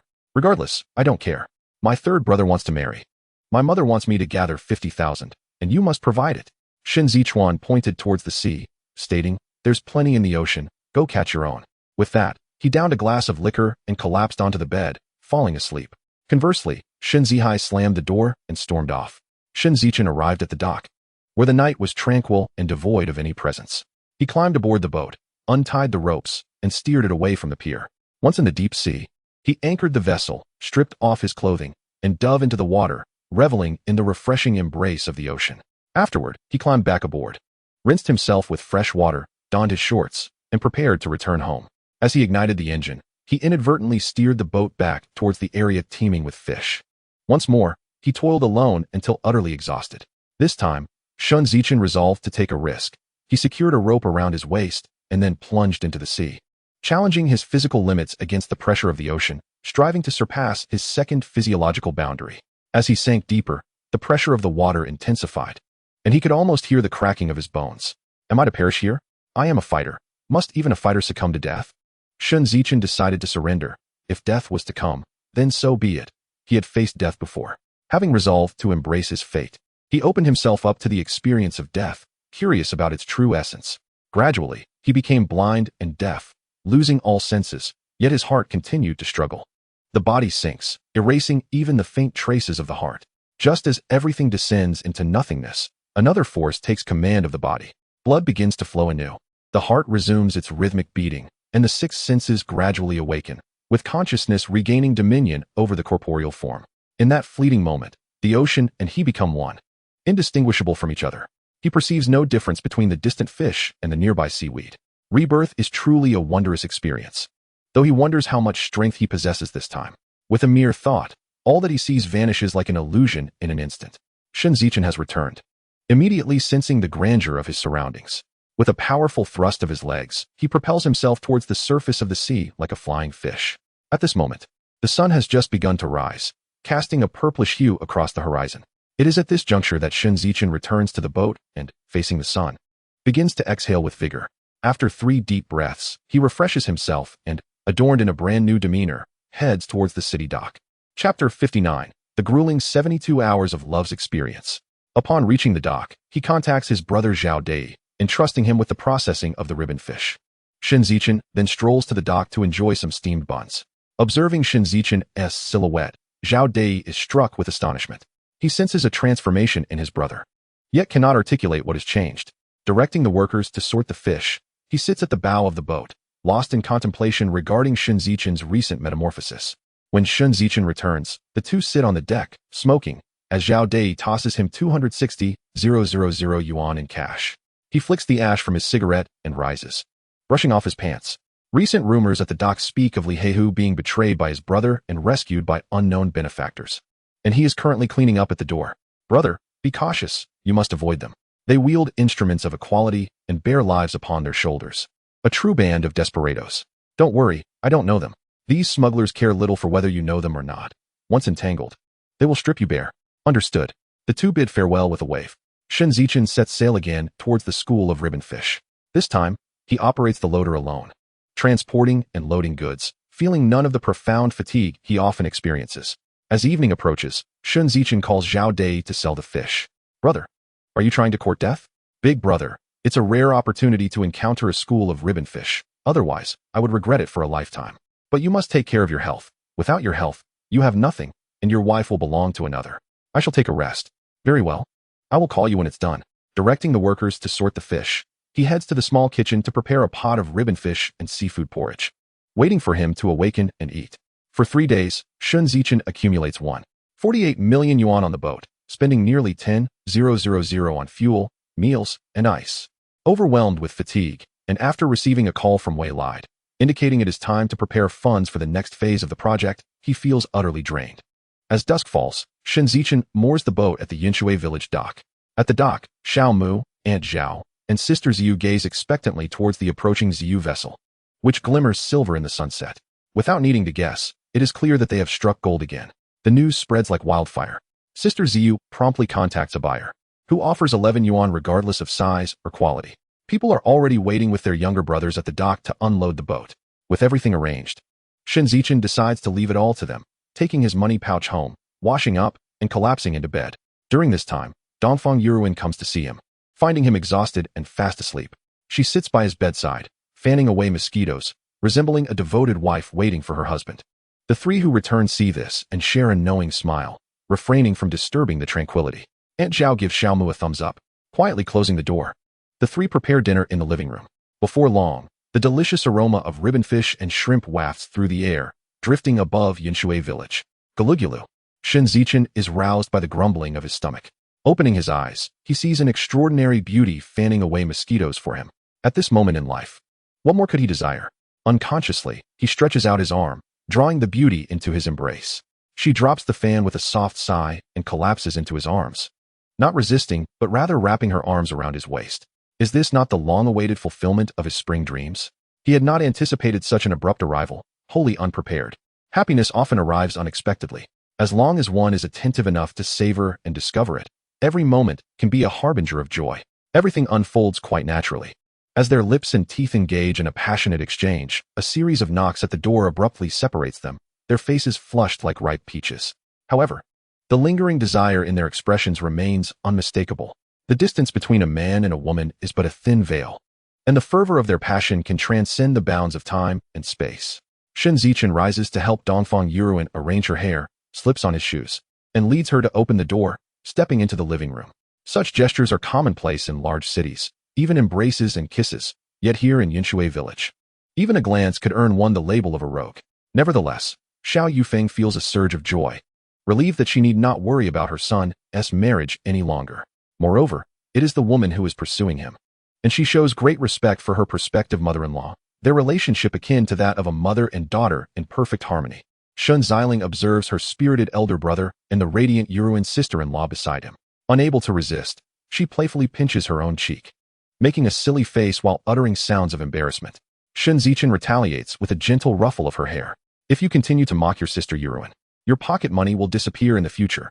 Shen Ziling's face instantly transforms from playful to sorrowful, then shifts to a feigned pout, grabbing Shen Zichen's hand and lamenting, "Brother, I promise I won't dare again. I will praise my sister Yurong's beauty every day, okay? You've cut off her funds just as she started to save a little." Xiaomu watches her mischievous daughter. "All right, Aling, your brother is just teasing you." Shen Ziling's despondent expression quickly brightens. Following her mother's words, she gleefully declares, "I knew my brother wouldn't treat me this way. After all, I am his dear sister. Sister-in-law, wouldn't you agree?" She then clasps Dongfang Yurong's hand and gives it a gentle shake, like a spoiled little sister seeking favor from her elder sister. Dongfang Yurong is equally fond of this clever and lively little sister. Regardless of how challenging algebra and geometry may be, once she outlines the key steps, Shen Ziling grasps them immediately and can even extrapolate further, benefiting greatly from the experience. As for physics and chemistry, she comprehends them with a mere hint. Language and English require extensive reading and careful comprehension. There is no other effective method. Who wouldn't appreciate such a person? Especially since she is the family's little ray of sunshine. The six of them sit down to dinner, creating a warm, familial atmosphere. Soon, they gather the empty bowls and plates to wash at the well outside. Indeed, all leftover food is left for Shen Zichen to handle alone, leaving him only 6/10 full. After cleaning the table, Sister Ziyu places today's earnings along with the receipts on the table, sliding them towards Shen Zichen. "Dear Brother Aiken, today the fish has been sold to Wei Lijun, the third son of the Wei family, who has taken all without sorting, each at a price of 11 yuan. This includes the shrimp, crabs, and assorted fish, all taken away at a reasonable price. If you all agree, whoever wants the miscellaneous fish can take them. They won't fetch much anyway. Those who find it difficult to go to sea, let them have it." Sister Ziyu reminisced about the despair her family faced 3 generations ago. And now, what a different scene it is. The contrast is truly remarkable. It has only been a few days. A wave of emotion washed over her. Listening to Brother Aiken, living is not easy. If one can lend a helping hand, then one should. Dongfang Yurong gazed with affection. One must observe people from the minutiae. Her beloved is not the type to be driven solely by wealth. He is someone who understands gratitude and is committed to giving back to society. The very person she aspires to pursue for life. When she looks back to speak with her father, every person he has introduced to her is merely profit-driven. There is simply no comparison to Aiken. In Chapter 60, Family Assets, Household Affairs, Family Ties, Shen Zichen examined the total amount on the list, 23,942 yuan. He opened a bag, counted out 240 yuan, and handed it to Sister Ziyu. He then counted out 480 yuan and gave that to her as well. "This is the money I earned from selling fish in the city, already deducted for fuel and meals.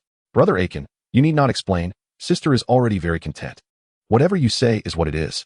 Those who are content find great joy, and those who give generously will not be lessened. Conversely, those who are overly calculative often end up with less, for they lack contentment and believe that everything belongs to them." He then counted out 722 yuan and pushed it towards Shen Ziling for her to use as change. The remaining 22,000 yuan, plus 148,000 yuan, totals 170,000 yuan. Adding the 210,000 yuan in cash buried under the bed, Shen Zichen currently possesses 380,000 yuan in cash, not counting the 50,000 shares of stock. If we include the 100,000 yuan deposited in the Industrial and Commercial Bank, the total amounts to 480,000 yuan. Taking the money, Sister Ziyu and Aunt Zhao headed home. After they left, Xiaomu said to Shen Zichen, "The day before yesterday, your sister-in-law took the child back home." Shen Zichen was taken aback and quickly asked, "Mom, what happened? What else could it be? Your sister-in-law's little brother is getting married." and her mother tasked her with gathering 50,000 yuan for him. Your sister-in-law had your brother borrow the money, but he couldn't get a single cent after making the rounds. Then your sister-in-law quarreled with him, and he hit her.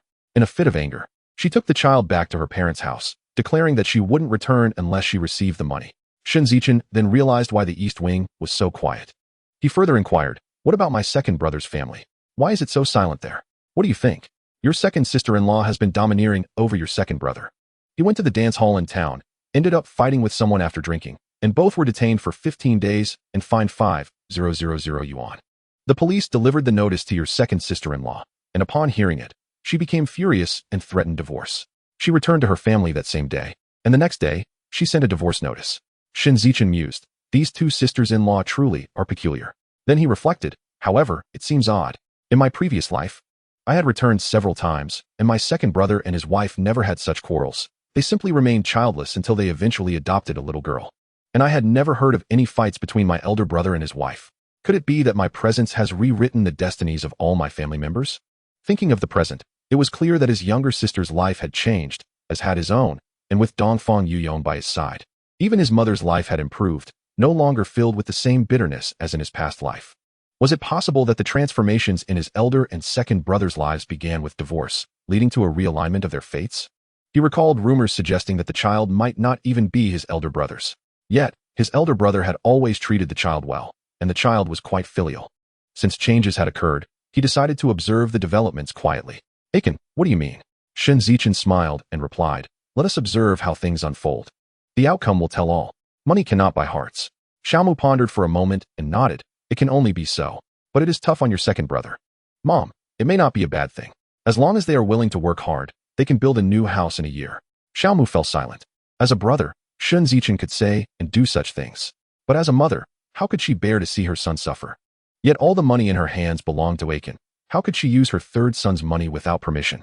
Although if she asked her third son to part with some funds, he surely would, but that would compromise fairness. Perhaps in the future, when both families had settled their disputes, she could have her third son lead them out to fish at sea. She shook her head with a sigh and retreated to her room to rest. Turning back, she said, "I have already settled the seafood restaurant's bill for you." After escorting Dongfang Yurong back to Aunt Zhao's house, he took 80,000 yuan to Wei Lide's home. After exchanging pleasantries, Shen Zichen handed over 70,000 yuan to Wei Lide, keeping 10,000 yuan for himself as pocket money. Wei Lide passed the money to his wife, and then took Shen Zichen to check the construction progress and quality of his new house. Upon arrival at the construction site, Wei Lide explained, "Aiken, your house foundation is on a slope.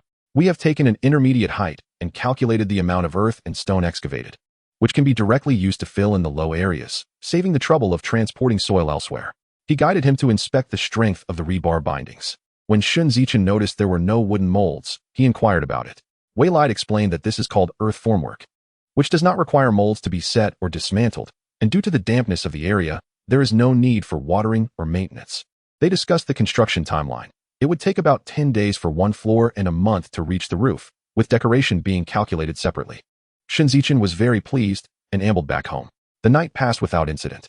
The next morning, Xiaomu called Shen Zichen to wake him up. During breakfast, she mentioned, "Your maternal uncle and second uncle have boats, but aren't going to sea with you.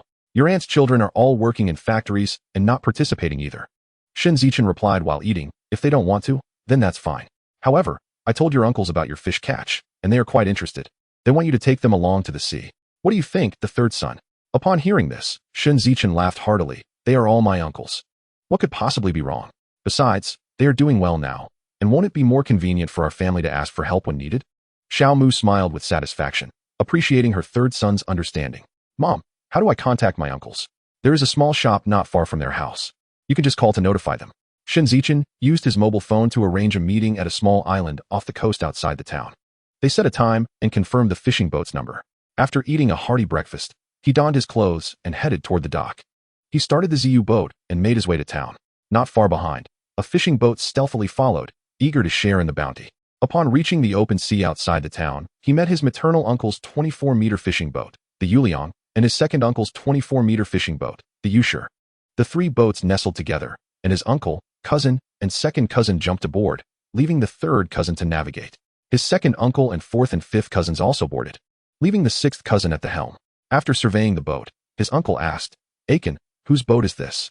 Shen Zichen pulled out 3 fives and handed them to his uncle for smoking. They were all seasoned smokers. His uncle then remarked, Aiken, I heard from your mother that you've made quite a bit from fishing. It's decent, he replied. But one can't smoke foreign cigarettes every day. A box costs 7 or 8 yuan, right? Uncle, this is what I caught at sea. There are more in the small kitchen. When we leave later, each of you can take 2 to smoke. The catch is not sufficient. It could fetch quite a sum. Having sold off the bulk, it would be prudent to retain some for personal enjoyment and gifting purposes. That would be acceptable. Upon hearing about the foreign cigarettes, Big Cousin immediately dashed into the small kitchen to seek them out, followed closely by Second Cousin and the other 2. Upon discovering 3 boxes of different varieties, they eagerly divided the spoils, each taking 3 packs, with 1 pack reserved for courtesy. Big Uncle, this vessel belongs to a distant relative of ours, he continued, recounting the misfortunes of the Ziyu vessel and the treatment he received while renting the boat.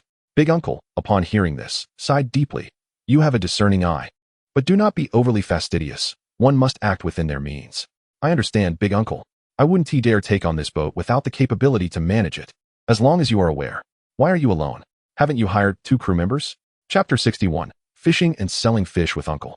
Big Uncle, I primarily fish with a rod. I only cast nets when I come across a school of ribbon fish. Can fishing really be more profitable than netting? Indeed, Big Uncle. My main targets are valuable fish such as large yellow croaker, grouper, and tuna. Are those fish truly easy to catch? They're manageable. His casual response left the 2 elders speechless, implying that catching such fish is less laborious and far more lucrative than netting. Second Uncle pondered. Is he still a fisherman? As the 3 engaged in idle chatter, they reached the ribbonfish fishing ground. Upon peering down, Shen Zichen noted the presence of ribbonfish, and their numbers had only increased.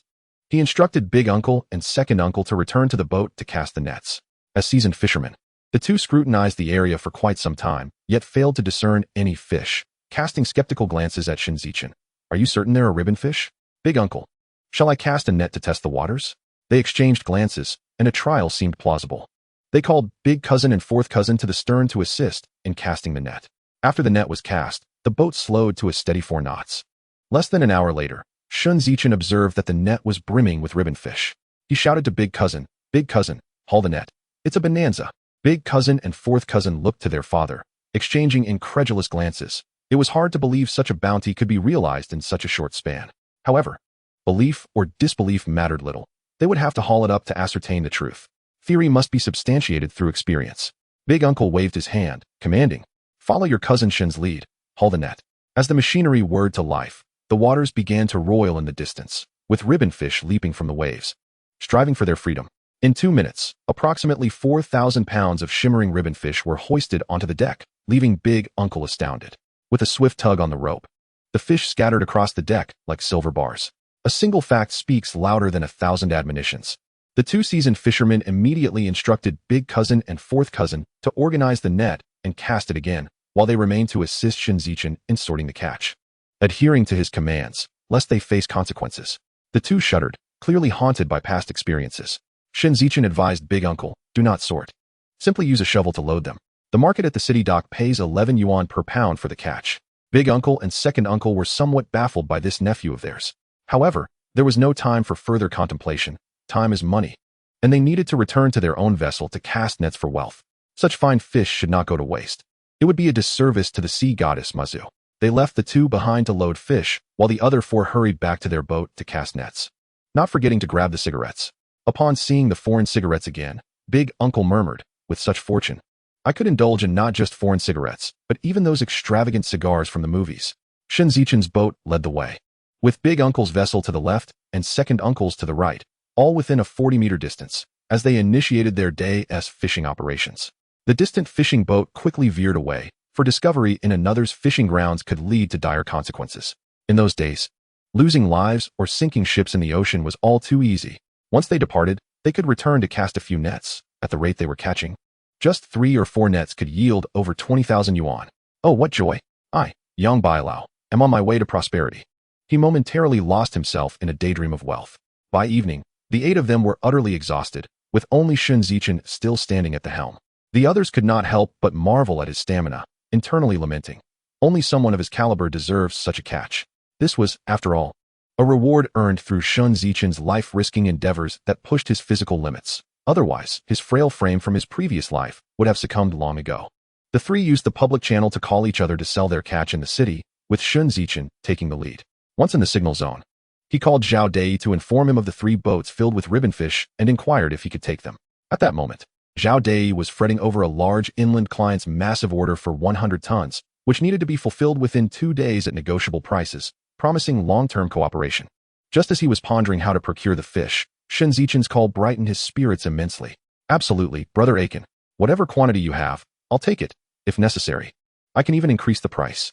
Understanding the implication of Zhao's words, Shen Zichen recognized that he had a substantial order and was currently troubled by a fish shortage. As sworn brothers, he would not engage in price hikes at this juncture. Brother Zhao, no need for that. It's still 11 yuan. And you can have your own people sort and weigh the fish. The old rules apply cash. Also, please assist in arranging ice and oil. All right. I'll be at the dock waiting for you, and let us have a meal together when you have time. After hanging up, he leaped up, calling for his crew to find people to sort and weigh the fish for loading. As Shen Zichen's 3 boats approached the dock, he spotted Zhao Dei standing at the pier, reminiscent of Meng Jiangnu waiting for her husband, gazing longingly at the sea. He chuckled and called out, "Brother Zhao, over here." In a flurry, Zhao Dei led over 60 people directly toward the fishing boat. Those unaware might have thought they were there to seize the catch, prompting Big Cousin to immediately grab a fishing fork. Realizing the misunderstanding upon seeing the strangers aboard, Zhao Dei shouted, "Brother Aiken, I've arrived." Shen Zichen swiftly restrained Big Cousin's hand from the fork. Fishermen are inherently spirited, willing to fight for their livelihoods, for they risk their lives in the pursuit of sustenance from the sea. A single tempest can spell disaster. Just look at the Southeast Asia tsunami or the tale of Atlantis. Big Cousin, they are allies. He is my brother and also a fish buyer. Only after Shen Zichen explained did Big Cousin lower the fork, stepping aside to allow the others to board to sort and load the catch while he observed. Shen Zichen then directed Zhao Dei to greet Big Uncle and Second Uncle on their boats. He gestured for Zhao Dei to make himself comfortable, then invited Big Uncle's family and Second Uncle's family to join him for a meal on shore. Big Uncle and Second Uncle exchanged astonished glances, asking, "Aiken, do we not need anyone to accompany them for sorting and weighing the fish?" Big Uncle, Second Uncle, our primary concern at this moment is to replenish our energy with a meal before heading out again for the night catch. Do you need me to calculate how much a mist haul could cost us? Furthermore, this person is my sworn brother. You can rest easy. I always do this when I'm alone, inviting Big Cousin and the others to dine with me. Big Uncle and Second Uncle found his reasoning sound. In the past, when they had filled their boats with fish in the open sea, they were reluctant to return and seek a buyer offering a significantly lower price than this. They exchanged knowing glances and shared a laugh. At the age of 60, I find myself less perceptive than a mere child. It seems I have truly aged. Perhaps I ought to consider passing the captaincy to the eldest. Once the meal is finished, I shall attend to that matter immediately, sending the third to assist on Ah Chen's boat, where the younger generation can find common ground. Our elder cousin and the 4th cousin were reluctantly whisked away by Shen Zichen. Our party of 9 arrived at a grand seafood hotel by the dock. The waiter presented the menu to Shen Zichen. Upon glancing at the prices, he found them reasonable, devoid of exorbitant prices for prawns and West Lake vinegar fish, and handed the menu to the eldest uncle. "Uncle, you may order first, 1 dish per person." The eldest uncle perused the prices and returned the menu to Shen Zichen. "Ah Chen, shall we consider another establishment?" Upon hearing this, the waiter's face fell, resembling the heights of Changbai Mountain. Chapter 62. The truths of life are often revealed during meals. Shen Zichen understood that both of his uncles had endured hardships and believed in frugality as a means to longevity. This is a quintessential mindset of the impoverished, who think wealth is merely accumulated. Throughout history, the wealthy have always existed, drifting among the powerful, cunningly securing state contracts while delegating minor tasks to others, pocketing commissions for themselves. Such individuals transcend eras, their existence unaffected by the rise and fall of dynasties. Thus, the adage of century-long dynasties and millennium-old families persists. As long as one does not act foolishly, one can endure indefinitely. Even today, there exist families of great discretion in Huaxia. But I digress. Let us return to the matter at hand. Shen Zichen did not afford them the opportunity to ponder over the menu, promptly ordering steamed grouper, braised ribbon fish, home-style stewed base, for pounds of mantis shrimp, 9 red-shelled crabs, fried shrimp tails, pork ribs stewed with clams, stir-fried octopus with chives, pan-fried yellow flowers, accompanied by 3 dishes of seasonal vegetables and 2 bottles of lotus white wine. Please serve the dishes promptly. We are in a hurry. The waiter's face instantly brightened. What else can I assist you with, boss? Please ask the Baozi vendor over there to send 30 Baozi over. Certainly, boss, right away. With that, the waiter exited. The eldest uncle, looking somewhat embarrassed, inquired, "Ah Chun, is this a bit extravagant?" Handing out 3 fives, I distributed one to each, also placing orders for my uncles.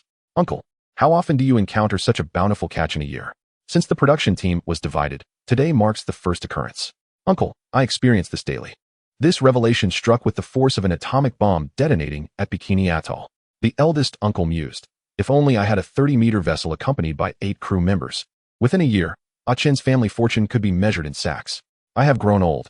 It is time to pass the boat on to the younger generation." The second uncle, smoking a cigarette, reflected that with Ah Chun at the helm, a catch of this nature 10 to 8 times a year would suffice. He could stay home to oversee the family and care for the children, watching them grow. Patience is key. Once one resolves to let go of everything, the heart naturally lightens. Shen Zichen observed the expressions of his uncles, from furrowed brows to relaxed features, though he remained unaware of the inner journey they had traversed. Yet, it was clear their spirits were lifted. As long as the elders at home are well, all will be right in life. At that moment, the waiter brought forth the dishes, and the baozi vendor delivered the 30 baozi. With no more burdens to bear, appetites flourished. Both uncles consumed 2 large baozi as a foundation, their spirits considerably brightened, rejoicing for their nephew and expressing relief for their sister, who finally had a son to be proud of. Shen Zichen uncorked the white wine to pour for everyone. The eldest and second uncles were reluctant to drink, citing the need to go out to sea later. "Uncle, as fishermen, we engage with water daily. Prolonged exposure leads to rheumatism. A modest amount of white wine can alleviate these ailments and invigorate the blood. Let us not overindulge, just 2 jin, perfectly sufficient for our 9 souls. We shall drink and then feast." The eldest uncle, finding wisdom in his nephew's words, gladly acquiesced, noting the eager gazes from the younger ones. Wine poured. A substantial portion of the dishes arrived. Shen Zichen raised his glass to toast his uncles, wishing them good health, prosperity, and family peace. The 9 of us shared a hearty drink. The warmth of the spirit coursed through their veins, filling them with joy at seeing their young nephew having grown. Then came the dining phase. The 8 men, 2 uncles, and their sons, witnessed firsthand why Shen Zichen had ordered such an abundance of dishes and 30 baozi along with 2 jin of rice. It was a spectacle of consumption. The outcome was such that even a dog would weep if presented with the empty plates. Why did I face this misfortune? My competitor is not another fisherman, but a mere peasant. The dog howled at the moon. No, it was a wolf howling at the moon. In truth, the wolf is the elder brother of the dog. Shen Zichen summoned the waiter to settle the bill. Observing the plates gleaming like mirrors, the waiter too felt elated. Relieved that this time he would not have to deal with sticky hands while clearing the table. Grateful to Mazu, he hoped this patron would return. 1,000. The waiter cheerfully rounded it down to 1,000. The group hurried to the dock, stopping by the baozi shop to pack 50 baozi, 10 for the eldest uncle, 10 for the second, and 30 for himself. Upon reaching the dock and boarding Shen Zichen's boat, Zhao Dei divided the receipts and cash into 3 portions. Presenting them to Shen Zichen, he distributed the slips according to the fishing boat numbers to his uncles and handed over Zhao Dei's electronic calculator as well. After a frenzied tapping, both uncles burst into hearty laughter. The fishing boat Yuliang's catch was 68,547 jin, yielding 754,017 yuan. Zhao Dei directly offered 75,500 yuan. The Yusher's catch, belonging to the second uncle, was 69,122 jin, amounting to 760,342 yuan. Zhao Dei handed over 76,100 yuan. Shen Zichen's total was 280,000 yuan, 2,000 more than the previous 2 instances, though he paid no heed to the details. Ice had been placed in the ice hold, and the fuel truck was refueling. The eldest and second uncles sent the third and sixth cousins to Shen Zichen's boat in exchange for the eldest and fourth cousins. They mentioned that this was a night catch, instructing the 2 younger ones to take charge while they themselves would simply steer the boat. After settling the fuel payment, they agreed with Zhao Dei on the delivery time for the following morning. Meanwhile, he sought out the inland boss to arrange for another shipment.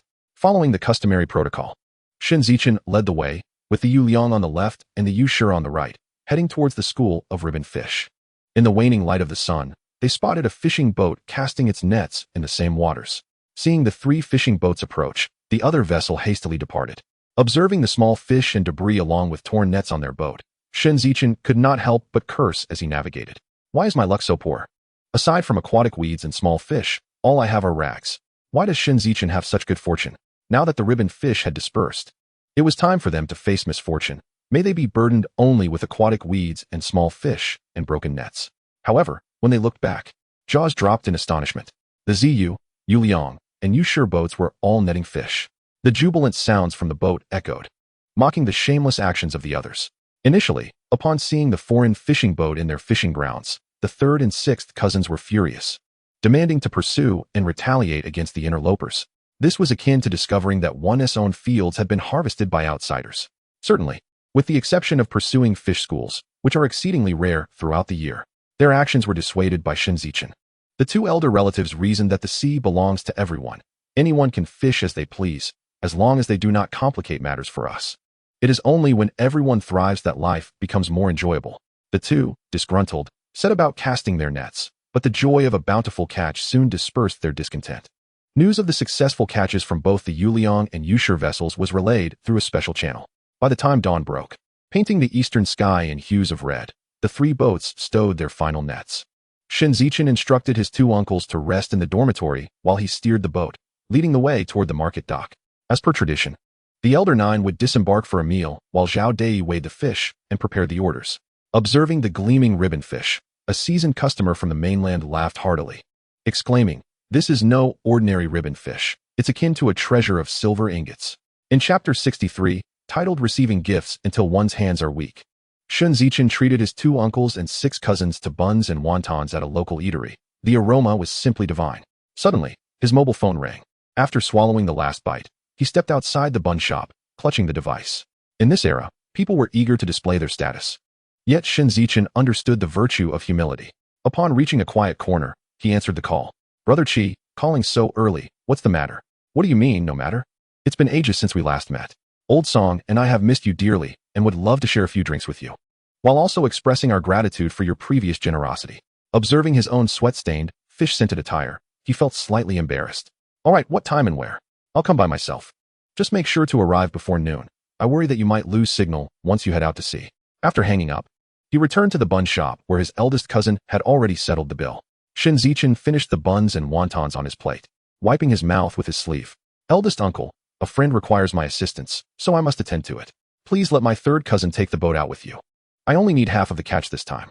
This was a matter of principle. His eldest uncle interrupted, firmly stating, "Ah Chun, that's not how it works. The boat is yours, and so are the earnings. Your cousins are merely helping you. Moreover, it is already commendable that you can take both our families fishing. Let us not dwell on anything else." "Very well, as you wish. Once we settle matters on the boat with my friend, you can head out to sea while I take care of business." Watching the three boats depart, Shen Zichen waved from the dock. Turning to Zhao Dei, he said, "Brother Zhao, please take me to the clothing market." Riding in Zhao Dei's vehicle, they sped toward the city center's clothing market. As he browsed through various stalls, the vendors, noticing the mobile in his hand, treated him with respect, inquiring, "Sir, what style of clothing are you looking for?" "All are fine goods from Hong Kong." After visiting several stalls, he purchased a sporty casual outfit along with a pair of sneakers for himself, and a t-shirt, shorts, a stack of socks, and a pair of white shoes for his younger sister. He also selected a set of middle-aged attire for his mother and two outfits for his uncles. Carrying the items in a convenient bag, he inquired where the nearest bathhouse was located and walked over. After getting a haircut at the entrance, he entered the bathhouse for a scrub and massage. Standing before the mirror afterward, he admired his transformed appearance, thinking, "Who is this refined young gentleman? Surely, he would captivate countless charming ladies." Unable to resist, he gave himself a mental pat on the back. Dressed in fresh attire, he tucked his old clothes into his pocket to wash for his next fishing trip. Clutching the new clothes and his mobile phone while strolling down the street, he turned heads, compelling many women, young and old, to glance back at him. Some young ladies, blushing, hurriedly lowered their heads and ran away, while others boldly approached, asking for his number. Shen Zichen politely deflected their advances. He then took a taxi to Qiji Hotel and entered Qi Junlong's office. Inside were 5 individuals. In addition to Qi Junlong and Song Jianbao, there were Yamamoto Songbai, Ouyang Chunqiao, and a young man. The 5 were gathered around a tea table, sipping gongfu tea. For some reason, the young man regarded him with a hint of hostility, avoiding eye contact. "No matter," Shen Zichen thought. "I have no need for your approval. Why scowl at me?" Upon his entrance, Yamamoto Songbai stood first, extending his hand to Shen Zichen in gratitude for saving his life. After expressing his thanks, he presented Shen Zichen with a stylish handbag. "Mr. Shen, this is a Sony instant camera, complete with 1,000 sheets of film. I offer this as a memento." Shen Zichen mused. "Just the other day, I was contemplating purchasing an instant camera. How fortuitous that one has been gifted to me. Perhaps I should consider what I lack more often. One never knows who might come bearing gifts." After exchanging pleasantries, He resumed his seat and took a sip of tea, only to scald his tongue slightly. Laughter erupted around the table. The young man internally scoffed. What a loser. He can't even handle a cup of tea. He doesn't even deserve to be compared to young Master Yi. I wonder what that girl sees in him. After 3 rounds of tea, Ouyang Chunxiao stated, Ah Chun. I'm here today for 2 matters. He slid a work ID across the table. This is your external staff ID for the investment promotion office. There are 4 of you in total, Deng Tiandi, Yin Qiangao, you, and Ouyang Nana. Only you will transition to a permanent position. The others remain on probation. Shen Zichen thought. Yin Qiangao is formidable.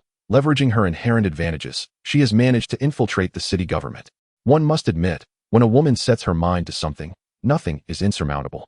Ouyang Chunxiao then produced a sum of 10,000 yuan, stating, secondly, your indirect facilitation of Mr. Yamamoto's investment entitles you to a reward of 100,000 yuan. But since this was a collective effort, I can only offer you 10,000 as a token. Director Ouyang, I do not mind at all. In fact, I shall decline this 10,000. Please have Ouyang Nana donated in my name to Yunshui Village Elementary School to improve their playground and sports equipment. Ouyang Chunxiao looked somewhat surprised at Shen Zichen's willingness to donate the money, and even more so that he wished to do so in his daughter's name. Haha. This young man has considerable vision. His future is promising. He readily agreed, thinking, with this donation, coupled with a little maneuvering, my daughter can secure her position early. And after 2 years in a different department, she could be promoted to a deputy section chief. This could pave her path into the bureaucracy. Provided she stays clear of trouble, she could advance every 3 to 5 years, potentially reaching a directorial position.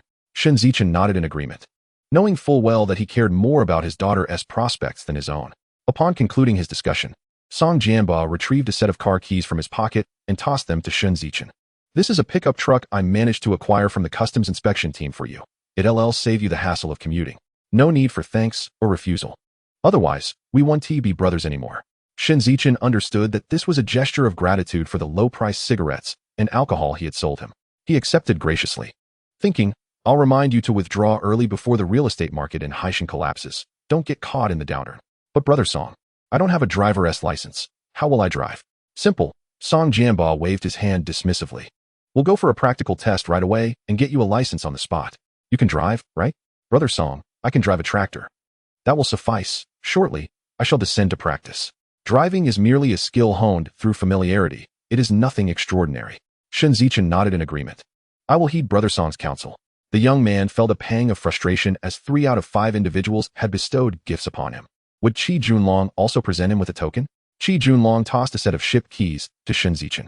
Ah Chun, aware that you currently lack a vessel of your own, I have procured a smuggling boat that was seized at customs for you.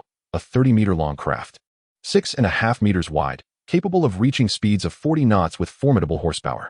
However, the boat is completely bare.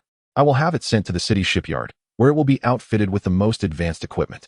A car is a man's toy, while a fishing boat serves as a man's means of livelihood. Shen Zichen was elated to receive such a splendid gift. Chapter 64, The Cliché Idea. Shen Zichen expressed his heartfelt gratitude to Qi Junlong. Thank you, Brother Qi. When might that vessel be ready for delivery? Around the end of June. That fits perfectly. Ouyang Chunxiao set down his teacup and remarked, Ah Chun, in a few days, some merchants from Xiangjiang will arrive in Jiang City for an inspection.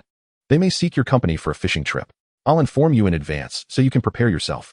Understood, Director Ouyang. Rest assured, I shall fulfill the task. Qi Junlong then inquired, Ah Chun, could you ask around your village to see if anyone else is interested in purchasing a boat? Shen Zichen was taken aback. Brother Qi, are there still boats available there? The city customs still has over 10 of those seized speedboats. I wonder who they might be sold to? Shen Zichen burst into laughter, leaving Qi Junlong and the others perplexed by his amusement. Once his laughter subsided, Shen Zichen addressed Qi Junlong. Brother Qi, why not buy that batch of boats yourself? Convert them into fishing vessels and form a deep-sea fishing fleet? This would serve your family's needs, provide a stable supply for your seafood buffet, and prevent you from being beholden to others in the future.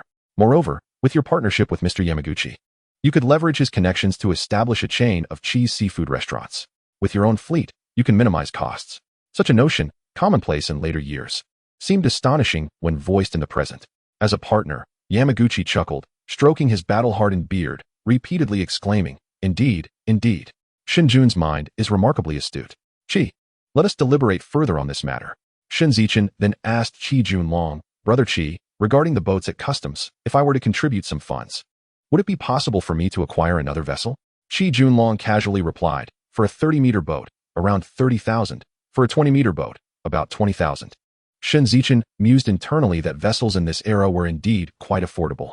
After the implementation of the dual tax system, prices would begin to rise, and various regions would experience layoffs and restructuring, with workers' titles evolving into employees. Alas, whether to lament or to sigh. Brother Qi, I wish to purchase another 30-meter vessel. Very well. Once I complete the purchase and modifications, I will notify you. You need not worry about the payment for this one. Oh no. I feel it would be rather inappropriate to take advantage of you. However, Yamaguchi interjected, Shen Zichen, your concept of establishing a seafood supply chain is worth at least 10 million yen in today's market. Please, do not hesitate. Consider this payment as consultancy fees from Qi and myself, and you must accept it. Ouyang Chunxiao also expressed his delight, noting that a chain must first be established in Jiang City, representing a significant investment to be accounted for in the future with his daughter and Shen Zichen. He sincerely advised, Ah-chun, since Mr. Yamaguchi has shown such goodwill, you should accept it. This will allow me to facilitate discussions about investment with Ouyang Nana. After all, one must heed wise counsel to prosper. Shen Zichen accepted the fishing vessel. Witnessing Shen Zichen's continuous stream of ingenious ideas, each capable of bolstering enterprises, left him somewhat astonished. In truth, he did not possess such intelligence. Rather, he found inspiration from the myriad of content he consumed during idle moments. He couldn't help but feel a sense of wistfulness. Indeed, life is filled with encounters, and every meeting brings forth inquiries. Standing on the shoulders of giants allows one to gaze down upon all. Song Jianba asked Ah-chun, could you also offer me some advice on how to construct countless buildings with limited funds? Upon hearing Song Jianba's query, Yamaguchi was eager to discern what theory Shen Zichen might propose for rapid business expansion. In January 1990, a collapse in real estate led to a staggering drop of over 13,000 points in the Nikkei 225 index, resulting in many individuals taking to rooftops and numerous companies facing bankruptcy. Those investing in Southeast Asia, like him, narrowly escaped the catastrophe but were left with a psychological scar regarding real estate. Thus, he invested a sum into Song's real estate venture. After some contemplation, Shen Zichen shared another method that would later become ubiquitous. First, use your initial capital to acquire a plot of land, then mortgage it to the bank. Concurrently, conduct a tender for construction firms, allowing them to front the costs while you disburse payments according to the construction progress.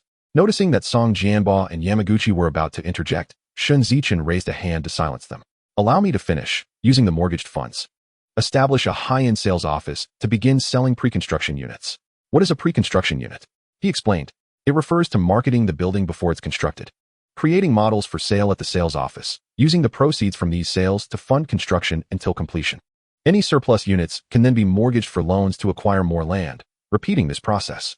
Song Jianba and Yamaguchi stared in astonishment, their mouths agape. Is real estate truly operable in such a manner? Qi Junlong mused inwardly, contemplating whether he should also secure a plot of land to experiment. Ouyang Chunxiao queried, what if the common folk lack sufficient funds? The group turned their attention back to Shen Zichen, realizing that the current populace had yet to embrace the concept of pre-consumption. Simple enough, liaise with the banks to allow the public to pay a down payment, subsequently using the property as collateral for loans, thereby resolving the issue.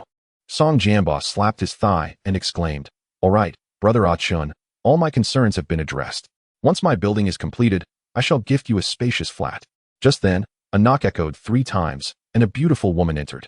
Boss, the table is set with food and drinks. Please follow me to the Phoenix Hall on the 3rd floor. Excellent. Mr. Yamaguchi, Director Ouyang, please. They all rose, led by the woman as they ascended to the 3rd floor. Upon arrival, Qi Junlong's mobile phone rang loudly. He nudged Song Jianba, saying, Old Song, please entertain our guests. I must take this call. No need to stand on ceremony with old friends. Go ahead. After parting ways, Shen Zichen followed into the Phoenix Hall. The hall was spacious, featuring a 10-person dining table beside a leisure area with a tea table, mahjong table, and a set of sofas with a coffee table. Yamaguchi and Ouyang Chunxiao occupied the main seats, while the young man sat next to Ouyang Chunxiao, with Song Jianba beside him. Shen Zichen took the vacant seat left for Qi Junlong, with the serving area on one side.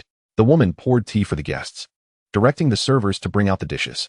The young man attempted to speak several times, but, for reasons unknown, remained silent. Once the dishes were arranged, Qi Junlong entered 5 minutes later. Upon his arrival, he regarded Shen Zichen with the gaze of one who beholds a deity.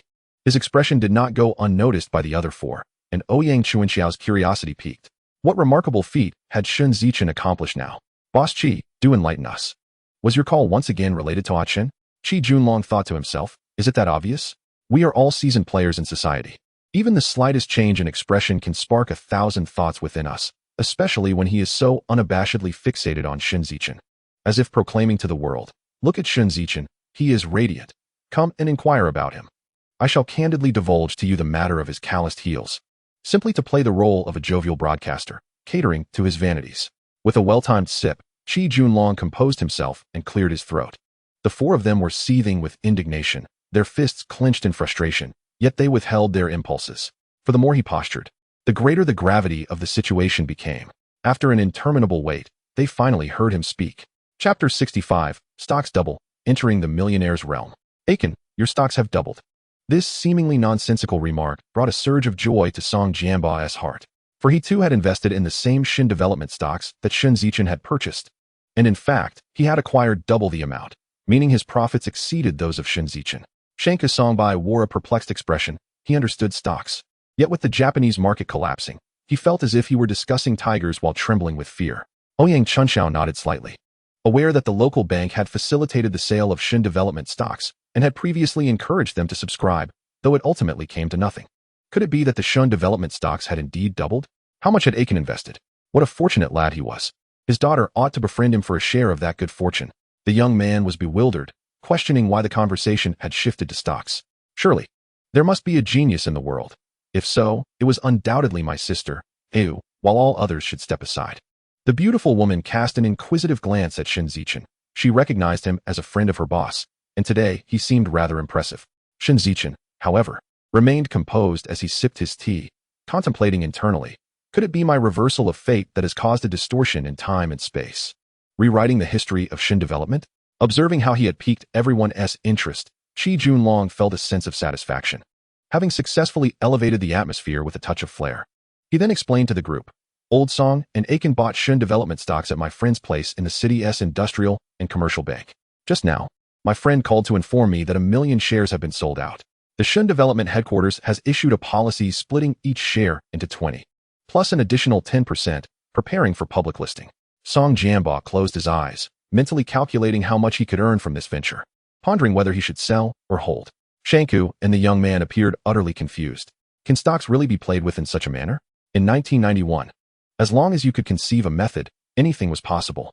Just like today's Wall Street, there were no financial maneuvers that the big players hadn't exploited. In truth, the methods of past and present were akin. As long as you emerged victorious, your achievements would become classic case studies for others to emulate. Ouyang Chunxiao urged, Boss Qi, hurry up and tell us. We haven't even delved into the meat of the issue yet. How did Aiken stocks double? Qi Junlong feigned reluctance. Director Ouyang, let us eat while we talk. The dishes are getting cold. My esteemed Boss Qi, do share quickly. If they get cold, we can have the chef reheat them. Upon the revelation of the stock's split and increase, the retail investors were ecstatic, scrambling to purchase shares. It was said that stocks previously valued at 1 yuan had soared to 10 yuan per share, with an upward trend anticipated. According to insiders, major players were secretly acquiring stocks. Would you call this explosive news? Subsequently, Ouyang Chunxiao and Shanku Songbai turned their gazes toward Shen Zichen, while the young man also wore an expression of curiosity. Ouyang Chunxiao inquired, Aiken, how many shares did you buy for Boss Qi to speak of you so highly? Shen Zichen replied solemnly, not many, just. Before he could finish, Qi Junlong interjected loudly, 50,000 shares. Ouyang Chunxiao and the others calculated in their minds how much 50,000 shares would amount to. Song Jianba, astonished, whispered how much. As Shen Zichen was about to explain, Qi Junlong preempted him. Old Song, spare us the details. Saying too much only leads to tears. When Aiken advised us to invest more in stocks, we were foolish and only bought 40,000 shares. Little did we know, Aiken took all the money he earned from me to buy stocks. 50,000 shares, split 20-fold. That becomes 1 million shares. Adding 10% makes it 1,100,000 shares. If it's now trading at 10 yuan, that's 11 million. If it reaches 100 yuan, that's 110 million. He could simply relax without lifting a finger in the future. He sighed deeply and continued. Our family worked hard for a decade to reach a net worth of over 10 million, while Aiken, with just one stock, has joined the ranks of millionaires in a month. Where's the fairness in that? He turned back, grasping Shen Zichen's hand, saying, Aiken, from now on, you must come to my Qi Ji hotel every day. Inform me first of any good news. This time, I will not hold back. I will buy to my heart's content. Song Jianba added, It's a pity we didn't heed Aiken's advice back then. Had we simply bought 100,000 shares, imagine how much we would have now. He too let out a deep sigh, lamenting both his timidity and his meager investment. Ouyang Chunxiao's eyes sparkled. This million could surely translate into substantial political capital. Shanku stroked his chin, resolving to pay a secret visit to Shen Zichen one day. This was no mere fisherman. He was a veritable walking fortune.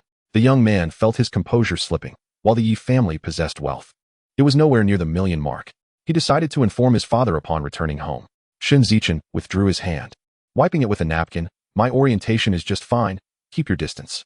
This is merely luck. Yes, just luck. Shanku clapped his hands, saying, Aiken. Luck is also a part of strength. Song Jianba chimed in. Mr. Shanku is correct. Luck is indeed a facet of strength. From now on, do inform Brother Song of any good fortune. Brother Song, just focus on real estate as I advised. Within a year, you will undoubtedly secure a position on the wealth list of Guangzhou. There is no need to dabble in stocks or finance. Remember, real estate is your foundation. Just look at those real estate magnates in Hong Kong. None have a fortune below 100 billion. Song Jianba felt a jolt of realization. This was a true friend. As for stocks, perhaps they could dabble a bit, treating it as a side endeavor. After all, it could serve as a gateway into a different circle, where networking opportunities abound. This revelation not only awakened Song Jianba, but also Qi Junlong. By following Aiken's methods, devising sound plans, and nurturing talent, they could begin an endless cycle of replication. Stocks could merely be a playful venture, providing a venue for stock enthusiasts to connect. Neither of them was to be trifled with. They promptly refocused on their main business. Seeing their newfound resolve, Shen Zichen felt a surge of joy. From now on, he would only need to offer gentle nudges at critical junctures. The Song family would not fall behind the Qi family in due time. They were merely being set on the right path a bit earlier in this life. After a few toasts, the young man raised his glass to Shen Zichen. Aiken, I am Dongfang. Here's to you. I have a small question I would like to consult you about. Upon hearing the young man introduce himself, Shen Zichen couldn't help but smirk internally. Wow, brother-in-law. I must be humble, he said. Brother Dongfang, no one is omniscient. If your question exceeds my knowledge, please do not hold it against me. You are older, so I raise my glass to you. With that, their glasses clinked, Shen Zichen's cup positioned lower than Dongfang. Dongfang was pleased. This Shen Zichen was quite courteous, speaking with humility and devoid of the arrogance often found in fresh graduates. No worries, it's only natural. Allow me to share my thoughts. You may listen as you wish. If it can be resolved, splendid. If not, it matters not. One must admit that those second-generation individuals raised with good manners possess certain exceptional qualities. Do not be deceived by their outward demeanor. Take Yuan Dadu's second son, Yuan Ketting, who truly knows his heart. Chapter 66. Creativity is priceless. Ouyang Chunxiao interjected. Is now the director of the city's leather shoe factory. Having just taken over, the previous management's mismanagement led to a complete backlog of shoes gathering dust in the warehouse. The workers could not receive their wages, so they approached the municipal government. Was summoned to address this crisis, grappling with how to sell these shoes and generate revenue to pay the workers, thus enabling production to resume. Today, he came to me, seeking potential investors. Coincidentally, I was about to deliver your work permit and bonus, and Mr. Yamaguchi, having heard he was looking for you, also wishes to express his gratitude for your life-saving assistance. Shen Zichen paused for a moment, contemplating how best to introduce the development of those men's and women's shoes, as well as the unique designer shoes worn by female stars at film festival celebrations. Upon witnessing those designs, he remarked, wealthy individuals truly know how to indulge. Indeed, poverty has constrained my imagination. Observing him gathering his thoughts, everyone hushed, curious to see what remarkable ideas he might unveil. Shen Zichen began to speak slowly. The first step is to liquidate those shoes in the warehouse at a discounted price, freeing up some capital to address the inventory issue. What if the workers disagree? Let them elect a representative to negotiate. Those who agree to sell will proceed, while those who refuse will receive shoes as wages. However, we must secure approval from the Light Industry Bureau for the sale. Dongfang asked. Perplexed, why do we need that approval? Shen Zichen replied, I prefer not to delve into that matter. Oh, and what comes next? Shen Zichen surveyed the room and inquired of Yamaguchi. Mr. Yamaguchi, you must have traversed many great cities across the world, correct? Yamaguchi nodded, responding, I have visited places like Los Angeles, Singapore, Hong Kong, and Paris. What is the significance of the shoes and boots worn by women there? Yamaguchi replied honestly. Nothing much. They are quite smooth, and occasionally adorned with a twist of leather on the shoe's surface. Shen Zichen thought to himself, it seems I must take the lead in this innovation. With a smile, he asked, Yamaguchi, What about the jewelry these women wear on their hands, heads, feet, and waists? Yamaguchi was baffled as to how this question related to shoes, yet he earnestly answered, providing numerous examples. He sat back, eagerly watching Shen Zichen, hoping he might offer an answer to alleviate his confusion and frustration. Feeling rather clever, he found his intellect overshadowed by Shen Zichen, leaving him quite dissatisfied, yet powerless. The others fared no better, equally bewildered by Shen Zichen's discourse. They longed to inquire, but were unsure of where to begin. Shen Zichen, resembling a sage, leisurely stated, Mr. Yamaguchi, how would you feel about embellishing women's shoes with jewelry on the uppers and the tops of women's boots? Yamaguchi appeared momentarily stunned, as if a bridge had been opened in his mind, digesting this revelation. Ouyang Chunxiao and Dongfang bore perplexed expressions. Embellishing shoes with jewelry? How would that even work? Qi Junlong, deep in thought, resolved to invite Shen Zichen for a private discussion someday. As the meal progressed, Song Jianba interjected, but how would we embellish them? Shen Zichen drew an analogy from his area of expertise in real estate. Brother Song, what amenities do the residential complexes you are building currently offer? Just buildings, warehouses, and carports, right? Now, if I were to develop a complex featuring green spaces, corridors, rockeries, small bridges with flowing water, and flower beds, with shops, kindergartens, and hospitals nearby, which one would you choose to buy in? Naturally, I would opt for yours. And what if the prices were higher for your complex?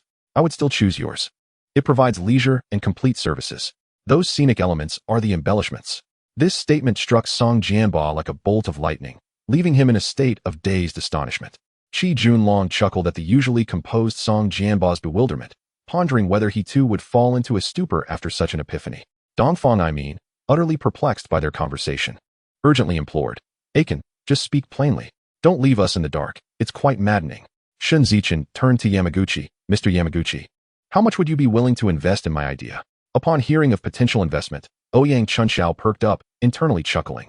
This Aiken is truly my benefactor. He not only resolved factory dilemma, but also attracted investment. Truly a triple achievement. Dongfang also turned to Yamaguchi, realizing that this young Japanese man might indeed invest, alleviating any concerns about political adversaries troubling his father. Yamaguchi laughed heartily, exclaiming, indeed, Mr. Shen's creativity has pioneered a new frontier in women's footwear. With this idea, he could rightfully be called the father of women's shoes. I shall immediately send a telegram back home to secure the most advanced shoemaking equipment. Shen Zichen raised a hand to halt him. Mr. Yamaguchi, wait, let me finish. My apologies, Mr. Shen. I became a bit too carried away. The focus of the table shifted back to Shen Zichen. Mr. Yamaguchi, Director Ouyang. The adage a strong dragon cannot suppress a local snake holds true. In Guangzhou, and in domestic matters, it's manageable. But what about in the Clown Nation, in Singapore, in England, in France, in Hong Kong? Have you considered those markets? Yamaguchi was momentarily taken aback, recognizing that while he could navigate Southeast Asia with ease, the same could not be said for other regions. He hesitated to speak further, turning to Shen Zichen for guidance. I previously mentioned that a strong dragon cannot suppress a local snake means distributing benefits and bringing locals on board as stakeholders, producing in Jiangshi and leveraging their channels for profit. Yamaguchi stood and bowed deeply to Shen Zichen, genuinely impressed by the insights of one who had been expelled from school. He mused whether the headmaster of that institution was perhaps a fool. Such a person would not linger in obscurity for long. His achievements would undoubtedly surpass even those of Matsushita Konosuke. He resolved to inquire at Waseda University about the possibility of inviting Shen Zichen as a guest professor. These instances alone would warrant inclusion in the annals of Waseda's history. Excellent. Shen Zichen rose to step aside. Dongfang pulled Ouyang Chunxiao aside, urging, Uncle Ouyang, let us hurry back to draft the proposal. Yes, indeed, Mr. Yamaguchi, let us go. Time is money. Precisely, time is money. Mr. Shen, I hope to meet with you privately soon. With that, the three hastily departed to devise a financing plan and seek partners. This investment was larger, with more investors and a more complex web of interests. Under Ouyang Chunxiao's orchestration, it fell to the second department, involving Shen Zichen and Ouyang Nana. Observing the remnants of the banquet, Qi Junlong remarked, let us go. There's no point in lingering here. We should get Aiken his credentials and retrieve our shares and certificates. Once downstairs, Song Jianba asked Shen Zichen to take the wheel and test the driving experience. Shen Zichen settled into the driver's seat, closed his eyes, and mentally simulated the sensations of racing from his past life. Inserting the key, the engine purred to life, its sound clear and devoid of noise. The scent of diesel heavy, exuding great power. With his left foot pressing the clutch and his right foot on the brake, he he shifted into first gear. Transitioning from brake to accelerator, he slowly released the clutch, and the vehicle began to move. At 20 miles per hour, he shifted into second gear, feeling quite satisfied. Song Jianbo and Qi Junlong exchanged exasperated glances, mentally cursing. What a prodigy. Is there anything he cannot do? With Song Jianbo leading, Shen Zichen in the middle, and Qi Junlong trailing behind, they set forth. Feng Dianji arrived at the Municipal Traffic Police's licensing department and sought out Song Jianbo's classmate. Song Jianbo's classmate suggested that Shen Zichen take a test drive on the premises. Ultimately, Shen Zichen concluded the session by executing a flawless drift and parking with precision. Following this, his acquaintance posed several conventional questions from the first examination, to which Shen Zichen responded with remarkable accuracy. Subsequently, they proceeded to take photos and finalize the issuance of his license, all within a span of less than an hour. Shen Zichen had officially joined the ranks of car owners. Chapter 67, Guiding Qi Junlong, Family Banquet, and Arranging Departure for the Sea. On the return journey, Qi Junlong, under the pretext of seeking advice from Shen Zichen on drifting, occupied the passenger seat. Observing his hesitance, he appeared to be grappling with some unspoken thoughts. Shen Zichen, chuckling heartily, encouraged him, "Brother Qi, we are all friends here. Feel free to speak your mind." It was only then that Qi Junlong, somewhat bashful, confessed, "Ah Chun, you know how it is. In Jiang City, the population is limited, and with numerous other hotels, my business diminishes." Shen Zichen, unfazed, responded, "Brother Qi, have you ever been to karaoke? Indeed, at those places, people brawl over songs daily, and sometimes it escalates to stabbings." Shen Zichen then posed a hypothetical. "What if we set up a karaoke system in the Phoenix Hall today? What do you think?" Without a moment's hesitation, Qi Junlong replied, "Then we would certainly need to take reservations for meals." "Haha, thank you, Ah Chun." Shen Zichen then shifted the topic, asking, "Are you aware that beauty contests are frequently held in Haikou?" Qi Junlong halted his laughter, now somewhat sympathetic towards Dongfang. Realizing he struggled to keep pace with Shen Zichen's rapid-fire thoughts, with a gaze that conveyed a mix of ignorance and indifference, he admitted, "I do not know." Shen Zichen continued, "Did you know that Schweb Baochai from Dream of the Red Chamber works as a public relations officer in Shenzhen? I believe I have heard of that. Do you know why those businessmen seek her services? Because she is well known. The Haikou beauties are also renowned, as are the TVB beauties from Hong Kong. Why not invite a few to serve as hostesses for the drinks? As for whether they leave with someone, that is a personal choice. We could set a minimum consumption of 10,000 yuan. Do I need to elaborate further? That won't be necessary. I have already mastered drifting. Please stop." We have arrived at the Industrial and Commercial Bank. The three disembarked and entered the bank, where they located Wei Liu to retrieve their new stock and equity certificates. They noticed traces on Wei Liu's face, likely from a woman's nails, but no one dared to inquire. After bidding farewell to Song and Qi, Shen Zichen drove to the dock, seeking Zhao Dei to inquire about his uncle's boat's return. Zhao Dei replied that he had waited all day without seeing a trace. The two shared a smoke, and when time grew late without any sign of the boat, Shen Zichen decided to return the items to Yinshui village. After exchanging pleasantries with Zhao Dei, he drove back to the village.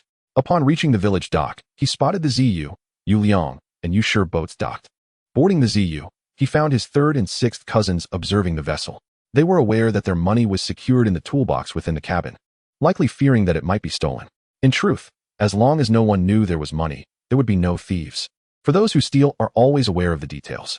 He opened the toolbox to retrieve 550,000 yuan, packed it into a fishing gear bag, and, with a bucket in hand, led his older cousins to the rocky area. On the beach, they dug up some sandworms for bait.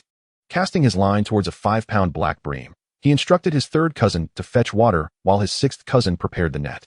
Just then, the fishing rod bent sharply, and Shen Zichen swiftly set the hook, pulling the black bream onto the shore. As his cousins stared in astonishment, he entered fishing mode.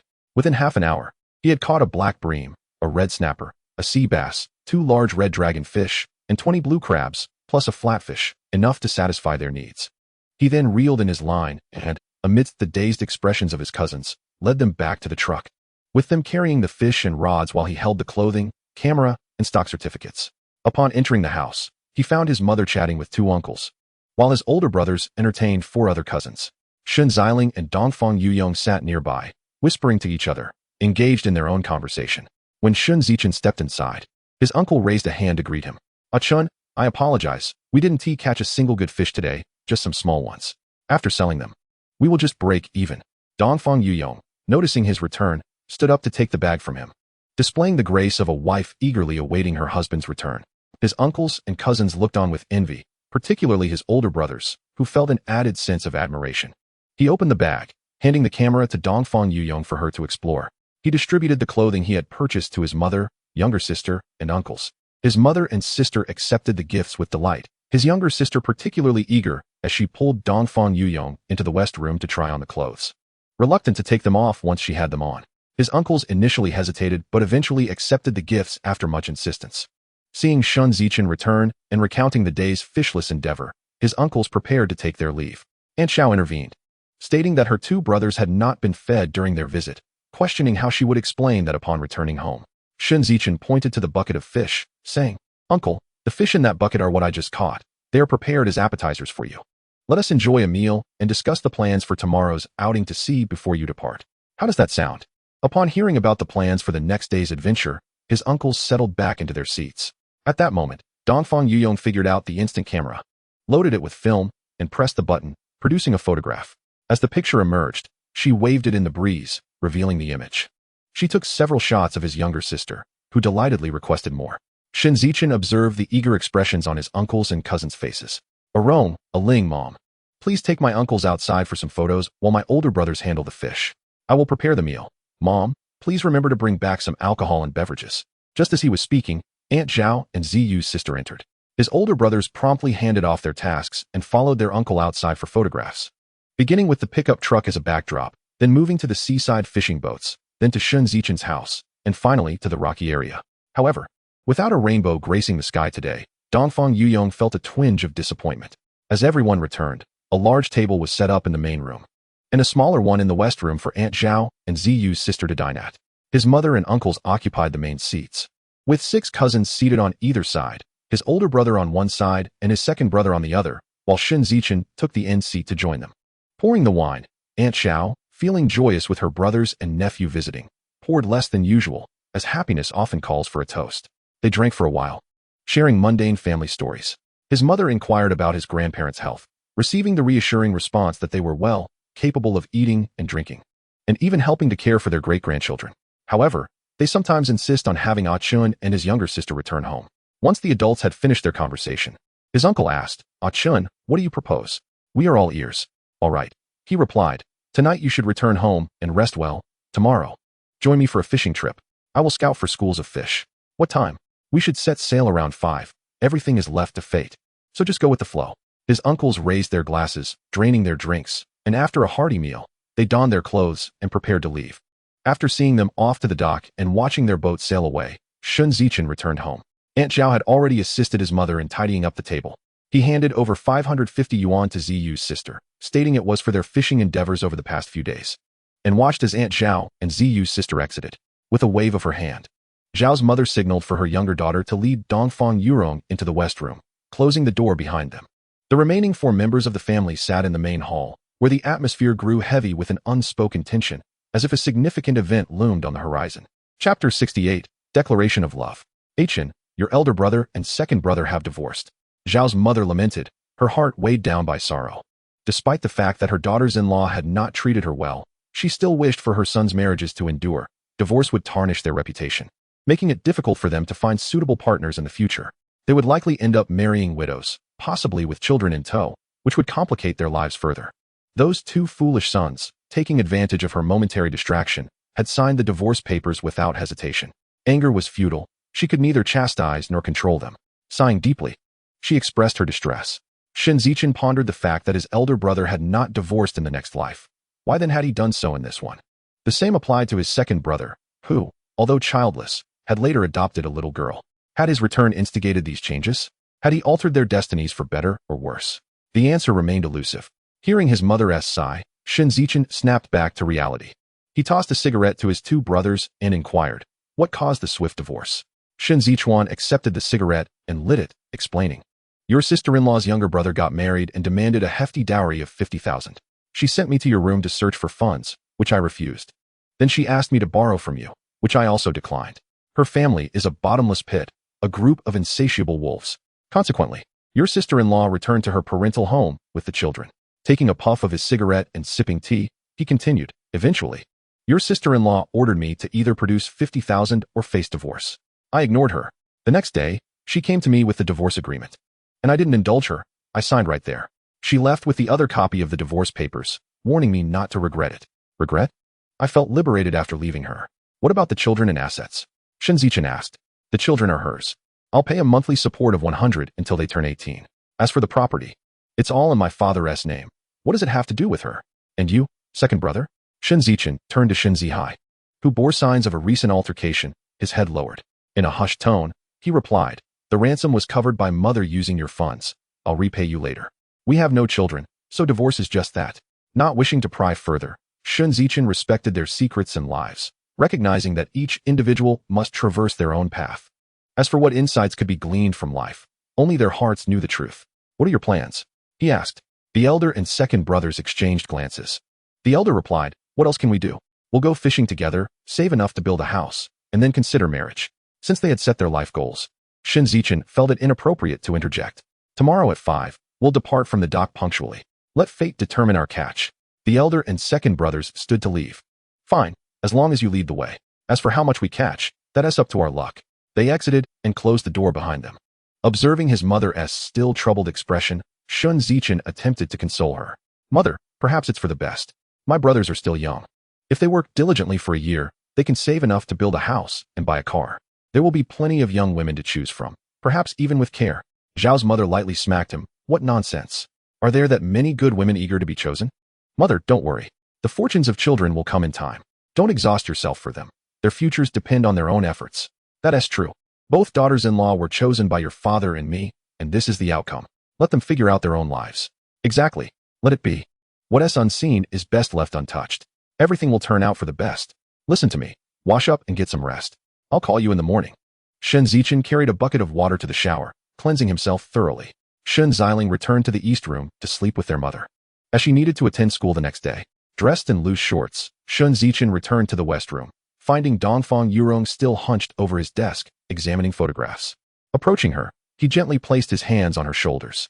She appeared slender and delicate, yet upon touch, he sensed a hint of youthful roundness. Her skin felt cool to the touch, and holding her in his arms was akin to embracing a living air conditioner. Are you not returning to sleep? Should I escort you back? He asked, leaning her head against Shen Zichen's abdomen. Her face flushed slightly, and her body trembled as if she were about to make a significant decision. Closing her eyes, she softly murmured, I feel a bit scared sleeping alone. The most difficult to endure is the profound affection from a beautiful woman. Life is fleeting, merely 30,000 days. The essence lies in living with clarity. One must navigate life with understanding, approach work with wisdom, and treat the women who love them with the utmost consideration. It is crucial to avoid inflicting emotional torment upon them, to comprehend love, to understand the nuances of giving and receiving. Only then can one truly live freely and unencumbered. Breaking free from the shackles of the past. Having received her silent promise, Shen Zichen bent down to lift the bashful and alluring Dongfang Yurong in a princess carry, heading toward his cozy haven, the bed. As the saying goes, for a man pursuing a woman, mountains stand between them. No matter how breathtaking the scenery, the journey is arduous. For a woman pursuing a man, a thin veil separates them. With the veil lifted, the vistas are boundless. In the ensuing moments, Shen Zichen donned a vest and transformed into a proficient billiards player, while Dongfang Yurong embodied a lively cue sports enthusiast, continuously instructing him on his technique. The atmosphere was lively, reminiscent of mandarin ducks frolicking in water, boats swaying upon the waves, startling flocks of seabirds. In the darkness, a delicate voice inquired, Chen, why didn't the 8-ball sink into the center pocket? Rong, a good life story is to be savored slowly. Even 3 lifetimes would not be too long. Everything in this life begins in the bridal chamber, and I seek the approval and blessings of both our families. Without that, even if we attain it, life would be flawed. Chen, I love you and am willing to do anything for you. Rong, my love for you is as profound as yours for me. Hand in hand, we shall face the storms ahead. I will protect you with my life until my final breath, and I will await you in the next life. Chen, I feel the same. Hold me. The night passed in silence. The following morning, around 4 o'clock, Zhao's mother knocked on the door. Chen, it's time for breakfast. We need to go fishing soon. All right. In the main hall, Shen Zichen and Shen Zichen were having breakfast when they noticed Dongfang Yurong emerging behind the youngest brother. Their worldview shattered. Has the world become so chaotic? When did a sheep fall for a wolf? Shen Zichen and Dongfang Yurong paid no mind to their elder brother's astonished expressions, calmly walking to the well to help each other draw water and wash up. Upon returning to the main hall, Dongfang Yurong invited Shen Zichen to sit, serving him a bowl of seafood porridge. She then filled her own bowl and sat beside him, eating elegantly while occasionally glancing at him. As soon as her bowl was empty, she promptly stood to refill it. Shen Zichen and Shen Zichen felt a pang of envy. If only their wives possessed half such grace, they would be willing to toil endlessly. Why did all the good fortune seem to fall upon Chen? After finishing breakfast, Shen Zichen entrusted Dongfang Yurong with the car keys and over 50,000 yuan for safekeeping. He embraced her, bidding farewell and reminding her to take care of herself. With that, he led Shen Zichen and Shen Zichen, the three brothers, setting sail for the sea, where they would rendezvous with their uncle's fishing boats before heading out to the open waters, arriving at the same nameless island as before. Shen Zichen pressed the accelerator with fervor, simultaneously loosening the helm to allow the vessel to navigate freely. On the previous occasion, it had charted a course that led him to catch a bounty of ribbonfish over several days, thus reaping a modest fortune. He was curious to see where it would lead him this time. Meanwhile, his cousins, San Biaogu and Lu Biaogu, were stricken with fear, their faces pale as they watched the fishing boat hurtle towards a small island. "Oh my," they gasped, instinctively shutting their eyes. Chapter 69. The shame of a chuan and a hai with a gaze sharp as a hawk's. Shen Zichen focused intently on the horizon, eager to witness the unfolding events. Suddenly, the fishing boat seemed to burst through an invisible barrier with a resounding crash, propelling itself into a realm of boundless azure skies where seagulls soared and cried, as though welcoming this unexpected group of visitors. Contrary to his expectations, the sound of the collision did not materialize. Slowly, San Biaogu and Lu Biaogu opened their eyes, captivated by the breathtaking maritime vista before them. Wiping the cold sweat from his brow, San Biaogu turned to see the small island receding swiftly behind them at a brisk pace.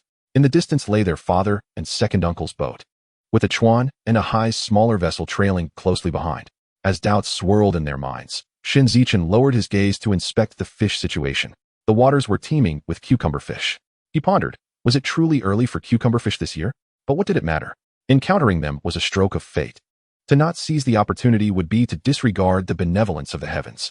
It was akin to how, had he rejected Dongfang Yurong's affections the previous night, he could only imagine the heartache it would have caused her, an ache that would linger for a lifetime. He had embraced Dongfang Yurong, vowing to earn the approval and blessings of her family through diligence. The cucumber fish before him were no different. He would catch them, transforming them into currency to live a life of opulence. Observing both cousins still dazed, he called out, "San Biaogu, Lu Biaogu, cast the nets." Startled, they snapped back to reality, chiding themselves for their ineptitude. No wonder Chen was thriving. He possessed a boldness that they could only envy.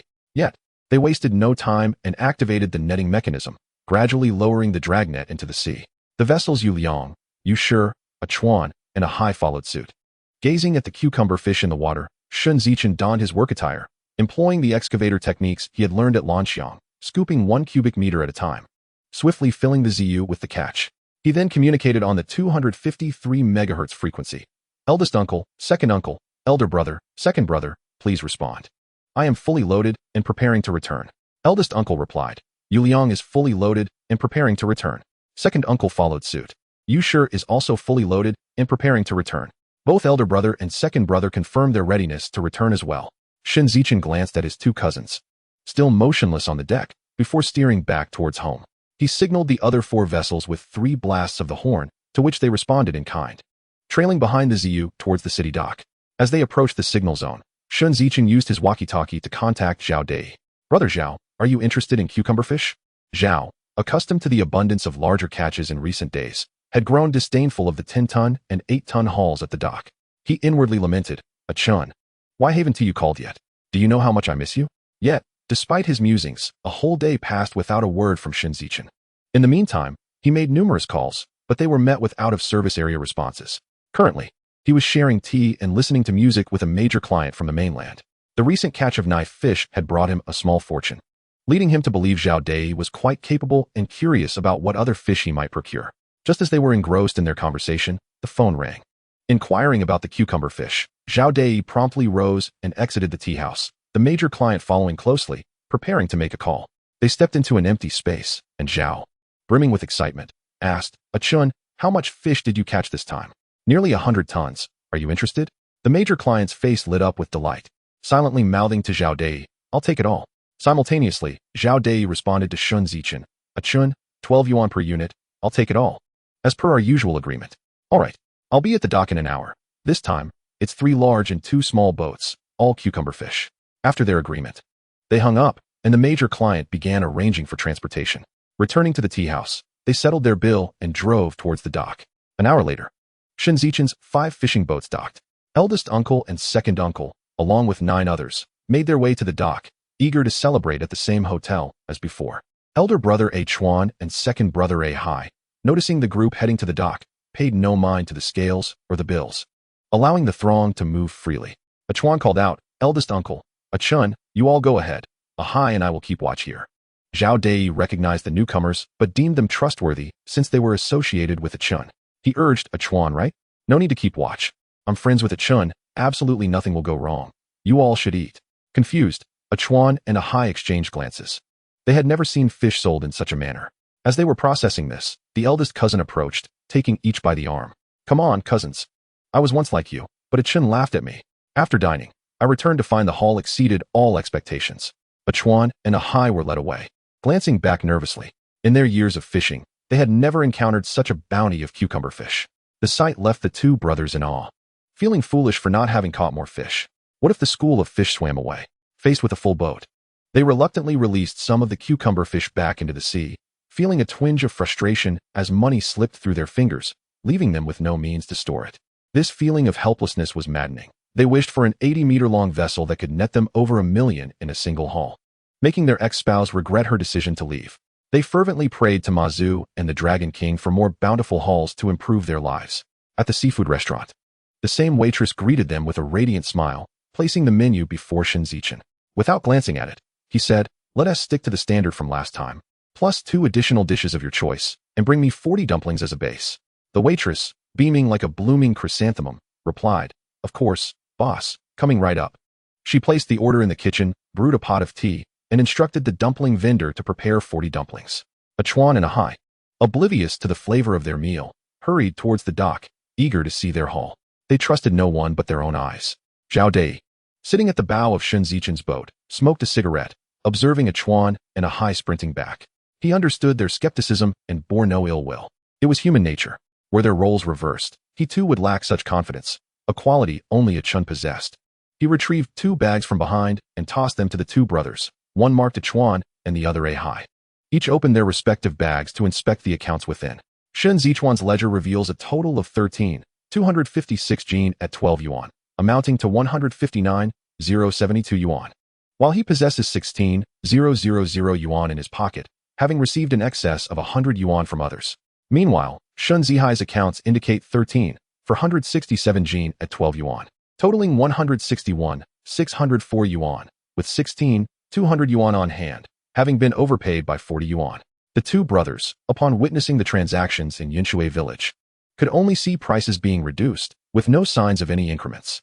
A wave of mixed emotions surged within them. Years of toil seemed futile, rendering them less accomplished than a fresh graduate. Chapter 70. Even amidst a bounty of riches, there are moments one cannot seize. A man must possess the fortitude to both grasp and relinquish. The 2 brothers, A Chuan and A Hai, bowed deeply to Zhao Dei. "Brother, we are grateful for your generosity, for overlooking our petty grievances." Zhao Dei hastily stepped aside, tossing 3 fives to each of them. "I would do the same. It's only human nature. Next time will be better. Come, let us smoke." He lit their cigarettes. Shen Zichen, alongside his uncles, entered the scene. Zhao Dei distributed 3 bags to the 3 men, who barely glanced at them. The uncles simply carried their bags and departed. Shen Zichen, however, secured the money in his toolbox. He turned back to confirm plans with Zhao Dei for the following morning before they bade each other farewell. A Chuan and A Hai returned to their boat, their hearts heavy with reflection. They set sail, following Shen Zichen towards the sea, aware that this was their singular opportunity for redemption. They steeled themselves, vowing to labor tirelessly until they could no longer move. As the foghorn echoed, Shen Zichen and his crew resumed their vigorous and cunning procurement techniques. At dawn, he led the vessel to the municipal dock and entrusted it to Zhao Dei. They disembarked to dine, returning to collect their earnings and venture back out to sea. For 5 consecutive days, they labored relentlessly, their bodies trembling with fatigue, leaning against telephone poles to avoid being blown away, clutching trees to offset the recoil of their own exertions. Pedestrians steered clear of them, fearing they were a band of con artists. Zhao Dei noticed their unusual demeanor and wished to advise them to rest for a couple of days. But the urgent demands of significant clients left him no choice but to endure until he could persuade them to take a break. One morning, Shen Zichen's phone rang. It was Ouyang Chunxiao. "Chen, are you busy now?" Shen Zichen stepped out of the bun shop. "Director Ouyang, not at all. What can I do for you? Did I not mention before that several clients from Hong Kong would be visiting for an inspection? Oh, when is that scheduled?" "Tomorrow morning, come to the Municipal Investment Office, and I'll introduce you. You can also collect your salary from last month." "Understood, Director. I'll be there on time." Hanging up, Shen Zichen returned to the bun shop, taking a bite of a steamed bun. He surveyed his uncles and the 10 others, their faces ashen and eyes shadowed. Had one seen them at night, they might have mistaken them for hungry ghosts feasting. Were it not for the daily influx of money, they would likely have succumbed to dire straits. These 5 days had been grueling for him. Being young and resilient, he had not been overly burdened. Moreover, he had previously surpassed his physical limits twice, akin to being reborn. Otherwise, he would have been the first to collapse. The others persisted, bolstered by the daily financial influx and nourishing food. Otherwise, they would have perished long ago. He pondered, "I cannot continue like this. Money cannot be earned in a day. To trade my life for money now would mean to trade money for life later. Not only would I suffer, but how many children would willingly remain by my bedside? If one has wealth, it is a different story, but what if one is destitute? Do not test humanity with money and filial piety. Humanity is the most fragile under scrutiny. Historically, only one person refrained from accepting unsolicited food. That person has passed away. Only one refrained from drinking from stolen springs. There are still waters ahead. A steed will find them faster. Only one has donated gold to the wild, penning the Gonyang spring and autumn annals." Rubbing his hands together, Shen Zichen addressed Shen Yuliang. "Uncle, someone is seeking me today. I will be in the city on official business tomorrow, so I cannot lead everyone in fishing." Upon hearing his words, everyone breathed a sigh of relief, as if liberated. In truth, when one's pockets are full and gold lies beneath their feet, easily within reach, who would not seize the opportunity? But to exchange one's life for it? If one were to perish, the money would belong to others. Who would dare? Perhaps only the greedy officials would. Taking a deep breath, Uncle remained calm and said, "Let us finish fishing today and return home to rest for a couple of days, tending to the boat and mending the nets. Once Chen concludes his matters, we can set sail again. What do you think?" Second uncle replied, "I agree with the eldest." The cousins echoed, "We follow the elder's lead." Thus, it was settled. Once hearts harbor a new hope, a different strength emerges, gradually restoring balance to their bodies. Their complexions slowly returned to normal. Huan stepped out to settle the bill, and the group made their way back to the dock. For the past few days, the expenses for meals had been shared among the eldest cousin, the fourth cousin, Huan, and Hai, sparing Shen Zichen any financial burden. They were elated. Each boat's earnings satisfactory, their wallets brimming. A shift in mindset transformed their world. Now, as they walked the main road, they no longer needed to clutch trees or poles against the wind. Upon reaching the dock, Zhao Dei was astonished by their revitalized spirits. What sort of miraculous elixir have they consumed? How did they suddenly regain their vigor? Though he chose to remain detached from their transformation, he still handed over the invoices and money to the 5. Shen Zichen addressed Zhao Dei, "Brother Zhao, I apologize." Zhao Dei feared Shen Zichen's apology signified the end of their collaborative venture. To be honest, from a perspective of profit, he was reluctant to see it conclude, as it brought in revenue. However, as a friend and brother, he could not support Shen Zichen and the others in their relentless toil, fearing it would lead to disaster.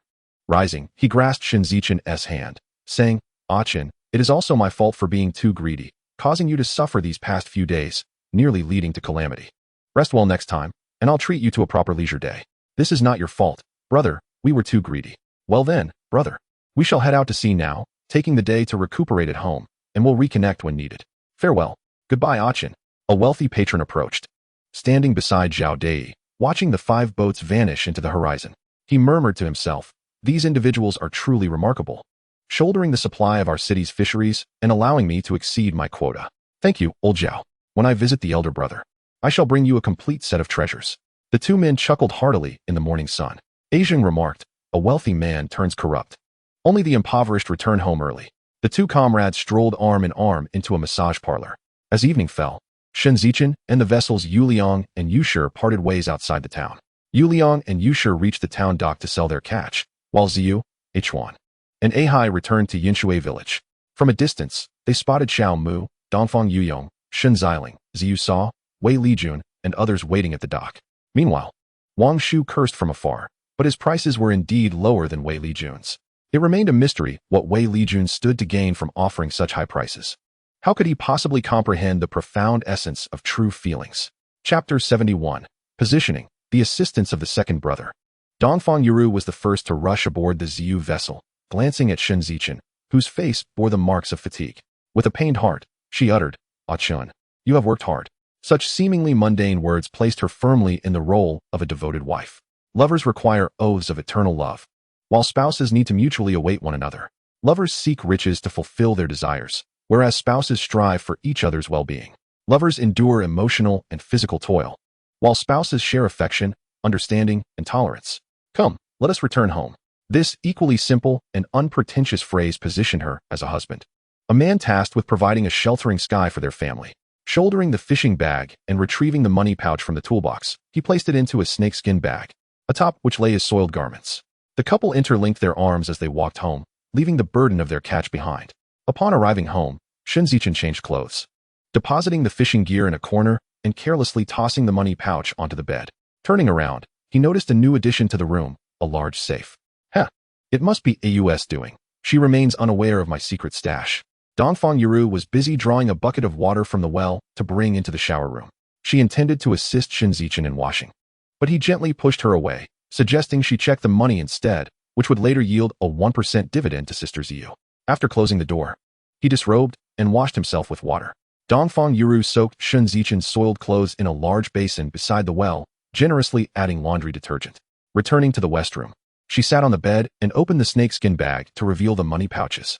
The first night yielded 26,898 jin at 12 yuan, totaling 322,776 yuan, with a net payment of 32,300 yuan. The following morning, 27,541 jin at 12 yuan amounted to 330,492 yuan, with a net payment of 33,100 yuan. The total income reached 32,54 million, with expenditures of 5,400 yuan for fuel, ice, repairs, and maintenance, leaving a surplus of 320,000 yuan. She opened the safe to stow away the receipts and money, which now held over 370,000 yuan. Dongfang Yurong felt elated, as she and Shen Zichen were now wealthier than her own parents. With a gentle smile, she contemplated the beautiful future ahead, imagining a life filled with love and envisioning a few children, boys resembling her, believing that a son's good fortune would follow, and girls embodying both their strengths yet inheriting Shen Zichen's constitution to ensure her husband remained obedient and devoted. She chuckled softly, brushing her flushed cheeks with her hand. Internally, she chided herself, "What am I thinking?" Yet, the thought of such a future was indeed delightful. Envisioning her grandfather surrounded by 4 generations, he would surely cherish it. However, her mind wandered to Shen Zichen's gentle nature, especially recalling the tenderness in his touch. But how would her parents and elder brother react? Surely, after the second brother's recent experiences, Shen Zichen's excellence had been proven. 5 days prior, on the second day of Shen Zichen's voyage, it was Sunday, and Dongfang Yurong's school was on break. She drove her pickup truck home, sharing various amusing anecdotes from school with her grandfather, Dongfang Yurong, who listened with delight. This was part of the reason he cherished her. Her 2 elder brothers rarely shared anything, and when they did, it was mostly perfunctory greetings. Her parents, too, were distant, consumed by their own concerns, which left him feeling quite helpless and bored. The nanny often spoke with him, but her motives were self-serving and did not represent his sons or grandchildren. Their bond had been nurtured since her childhood, when both Dongfang Su and his wife were busy, and Dongfang Yurong, feeling lonely, would be cradled in her grandfather's arms as he recounted tales of his time in the Red Army, how he evolved from a young soldier into a hero of the anti-Japanese war, and his experiences in the Liberation War and the Korean War.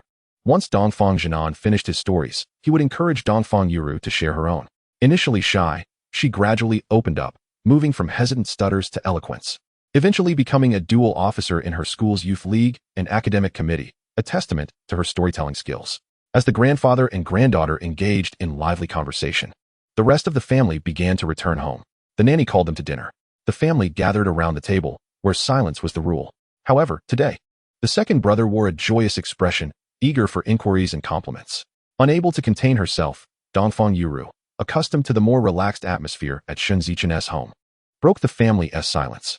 She loved this environment, where conversations flowed freely during meals, nurturing understanding and affection. "Second brother, have you come into some money? You look so happy." Finally, someone noticed. It was too burdensome for such good fortune to reside solely in one's heart. "Ah, my dear sister, while I did not find money, it feels almost as if I have."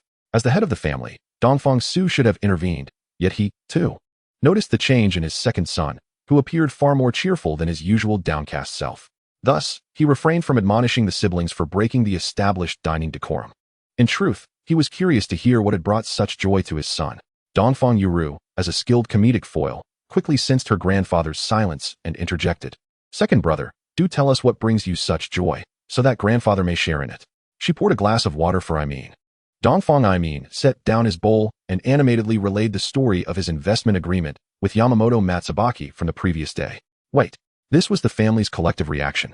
Given Dongfang Imean's capabilities, he could not have secured the investment alone, suggesting there was more to the story. However, it would be improper for the father to pry. Yet Dongfang Yurong felt no such hesitation. She had her grandfather as a pillar of support, and her two brothers pampered her, treating her like the family's little princess. Second brother, something must be concealed. Quickly confess, or face dire consequences. Dongfang Imean burst into laughter. "Oh, little sister, you are mistaken. Perhaps I could use your help?" The tale began when I approached Uncle Ouyang to assist in finding an investment firm. He introduced me to Yamamoto, who was seeking Shen Zichen. Shen Zichen had arranged to meet Qi Junlong at the Qiji Seafood Hotel. Consequently, Yamamoto, Uncle Ouyang, and I proceeded to the hotel, where Shen Zichen presented a proposal that compelled Yamamoto to invest. He even insisted on involving investors from Hong Kong, as well as British and French firms. Today, the investment agreement has been finalized, with funds dispatched to the designated accounts, and Yamamoto is arranging for the latest shoe manufacturing equipment to be shipped from Tokyo overnight. What do you think? Should I be pleased? Haha. Internally, however, he mused, "Ah-chun, all I can do is assist you to this extent. The rest is up to you." Dongfang Yurong felt a wave of sweetness wash over her as her brother mentioned Shen Zichen, speaking only positive affirmations. Dongfang Su set down his bowl and insisted, "Do elaborate," leaving no detail unspoken. Chapter 72. The lessons at the dining table are the most unforgettable. This is a common affliction among politicians. A perpetual fear of others digging pitfalls for them, particularly through their family members, which could lead to catastrophic consequences. This explains why many second-generation officials tend to be quite honest. Those who dare to act otherwise are genuinely bold. Yet, despite this, it remains inevitable that some will fall victim to deception. Just consider the contemporary tigers. Which of them has not been ensnared by the involvement of their children or spouses? Descending from heights to depths? Dongfang Imean meticulously recounted every word and action of Shen Zichen in relation to others. Dongfang Su also inquired about several critical points and felt reassured. According to his guidance, one should first obtain a certificate from the Light Industry Bureau allowing for the clearance of the inventory before addressing those leather shoes. "Dad, why?" Dongfang Imean asked. Shen Zichen didn't he explain, and when I asked Uncle Ouyang, he also remained silent. "What is the reason?" Dongfang Yurong echoed, "Dad, why do you and Ah-chun say the same thing?" As the eldest son, Dongfang Yongjun possessed a certain level of political insight. I mean, those are state-owned assets. If they cannot be sold, they will simply gather dust in the warehouse. However, if you sell them at a low price, it constitutes a loss of state-owned assets. And in the future, someone could use that against you as a grave offense. Only then did Dongfang Imean realize why no one had spoken about it at the time. How could this be explained? Dongfang Yurong felt even more pleased, recognizing that her Ah-chun had a far-reaching perspective, much like her father. Dongfang Su remarked, "This could also be used against me, or hinder my progress.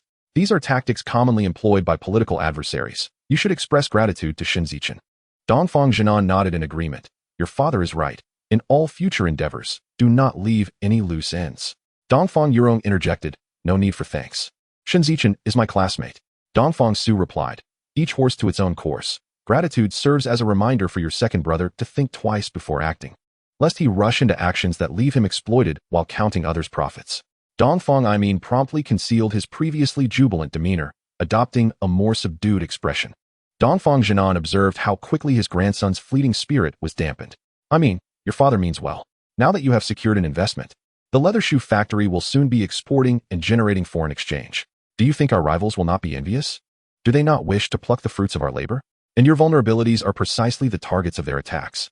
You surely do not want your hard-won territory to fall into others' hands." Dongfang Imean felt a jolt of realization. He had been too naive, too oblivious to the potential for others to seize his achievements. "Grandpa, Dad, I understand now. Tomorrow, I will thank Shen Zichen. That Shen Zichen is quite remarkable. His political awareness and capabilities are commendable. You could forge a friendship with him, much like Qi Junlong and Song Jianba. For one word from him could illuminate many of your uncertainties." This is also why Shanku and Chi Song often bring him gifts, and why your uncle Ouyang has secured him an external staff position. I do not refrain from teaching you. Rather, I find that when I do, you fail to comprehend. And then you blame me for being verbose. Yet, in situations like today, my words seem to resonate with you. This is also why Shen Zichen and your uncle Ouyang do not offer explanations. Remember, when working externally, do not harbor grudges against anyone, regardless of how others treat you. They are imparting lessons on conduct and action. Even Dongfang Yurong found himself perplexed. Dad, why? Wrong. Asked Shen Zichen for his perspective. All right, let us eat. Dongfang Yurong nodded in agreement. Yes. Father, I will convey his words to you verbatim. Both of you should reflect carefully. Do not seek answers from others, for those responses belong to them. Some truths must be discerned independently to become truly your own.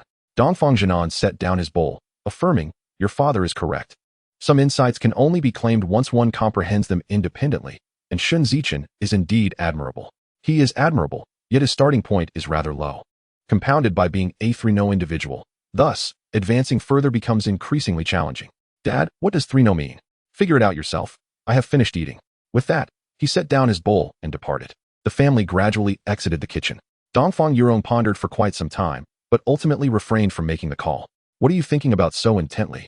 Shen Zichen's voice interrupted Dongfang Yurong's reverie. I'm not thinking about anything, she replied, wrapping her arms around Shen Zichen's waist and resting her face against his abdomen, feeling cool and reminiscent of embracing a magnetic pillow in the summer. Ah Chun, you said that regardless of how others treat you, it is all a lesson in conduct and action, correct? And that one should not harbor resentment? Whose question is that? You and T pose such inquiries. Dongfang Yurong pouted. Did I? To simplify, it is akin to what Confucius said. In the company of 3, there must be a teacher for me. I follow the virtuous and amend the unvirtuous. In broader terms, this encapsulates the entire ethos of higher education. In essence, every person and every book teaches us about conduct and action, merely the methods differ. Family advises, friends assist, adversaries challenge, petty individuals malign, enemies strike. Wolves and insects wish to feast, mice covet to steal, and ants undermine in minor ways, among others. Do you understand? Dongfang Yurong shook her head. I don't get it. The 8 winds cannot sway me. I lie alone upon the purple gold lotus. The words of the world are as fleeting as a Buddha's seal. Dompa could hear the sound of flatulence across the river. All are mere empty words. When the heart comprehends the principles, clarity will naturally arise. What do you think? Dongfang Yurong giggled, playfully tapping his abdomen, yet her hand lingered, tracing his well-defined abs. Becoming increasingly captivated. Suddenly, the door swung open with a clang, and the voices of Xiao Mu and her elder brother filled the room. Dongfang Yurong quickly stood up. I'll go do the laundry. The safe's code is 362842. Shen Zichen immediately understood. That was her measurement. After yawning, he collapsed into a deep slumber, leaving everything else to Dongfang Yurong. He needed to recuperate quickly. There were important matters to attend to the following day. Noticing Dongfang Yurong heading towards the laundry, Xiao Mu swiftly pulled her back, exclaiming, such a lovely daughter-in-law should not be doing such labor. As everyone entered the room and sat together, Ziyu's sister-in-law handed a list to Dongfang Yurong for her inspection. In total, 568 pounds at 12 yuan each amounts to 816 yuan. The actual payment is 100 yuan. Dongfang Yurong opened her money pouch, counted, and confirmed that the amount was correct. She handed 331 yuan to Ziyu's sister-in-law as today's dividend. Once Ziyu's sister-in-law finished counting and secured the money, Dongfang Yurong counted out 200 yuan and passed it to her, stating it was the dividend for the first 5 days, before returning to her room to present the account statement for Ziyu's sister-in-law's review. After calculating for some time, it was also correct, and Ziyu's sister-in-law packed the money to take home. At this moment, Dongfang Yurong still had 569 yuan in hand. She counted out 569 yuan and gave it to Shen Zichen as pocket money, delighting her to the point where her eyes resembled crescent moons. Currently, Dongfang Yurong had 290,000 yuan left. Her second brother, Ahai, counted out 5,000 yuan and handed it to Xiao Mu, explaining that this was the money used from Shen Zichen's funds for his bail. Clear accounts among brothers are essential. Furthermore, the 2 brothers had also brought back over 100,000 yuan this time. With newfound wealth, how could they allow their mother to be troubled? Chapter 73, Conflicting Opinions. Second brother inquires about prices, engineering fees. The 2 brothers counted out another 5,000 yuan each and presented it to Xiao Mu. Mom, we also earned quite well this time. This 5,000 is for you as a token of filial piety. In the past, we were thoughtless. Going forward, we will amend our ways. Quickly take it back. How could I possibly accept your money? The two brothers exchanged no words, laughing heartily as they returned to their rooms to wash up. The news of the three brothers earning a substantial fortune spread like wildfire through the surrounding villages. In no time, various rumors began to circulate. Some claimed that the Shen family had rid themselves of two extravagant daughters-in-law and were poised for a resurgence.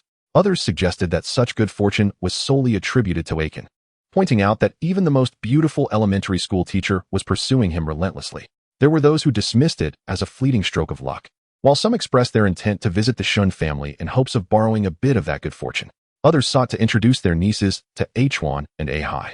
The discourse became a cacophony of opinions. Particularly in the household of the eldest sister-in-law, a heated argument ensued, culminating in a decision made primarily for monetary gain. Unbeknownst to them, the Shen family was oblivious to these developments. Hainan and Ahai returned to their room, concealing their newfound wealth, washing off the scent of fish and salt from their bodies before retreating to slumber. Faced with the sight of 10,000 yuan, Zhao's mother found herself at a loss. As the daughter-in-law, Dongfang Yurong felt constrained from intervening in family disputes.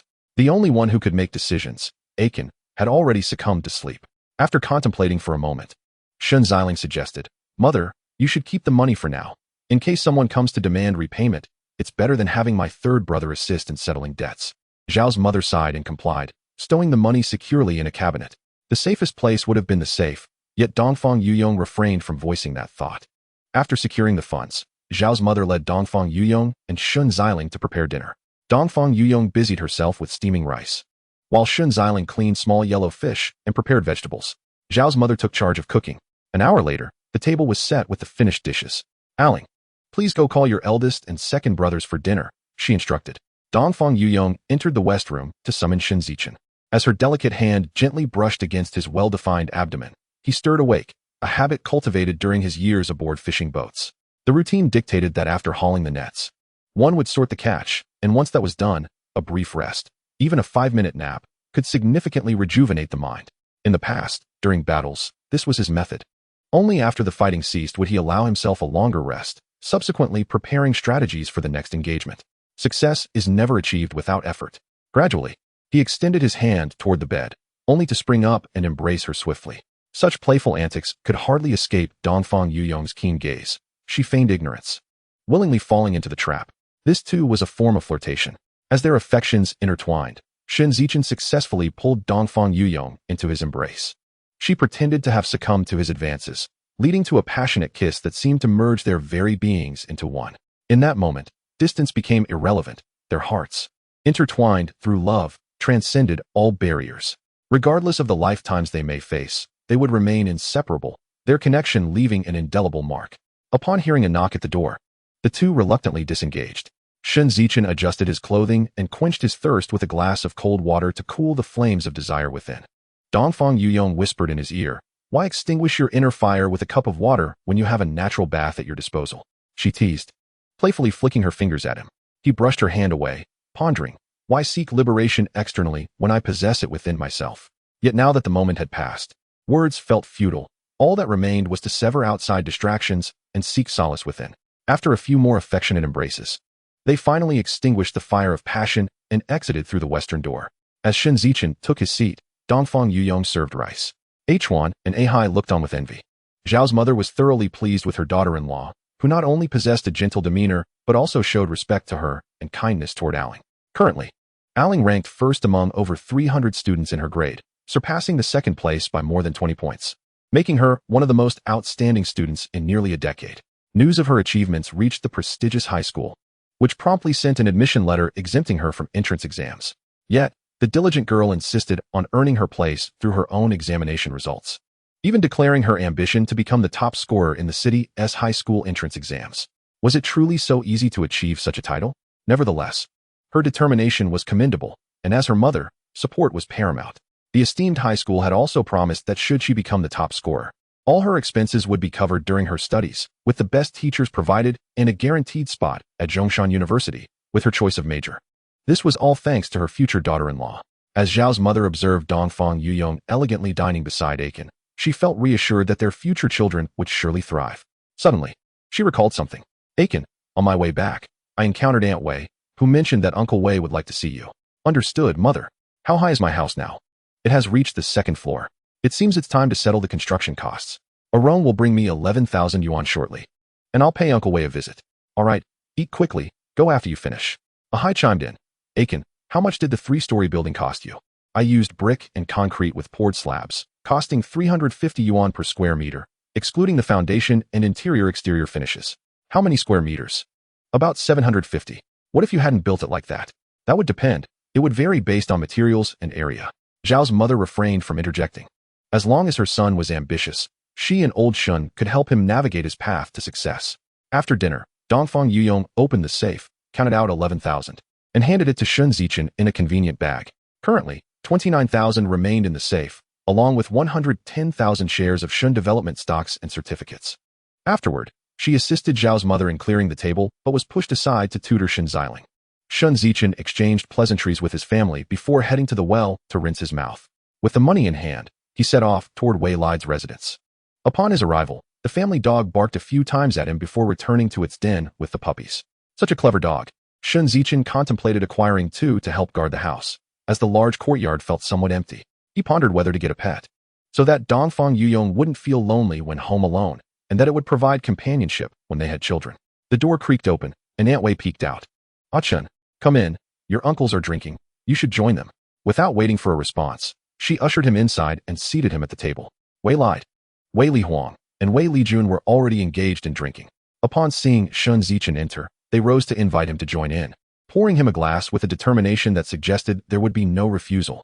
Chapter 74. The old crone sits waxing. Shen Zichen handed the money to Wei Li. Uncle, here's 11,000, please count it. Wei Li tossed the money to his wife for counting, pulling Shen Zichen to sit beside him. Aiken, this is your current reputation in Yunshui village. Upon concluding his remarks, he extended a thumbs up, captivated by the fervor of the 3 brothers. Shen Zichen had no choice but to sit down and partake in the drinking. The warmth of rural hospitality is such that they would invite you in for a bowl of rice just across the threshold. Little did he know what the 3 brothers had been discussing prior to his arrival. Wei Li Huang addressed his elder brother and the youngest sibling, saying, Our cousin Wei Ligan is now the mayor of Wanghai town, and I have taken over as the village head of Yunshui village, while our younger brother has also taken over Wang Shu's fish collection point. Eldest brother has become a well-known contractor in the surrounding 10 miles and 8 villages. In the future, Wanghai town will belong to our Wei family, but let us not provoke that female teacher from Shen Zichen's family. Wei Li Jun inquired, What about her? Second brother? Wei Li Huang replied with an air of mystery. Our eldest cousin has indicated that she is from the municipal government, and even he must show her respect. Remember, from now on, when you see her, you must treat her with reverence, offer assistance in times of need, and defend her when others speak ill of her. Wei Li nodded in agreement, and remind the family to do the same. Second brother, is it really necessary? Why wouldn't it be?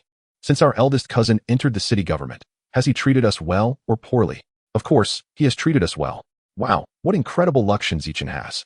Just then, the sound of barking dogs was heard, and through the window, they saw Shen Zichen walking into the courtyard. Speak of the devil, and he shall appear. The 3 brothers exchanged glances and chuckled.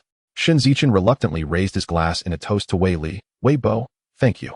I have been out at sea these past few days and have been unable to pay you the project funds on time, yet you didn't halt my work. Allow me to offer you a toast. I drink to you. Feel free to do as you wish. Having just remarked on Shen Zichen's incredible fortune, he dared not offend the benefactor. After all, it was not that the funds were withheld. He simply had not been home. And the first thing he did upon returning was to bring money. One must maintain decorum in such matters. After clinking glasses, they both drank. Shen Zichen poured more wine for Wei Li and then filled his own glass. He raised his cup to Wei Li Jun. Thank you, Uncle Wei-san, for giving me a fair price for my fish, equal to that in the city. I raise my glass to you. I drink to you. Feel free to do as you wish.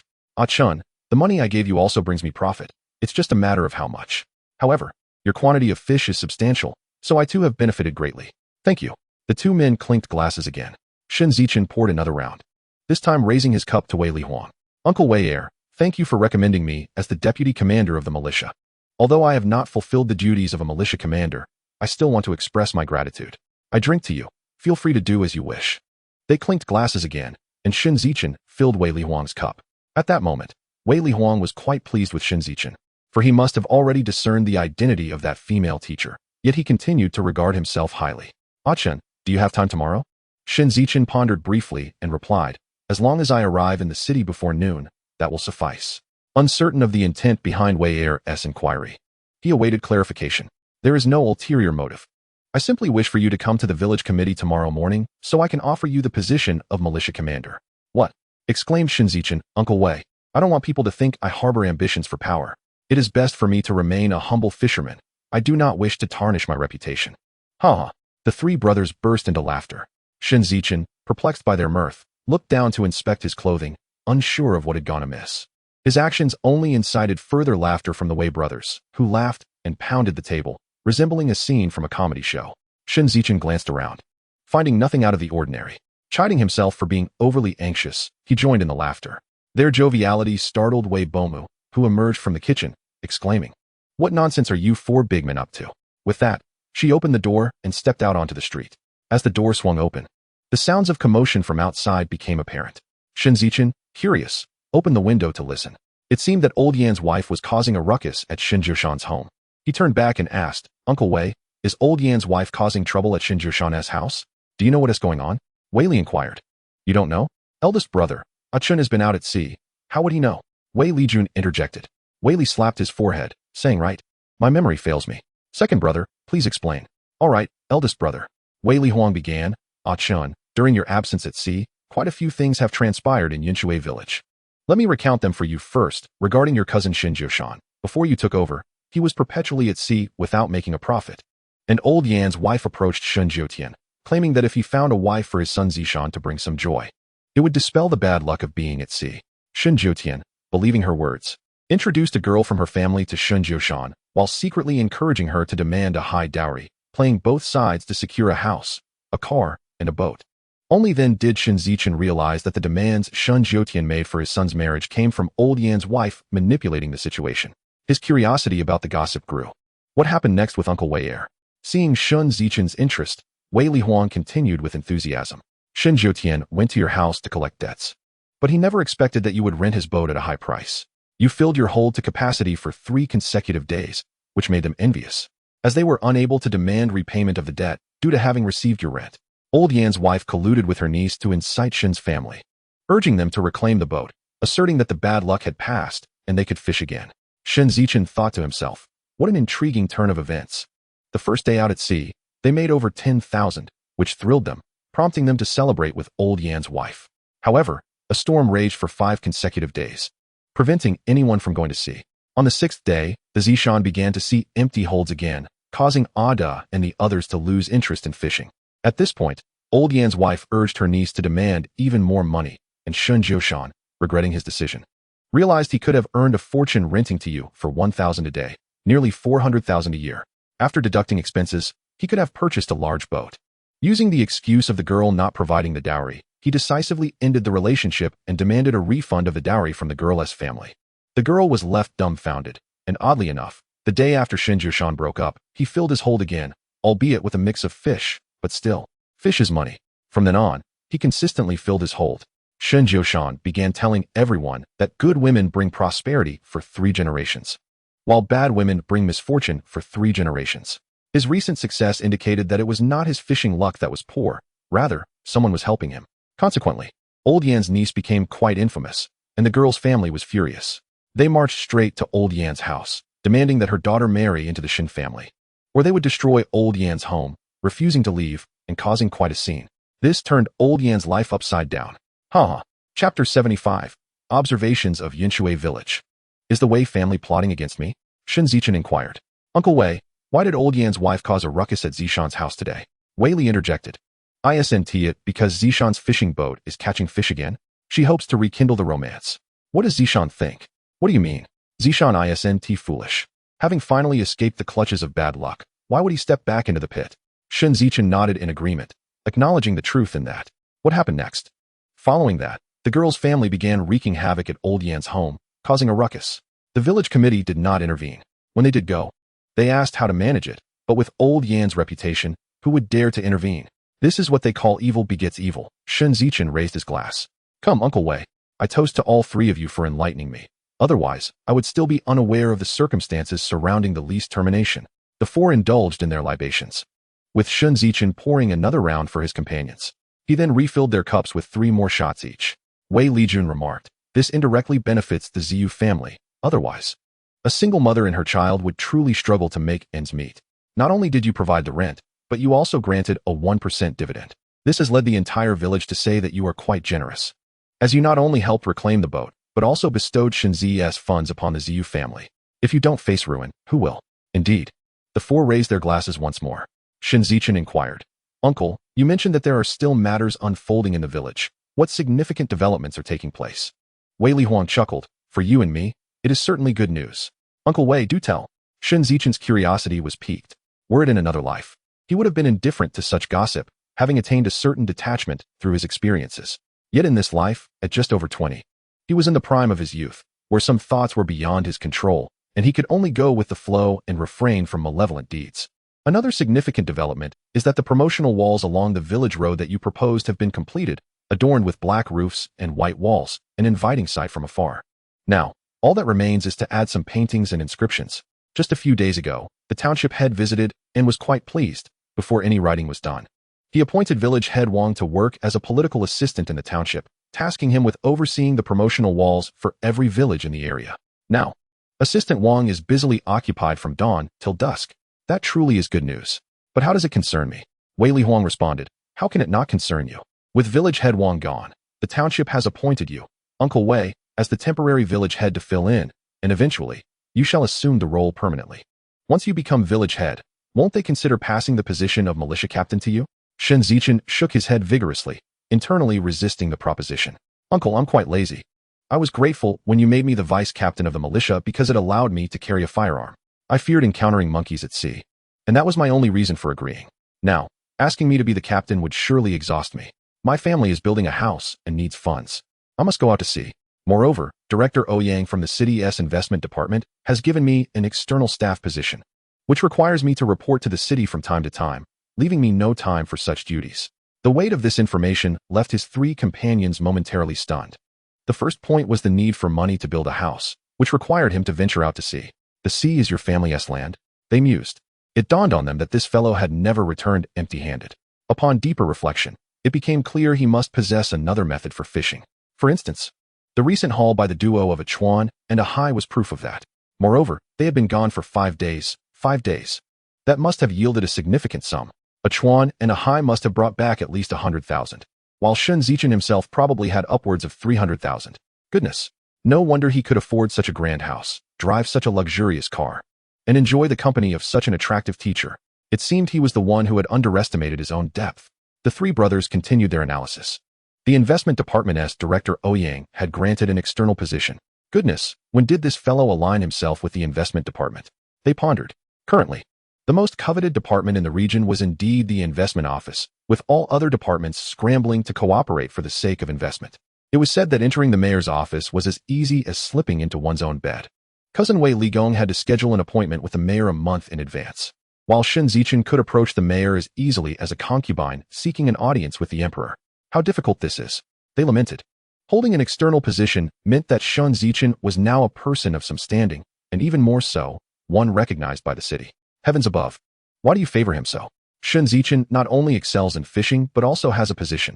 How will our Wei family fare in Yinshui village? Confucius once said, if you cannot defeat them, join them. It seemed that was the only path forward. This was the mark of a wise man who recognizes true talent. After their analysis, the three brothers exchanged knowing glances and nodded slightly. This was the essence of brotherhood. United, their strength was formidable. Henceforth, they would strive to maintain a good relationship with Shen Zichen. Unbeknownst to Shen Zichen, his casual remarks had led the Wei brothers to deduce much about his circumstances. Wei Lihuang downed his drink and said, Zichen, you need not concern yourself with affairs. It will be like when you were vice captain of the militia, merely a title. We will assign a vice captain to handle the duties. Any accolades will be yours, while any pitfalls will be his. Shen Zichen internally scoffed. So, this is how it works. Is this not akin to being a regent? I fear that in the end, the failures will be mine, while the successes will belong to another. The Wei family certainly knew how to strategize. Who will the vice captain be? Shen Zichen inquired. Without a moment's thought, Wei Lihuang replied, I have a nephew named Wei Daong, currently the squad leader of the militia's first platoon, and I plan to make him your assistant. What do you think? Indeed, it appeared that the Wei family was preparing to exert complete control over Yinshui village. They had power, personnel, wealth. and construction teams at their disposal. It seemed he was being tightly ensnared in their schemes. Today had truly unfolded like a new and treacherous banquet. Should he agree or refuse? Uncle Wei, let me think it over before I respond. How does that sound? Very well. Let us continue to drink. The three brothers, now privy to the details, treated Shen Zichen with great respect. However, Shen Zichen, harboring his suspicions, perceived their deference as a performance aimed at drawing him into their schemes as the unwitting fool. The four continued to drink until past 10 o'clock, agreeing to inspect the progress on the house the next morning before heading to the village committee. Shen Zichen bid them farewell and made his way home, with the three brothers accompanying him to the door, leaving those outside, seeking respite from the heat, astonished. As he walked, Shen Zichen contemplated the advantages and disadvantages of the situation. In the distance, he spotted his second brother taking a motorcycle towards the town. He considered following, but, realizing they were all adults responsible for their actions, he ultimately decided against it. Upon returning home, he took a refreshing shower and entered the western room, where Dongfang Yurong was elegantly reclining on the bed, engrossed in a book. Upon seeing him enter, she hurriedly rose to take his clothes, using a towel to dry his body. Moments later, they embraced and collapsed onto the bed together. Dongfang Yurong remarked, as an older brother, "You are rather lacking." Shen Zichen snapped out of his contemplative reverie. "Yurong, what do you mean?" Dongfang Yurong, having been raised in a politically inclined family, quickly sensed that he was preoccupied. She nestled comfortably against him, wrapping her arms around his waist, and gently asked, "Do tell, what happened today?"